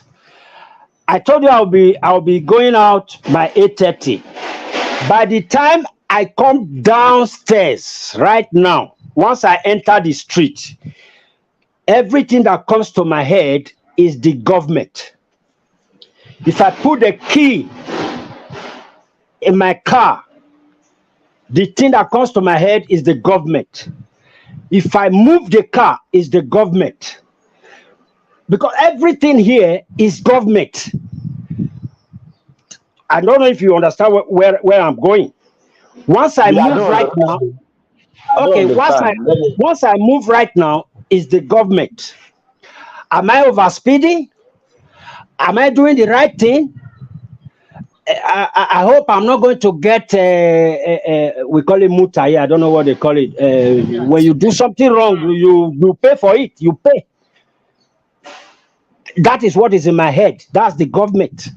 I don't control I don't control this land. This land that I'm in, I don't control it. It's the government. I do according to what the government wants me to do. Isaac, once I move right now, I just think about the government. Everything I'm doing. No, you mean the system, not the government. The system, sorry. Yeah. The system. Isaac, and I support you. Just let me. So who put me in that condition? It's the government. So it's the government. If I do something wrong and nobody is correcting me here, I don't blame myself. I blame the government.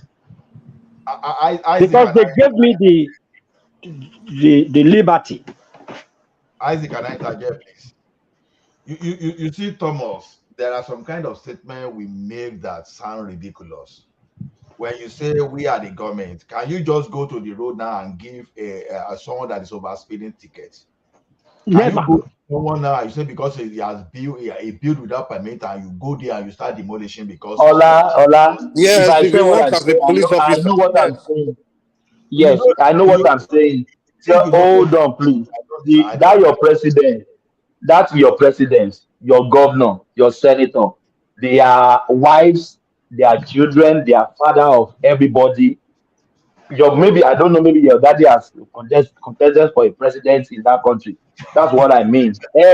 Anybody in Nigeria, we have a family, we are all government. That's what I'm telling you. I'm wrong. That's all right. We are not all government. That is my own belief. That is my belief.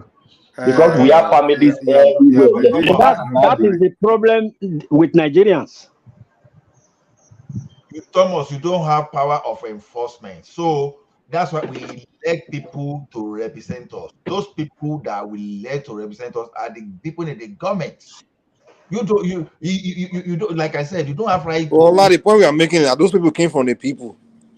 It's always the people. They didn't fall from the sky. That's the point we are making. The people. It's from us. You We are the They are government. members of the Yes, people. That's what we are trying to say. they They are are members members of the of the people. society. Yes, that's what I'm saying. That's only a cheap argument, honestly. It's a cheap argument. I too. Ola, I want No, we to, can't just say you said government. I think they come from you work somewhere in else. NEPA and you have Oga in your NEPA that time. Don't Yes. you think that the performance of that your Oga can actually make things better for people in that area where is Oga? Of course, I agree with you. But when my Oga You started, understand? You know what I'm saying is that if when you talk about government, people run the government. It's not Buhari that will come and stay in Murtala Mohammed Airport and be controlling the custom no, and the immigration. the question you now ask me What that to, so if you now have the population, the people that are supposed to be representing, that are supposed to actually do the work, and they are not doing it, and they are our people, they are our brothers, they are our sisters, and these are the same people that will be complaining. Simba, you see, We have teachers. No, let me tell you, we have teachers in primary school, public primary school, who probably earns more than the people that are teachers in private, and they don't go to school to teach these students. And we have inspectors that are supposed to actually supervise them, who is also a member of the public that does not do his job. Then you blame the government. That's what we are saying. We are not saying they don't let us look at it as people. We're supposed to it as a collective responsibility. But if it continue saying government, as if it's the spirit. Let me tell you something. See, sometimes Simba, sorry, my brother. Brother Simba. Guys, waiting now. You are trying. You see that I'm trying to interject him. Okay, Simba, sorry.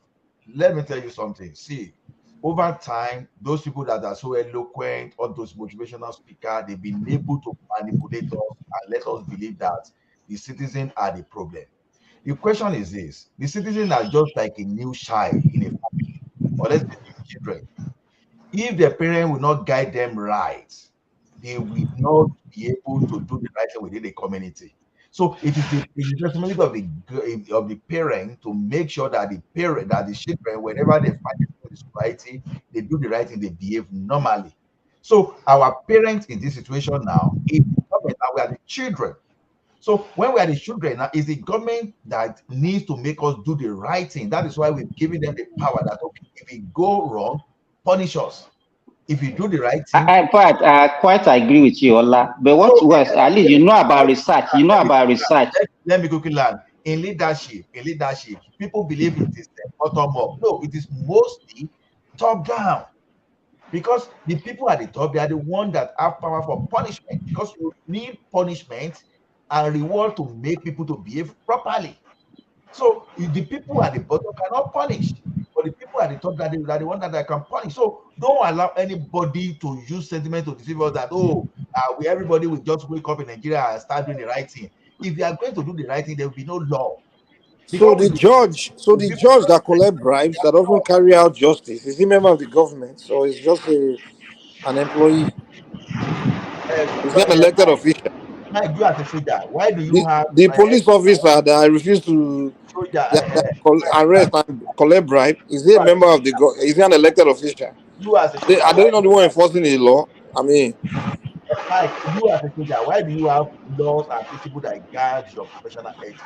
And when you go wrong, who is the person that is going to discipline you? Will it be someone within your rank or someone that is superior to you? No, you mentioned, you argue that the elected people you elected there to do the work, right? So you elected a president, he's sitting in Aso Rock. He can't be on the street when the police are supposed to arrest somebody, he's collecting bribes, not arresting. It's not going to be in a court when the judge is supposed to prosecute a criminal, took a bribe and refused to prosecute. So those are members of the public. Those are people they are citizens that went acquire a job in the government and they are corrupt. So why are we blaming government? Those people are not you and myself, Mike. That's what I'm saying. If you're a judge, if you're a top director within the civil service, you are part of the government. Some people are not doing government job. So when they behave badly, it's the government agency are the ones responsible for punishing them. That's what we're saying. So don't blame everyone within even some people don't even know the law of the country. So they behave anyhow. It is the agency of the government that will say, okay, Obeni, you come beyond, you are not within the law. They will tell you, they will interpret it. So, like I keep saying, if everybody will behave right, then you don't need court, you don't need police, and it will just be like in the jungle. The reason human being is better than the animal is because we have structure in place. But if we were to be jungle, lion will behave anyhow, antelope will behave anyhow. The animals will kill themselves. Nobody will checkmate them. So we have people that put structure in place, and some people are responsible to enforcing that. Don't blame the citizen. The citizens are supposed to behave anyhow, but someone is supposed to put them in order, like a father, like a mother will put the children in order. That's what we are saying. Okay, the children you did not train now, for example, you can't start blaming that for behaving wrongly. What did you tell the children? You have to tell the children, okay, when you go to the society, respect your elder, don't do this, don't do that. Yeah, whenever they start going against whatever the rules you give them, you punish them for them to comply. So you will see the citizens themselves, they don't have that power. People that will power. So stop Mike and Simba, please, can you just answer this question? For example, you invest in a business and you have 50 workers. These are your citizens. And you are not always there. It's your business, so you invested heavily on it. And then the thing crumbled. You come to me as a friend. You say, you see that business I invested 1 million euros. It has crumbled. And then who do you think I will blame? Your workers? Your citizen? You. I'll blame you because you didn't do the right thing. When they were selling like my brother who has a fish pond, stealing your fish, selling your fish, and then keeping the money instead of banking it for you, you were there. I will never blame your citizen. These are your citizens. I won't blame them. I'll blame you. What you fail to understand is this, right? In your business, you are directly supervising your employees. You understand? No, Nigeria is in the hand of the president. Broad. Do you know how many people are employed in the government? They are like literally, I'm talking about thousands of police officers, thousands of, like so many people. How can an elected official be there to manage every single of them every day? It's not possible. So they are all citizens, you understand? But within your business, of course, you are there to manage your employees on a daily basis. You are there watching them. You can't micromanage them. So it's a completely different, scenario. You can't compare the two. It's different. It means Joe Biden is everywhere. Joe Biden is everywhere. In that case, Joe Biden is everywhere. Yeah, the thing is, in America, it's corruption too. But the only thing is, the Americans they develop a culture of we want to be the country we are. So for example, in the local law enforcement, right, in America, of course, in a county police station or the local police station, Biden is not responsible for the reason why the police are doing the right thing. In the county, they have a culture of we got to do the right thing, So so you can't attribute what they are doing right to Biden. It's not Biden. You can't attribute it to Joe Biden. It's just them. It's a culture that they create among themselves. Like, wow, among our police force, we can't have this, we can't have that, or whoever is working, we can't. So, and also, they have technology in America to really check everybody and things like that. So, it's so much, man. So much. It's not that easy, man. You can't blame government. I thought that the heavy task is on top. You understand? The heavier task is on top. We agree. The government have to do their part, but at the end of the day, we still have to have that population that's willing to. So where we agree with you guys is the employing process is one of the main problems, because in America the process how they employ people, they do a lot of background check, they study background check. They study the person, they study your personality to make sure, you are that kind of person that fit this position, all those things. So they do all those things. But in Nigeria, the employment process is just is paddy, connection. They don't really screen people to that extent. They just employ anyone to any position. It's usually through another person that the person got employed, So those are the ways to solve the problem. So if we want to say we want to tackle the problem, we have to say we need to tackle is the system that's the problem. The system has to be studied, has to be strengthened, has to be worked on. That's what we need to be talking about. We can't just be saying the government. This guy, no, it's the system, man. The problem is the system. So the people and the government have to come together to fix the system, you know. So You're right. You're right. One more thing. Yeah, One more thing, please. land For it. Yes, example, I want to shut down. Yes, just okay. land it. Yeah. One more thing. One last thing. For example, you see, Better not shut this thing down. If you shut it in down, each Adewale, you are there. oh, you didn't see me. No, we come to Some, Adewale. some. We have okay, 30 minutes to go. Yes. okay, I give the time to No, my go brother ahead. Dewale. Go ahead. I will take my own time. Adewale, Okay, why do okay, you always quiet? You have to force your way in. Ìjọba ọ̀run dàfagbára wọ̀ now. No, You okay, have to force yourself. some people like to listen to their own voice. It's just okay, they are so rigid. They are not bendable. They don't want to listen to other people's view. I'm cool. I make my own mind and I listen to people. I learn. Yeah. Oh, that's enough for yeah. Adewale, the table oh, is yours oh, now. oh, Somebody, We have I must say, somebody is playing we prank have on 9 hours. We're rounding up in the nice 27 minutes. Yeah. I Yes, hear you. Adewale, your floor is yours. Yeah. I hear you. Somebody is playing prank on this show. Somebody went and changed everybody's description and put the person that I despise the most in this life. The person say, "Oh, I'm for Trump." How can I be for Trump? And I also see some other places where I know Remi Koka is not obedient, and somebody put obedient on Remi Koka. What is going on? Somebody is doing that. So I'm not the one. Ajan Lekoko, I'm not for sure. Wait a minute.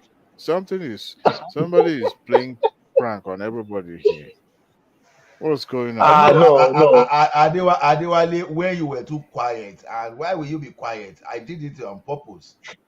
Oh, Ah, see, Ajale, Ola, you are we the have a, criminal. we have You are a, the we are. criminal. I'm not even the criminal, but I just have to say, why will Adewale be keeping quiet? We I'm wanted to very hear from you. observant. I'm a police. I'm a security man. I'm a police I know officer. I did it on Adewale, purpose because I I know that didn't will make notice you that. talk. Oh, I didn't notice that. Oh, wow. Ola, you are a suspect. Thomas. I did it on purpose because Adewale will just sit down and will be listening to us. And we want from his weight of his experience. Why will you sit down? So I know if I put it there that you will be angry. LGBT ni bọ̀dá ìjàre, Ọ̀tẹlẹ̀ ọ̀tẹlẹ̀múyẹ́ ni Ola, Adéwálé. Ola, you are a criminal. Hello. Simba, have you heard Adewale? If you've heard Adewale speak before, you will know you will learn from him. But how can you be keeping quiet and I'm here? I'll be waiting to hear. Adewale can be on the show for 7 hours and just keep quiet and be listening. Exactly. I want him to speak. He's a thief. Adewale is a thief. He's a thief. Mr. GBT Ola, thank you very much. I have to be very, very observant what's happening. Every single person that come on this show, they should start paying me anyway. Good job, everybody. Somebody is whooping my behind on PS5. That's why sometimes I do that. Anyway, I think the topic is about what's going on about the 114% increment in the politicians or public office holders salary. Is that what is the topic? That's the topic, right? Yes. Oh, okay. I've read it. Virtually all the media houses, including the Asleep TV, so-called journalists, shouting it on top. Even Obi himself. What Ola did to you, that's what they are doing to Arise now. You are calling them asleep. They are asleep now. They are not. They are not. They are not. They are not arise. They are not. They are not rising up to anywhere. All of them are only LGBT. What is even more disheartening is to see Obi also joining the bandwagon, and just to see that you are being heard, you are joining, or you are contributing to the conversation. There's some conversation that is not worth joining. It's not worth participating. We've talked about it. The fact is that the agency that was in charge of this review did their job. What they did was to review it. I think, according to the news out there, says they haven't done the review for the past, I think, 16 years thereabout. So they are doing it now. Not necessarily mean that it's going to be approved, But once the news gets sensationalized, then it becomes the talk of the day. And I understand. The optic is terrible, especially during this time that the country is going through hardship and all that. But I mean, on the other hand, who knew? Maybe government also have something in. We're talking about something that concerns them this time around, and if the noise has not been amplified, maybe they would have let it slide and get it approved without before we even realized.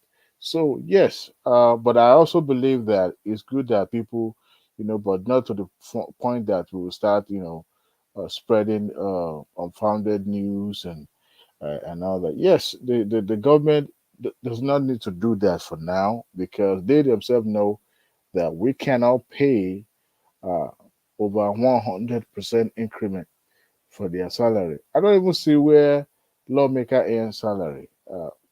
In advanced democracy, you pay. I mean, they pay you per sitting. If you are absent in the chamber, then you don't get paid.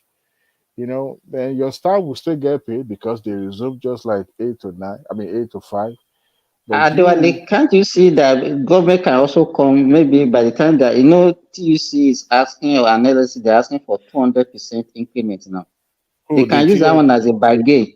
They can yeah, use that one as a bargain that okay, we are giving ourselves only 100, so you two take 100 and let's just stop at that. that 200 is ludicrous. There's no way you do that. You don't jump.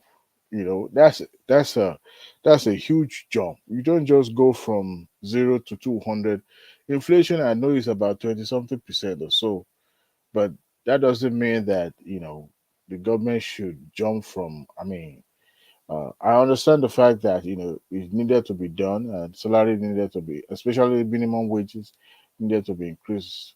But 200% is, yes, they could use that, but that is if government is shows or giving signal that they are likely going to approve it, or they are going to do some increment, but not as huge or significant as 114. But I mean, come to think of it, are the politician or the public office holder complaining? They are the most beneficiary of the national cake the most. So I don't think this is the right time for them to do it. But when I was actually on Twitter yesterday, last night. I couldn't believe my Twitter is not a joke, bro. It's not a joke. That place is not for the faint-hearted people. If you have a thin skin, please don't go to Twitter because that place is full of.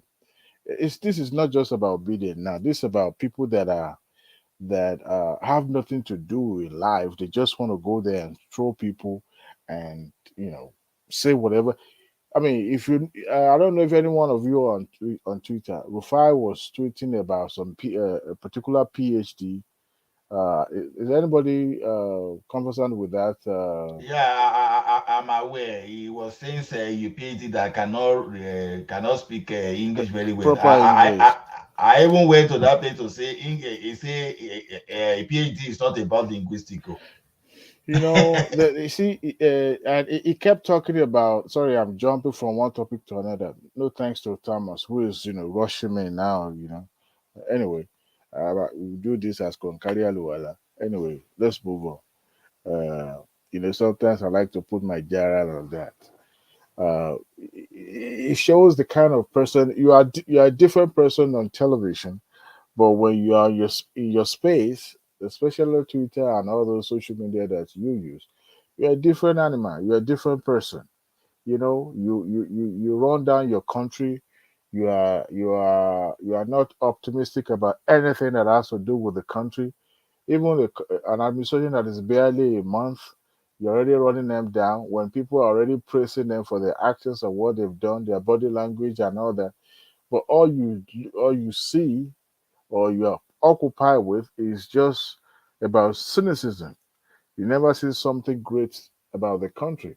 And then you go on the national television and yes, you play to the gallery because you have your followers on the social media and on the social media and YouTube because most of the places where we the people Nigerians in diaspora usually get Adewale, amused. that guy is using that thing to make money. He just bought I a don't new think car that they celebrated 3 days I ago. don't think he's monetizing it He because just that bought platform. he just bought a Jeep three But days or 4 days ago that they are I mean, celebrating on Arise TV. how many of them are on a sleep TV? How many of them? They only have one studio, one small room. One small room, I think, is a VI there or VI Ikoyi. I mean, since you've been watching a sleep TV, Adewale, how many followers do you think that guy has on Twitter? I didn't even check his profile to see how many followers. Of course, He's making a lot of money from social media, but from all this thing that but he's doing. he He has has a to lot of followers. but he has to monetize it for him to be able to They make are paying him. They are getting money. well. That's another strategy. Of course, everybody has So, to go. Adewale, you don't know that journalists have a way of monetizing their profession. So, you don't know. Yeah, but when I go on his I page, won't mention a name. There's a guy on a YouTube space that he likes a particular. He know how to attract a particular sentiment from a particular region, and they donate to him. So I know that's the why I person you're said that. talking about on YouTube, right? Yeah, if one man, don't mention name, if one Yeah. man is doing the same, don't you think daily that one man will be making like I know the $1,000? person. I know the person you're talking about. I mean, there's nothing wrong with monetizing, but as long as you are not using that platform to spread bad news, to spread fake news, you are being But fake news is what's said now, Of fake course, news is what's said. I know evil. I mean, it's only evil that sells these days. Good news it doesn't sell. But as a journalist who call yourself a professional, you see, every day when I come across or encounter public, uh, I try to carry myself in a professional way. I may not be fluent, in this tourism, but I try as much as possible to, operate in that within that, guideline, so that I will come across or perceive to be know what I'm doing. But when you begin to be the carrier of a fake news, and all you are preoccupied with is just to run down, the platform or the country that build you, then it speaks volume about your patriotism.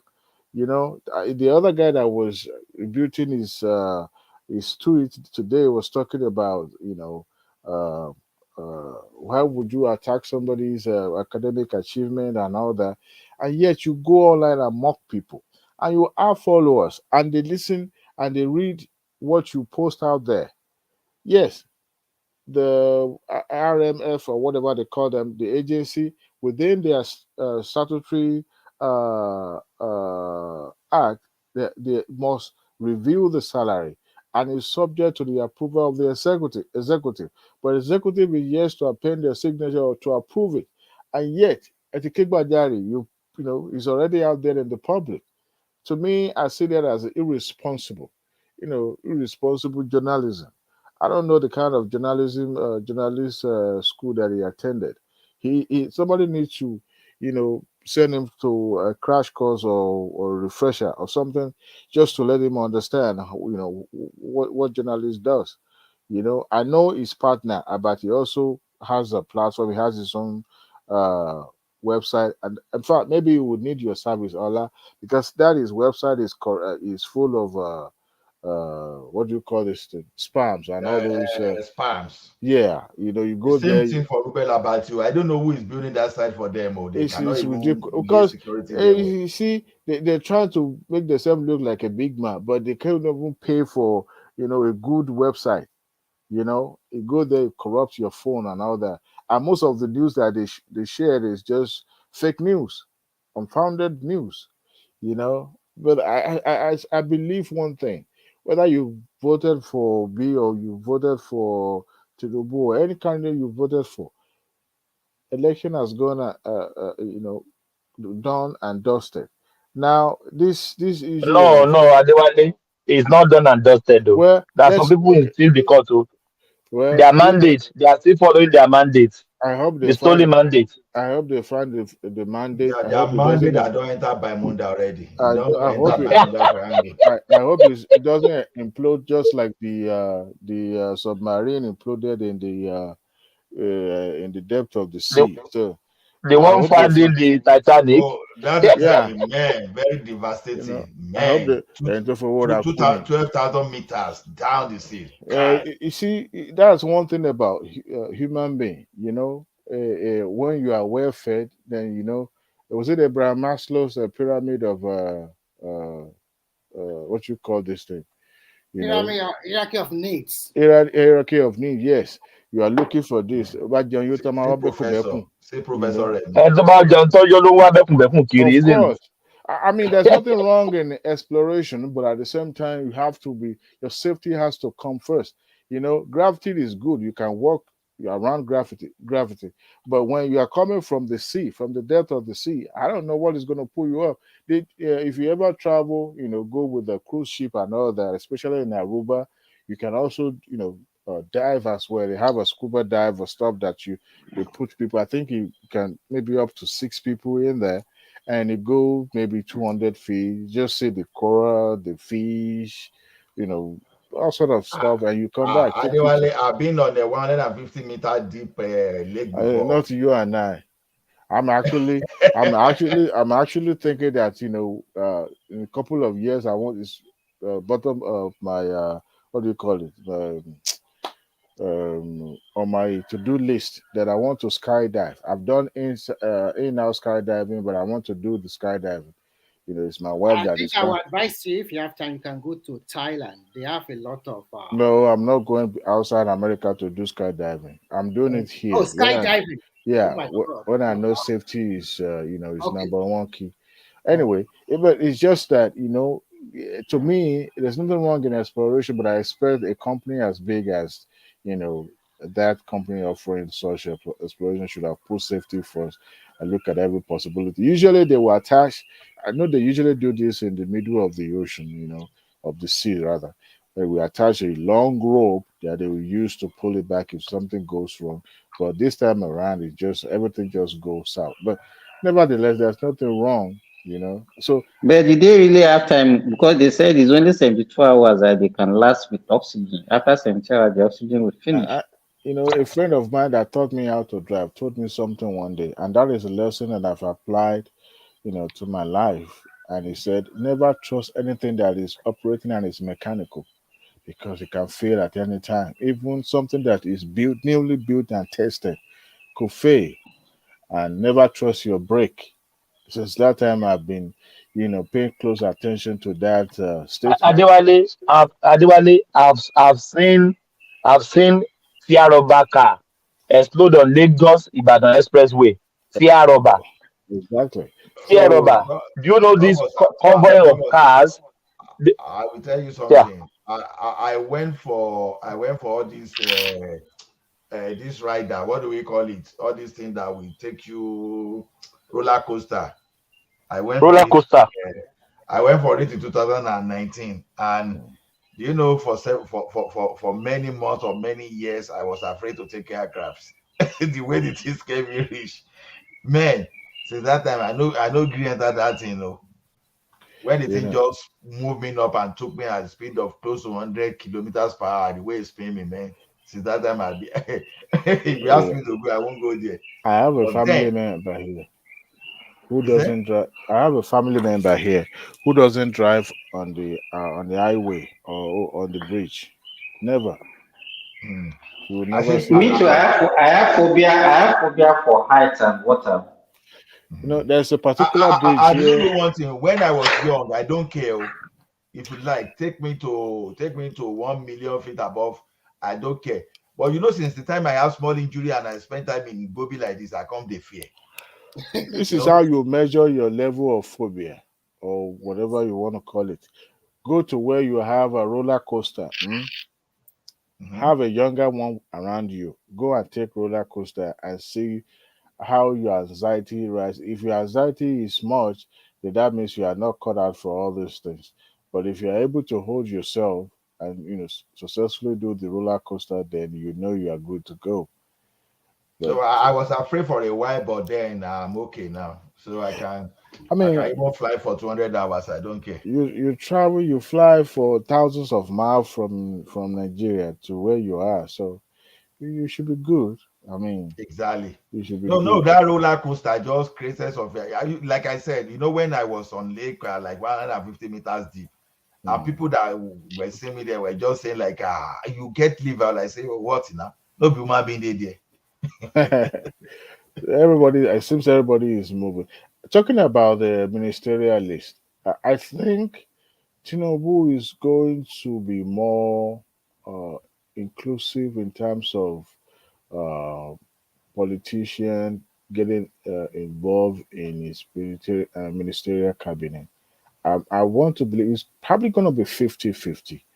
50 of technocrat and 50 of because no matter what, you need politicians around you that will help you to navigate. I Because really agree with you. It would be suicidal for him to go for only technocrat. Yeah, yeah, he you need that can't. mix. He Yeah, need a mix of both. yeah. I think Because he's going to the be. technocrat will not fetch him any electoral vote. Yeah, of course, there's going to be a Apart from that, too, he's going to face some obstacle when it comes to dealing with the interest group because there's some policies that will be, no matter how government policy looks or sound, there are some people that will probably that are going to be against it simply because it's going to stop their mago practice or stop the leakages and all that, and they want to do anything to make Maybe sure he that can policy. look at maybe all those states where he has less election, where No, people like maybe the southeast where they didn't vote I for think him. He like can go state like Kano is going to probably and bring Kwakwanto and Ganduje together.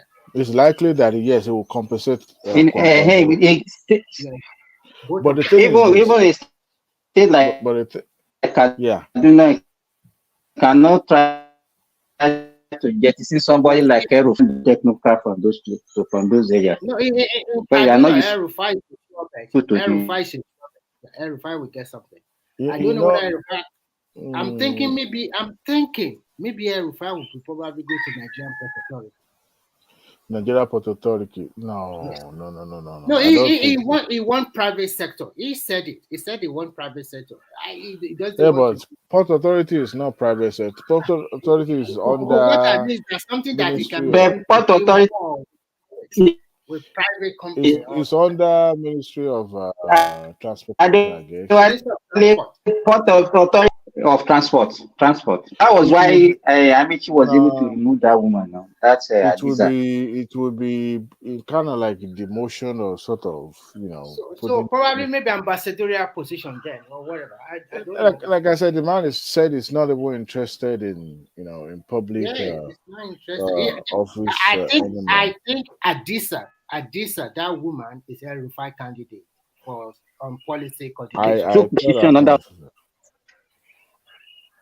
I thought as much, but I think I also believe that he probably use a technocrat in some strategic ministry, such Yes, as maybe like Ministry of Finance. finance, budget planning, and As all a those. matter of fact, today I was watching the interview that Sleep News did with Professor Magalu. The guy sounded very, very bright. Sounded like somebody who knows his onions and knows what he's doing. In fact, he didn't even shy away from condoning Emefiele, despite that they both came from the same state. He did have a very nice word for him. But he sounded like more. I think it was a deputy governor So when doing some of the. I'm racking my brain that Tinubu met Sanusi. Maybe he has like more galore on the rest, and he's trying to ask about their performance under Sanusi or something like that. Yeah, but Magalu is not from. Well, I think he's no longer even in partisan politics anymore, according to him. But So it can be tough to become a CBN. him meeting Sanusi could be maybe they want to reinstate Sanusi, but I don't know the relationship between Sanusi and the incumbent governor in Kano State now, the one that is bulldozing and clearing I every think their state. relationship is quite good because No. I think he has a good because they are even planning to remove the present emir now. Yeah, that's what I heard too. That they are trying to reinstate The one that Somebody wrote a piece on because the Ganduje that installed this one. That governor can do it because he's out on a vendetta mission. and he's trying to do everything to upstage that Ganduje's legacy. Legacy. So Yes, he's what out for blood. Legacy. what a way to Adewale, start a program. He's out for blood. Adewale, Yes, Adewale, this your avatar. Where do you get this your avatar from? I have a Oh my lot of God. them. I kept changing. I wasn't sure which one to settle with, but I kept Uh, changing. are you now obedient? Which Are you obedient? obedient? No, I've never been obedient from day one. Actually, I wanted Obi to win before the election, but going by what his followers are doing, and it's just you know, This your avatar. It can cause wahala. this one. This is the exact true what I believe this man is, like a real gangster. Like so you see, this is one thing about the obedience. They need to cool down. They said how come Macron did not welcome Tinubu to the meeting? That he welcomed the South African president, but a just ordinary minister was the one that welcomed Tinubu and was taking picture with Tinubu. Not quite long ago this night, I saw another video where Macron and Tinubu were laughing and like And even backstabbing Macron, each other even like as if Tinubu even kissed Macron's wife. Give him a kiss. you see, like somebody like a buddy that they've known each other. You see that that kind of rapport that you have somebody that you be comfortable enough to be. Adewale, they hug almost like three eyes, Yeah, just they welcoming were Tinubu, gisting and laughing and all that. gisting and laughing like So, somebody like so buddies. I'm kind of like, what is wrong with these people? Well, how does the optic, result into uh, uh, uh, good diplomacy? How can you judge somebody's diplomatic performance by just the optic that you're seeing? That it was not welcome, they didn't recognize it. And I was like, what is wrong with these people? Every time I go online, in fact, Tinubu himself said it that he doesn't go online anymore because they were abusive. And I could say you must have a very good uh, temperament. It must be measured in the public because I mean sometimes I see the comment people who, especially all these 20-something years old kids that they don't even know they are left to right. They have no idea. They have no clues. The journey of this country called Nigeria. They have, if you mention Sani Abacha, in fact, someone was sing praising Sani Abacha. I think it was on somebody's page that which one is the worst, Sani Abacha and Buhari. And somebody said, oh, Buhari is the worst. And I said, these people do not understand the country that they lived in. If they understand someone like Abacha, well, it depends on the side that how you are looking at him, the prism where you're looking at him. Because if you are from Northerner, especially from Kano, you love Abacha. But if I'm from southwest, you probably see him as the devil incarnate. And the south and southeast, south has problem with him, especially during this Kensaro, we was uh, There. trial. Oh, But yeah. the East were like in the deep pocket of Abacha because they got nothing to lose. They're just chilling. And eventually they used the Southeasterner to scuttle the June 12 election there. So, but the Southwest was the one in the forefront, trying to make sure democracy becomes the order of the day. Now, as a matter of fact, Nigeria owes Southwest uh, compensation for fighting for democracy, for making sure that democracy stands solidly in Nigeria. Because if not, we won't be where we are now. We won't be. But the Most of Southwest, the people that are actually benefiting from the democracy, they didn't participate in bringing the democracy. Even Peter Obi. Peter Obi was serving Abacha at that time. I said Southeast were in the pocket of the military then. They were their errand, but they were the kind of like people that you send on an errand. I mean, look at Shukume region, look at Arthur Nzeribe. Not They were the one yeah. doing the dirty job for Abacha, right? Because they were not concerned. It doesn't affect them. They weren't asking why is my kinsman not being appointed chief of defense staff or chief of army staff or whatever. As long as business is booming, everything is doing fine. Hey, they have no hands in it. But it's always about the Southwest trying to lead the path and to as a pathfinder. And then I've been telling people even for years that is the Southwest have been binding that country together. I'm telling you, we are like the glue. To be honest, we Yeah, are. exactly. The Southwest has been, because I mean, when it happens in the South, everybody went up in arms and condemned the action of Habasha when he killed his Kensarawewa, even though they themselves, acted criminally. But at the same time, there were a lot of global pleading that this man should be spared. But the man went ahead and executed them, right?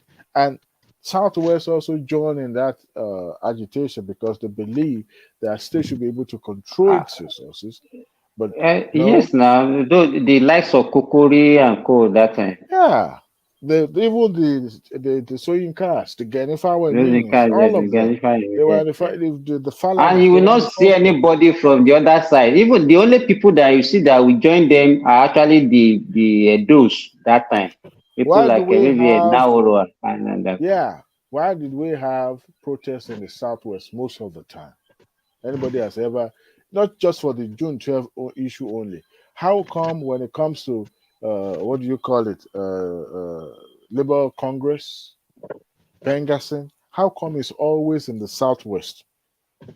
Because they know that the economic heart of that country lies in the Southwest. So once you And you take, can win if you can win the Southwest people. It's likely that you're going to win the battle. yeah, but well, everyone has their price. But And if at Southwest least did not support you in anything, you are not going anywhere. that's correct. That is true because I haven't seen any president since 1999 becoming president without winning Southwest. At least some states in Southwest. You could say that Obasanjo in his first tenure did not win Southwest per se, but he won in I believe he won in Adewale, can I seek your indulgence in 2 minutes? Just round it up so we can shut it down. We okay. already hit 9 hours here. Okay. Please, thank you. And Yeah. if there's any person out there who's still listening to us, look, let me implore them to So before you conclude that, I don't know. I've seen you on the thing for a long time, but you did not speak. Why? Why does it always take you so long to like? oh me? Yeah. Is the detective now, or is the one is from DSS from Nigeria? I'm the police on this platform. Remy, this is one thing about me. I like to listen, but at the same time, in some instances, I would love to join. But when I hear people trying to make sure they suppress another person's, we like to Adewale, they are not suppressing now. no. Their voice is strong. You two have to your voice has to be strong as well. Yeah, but there's no price for it. Well, we can I shout know, from I now know. till tomorrow. But No, I know. You are not the kind of person. civility You are is not the kind of person, yeah. yeah, civility is out of the window. When I hear you talk and I have interjection and I come in, I keep quiet. I let you interject, then I will come. But some people, especially Mike love his own voice. He just I don't know the kind of microphone What Mike is about this using. Babajala when he's angry? My God, today he was No, angry and he was just blasting. When fully. I was in the midnight. Yeah, I was just hearing Babajala just blasting there. Even one man himself cannot control him that let time. me sure you also know that Ajale Koko sometimes keep quiet. We'll let you guys talk and everybody talk, but it won't really. But it's only when he disagree In that he fact, now. majority of the time, Baba Eko will keep quiet.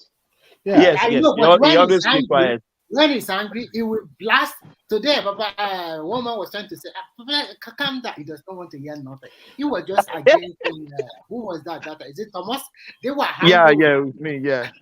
I know that people like the glass blows, and it makes the platform a little bit more interesting sometimes. But I always try to see because this show, as we're talking right now, is being recorded. In fact, as a matter of fact, the last 2 days show, I watched everyone because I didn't participate fully per se. So I went ahead. Whenever Oman is premiering it, I will watch again. That's if I'm just in there, and I'll try to listen again. And I've seen from other countries where friends call and say, "Oh, I listen to you on One Man Show. I've seen you on Dr. Damages and all that. Now, that perception is what I'm trying to keep, because even though we are all armchair pundits, but I don't want us to operate as if we are talking in a beer parlor and everybody is just yelling. Sometimes you will hear people probably eating ECW or drinking kind in their house, and you could tell that Adewale, do you always see me said, please, one voice, your own one is voice. even, your own is more like a dictator kind of. Like, when you're saying please, you don't have to please anybody. You have the mouse. And when you please them, they will go out and they will come back later. You have you have the mouse. You have the power, like a speaker. You have the gavel to put it court, all that in the court. And I think they know the weakness of one man. When they say one man, can I interject please, just for a minute? One man will say no, and they're okay, go ahead, just for what?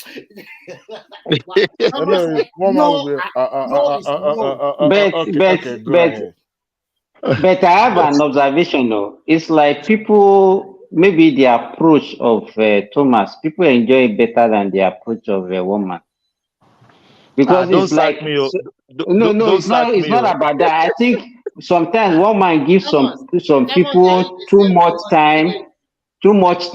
Some people can talk for like 1 hour and everybody will just keep quiet and just be listening.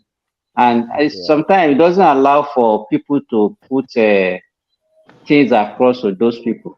Yes. And that's why, that's why you see that immediately one man leaves like this, you just see people just joining. Even if some people are leaving, you see some other people coming in like that. And that's why you see your own show is actually longer, usually very longer.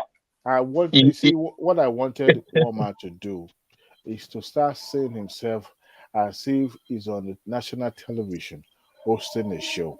Now, we love to dwell much more longer on the particular topic. Exactly. You guys remember, before, one man used to read all those gossip news, and we now started deliberating and started discussing it. And one person will take 25 years to finish their discussion before exactly. by the time somebody exactly. it's already taking 2 hours. And Thomas, there is somebody on Super Sticker. He has a question. It's your namesake. Maybe another topic for another day. What about our cocoa? Said what happened to our cocoa in Southwest? Are we not farming again? I think that question should go to Adewale too. Yes, we still have it. We have Cocoa Research Institute of Nigeria close to January. But we are not farming like before now. But attention is not being drawn to it, but people are still farming cocoa. People are farming. My mother's grandfather still have cocoa farm in Ekiti till today. But why don't you go back? You know what is most of the cocoa are getting old, and the younger ones are not replacing it with new ones because they also have a lifespan. But when they grow to certain stage, their production reduces. So I don't think the focus is not. That was a time the AD governor that time want to revamp it. But it's no attention is not actually being placed on it. You know what I think, Simba? I think our attention has shifted from this kind of crop that is mainly meant for exportation, not for internal consumption. Now, even the one that we consume, we are not producing enough.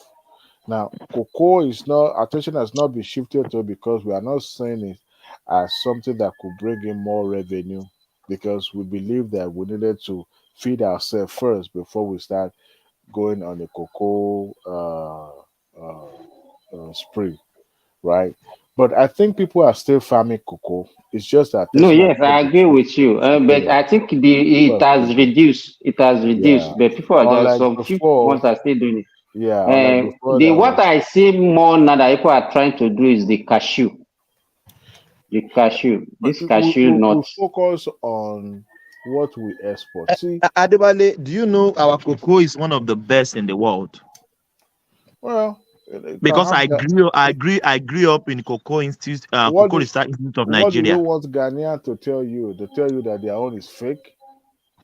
And that's why we are comparing jollof rice. Somebody asked a question that how come we export cocoa to Switzerland and they ended up giving us the final product, the chocolate and all that. Chocolate.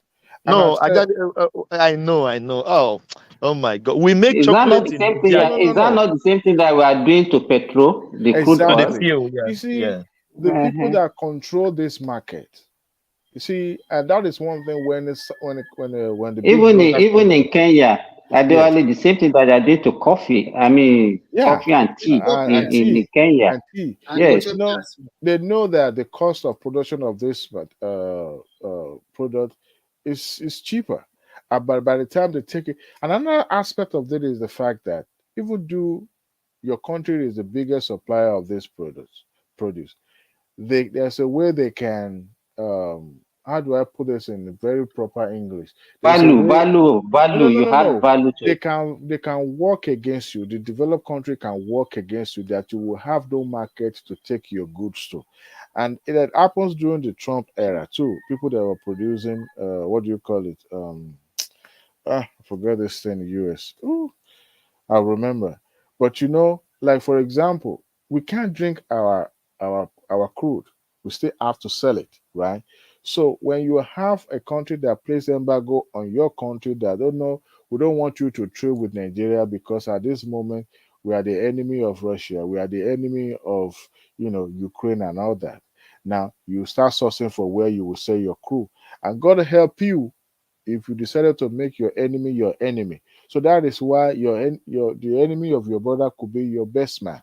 So at the end of the day, this cocoa that we produce, it's not as if we cannot refine it to make chocolate. But how many chocolate can people start eating chocolate by every day? So it has to be taken abroad where they will do whatever they want to do and market it in other countries. Even the so-called crude, I'm afraid, although Dangote have done a very good job incorporating fertilizer plant to his refinery. Now in Europe, now in Europe, I can tell you more than 30% of vehicles are electric charge. They are going electric a lot here. Oh yeah. Even all those Benz, Volvo I was shocked.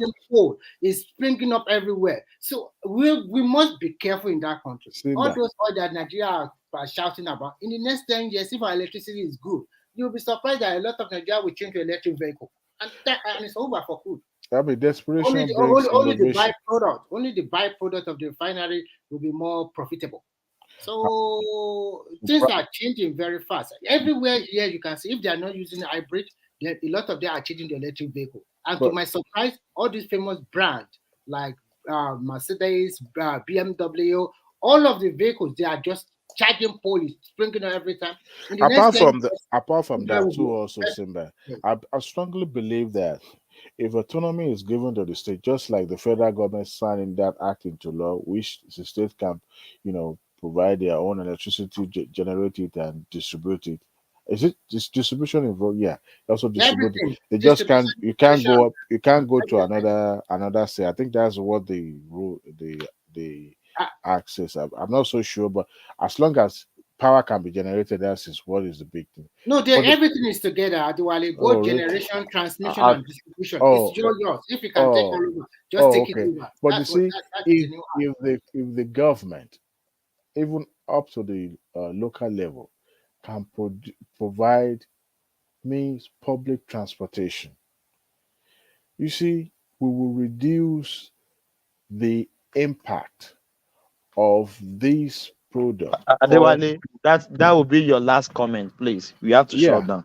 And before you go, Thomas, sorry, there was a good news that came out from Lagos State yesterday. You know about the contract of the rice. The rice, yes. Yes. I was extremely happy because it's the same Thailand rice we are buying. What can you just give us in 1 minute? What I don't understand. What they do is that they forward the contract and that some investors already putting in about one.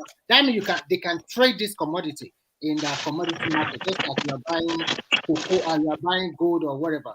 And so that's what they do. And 2 or 3 investors already put in like maybe close to 500,000. Remy, if you see the main news, can you send it to one man's Instagram, please, so we can deal with it tomorrow? Because I also want to go out now. I just want to like No, share this. later. We'll talk about it tomorrow. So the beauty aspect of it is that now we can buy the same rice that is important in Thailand, the same thing like in Nigeria, we can produce and bag it. And the price is like 3,000 naira per 50 kilogram.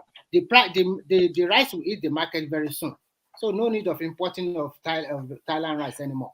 Yeah, but the government also went ahead and opened semi-border and all the borders for the importation of vehicle. For crying out loud, the Lagos State invested in public transportation by bringing those trailways system to the southwest. I mean to Lagos. Why opening? Why lifting the embargo on car importation from the border? The smuggling is going to continue. I think it's just a way to make Benin Republic happy because the effect of the subsidy removal is biting hard, and they need that money also one way or the other. So Nigeria just like okay, but the smuggling will. I don't know what the new Comptroller General is going to do, but I hope. Think they what? And it will also be good for our security also. Because if they are not comfortable, then everybody will, the fair will be banging. I don't expect the government to lift embargo on car importation from the border. I don't think, because I mean Nigeria is like a dumping ground. Let it just go to Nigerian port. What is going to happen? You know what? If you import car from either Benin or Togo and all those countries, you know that means you are going to pay double duty. That's what I'm thinking, because there are some goods that are needed to their taxes and tariff needed to be increased so that they will deter people. It doesn't mean anything that you are bringing, you are going to pay. You are still going to pay at our own border. You know that they will not say you should not bring it in. Another thing I want you to know is that Nigerian custom, once they impound your vehicle, the first thing they will go and check through their computer that did you pay the custom duty in Nigeria or Benin, or did you pay the right custom? Because they can do it now. It's very easy. They will just put the number. Yes, if they meet you even inside the bush, they have a gadget on their hands that they can check immediately once they ask for your custom duty. If you don't pay the right duty, they will impound your vehicle. If you import the car from Benin Republic and you don't pay the right duty, they impound your vehicle. No, it's no better for you not to ride a car without normal custom duty. So if not, you are taking a risk. So many people's vehicle has been taken and you can't get it back. Okay, real quick. My own concurrent is that I'm glad the government is opening up the economy, in which way they are trying to make everything, open, so that whoever want to participate, want to bring in money, can bring in money, and at the same time creating this confidence in our political economy and social economy, so that at least foreigners or foreign investors can bring money in and invest in our country. And if we're able to do that, I think the sky will be our limit. But people should stop being skeptical. Cynicism is not going to help us. I mean, we should be patriotic. Patriotism means support your country, contribute to your own quota. When the guy that was talking about him invading, tax invasion earlier, I hope IRS is not listening, or legal, federal inland revenue is not listening, but you pay. If you earn this, pay your tax. At the end of the day, you mean Foley? Yeah, I was listening to him. I don't know why when he talked initially, but I don't know what he actually said that they were talking about him. I thought he made anything sensible. I'm very sorry. What I heard was talking about not paying the proper tax, even though as a businessman, even telling Mike that he doesn't think Mike is also have a business in Nigeria. That is it now. They will be shouting Nigerian government, but they are the Nigerians are the problem. But we are not. See, we should be playing our own parts too, because there's a jingles in old OSRC in Ondo State there. It said, "Bishare obaku, bishare obaku jo ama ki oku shebi, abe woni ka sise oba ka ma lagun." So even when you work for government, you still have to sweat. Your Yoruba is good. Oh my God. He now concluded by saying, proverb. I mean, those are the old, and these are the things that form the guideline for that should be the No, guideline. Adewale, Yoruba is the best. We You know, look at the proverb you just give now. He explains many things. Many things. But Thomas, you will see people rationalizing that okay, it's government that condition the people to be thief, to be armed robbers, to be Like this, to Peter be that, Obi now. They said that obedience were conditioned to be bad. That obedience is is government. bashing people online. He said no, it's yeah. because they are suffering. Play your own part, contribute your own quota, and leave the rest for you and your creator. Once you do what you needed to do, you can go to bed and sleep. And even if I'm Robert knock your door, you know you have not done anything. Because hey, whatever you plan today, whatever you do today, your own generations to come. If you collect bribe, if you pay bribe, guess what? It will affect your generations to come. So play your own part. Support the government, even though you may not be your candidate. Support. Buhari was there for 8 years. This Nigeria supported him. They had no choice. So pray for the government. Even Bible command us too. Pray for Jerusalem. Nigeria is our Jerusalem. We have no other. You and I, we are abroad now, right? But we still have connection in Nigeria. We still have our family back home. Adewale, don't just let me mention how much I'm sending to Nigeria every month. You see? So we are in this together. I don't know, maybe you are not sending money to Nigeria. All your family members are okay. Even if they are Dangote and Otedola's family, my DM, I don't even open it anymore because sometimes they drive me nuts. But I mean, I don't blame them. It's true, but that low you, I don't blame them. Something has to come, you know. Adewale, let me tell you something. One of my friend even asked me for money. I said, my sister, I said, if you check my account now, even in Nigeria, it's red. Do you know what the lady tell me? He said, "Fuck you." Delete my number. Don't talk to me anymore. Wow. You can imagine, you know, wow. somebody that I still gave 30,000 naira to like 4 weeks ago. Is that a family member or just somebody you know from somewhere? Just a friend. It's a friend. It's a school friend. It's a friend. Thomas, you have forgotten. I just mentioned it now. One of my cousin that said I'd come and pay for Hajj for him, 4 million naira. Hajj, if you've never been asked to come and buy car, you've never been asked to come and buy car. He's not asked me to come and pay school fees for his children. No. He's asking me to come and pay for Hajj, 4 million naira. Oh my God! You yourself, I'm giving to Hajj. And this is somebody that cannot take care of the family. Yeah, he's thinking of 4 million. So if he get that 4 million, he cannot invest it in his business. No, it's Hajj that we go, so that we will bring with a golden teeth and show to all our Ilorin people. Oh man! The first time I set my foot outside Nigeria, I've never. That's when I knew that I can't live in Europe because I never liked Europe for anything. That place looked like an old community, and I knew for a fact that America is where I'm going to grow old. But the bottom line is that I've never for once see America as where money grows on the tree, or you have to sweep money on the in the gutter, and you make enough money, you live in affluence. I've never seen it, even way before YouTube or Google or anything that could show.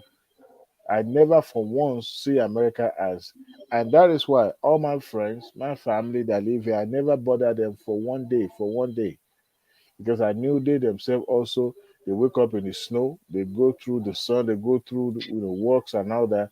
By the end of the day, the sense of entitlement of Nigerians sometimes they have, but they will pretend as if they don't have. And of course, you cannot see the true picture. Those that are actually in need, you will not be able to adjudge them because you already generalize everybody. But some people have, but they still want to collect from you. How can somebody in good conscience tell you, look, you need to buy me a car? A car. As if I'm driving Rolls Royce or Mercedes Benz. How can a good conscience say you need to buy me this? I understand if you are saying, look, I'm short, I'm doing business, this and this, and you are being truthful. If you do it once, of course, I'll be eager to help you out in the second time. But when you started asking me for Hajj money, to come and pay for your Hajj, to come and pay you for your Ileya, to come and pay for your Christmas. That's when I know that Onibara Umboli Bomo, Onibara got Idenule is about to overtake and take over entire house. I mean, it is wrong. There's a sense of entitlement. Even your own family. Yes. You know what they will do? They will What blackmail you. After that, they will just blackmail you. They say, yes. ko Nígbà chekini. tó You bá know? máa sọ̀rọ̀ tán wá ń pé èló náà ló fún mi last year, èló ló ti fún mi láti gbà tó dé mi.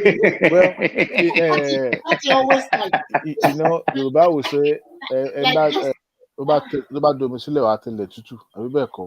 but if you have not done anything that will warrant me to go out there and struggle for me to be able to get you something, why should I go out there, bust my behind for me to give you something? Why should I?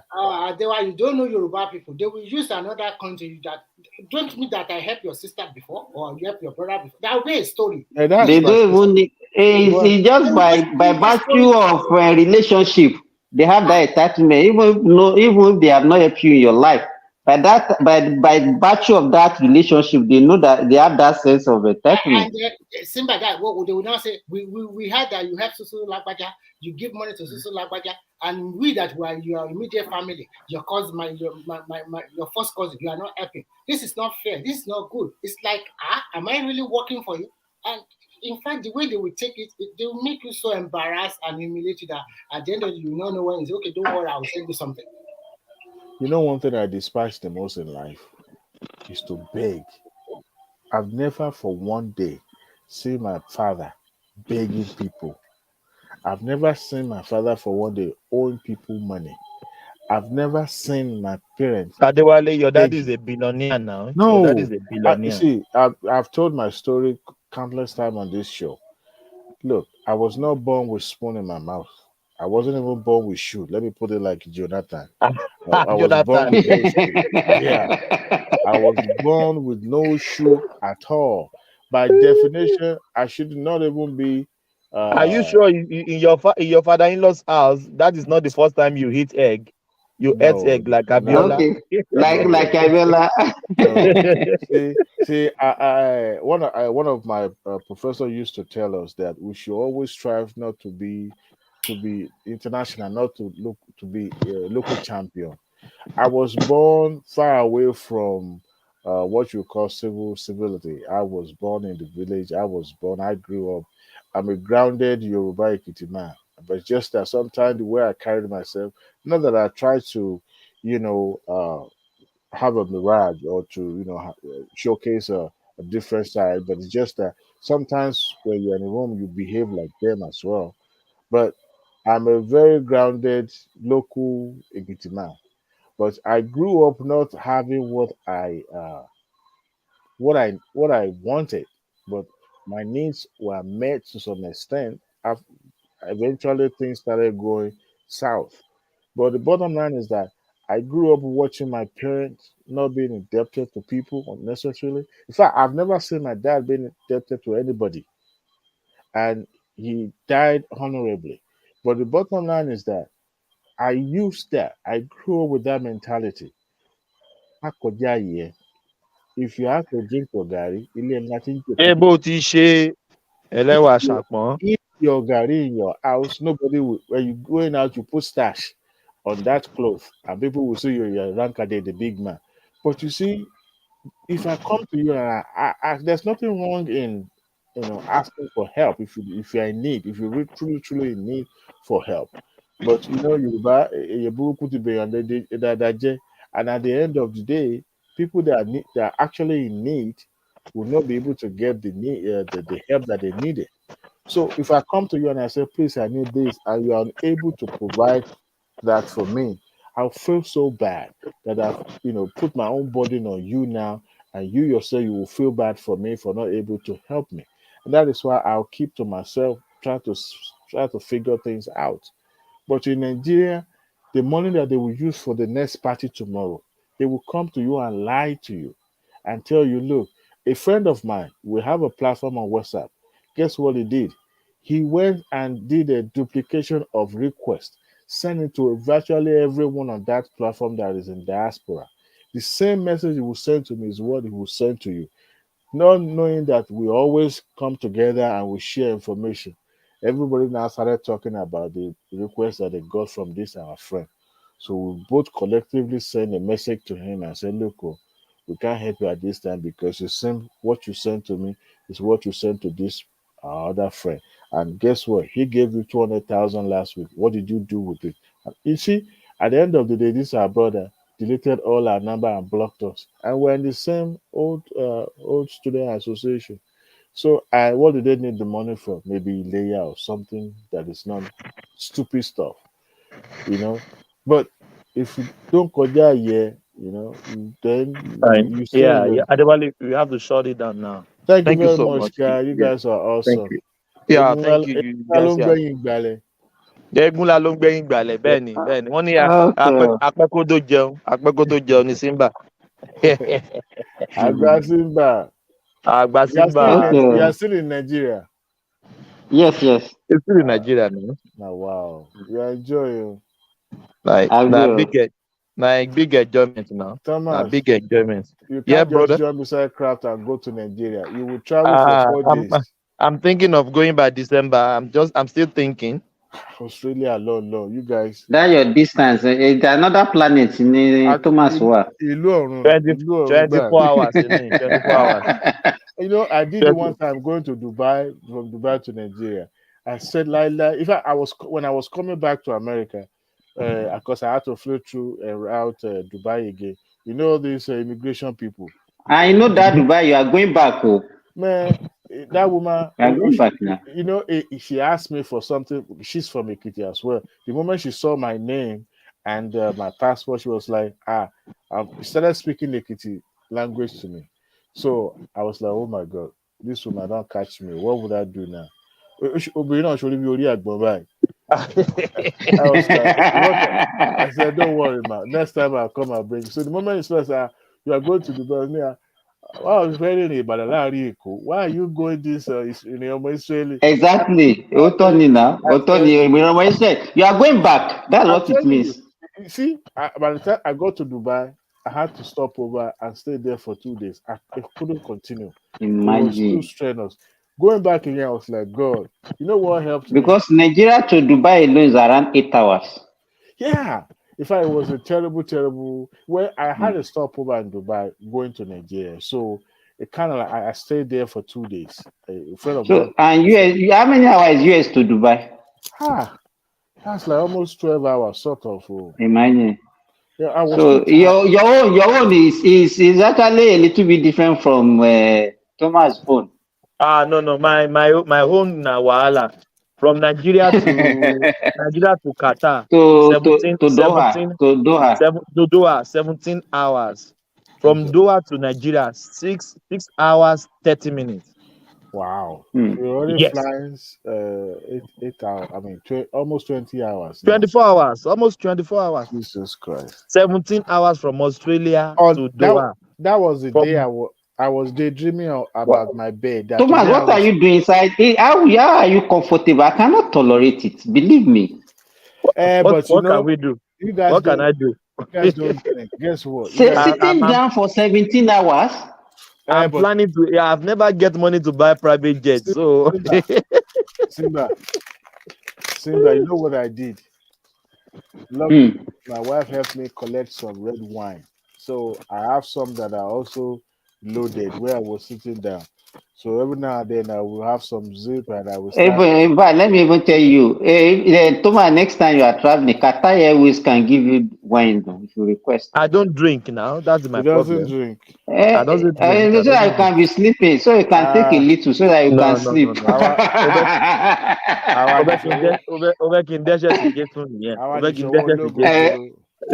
Okay. Ilé ológo là ń lé. So àwa lọ bí àmì ò mọ o, ẹ̀yin lẹ mọ̀ o. Ẹ̀yin lẹ mọ̀. Okay, you guys. Thank you so much. See you tomorrow. Yeah, bye bye. See you tomorrow, Simba. Yeah, my regards to the family, everyone. You too. Yeah. We have come to the end of this session again. It's been amazing. You guys are amazing, man. I can't thank you enough. Carry the conversation in the comment section, and I see you tomorrow. I said, peace. Thank you, guys. Thank you. God bless you. Country people, make una come here for you.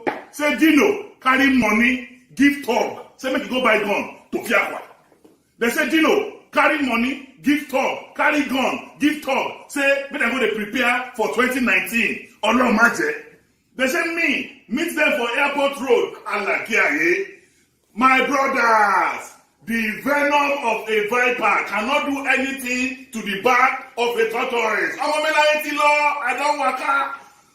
But make I tell you now, Yaya Bello, do you know Yaya Bello máa ṣẹ̀wọ̀n lẹ́yìn ìjọba? I know Yaya Bello máa ṣẹ̀wọ̀n lẹ́yìn ìjọba. Do you know GYB máa ṣẹ̀wọ̀n lẹ́yìn ìjọba? We know GYB máa ṣẹ̀wọ̀n lẹ́yìn ìjọba. Ìwọ Yaya, you Yaya, kí ló tún kù tí ó sọ? Kí ló tún kù tí ó sọ? Ẹ̀mí tí mo bẹ́ lórí tó ń ṣẹ̀nu wúyẹ́, kí ló tún kù tí ó sọ? Àti ẹkún ìyá ni ó jẹ, Yaya Bello, àti ẹkún ìyá ni ó jẹ.